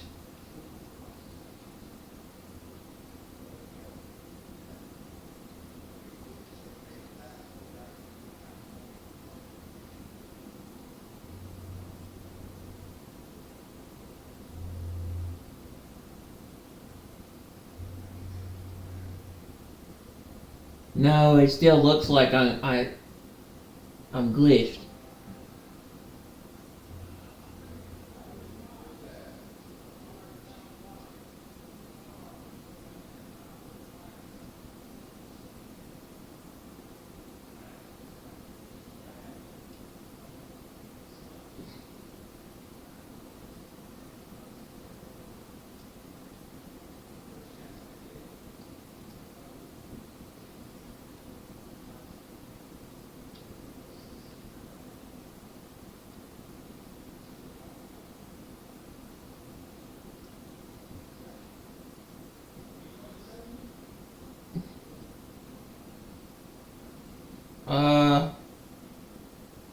No.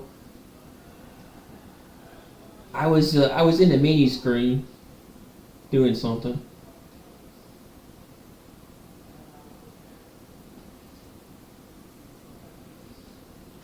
Yeah, I can move.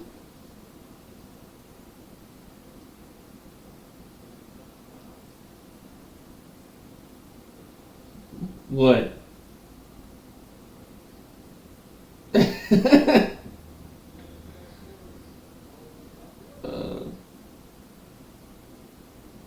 I turned into a ghost.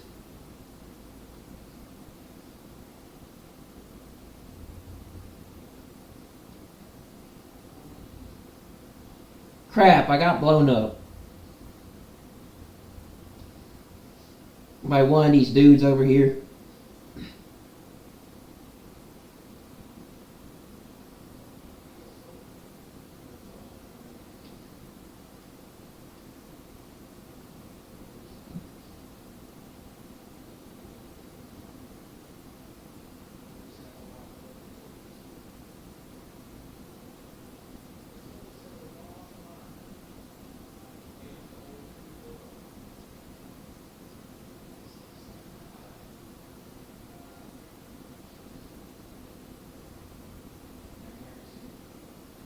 Eesh. Ooh.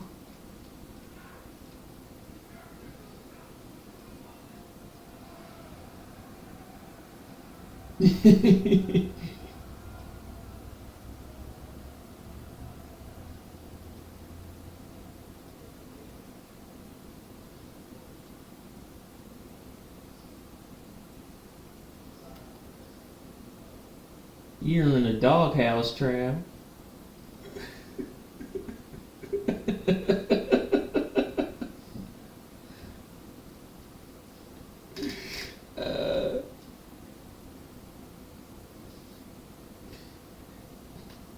That seems to happen to you quite a lot.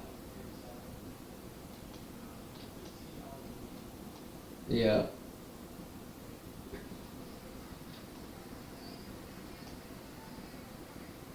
Damn it.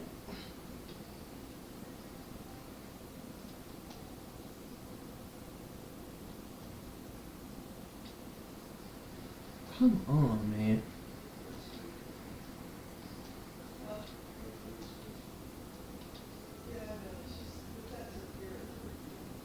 Can't get up there. Shit.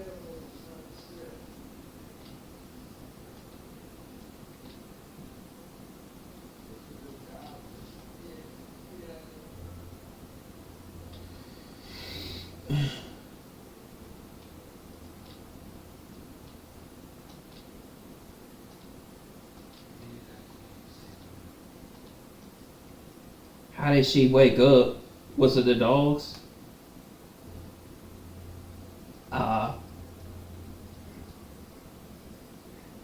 Damn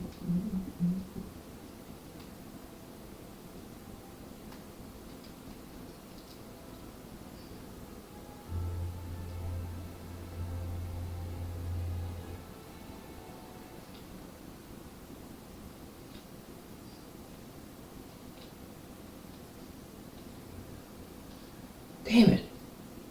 I can't get up there.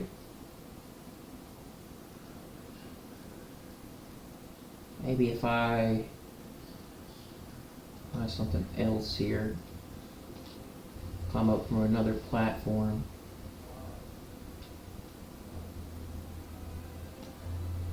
Shit. Are you on top of the building? Oh. I thought you were on top of the building.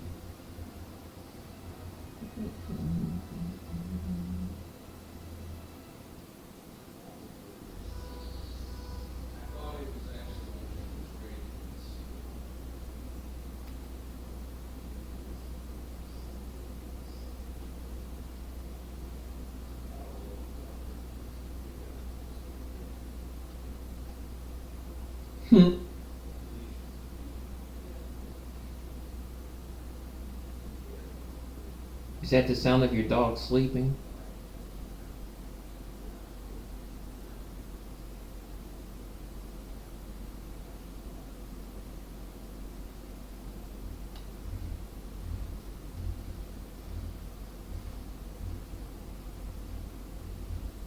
I'm coming up.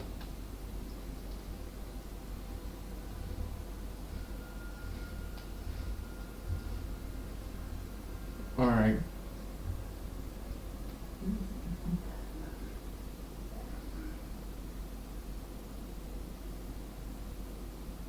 Alright, I'm going to the ferry.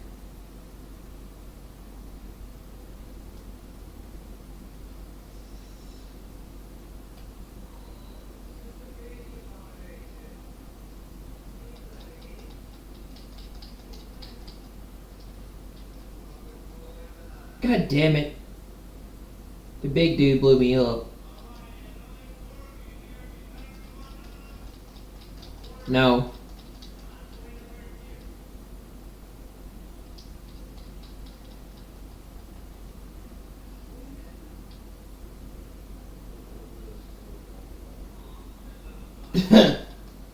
Are you shooting fire arrows?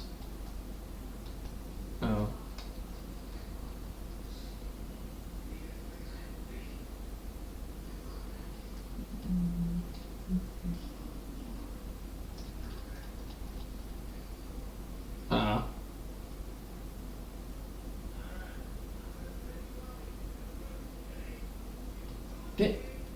Get off me.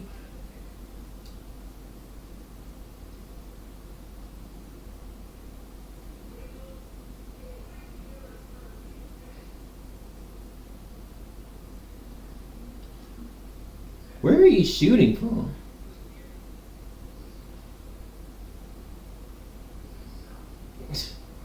Yeah, but you gotta be up at a certain point to be hitting shots.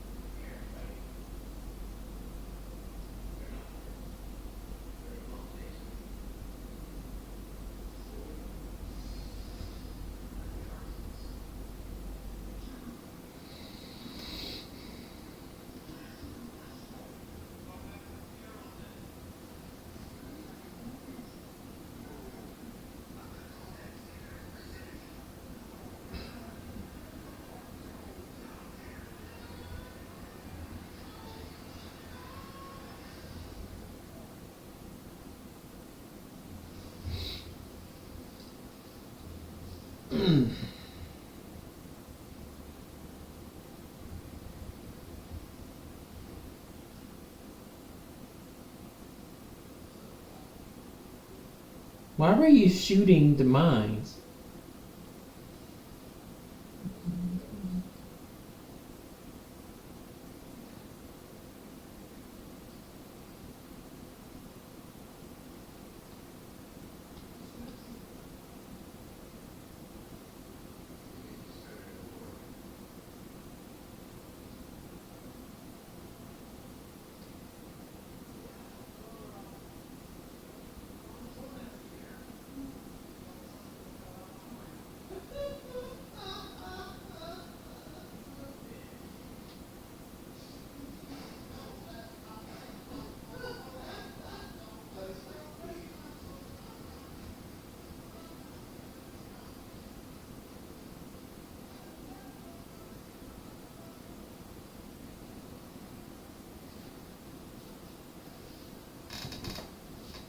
Those fire arrows seem to come in really good handy.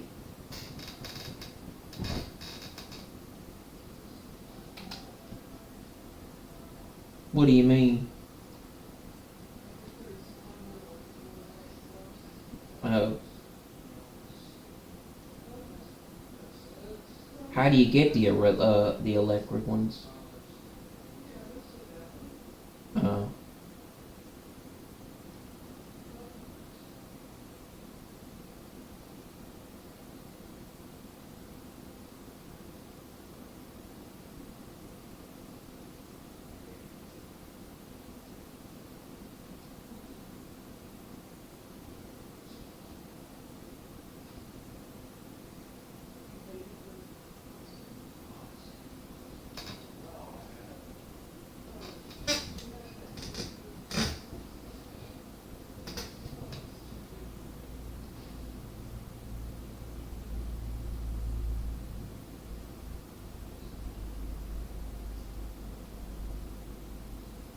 Geez, you got a lot of mines. How many do you have?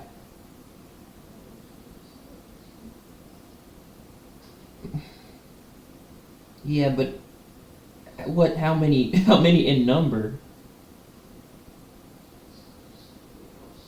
Jeez, did you buy all of them?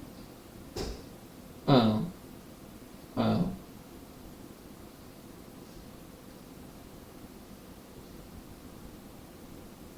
What are you gonna do with those barrels? Oh.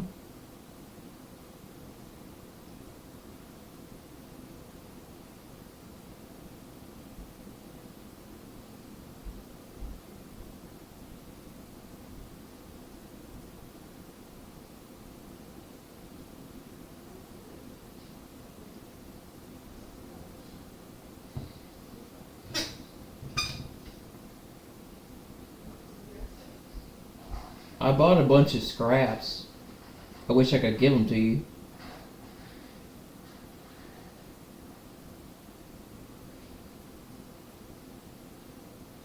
Yep.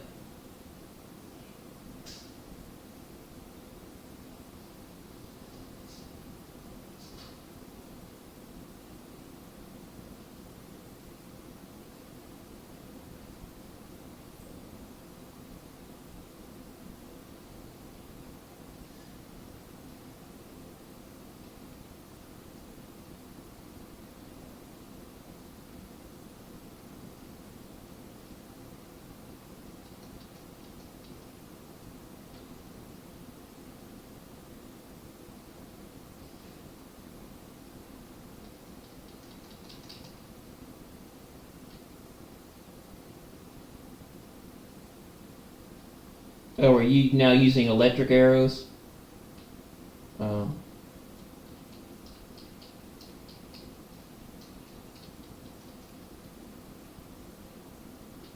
Oh, shit, I got a mine.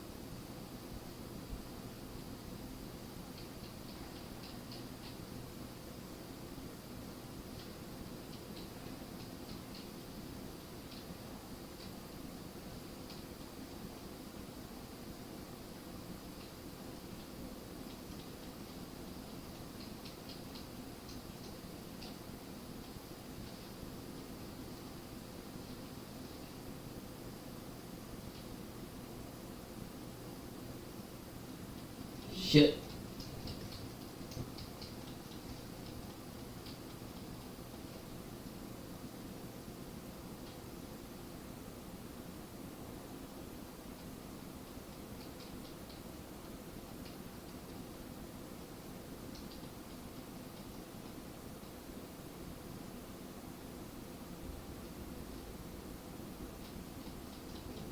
Ouch. Damn it.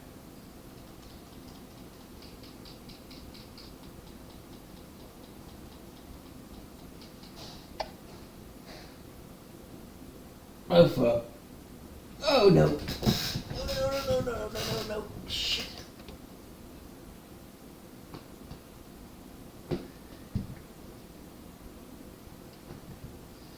My controller battery's low.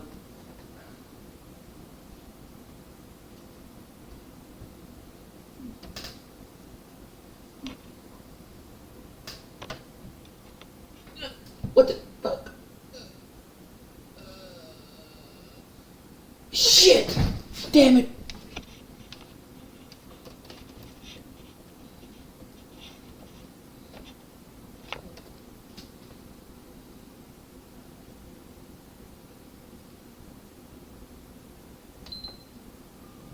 Fuck. The system came unplugged.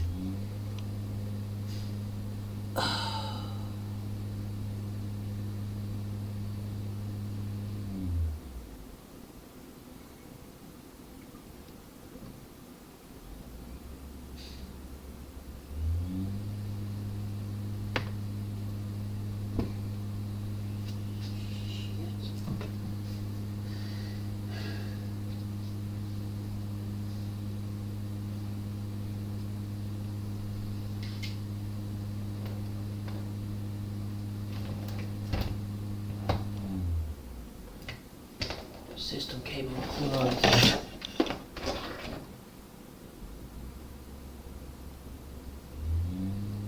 God damn it.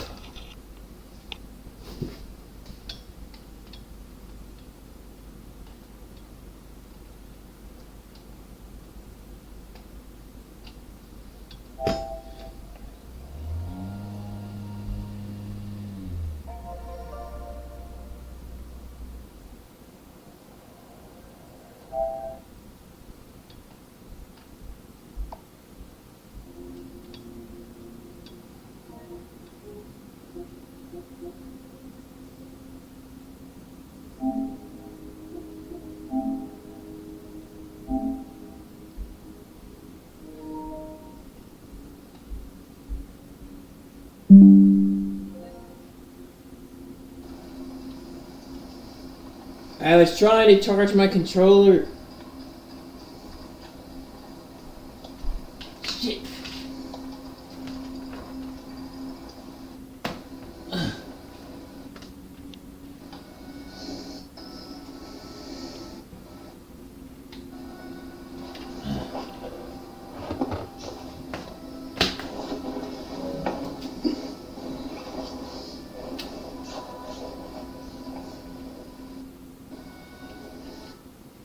Bro, you there?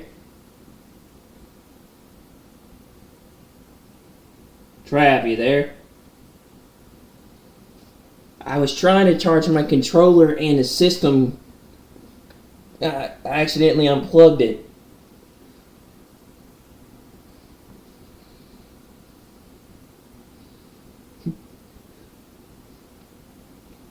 You want to try this one more time?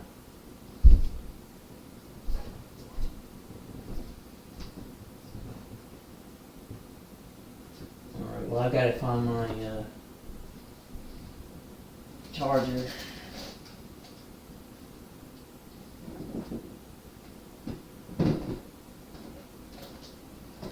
I thought you had to go.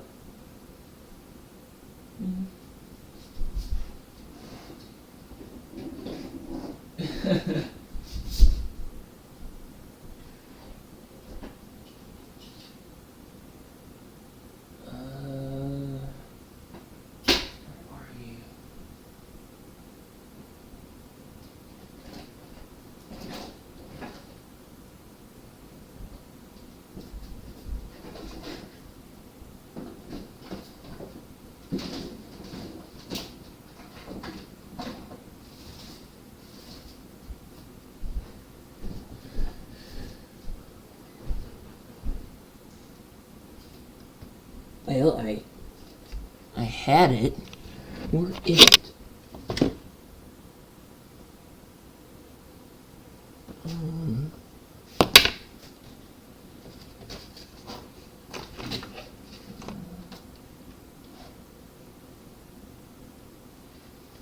Let's see. Okay. Actually, I'll just use this controller.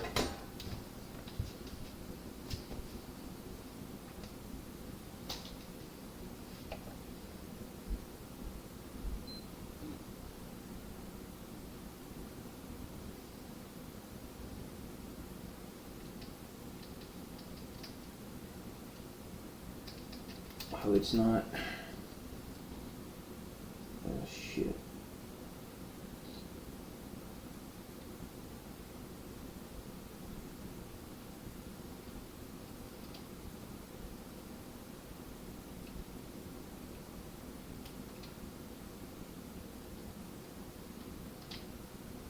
Alright, I can use this, I forgot, yeah.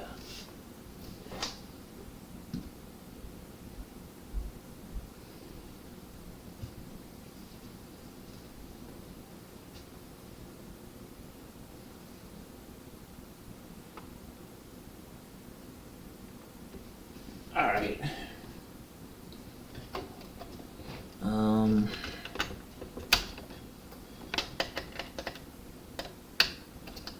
Okay, there we go.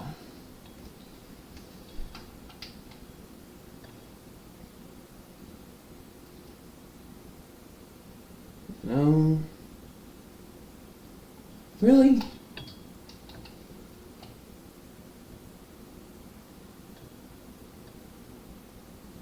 Well, shit.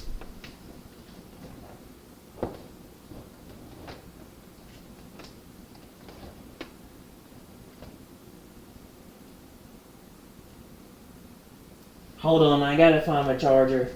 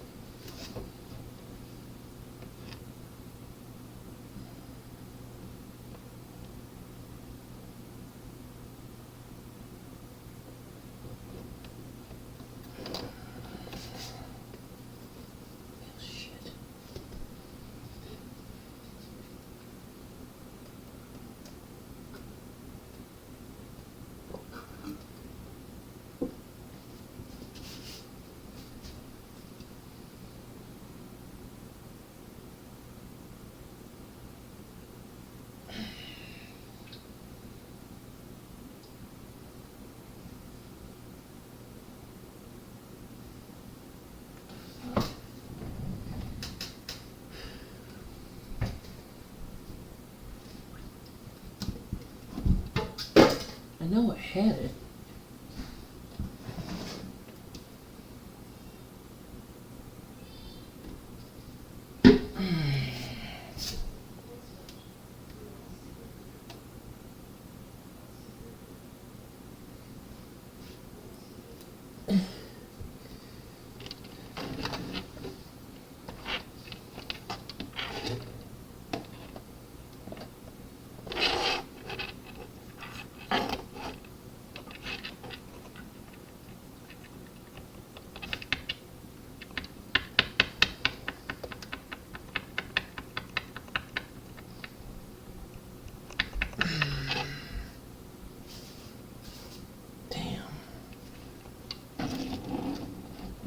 Kidding me.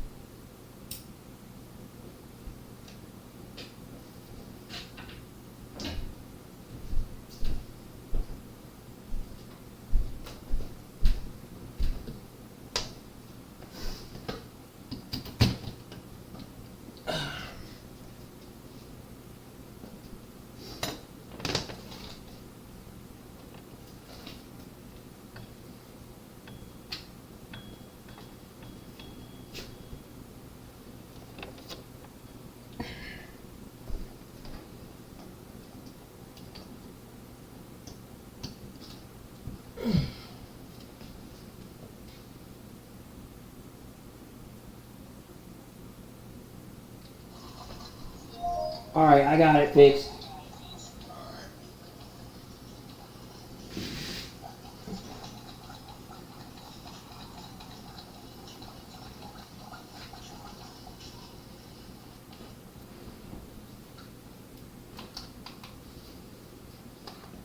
Alright, what are we doing now?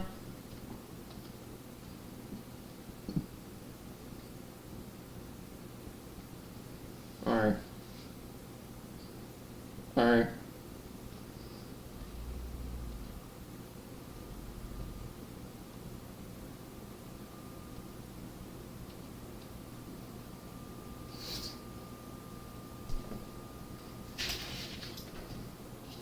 What are you doing?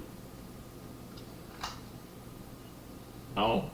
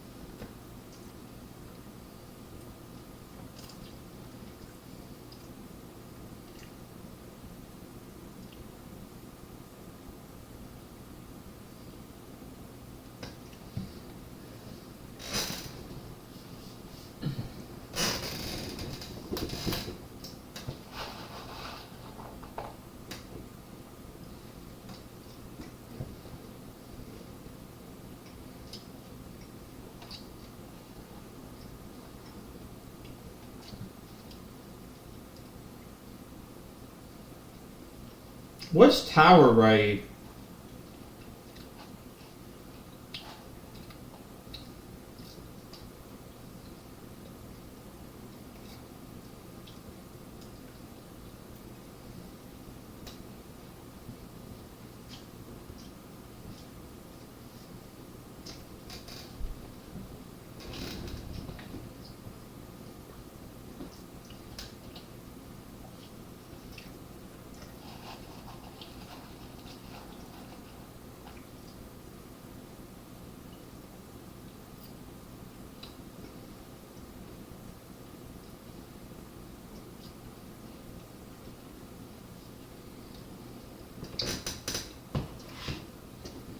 Alright, I'm in the game.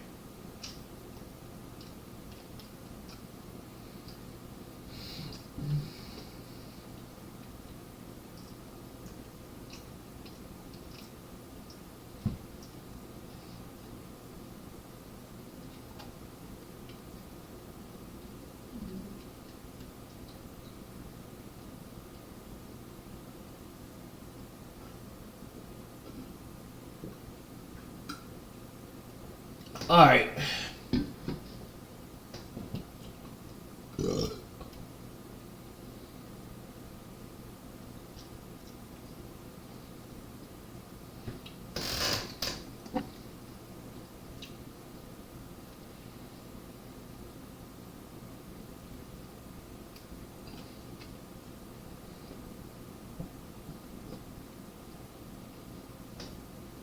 What are we in the church for? I thought she finished these missions already. Oh. Oh. Alright.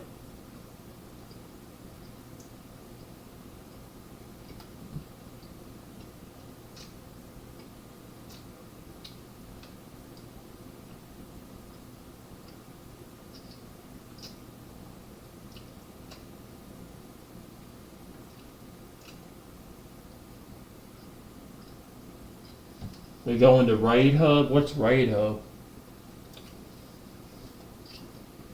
Oh.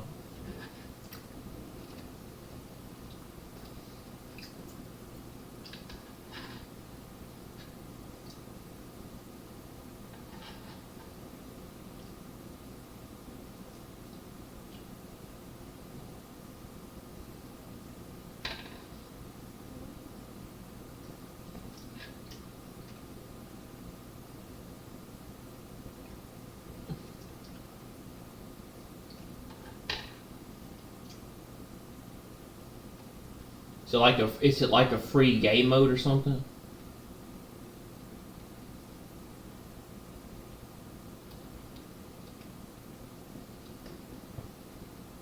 Do you collect gear?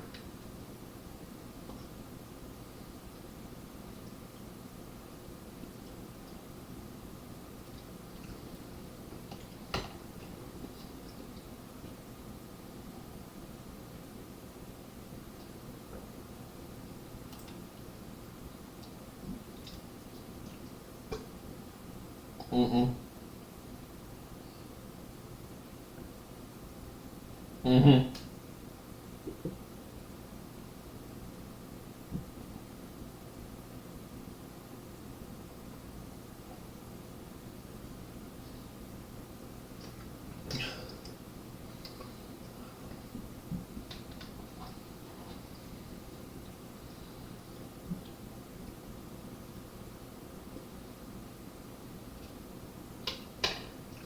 Alright, so you just select the character. Alright.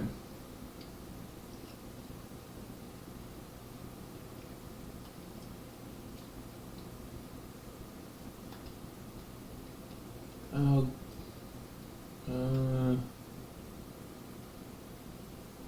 Alright.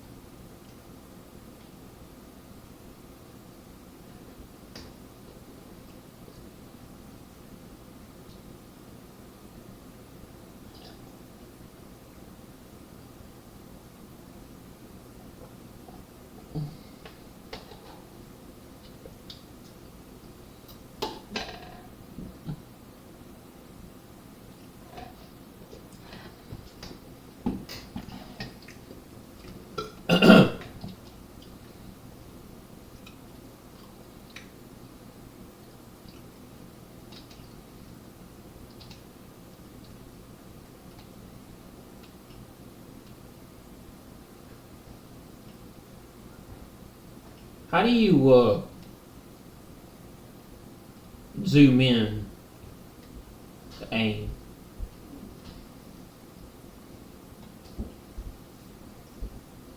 I got a crossbow, yeah.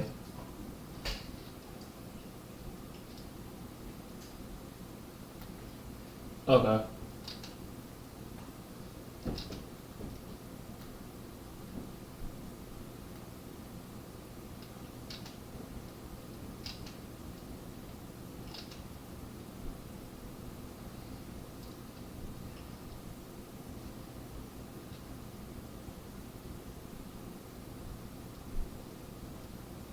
Do you get like special gear when you complete certain parts of this?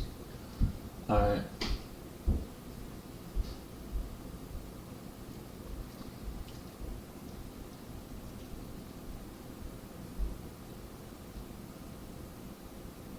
Alright.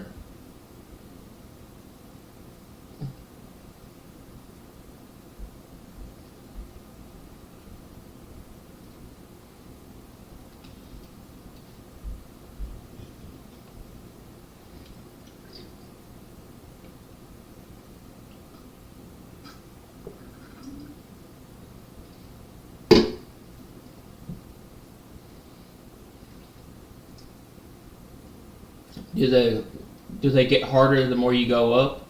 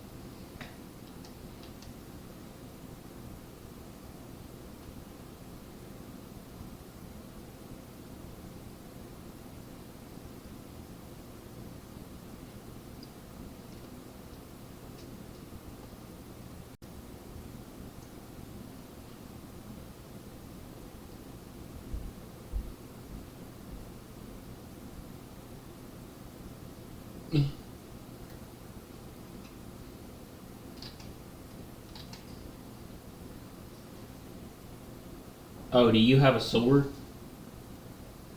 Oh, okay.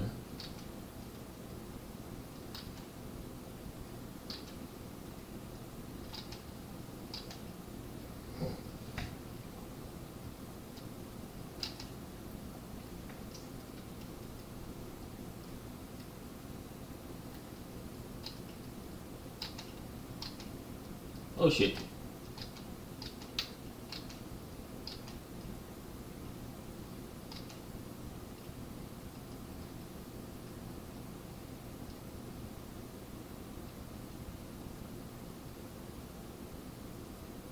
Feel like Daryl Dixon.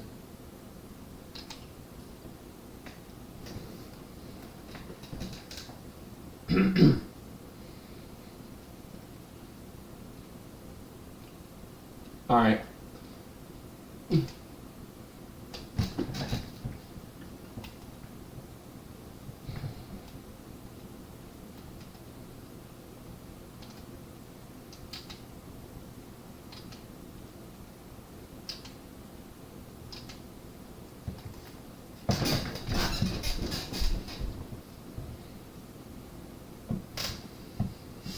I think there was one that went over here in the wall.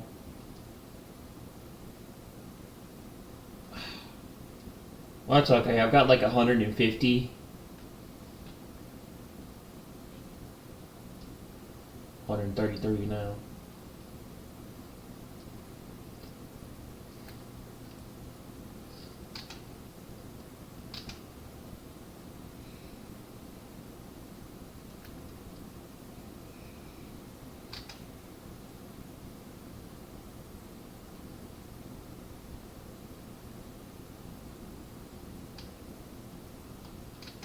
I wonder what hurts worse. Crossbow bolts or arrows?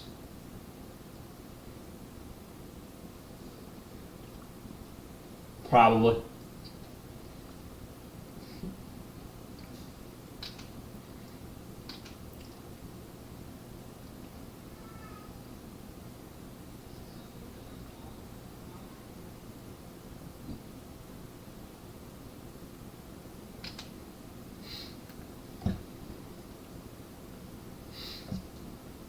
How do you retrieve the bolts back?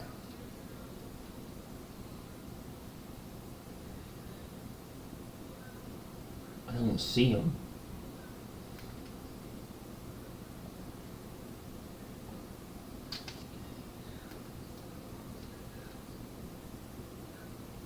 Ah.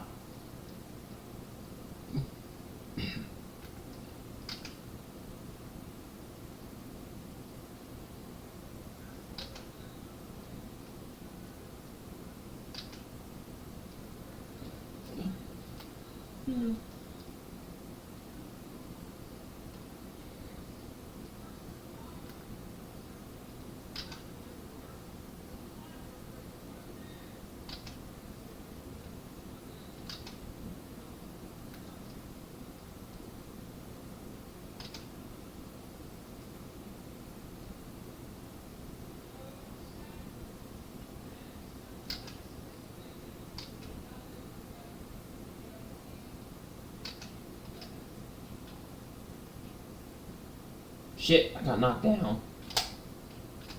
Get off me.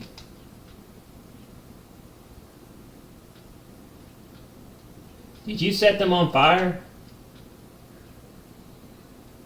Oh.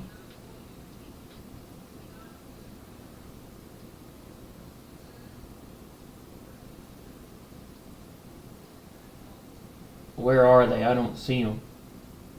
Oh. Must have picked them up. No, I said I must have picked them up.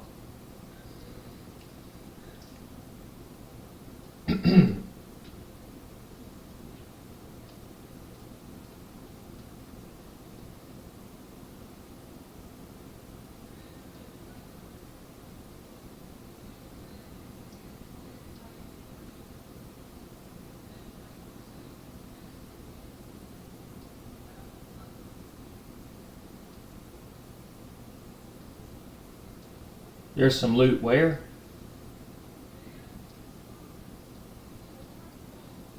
Somebody said there's some loot somewhere. There's some loot here. Did you say that? Oh. Alright. I'm gonna save my military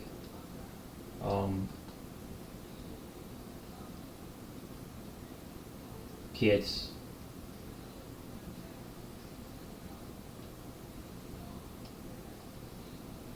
Oh wow.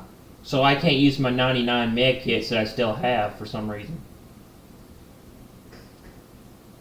Can you not use a lot of your items that you have in the regular game in this mode? Okay. Okay.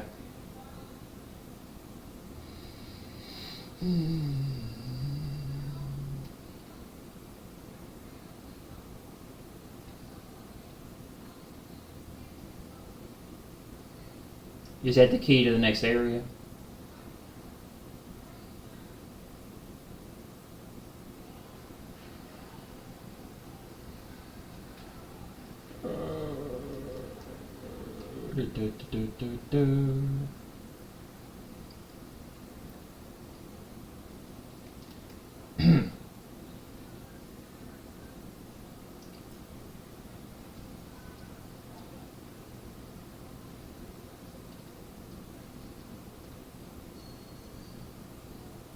What other weapon do you have besides a sword?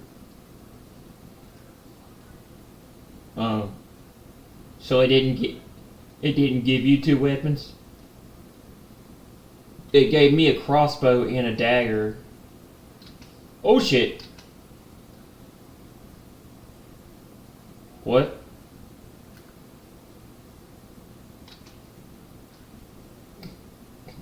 What'd you say? Oh.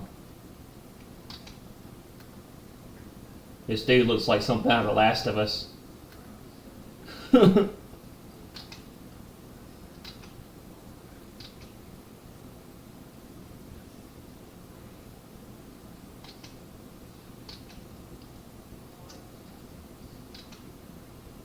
This crossbow now comes in really good handy. I think it will work. It works well with this dude. I can stay out of the range of... I can stay out of getting hit.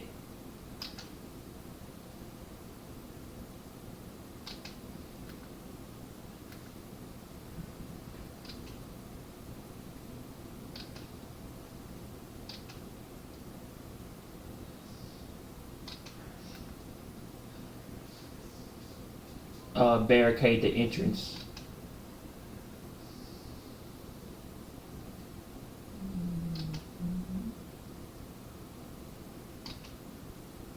We got him.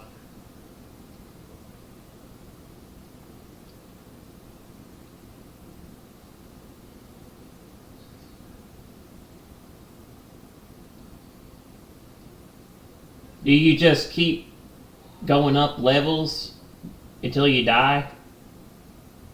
So is this kind of like round based game or something like that? Okay. So it's kind of like Call of Duty Zombies kind of. All right.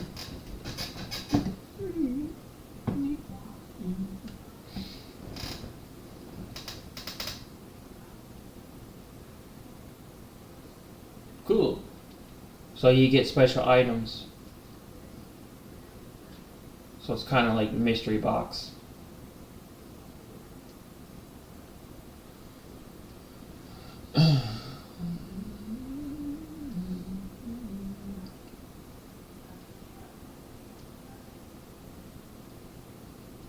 How many levels is this mode?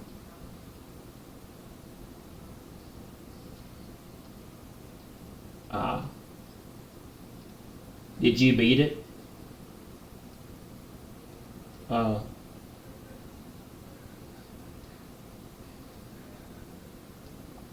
Oh, is it different challenge levels?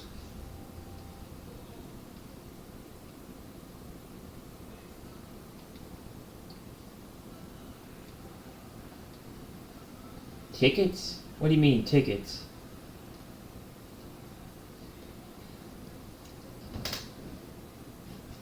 Oh.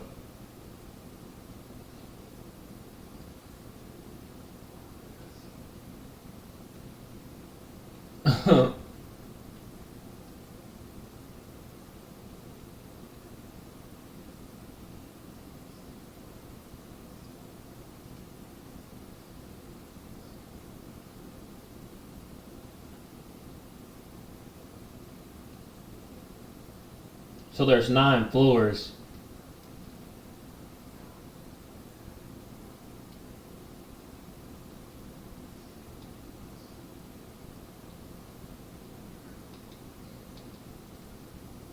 Are we gonna play all 9 floors?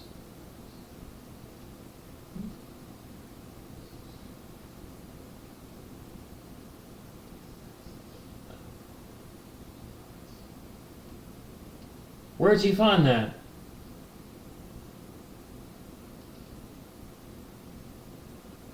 I want one. Okay, I found one. I found an SMG.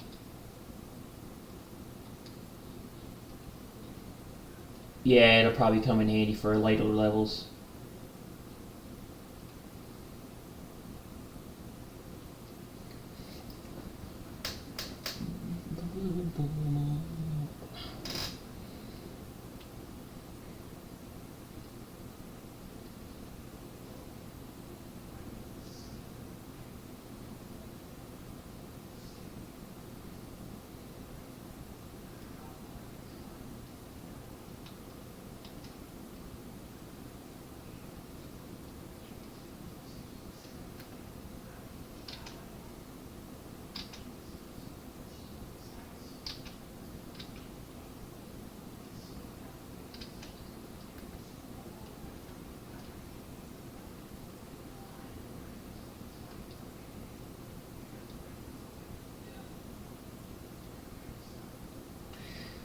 I got 85 crossbow bolts.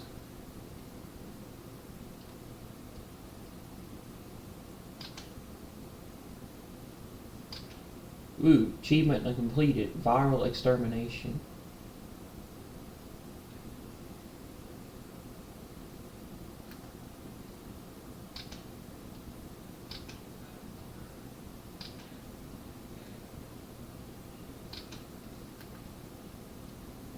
Where? Alright. Alright.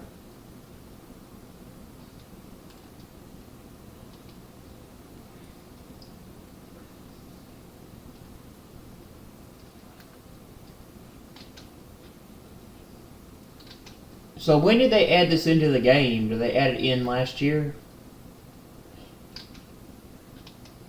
Alright.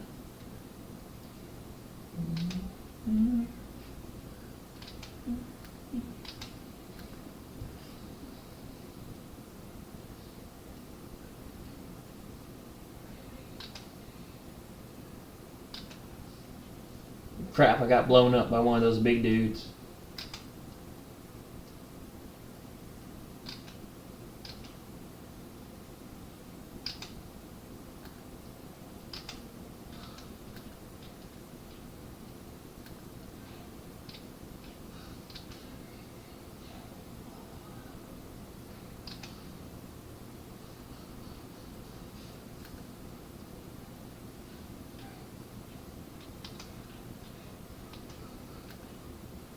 Shit, I almost died.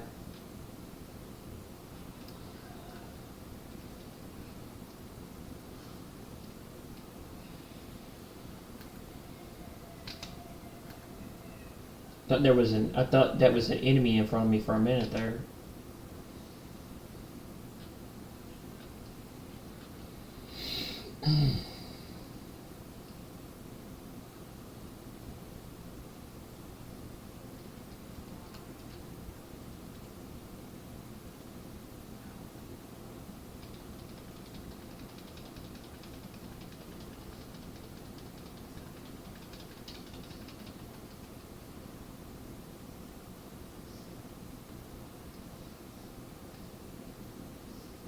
Alright, is there anything in here? What's in here? Make it.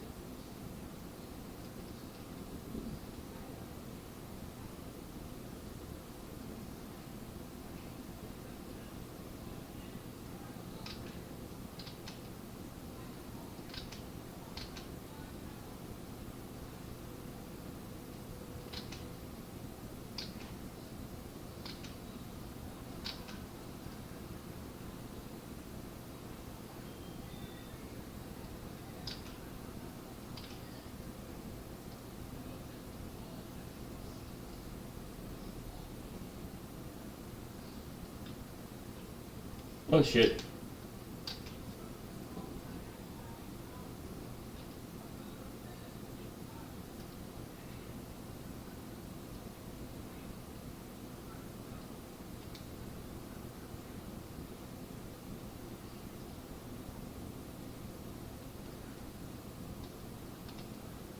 More med kits.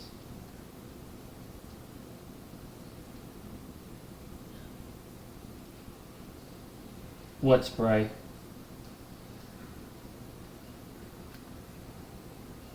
Oh. Regenerate you? What do you mean by that?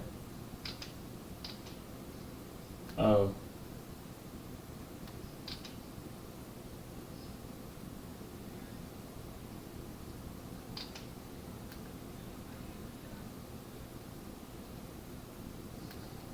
Look, here comes the big dude. Blow up.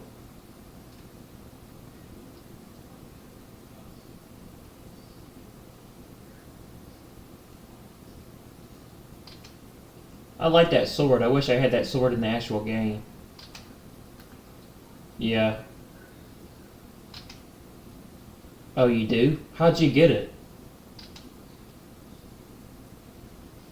Oh.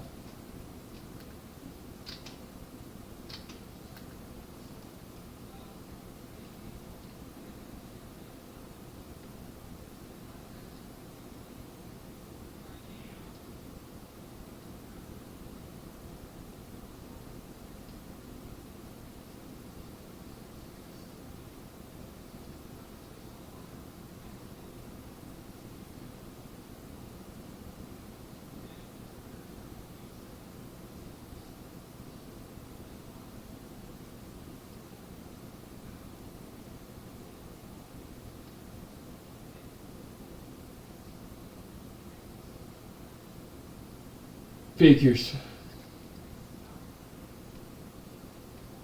There's some loot here. Where? Alright.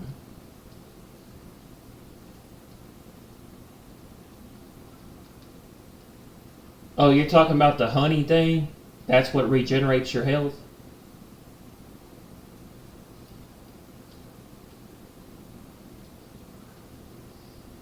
Oh. What are you talking about spray? Alright. A red thing.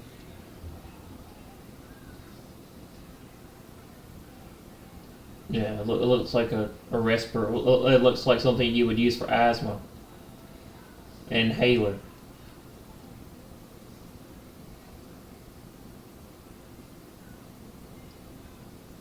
What's albuterol? Oh, okay.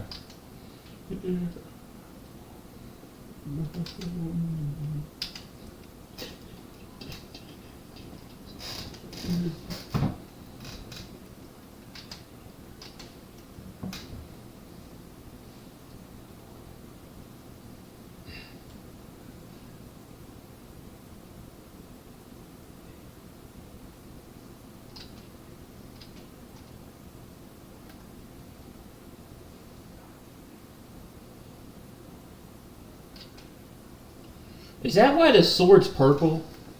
Because it does a lot of damage? It has that UV light thing.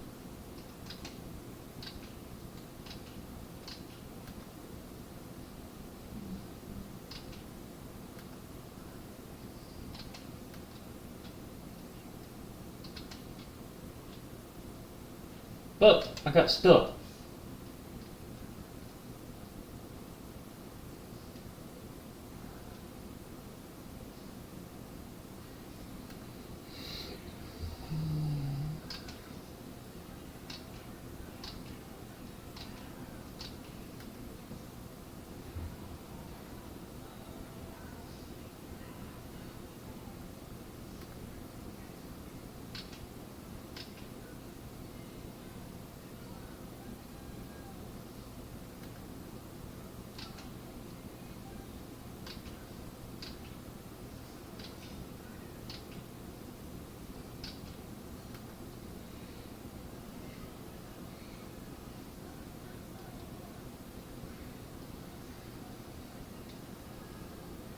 I got the key.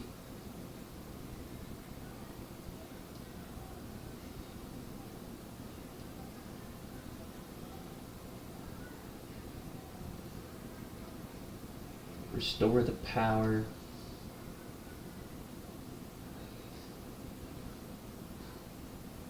Are you doing that? Alright.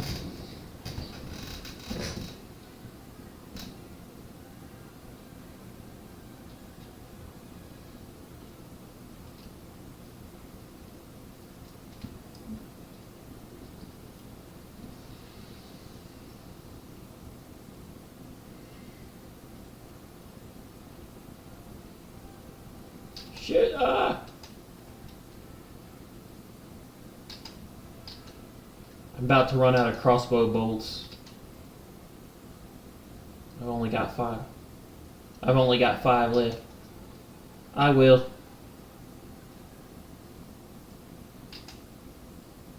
But I'm gonna use these for now.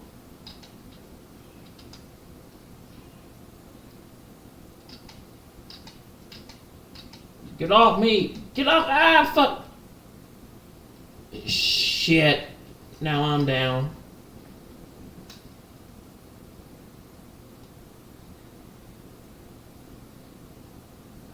Alright. I'm down to 1 arrow, so I gotta change weapons.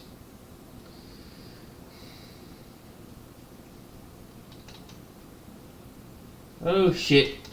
Get off me.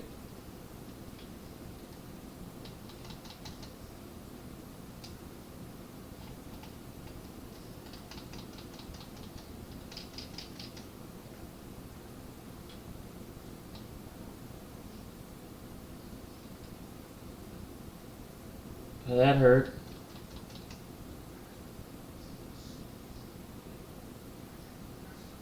Trav, I think you blew me up, bro.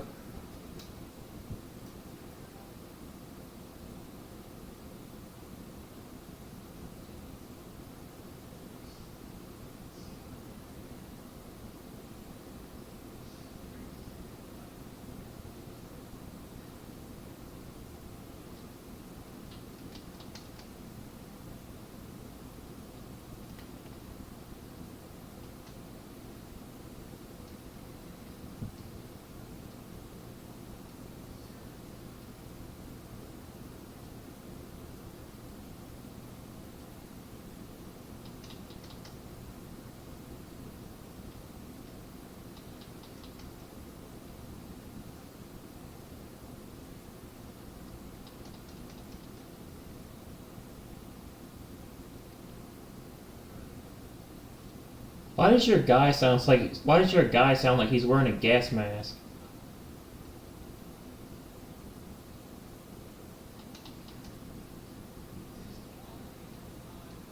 Well, somebody keeps saying throwing an explosive, fire in the hole, stuff like that. He sounds like he's like wearing a mask.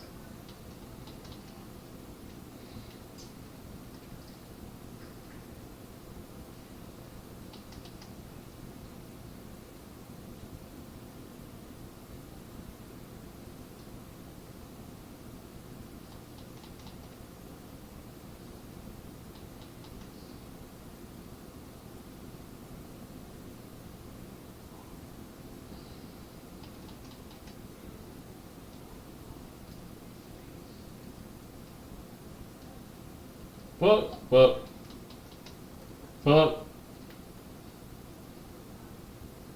I'm running. Right. I don't plan on trying to. Oh, where? Oh.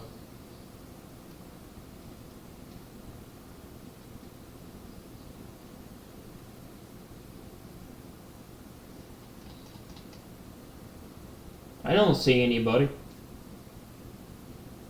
No, it's just me. Yeah.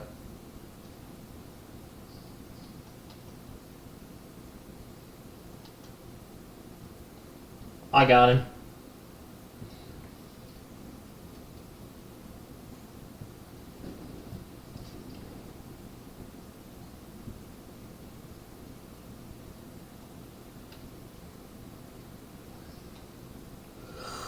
Oh shit, it's almost 1 o'clock in the morning.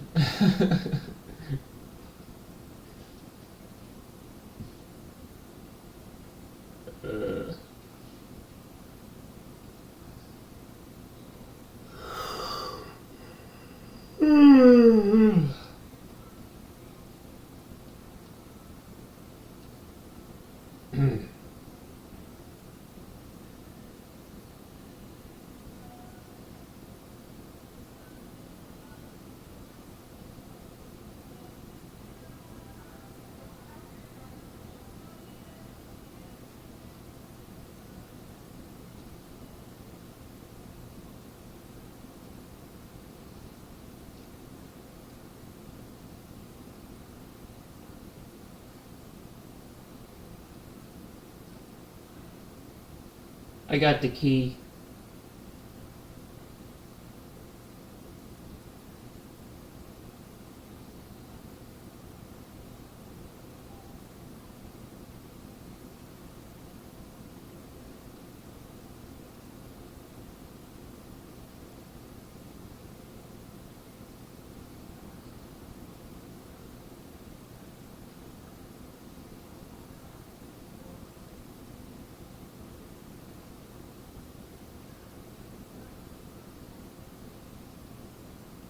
Ugh.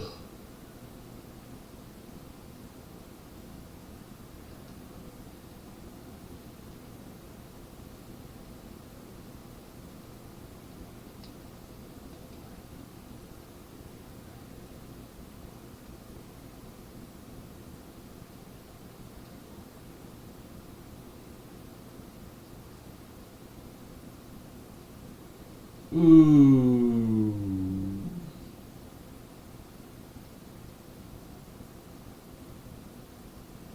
No, all I see is a pistol. Oh.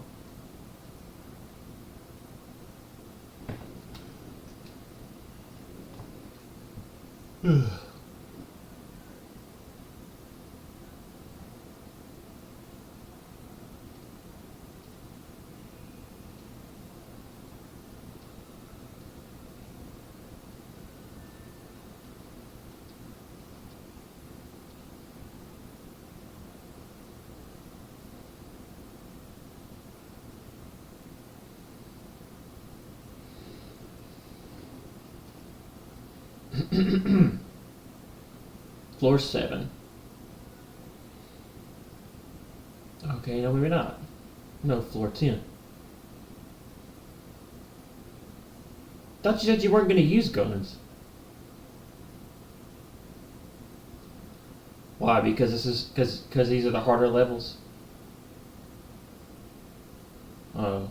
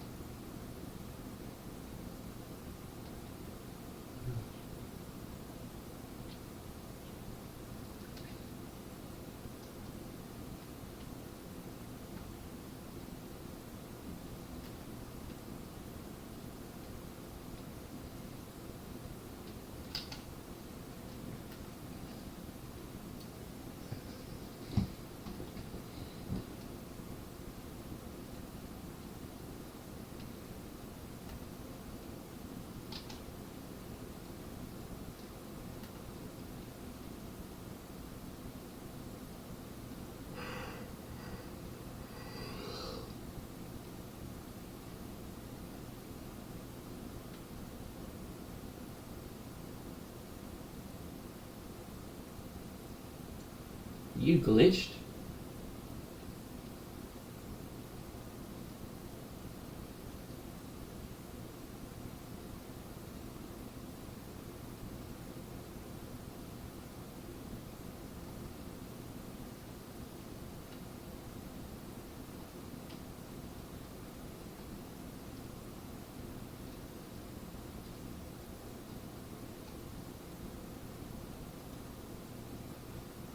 Jeez Louise, why won't it let me up here? Where we go? Alright.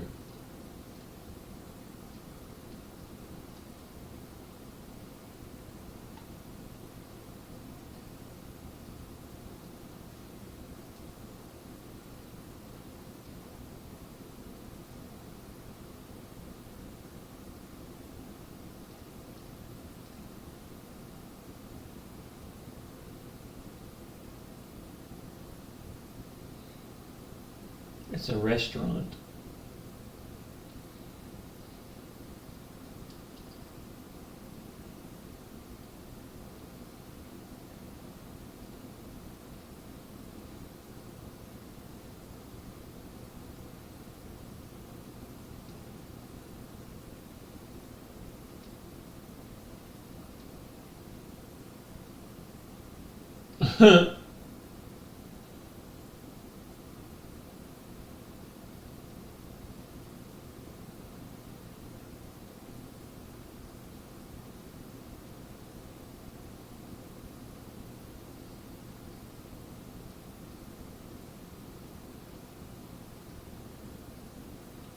I've got 30.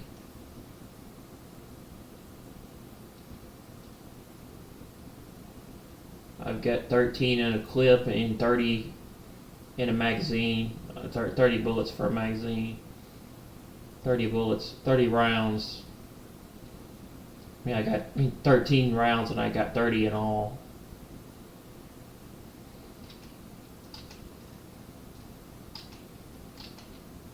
I'm working on it.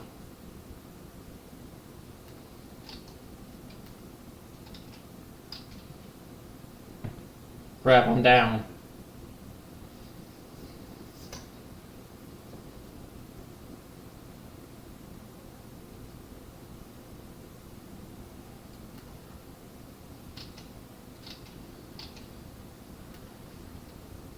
Uh-oh.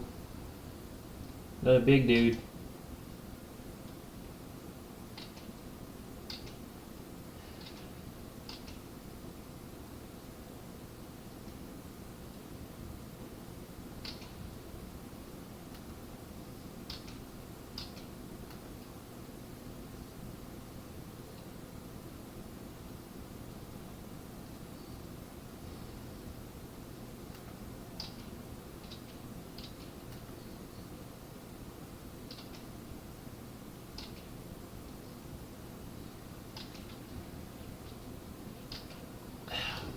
Ouch.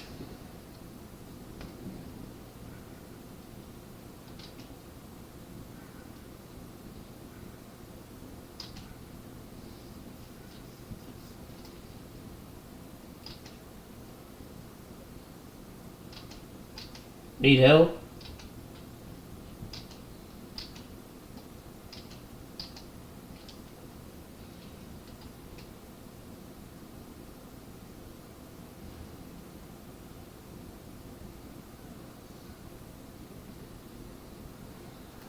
GRE anomaly. I've got 5 bullets left.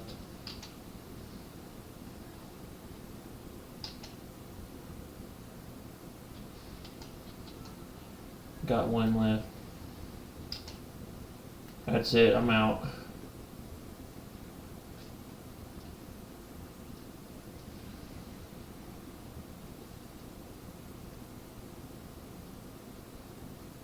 Ouch.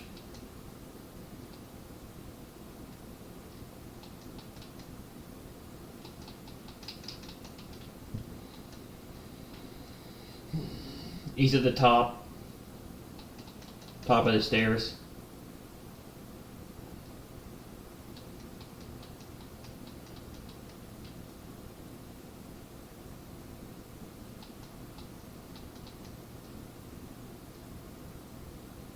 Oh, were you using your machine gun?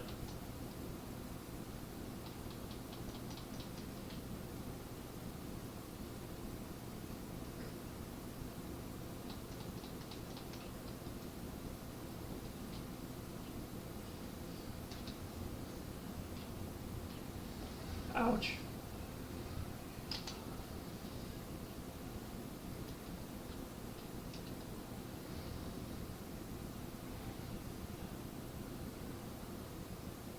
I'm coming.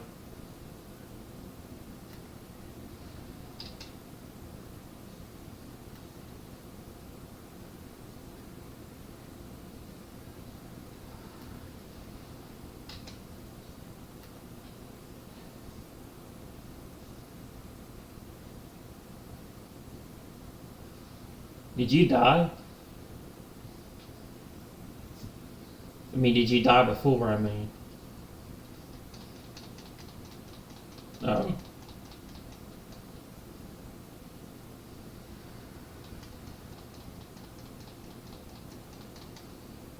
Alright, I'm coming.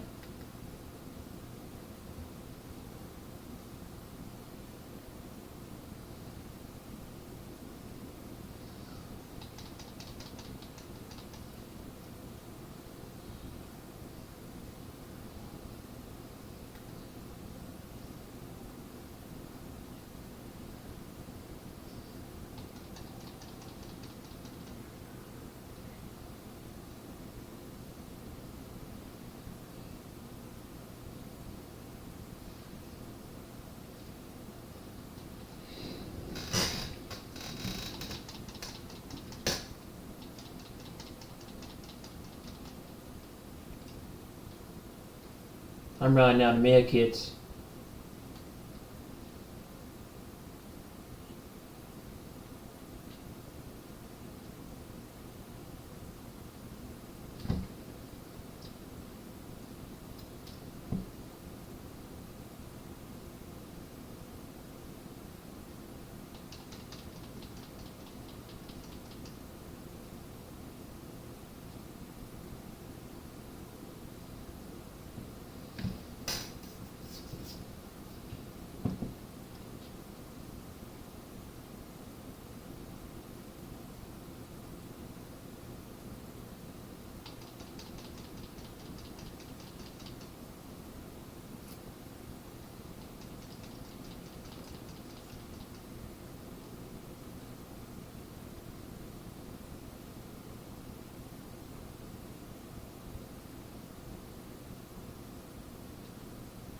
Well, that was my last med kit.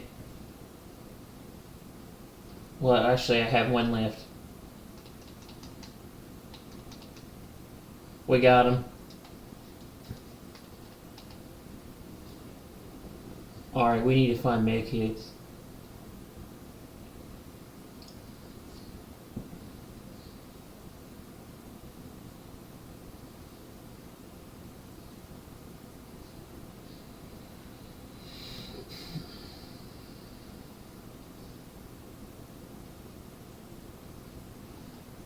Probably.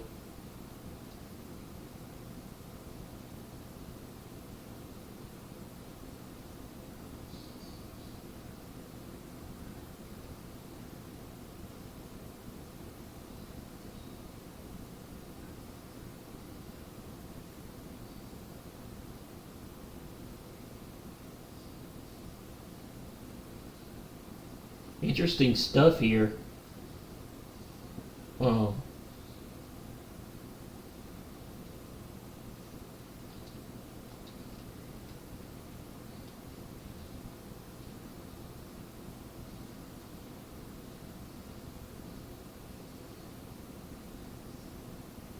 What? Oh.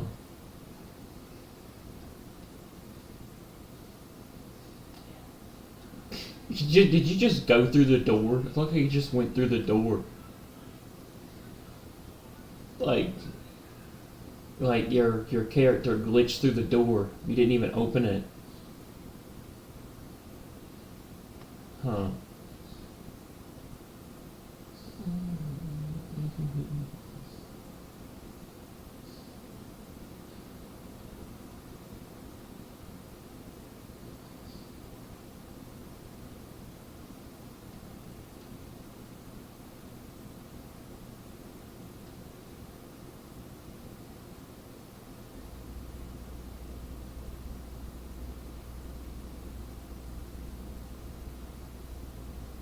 Where the heck did you go?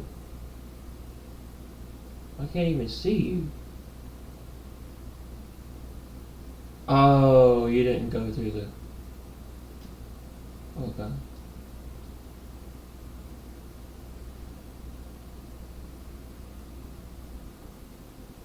Interesting stuff here.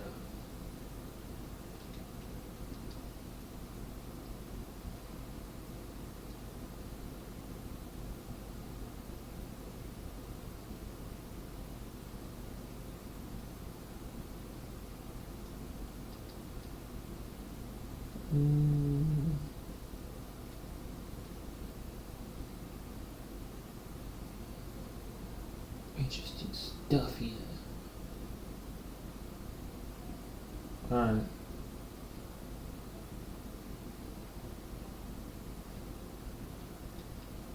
Regeneration booster.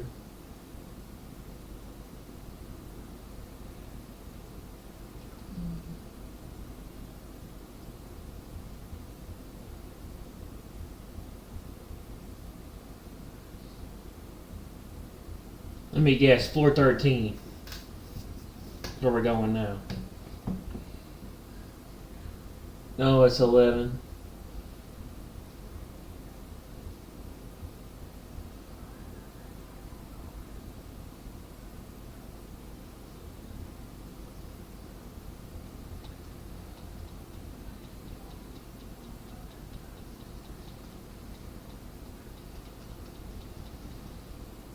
What the heck? I glitched.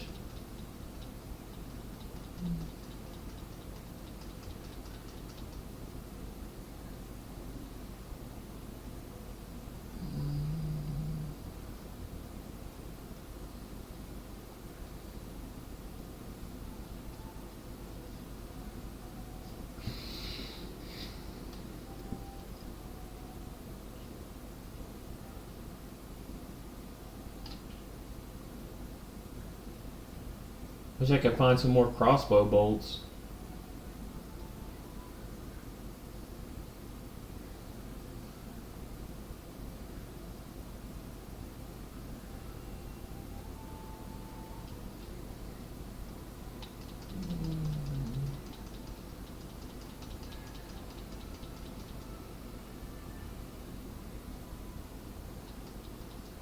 Oh, not these dudes. Ah, crap, I'm down, Trav.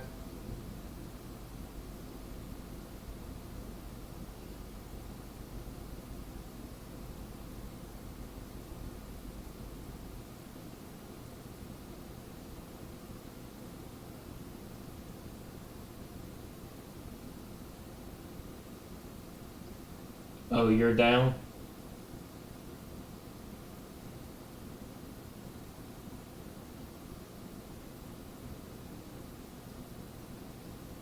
Oh no!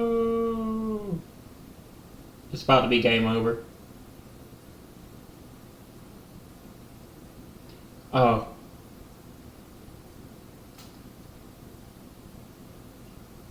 No. I'm coming. Not yet.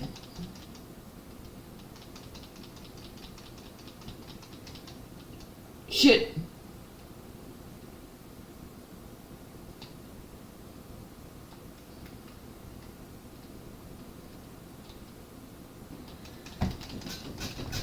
I almost got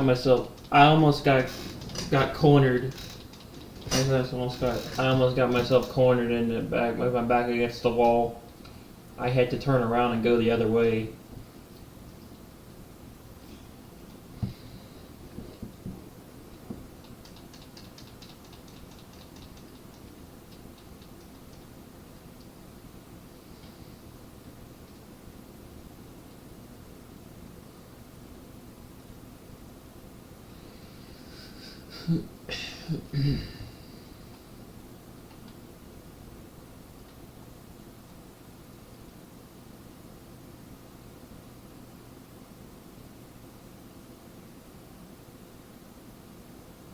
What?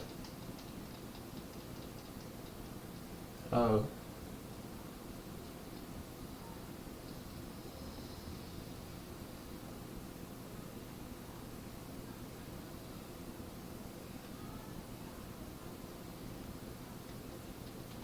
We almost lost the game with this one.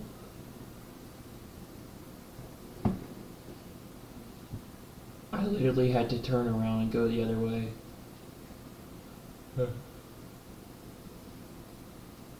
Well, how do we get to it?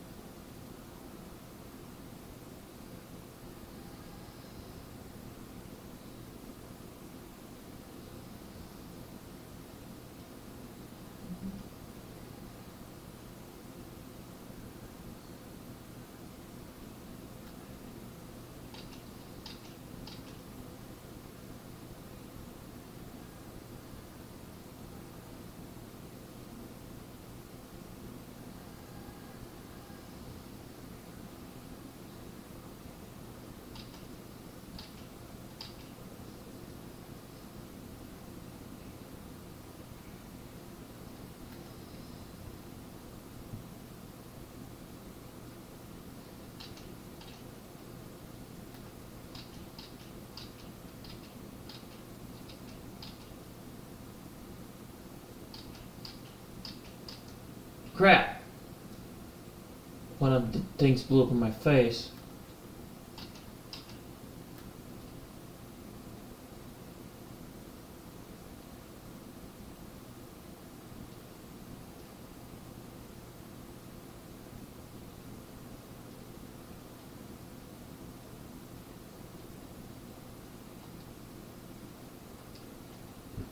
There's a throwing knife and money in here.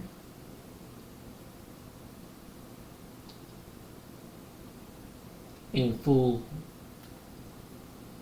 yeah, full SMG ammo.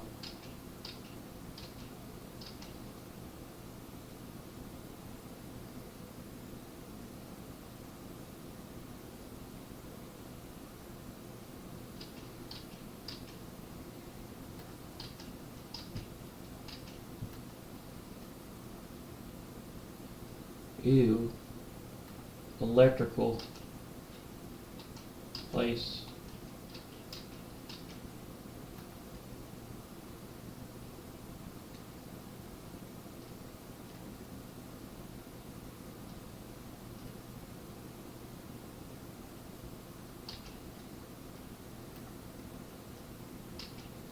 Where are you at?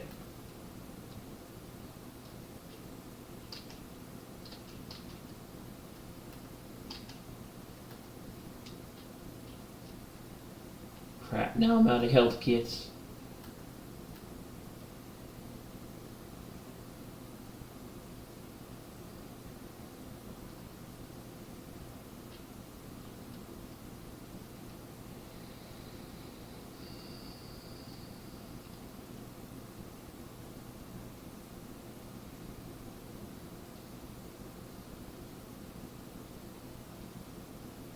What does regeneration booster do? Okay.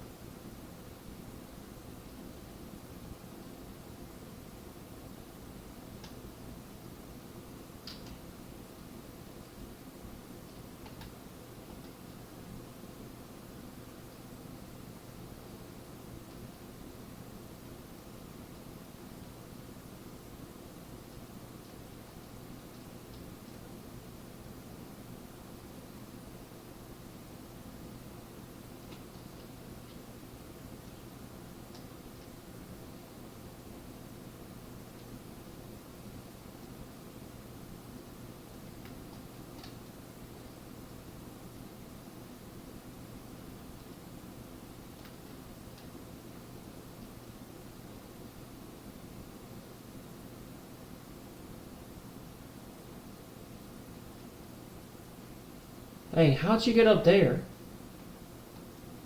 Oh, okay.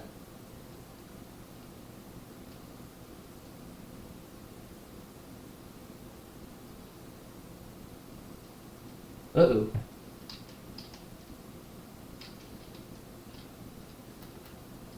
Shit. Well, damn it, I couldn't get my weapon in time.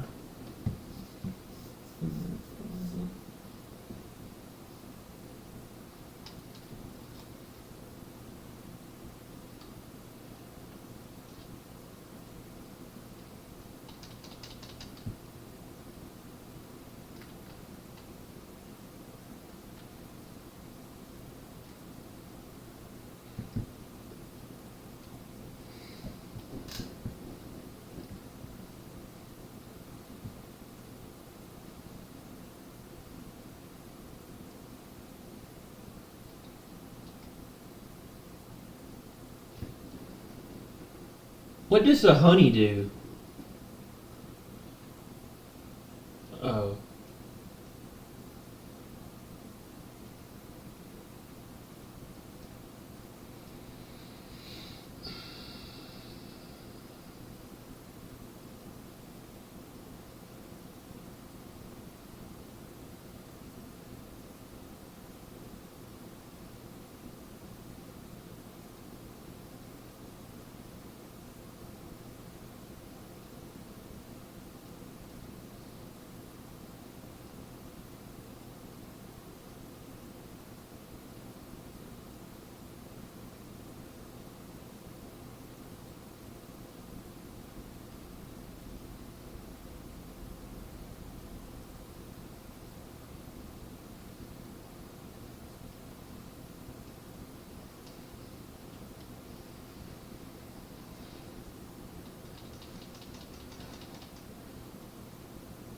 Shit!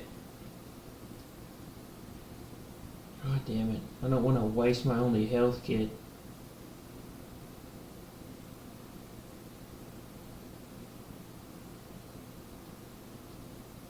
Can you, heal me? I don't want to waste this health kit. Shit.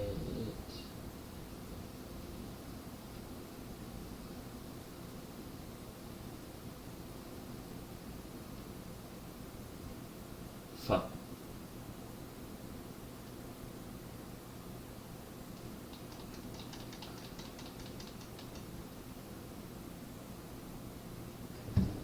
He blew me up, Trav. What are you doing? Ah! Shit! I'm down.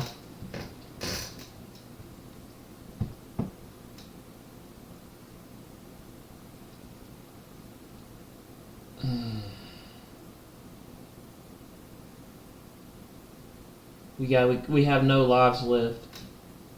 This is it.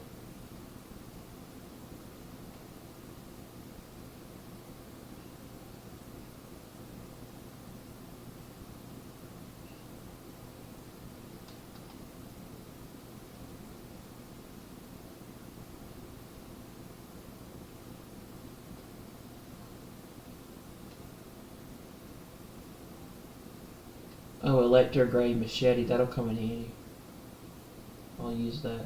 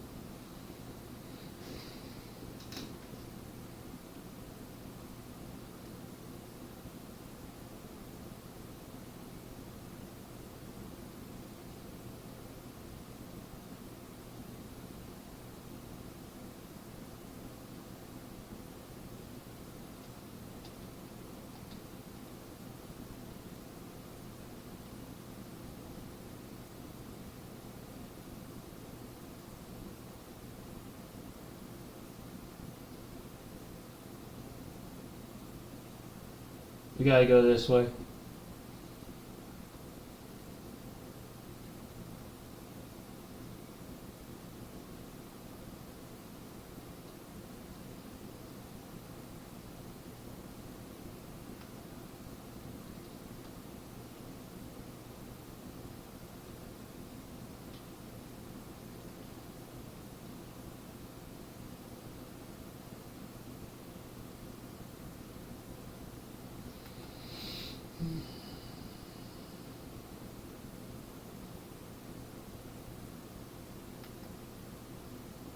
What?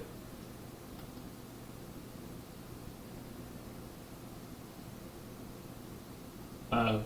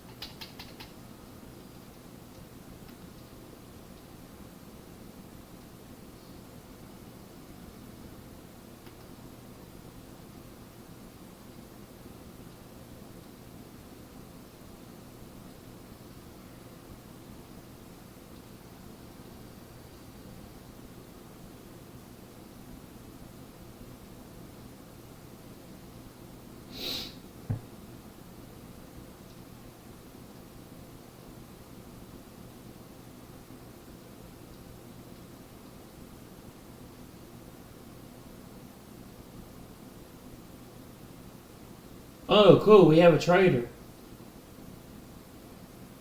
We have a trader now.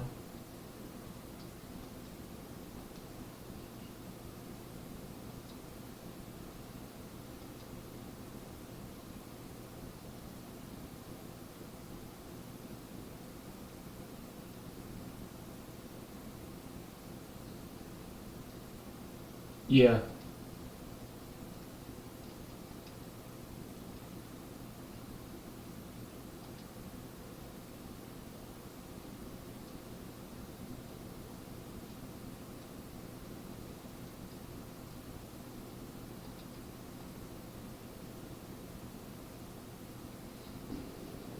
What's a hub token?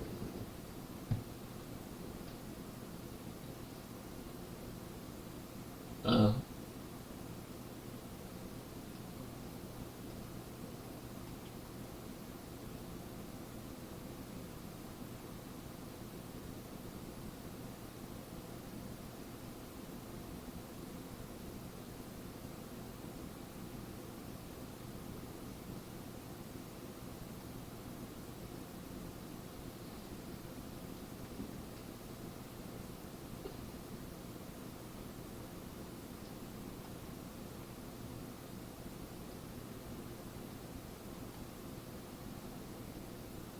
Damn it, I wanted to buy help kits. I don't have enough money.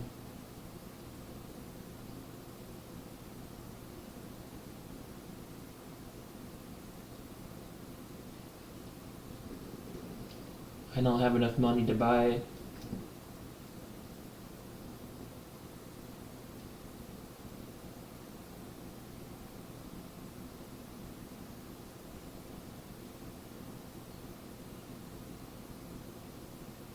I did. I bought a bunch of scraps.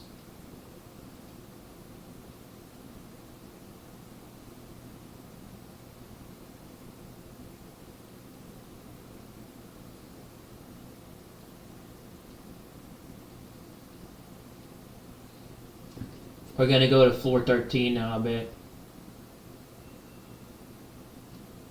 I was right.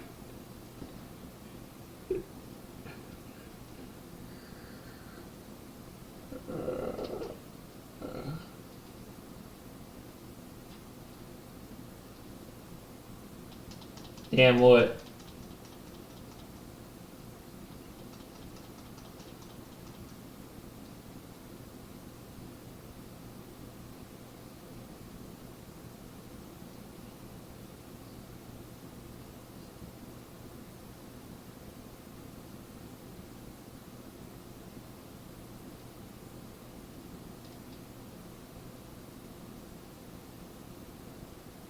Interesting stuff where?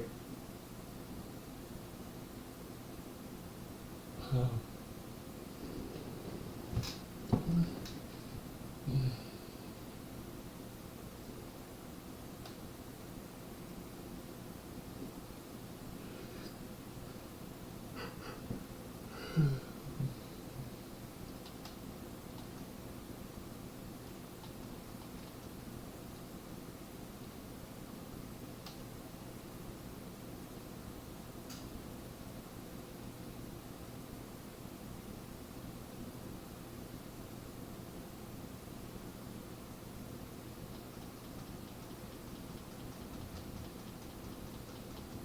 Ah, crap, he blew up in my face.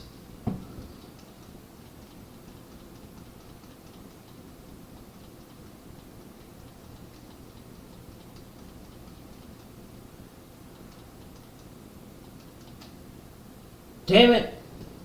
I'm down. Something blew up.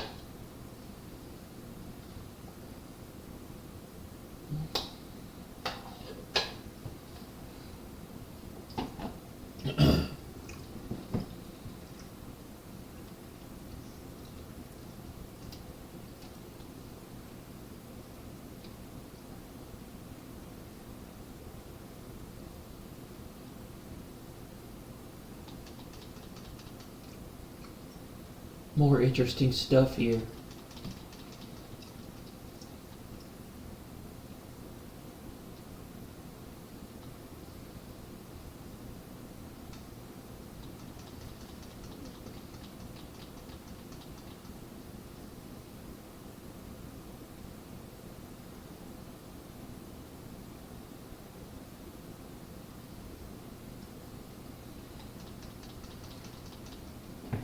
There he is. Where? Oh.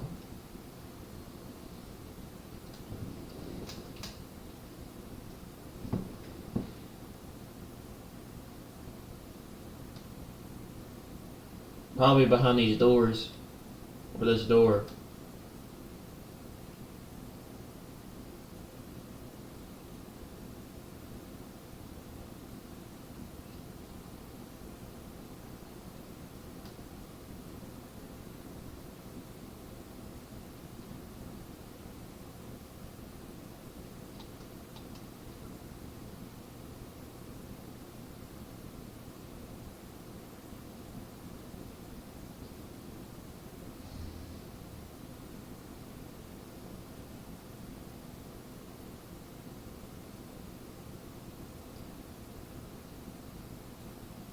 Where did you get the grenades from?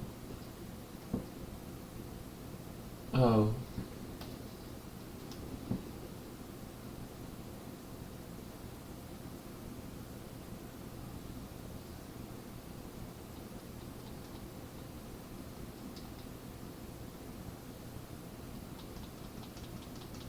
Hold on.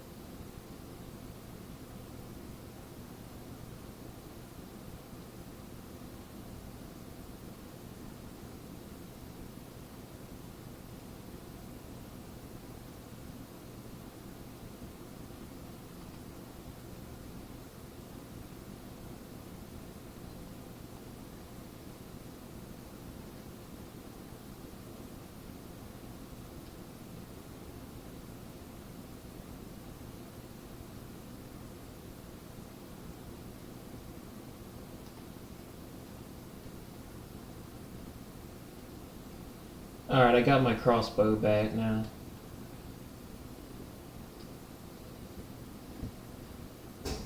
Just crafted 120 bolts.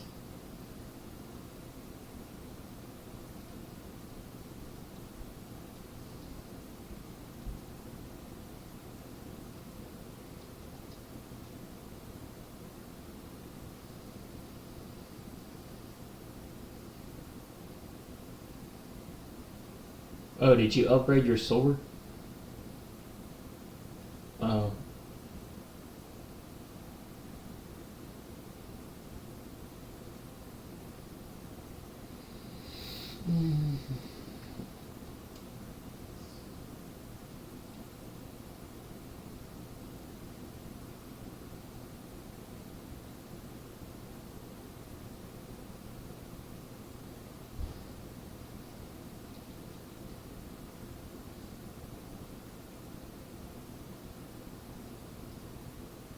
And you need some med kits.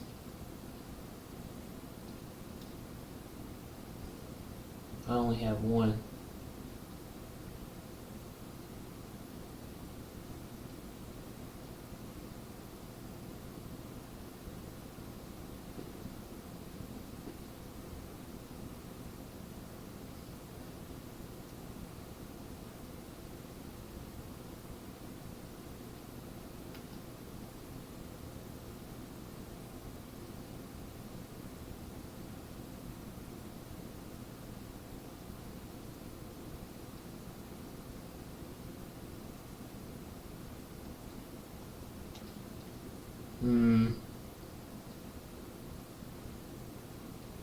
Where are we going?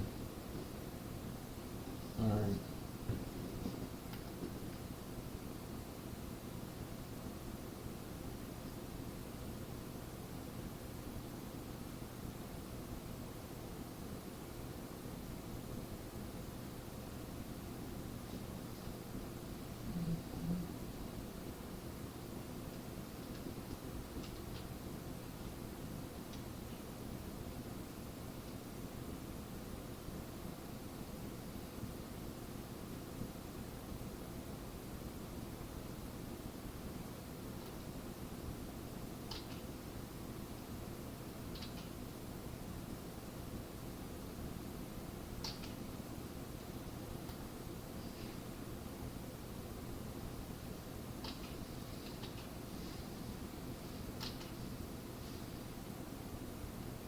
Oh, you have an electrical sword now?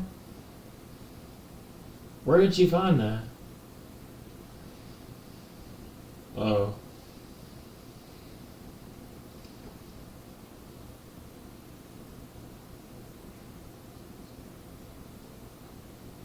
Ah.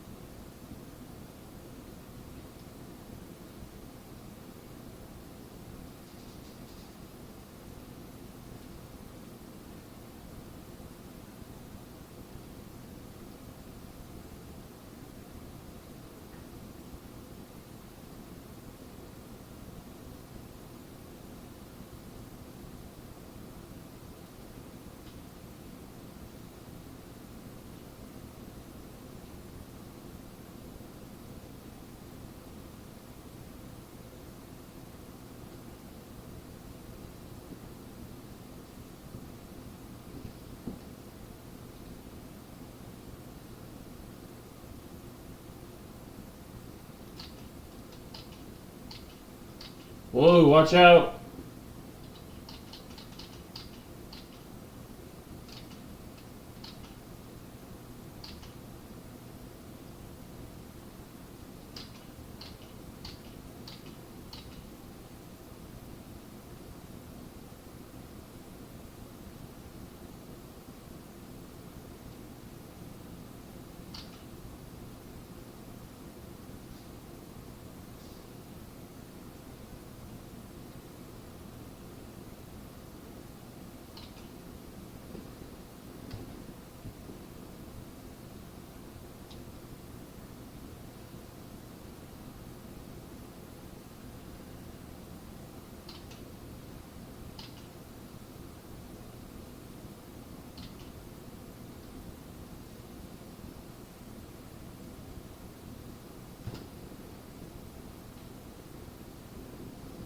Did you lose the sword? Oh.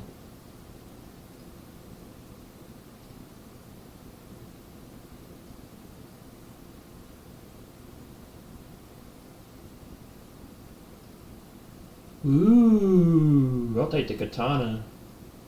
Fuck.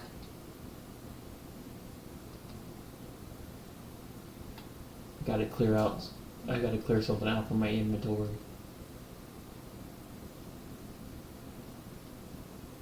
Oh. I'll drop the piston shard. Oh, I can't. Okay, I'll drop the electro edge.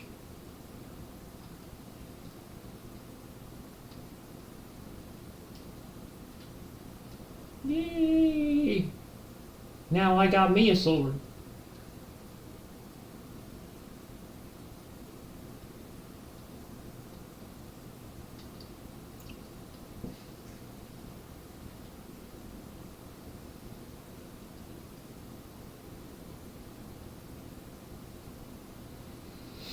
How do you know?